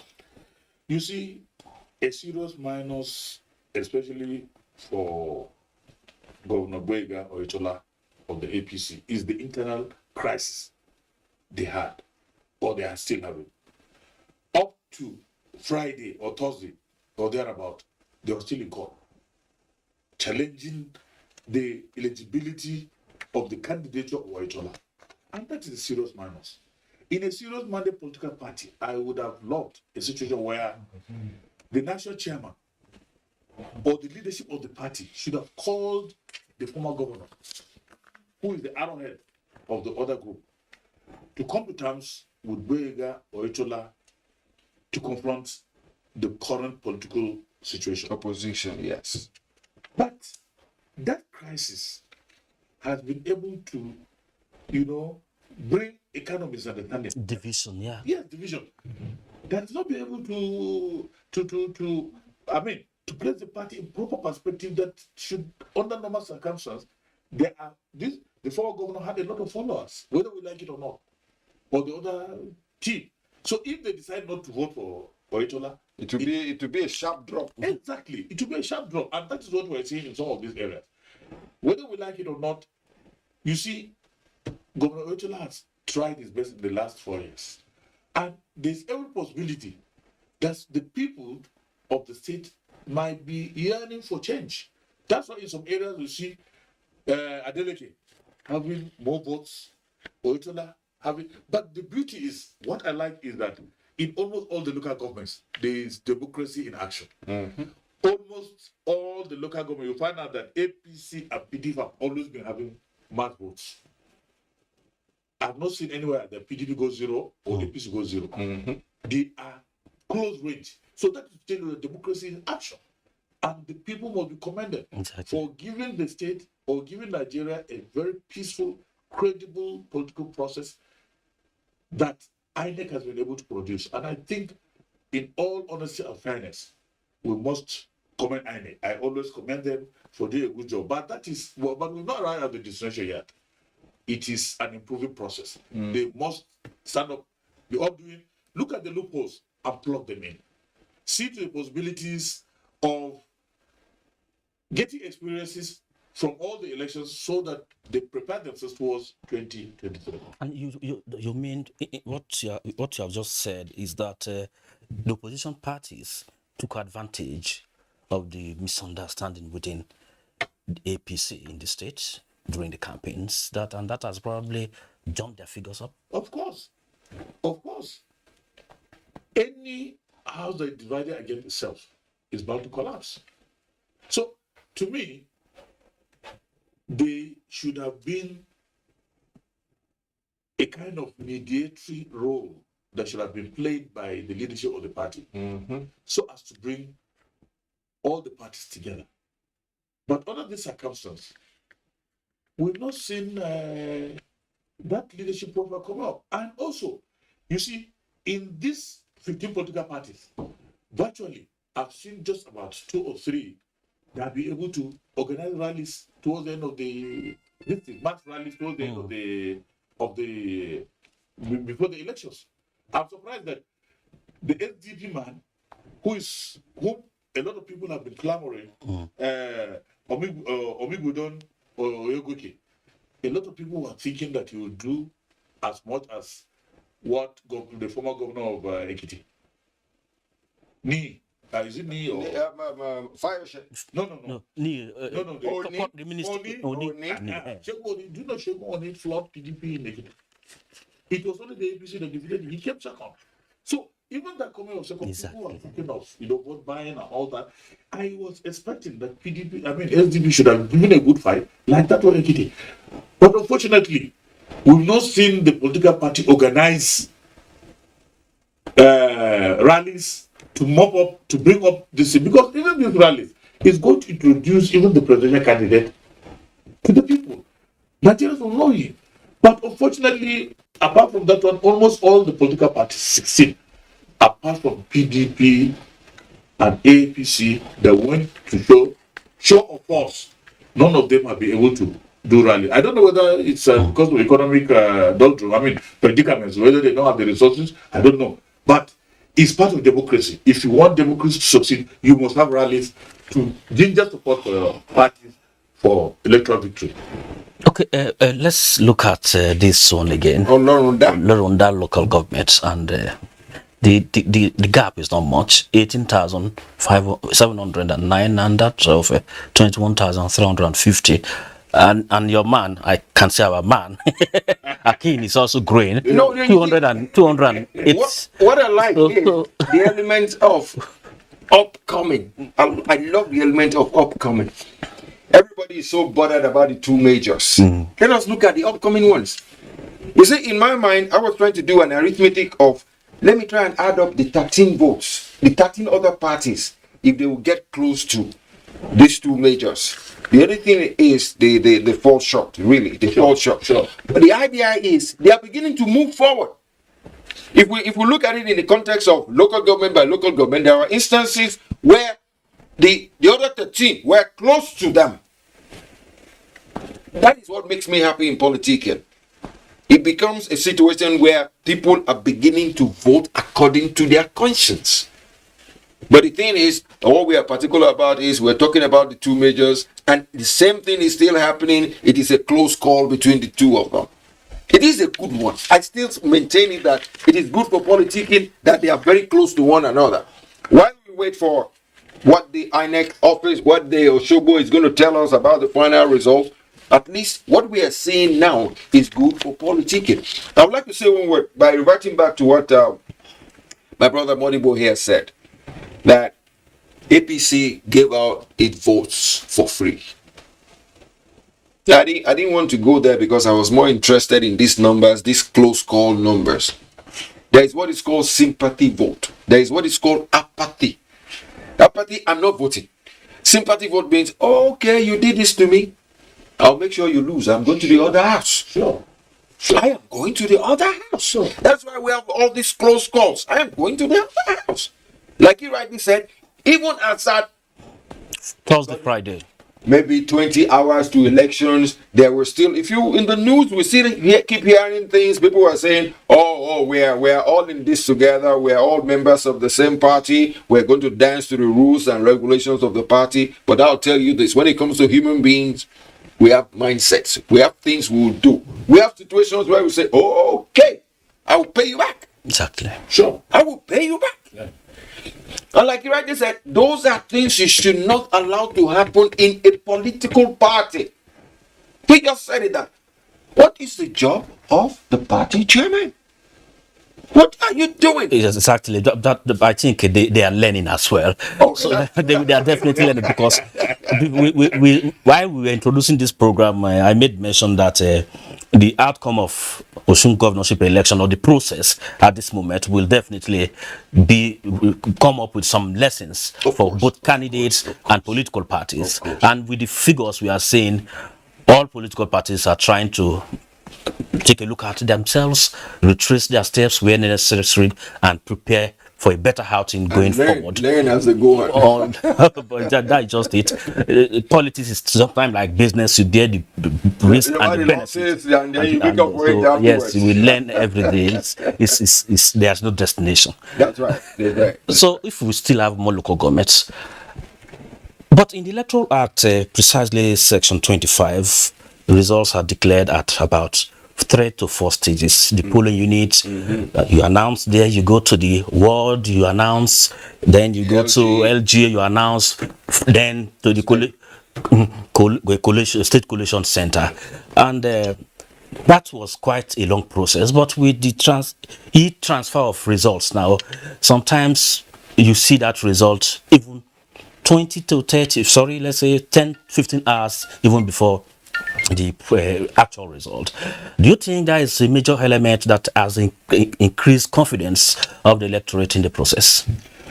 You know, to give the electoral process credibility and also the human face, this is one issue that the current government has set to do so that Nigeria will be able to have a clean electoral process, devoid of controversies, free, fair, and credible elections. Because this is a very important leg in our political process. You must be transparent. That's why the stages have been set. You announce 1, 2, I think, sorry, let me cut in here because the moment we have been waiting for, I think, is getting closer. Just like a woman that we are taking to a labor room. Let's go to the collation center and see what INEC has for us, whether they are set with the final results. So let's have the ambience of the microphone. Do we need to put on the microphone? Off the mic? Do we need to on the mic? Yes. If you want us to on the mic, say yay. If you want us to put off the mic, say nay. Oh my God. The yay have it. No, our microphone. Run it.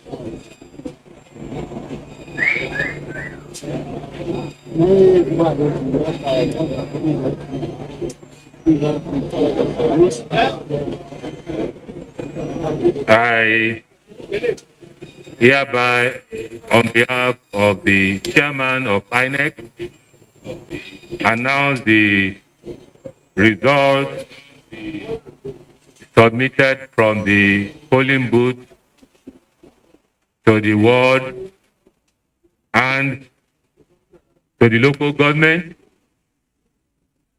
for each of the parties that contested.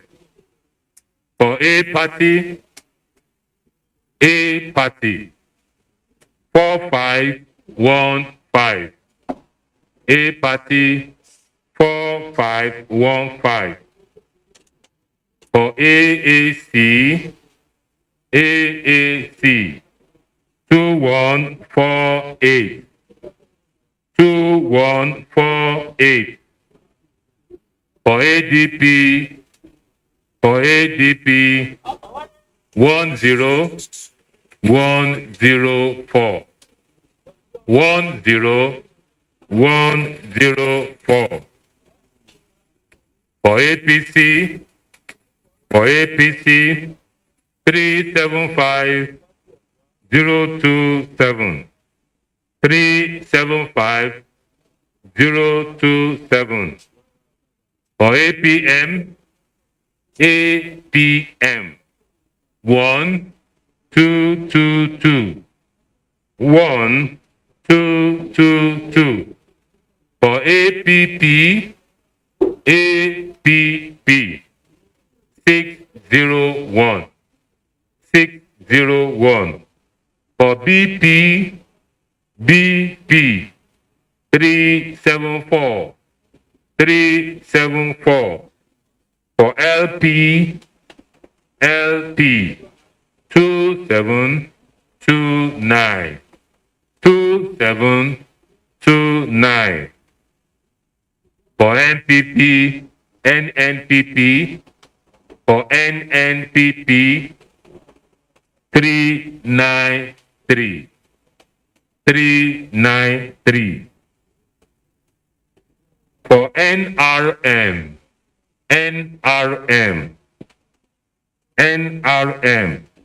777. 777. For PDP, 403 371. 403 371. For PRP 1007. 1007. For SDP 515. 515. For YPP 1303. 1003. For ZLP 364. 364. I hereby invite the party agents who are here to come and sign the results.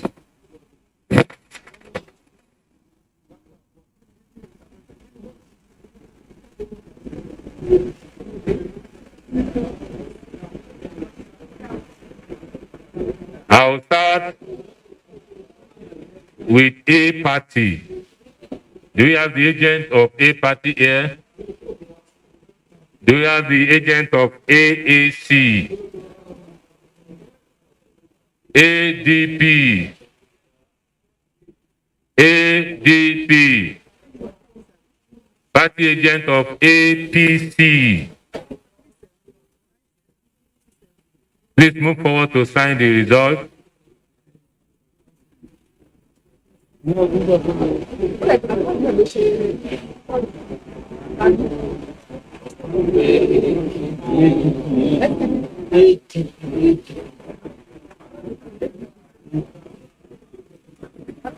let it be recorded that the agent of APC is here. APM. APP.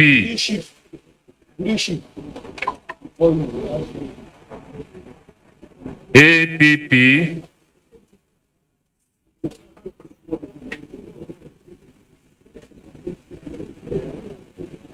Followed by BP. BP.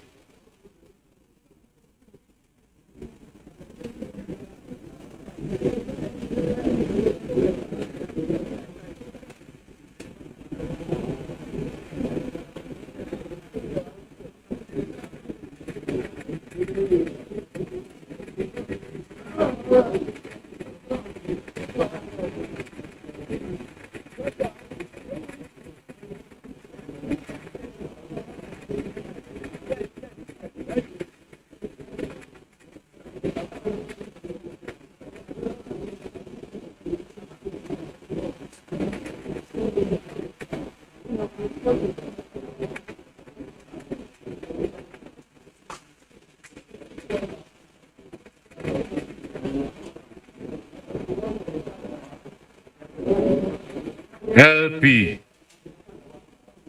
LP.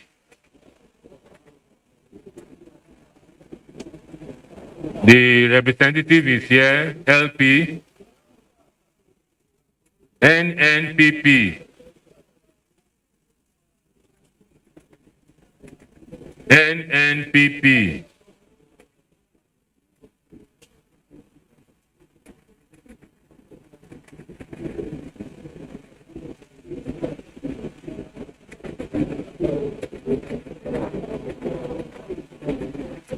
Followed by NRM. Is the party agent for NRM here? Is NRM here?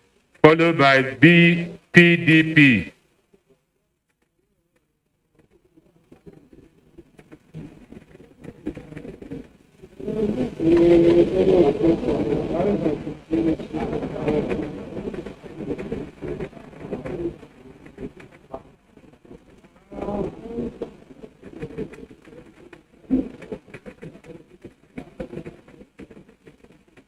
Is the party agent for PRP here? PRP. Please decongest the front row, please. We don't want anybody around that place. Please, if you are not part of the people signing, have your seat. SDP. SDP. Party agent for SDP, are you here?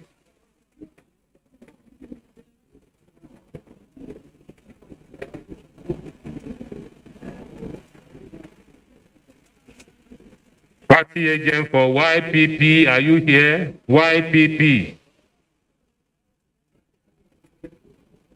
YPP. Party agent for ZLP. Party agent for apathy.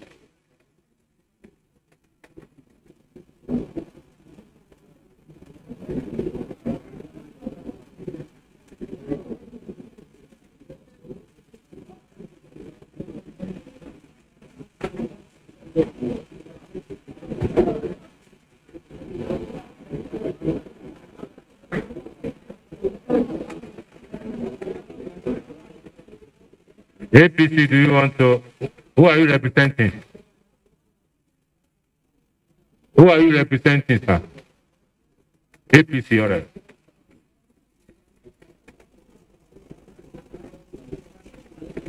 Please.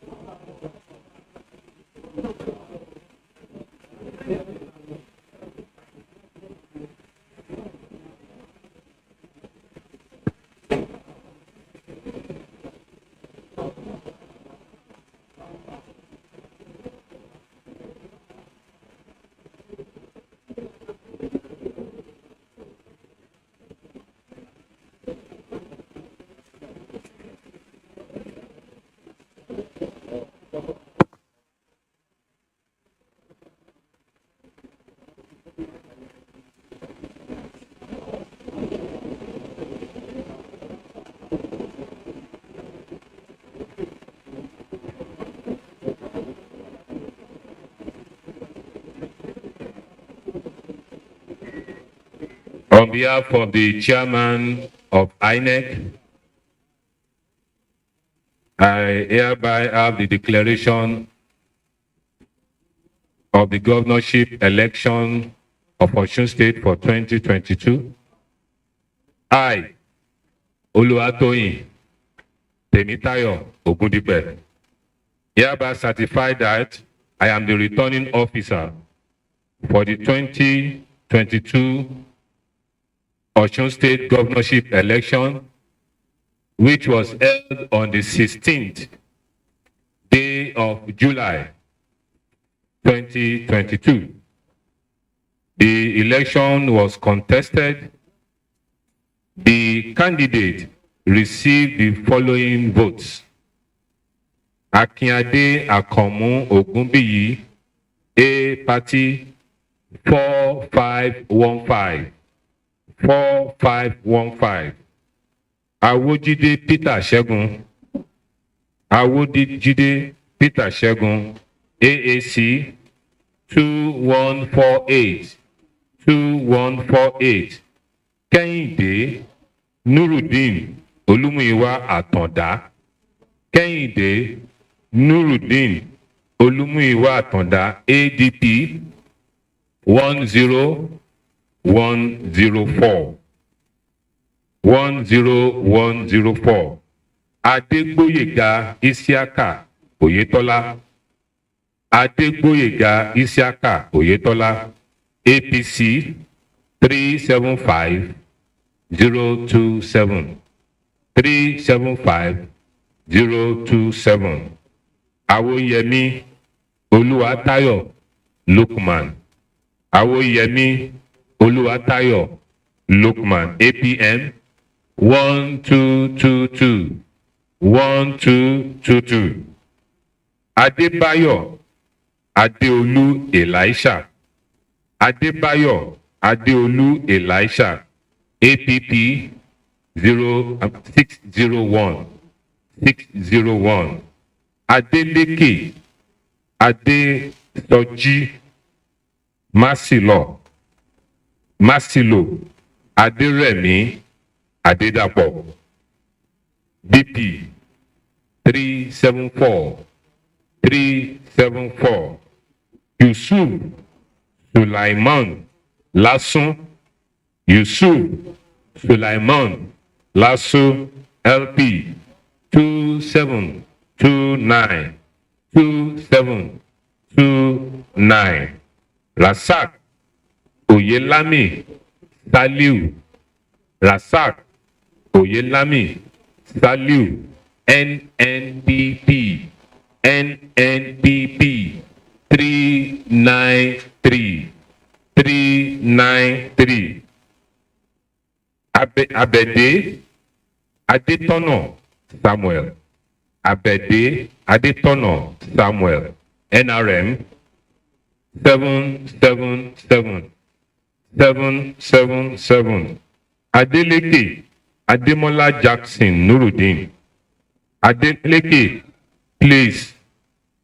We don't want any disturbance here, please. Adeleke Ademola Jackson Nuruddin. PDP 403 371. 403 371. Oyewole Olubusuyi Adedeji. Ayowole Olubusuyi Adedeji. PRP 1007. 1007. Omigbodun Oyegoke Akinrinola. Omigbodun Oyegoke Akinrinola SDP 515. 515. Ademola Bayonle Adeseye. Ademola Bayonle Adeseye YPP 1303. 1303. Adesuyi John Olufemi. Adesuyi John Olufemi ZLP. ZLP 364. 364. I declare that Adeleke Ademola Jackson Nuruddin, on behalf of the chairman of INEC of PDP, having satisfied the requirements of the law, is hereby declared the winner, and he is returned elected. Thank you very much.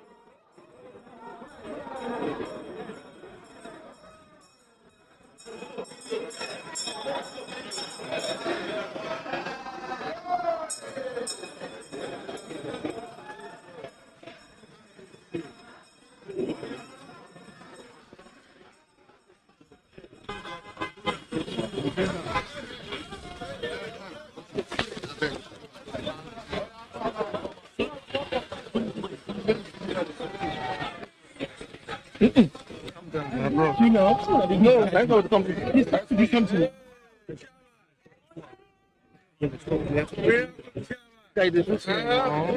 Calm down now. What about this? I don't something. Calm down now. How can you behave like this now? Sorry. Look at this guy. He's pushing me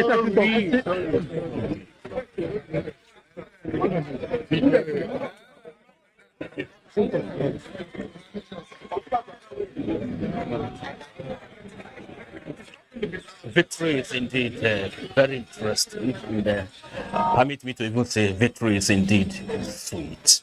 Adeleke, the Osun River, has finally flown into the direction of Adeleke. He has found favor in Osun River. It's quite an interesting moment. APC Oyetola got 375,027 votes. PDP got 403,371. The difference is 28,000 votes. And on the 27th of November this year, that is just 4 months away from now, Adeleke will be sworn in as the executive governor of Osun State. It was a contest 1-1 draw between Adeleke and Oyetola because 2018, 2018, Oyetola won, and in 2022, Ademola Adeleke as.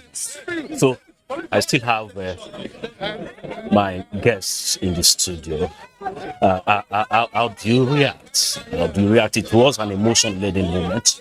We saw the governor-elect also crying, obviously tears of joy. Those are tears of joy, and I am happy because we've allowed. I think we have to go there because the governor-elect may want to give his. I just feel good. That's all I can say. I feel good, and I thank God to God Almighty, and I thank my brothers here. Thank my blood brother, Dr. Adeleke, my sister, who is my mother, Mrs. Dupe Sonny, for the support. I mean, I cannot just explain it, and I know now that there is God. God has did it, and I dedicate this victory to my late brother, Senator Esa-Oke Adeleke. He lives on. He lives on.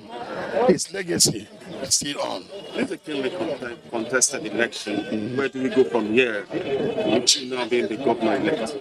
Well, I've told you before, I have a lot of stock in stock for Osun State. Very soon, you hear from me. But what I can tell you right now, I'm bringing on the table integrity, steadfastness, accountability into Osun State. Corruption, gone. As Excellency, for your people in Osun State, what one word would you like to give to them? Your Osun State, I love you. In 2018, you supported me, and I won that election. And I promise you, I'm going to come back to do it again in 2022. And 2022 support is overwhelming, and you did it again for me. What I can say, I love you, and I will not disappoint you. I will make Osun great again. Thank you very much. Let's talk to the governor back. The live TV here now. We are on the right live. They're watching us all over the world right now. Congratulations on the announcement and your pronouncement as the governor-elect of Osun State. Going from here, what should the people of Osun State expect from you? We should expect great things to come to Osun State, because this governor, it's for the people. It's for the grassroots, because they supported me. Never again Osun State we go backward. We will keep moving forward. And I can assure you, once again, I will not disappoint all the masses that supported me, stood by me. And of course, my brothers here, they came all the way to be with me and support me. And a lot of people are expecting me to do good. Then I'm going to go ahead and make sure Osun is great again. I spoke with some of your supporters yesterday. They told me that they were not too satisfied with the process of the election yesterday. How do you react to that? Well, I can assure you, the end justified the means. Now, I'm sure they're happy now that their man is not governor-elect. You can talk to them directly on TV. Hello, Osun, I love you for supporting me as you have, done in 2018. I can assure you that great things is ahead. I bring you good tidings into Osun. Thank you so much, and I love you. I love you. Thank you so much. Your Excellency. Yeah. What does this portend for the party? It was not so good a result in Ekiti. Now we are celebrating a governor-elect. What does this portend going forward? Well, as chairman of the National PDP Campaign Council, I'm here not alone, but I'm here with my brother governor, the governor of Edo State, and my very senior colleague, both in parliament and in governance, the former Senate President, former governor of Kwara State, Senator Bukola Saraki. We have been here to support our brother, and if you recall, on the day of the rally, I sang a song, and the song was that power belongs to God. Amen. And it has been proven that power belongs to God. Amen. And I told you I am a miracle governor, and that miracle that miracle is going to rub off on Osun and here in PDP. And so we are all excited. We are happy. Let me, on behalf of my national chairman, the chairman of the People's Democratic Party, Dr. Iocha Ayu, and the candidates of our party, the former Vice President of the Federal Republic of Nigeria, Alhaji Atiku Abubakar, say a very big congratulations to the dancing, loving, lovable, straightforward, honest senator-elects, governor-elects, the dancing governor now. Hold on. Dancing governor. You see, we came in here to campaign. And after the campaign, clearly we stayed back here with him. And from the day of campaign, I told you that there was organic support for the candidate and for the party. And it has been so proven. Let no man play the role of God. Yes. And I've also told you here that this election was not only for Osun State. This election was a national election. Yes. This election was a test election for 2023. Yes, sir. I warn you, PDP is coming. Yes. 2023. Amen. Thank you. Excellency President, two states now in the kitty of the PDP in the Southwest. What is the message? Well, the chairman of the council has said, let me just join and thank Nigerians, thank people of Osun for what they've done, congratulate the our new governor-elect. And the message is clear. Nigerians have spoken. They're tired of the APC party. They're tired of government that do not perform. They want passionate leaders, they want leaders that care for them. And that's a message. That's a clear message here. And that message is going to represent across the entire country. It's not only in Southwest. This country is ready to go back to those better days. Nigerians want a better Nigeria. And that's what they've done here. And that is the message. And we see a responsibility led by a presidential candidate to make this country a better country. Thank you. What next? Asuvilla. Okay. 2020.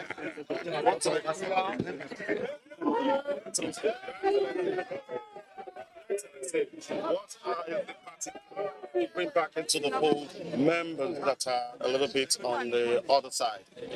Well, I think first, let me congratulate our governor-elect and also the people of Osun State for this very bold and remarkable move they've made.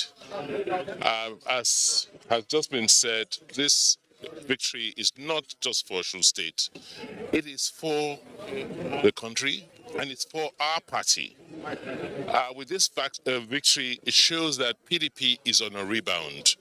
And most of our members who had issues or challenges as a result of the conventions and other actions will now see that PDP is still the party to beat. It's strong and is ready to take on the opposition and win the elections in February next year. So I think with that message, we see a lot more of our members coming back to the fold to reconcile. And we also believe that others who have been looking in and want to join us now have the basis and also the reason to come back to us. That's all. Thank you so much. Thank you so much. Thank you.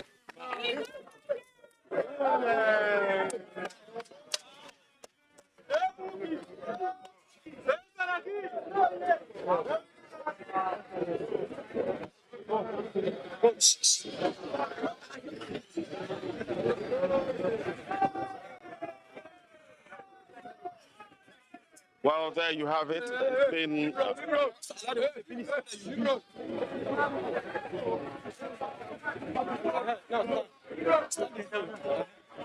Well, there you have it, Mayor. The reactions to the governors-elect reactions and all the other excellencies' reaction to this victory. I'll go back to you now, and we'll come back later, back to the studios. Mayor, heads up.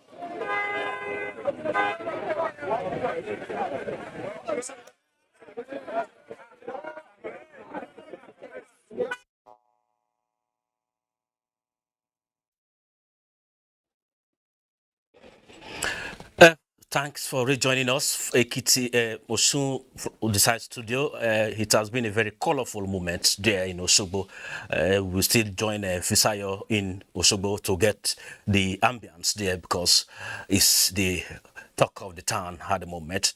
And the governor-elect has given his acceptance speech. Osun, I love you. I bring you good tidings. Integrity, accountability, fight against corruption are cardinal in his administration. He finally sworn in as the governor of Osun State. So let's hear from you. How do you react? Now we can comfortably say PDP has won Osun State. Well, let me first and foremost thank Mr. President and also thank INEC for doing a wonderful job. Thank Mr. President because he has given the level playing ground. Anybody in Nigeria or the world over will know that today in Nigeria, if you are able to campaign very well and sell your manifesto, you win election. In the days gone by, people will sit under trees. Let me re-emphasize again for the purpose of emphasis. People will sit under trees and make it a do or die affair and also go and declare results. And they'll start dancing. But this time around, we've seen INEC under Professor Mahmoud with clear direction from Mr. President to open a level playing field for mass participation in the electoral process and also giving it a clear vision the way this government will want to go. This to tell you that APC as a ruling party should be able to stand up and pick up the gauntlet and see to the possibilities of them bring up the manifestos to see if they could win election 2023. This is a time for all other political parties too. The challenge is there is no uru, no mago. These BVS, these beavers, by model verification machines, are giving up credible results. And INEC under Mahmoud, we've seen, is set not to pander to the whims and caprices of any political party. It is going to work according to the dictates and conscience of the electoral process that has been set by INEC. All the political parties should have hope that, look, under this atmosphere where we have the credibility of the electoral process as well as the credibility of the umpire, any party has the capacity to win elections. And therefore, it is not going to be an inheritance of the APC to say that they will sit and fold their arms and also allow internal crisis. Because if you look at the issue of Osun today, it is because of internal crisis of the party that we'll definitely look into that. So yes. Because today is Osun's day, so let's go to Osogbo. A fast trip to Osogbo again, where Fisayo will give us the ambience there. Okay. Thank you very much, Mayor Ogidi. Of course, we're just wrapping up here at the Coalition Center, just over our shoulder here.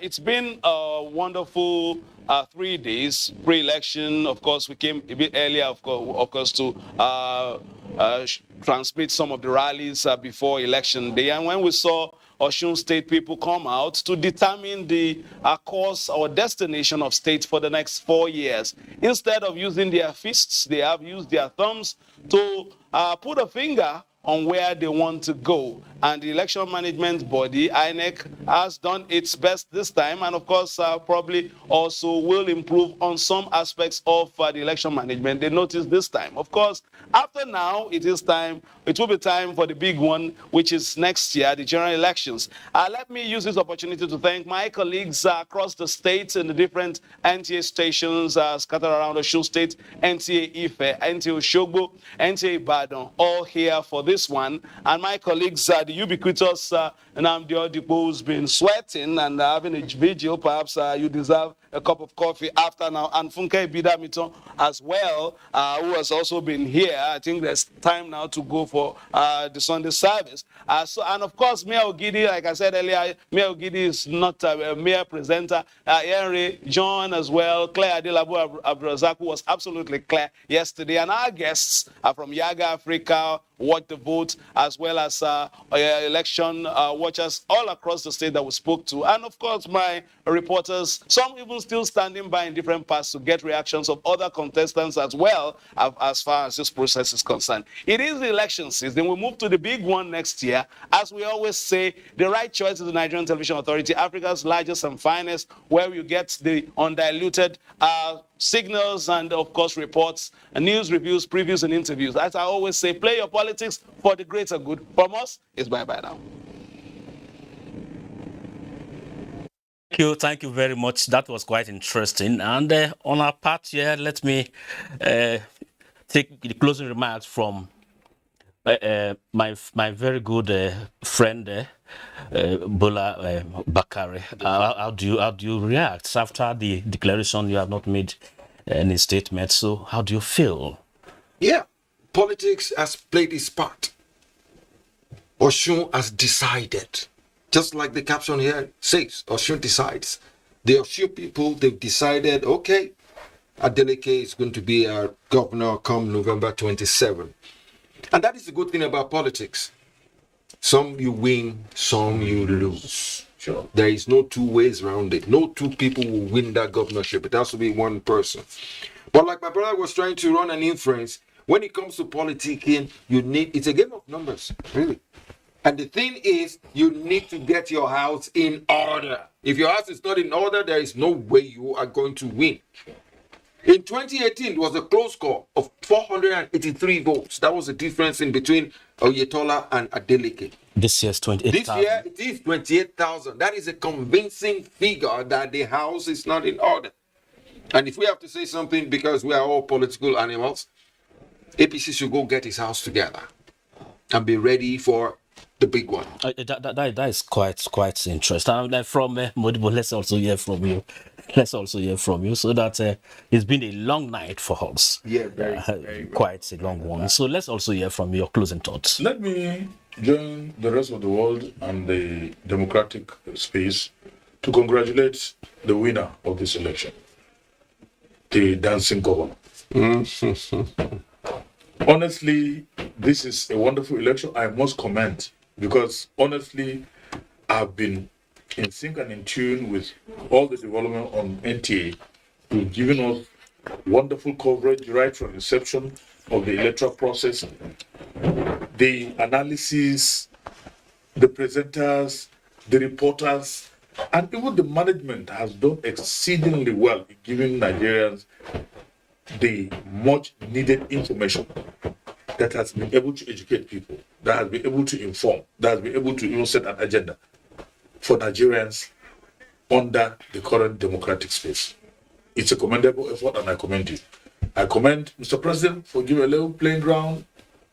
And also, I want to commend the chairman of INEC in close collaboration with his aides, the commissioners, the presiding officers of all the electoral process, in giving Nigeria a sense of belonging, and also to warn that political party, especially the ruling party, should get itself, it should have its own house in order, just like my brother Bola Bakare has rightly stated.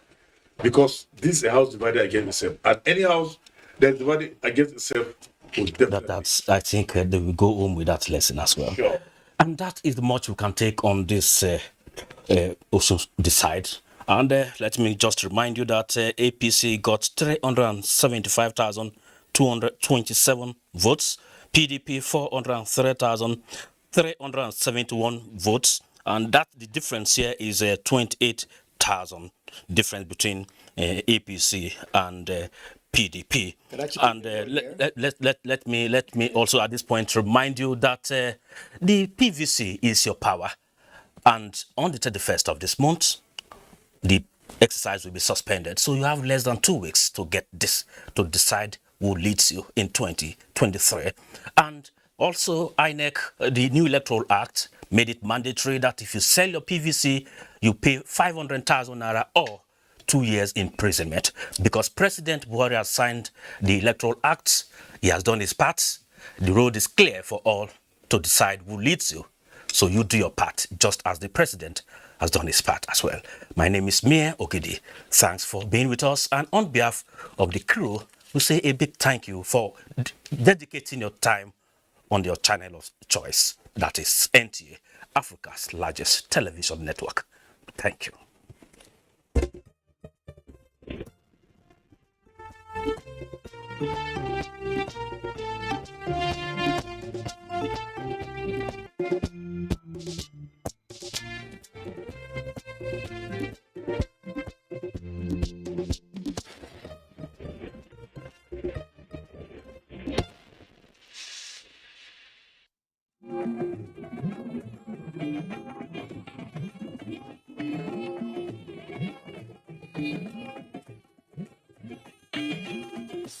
This is the network service of the NTA.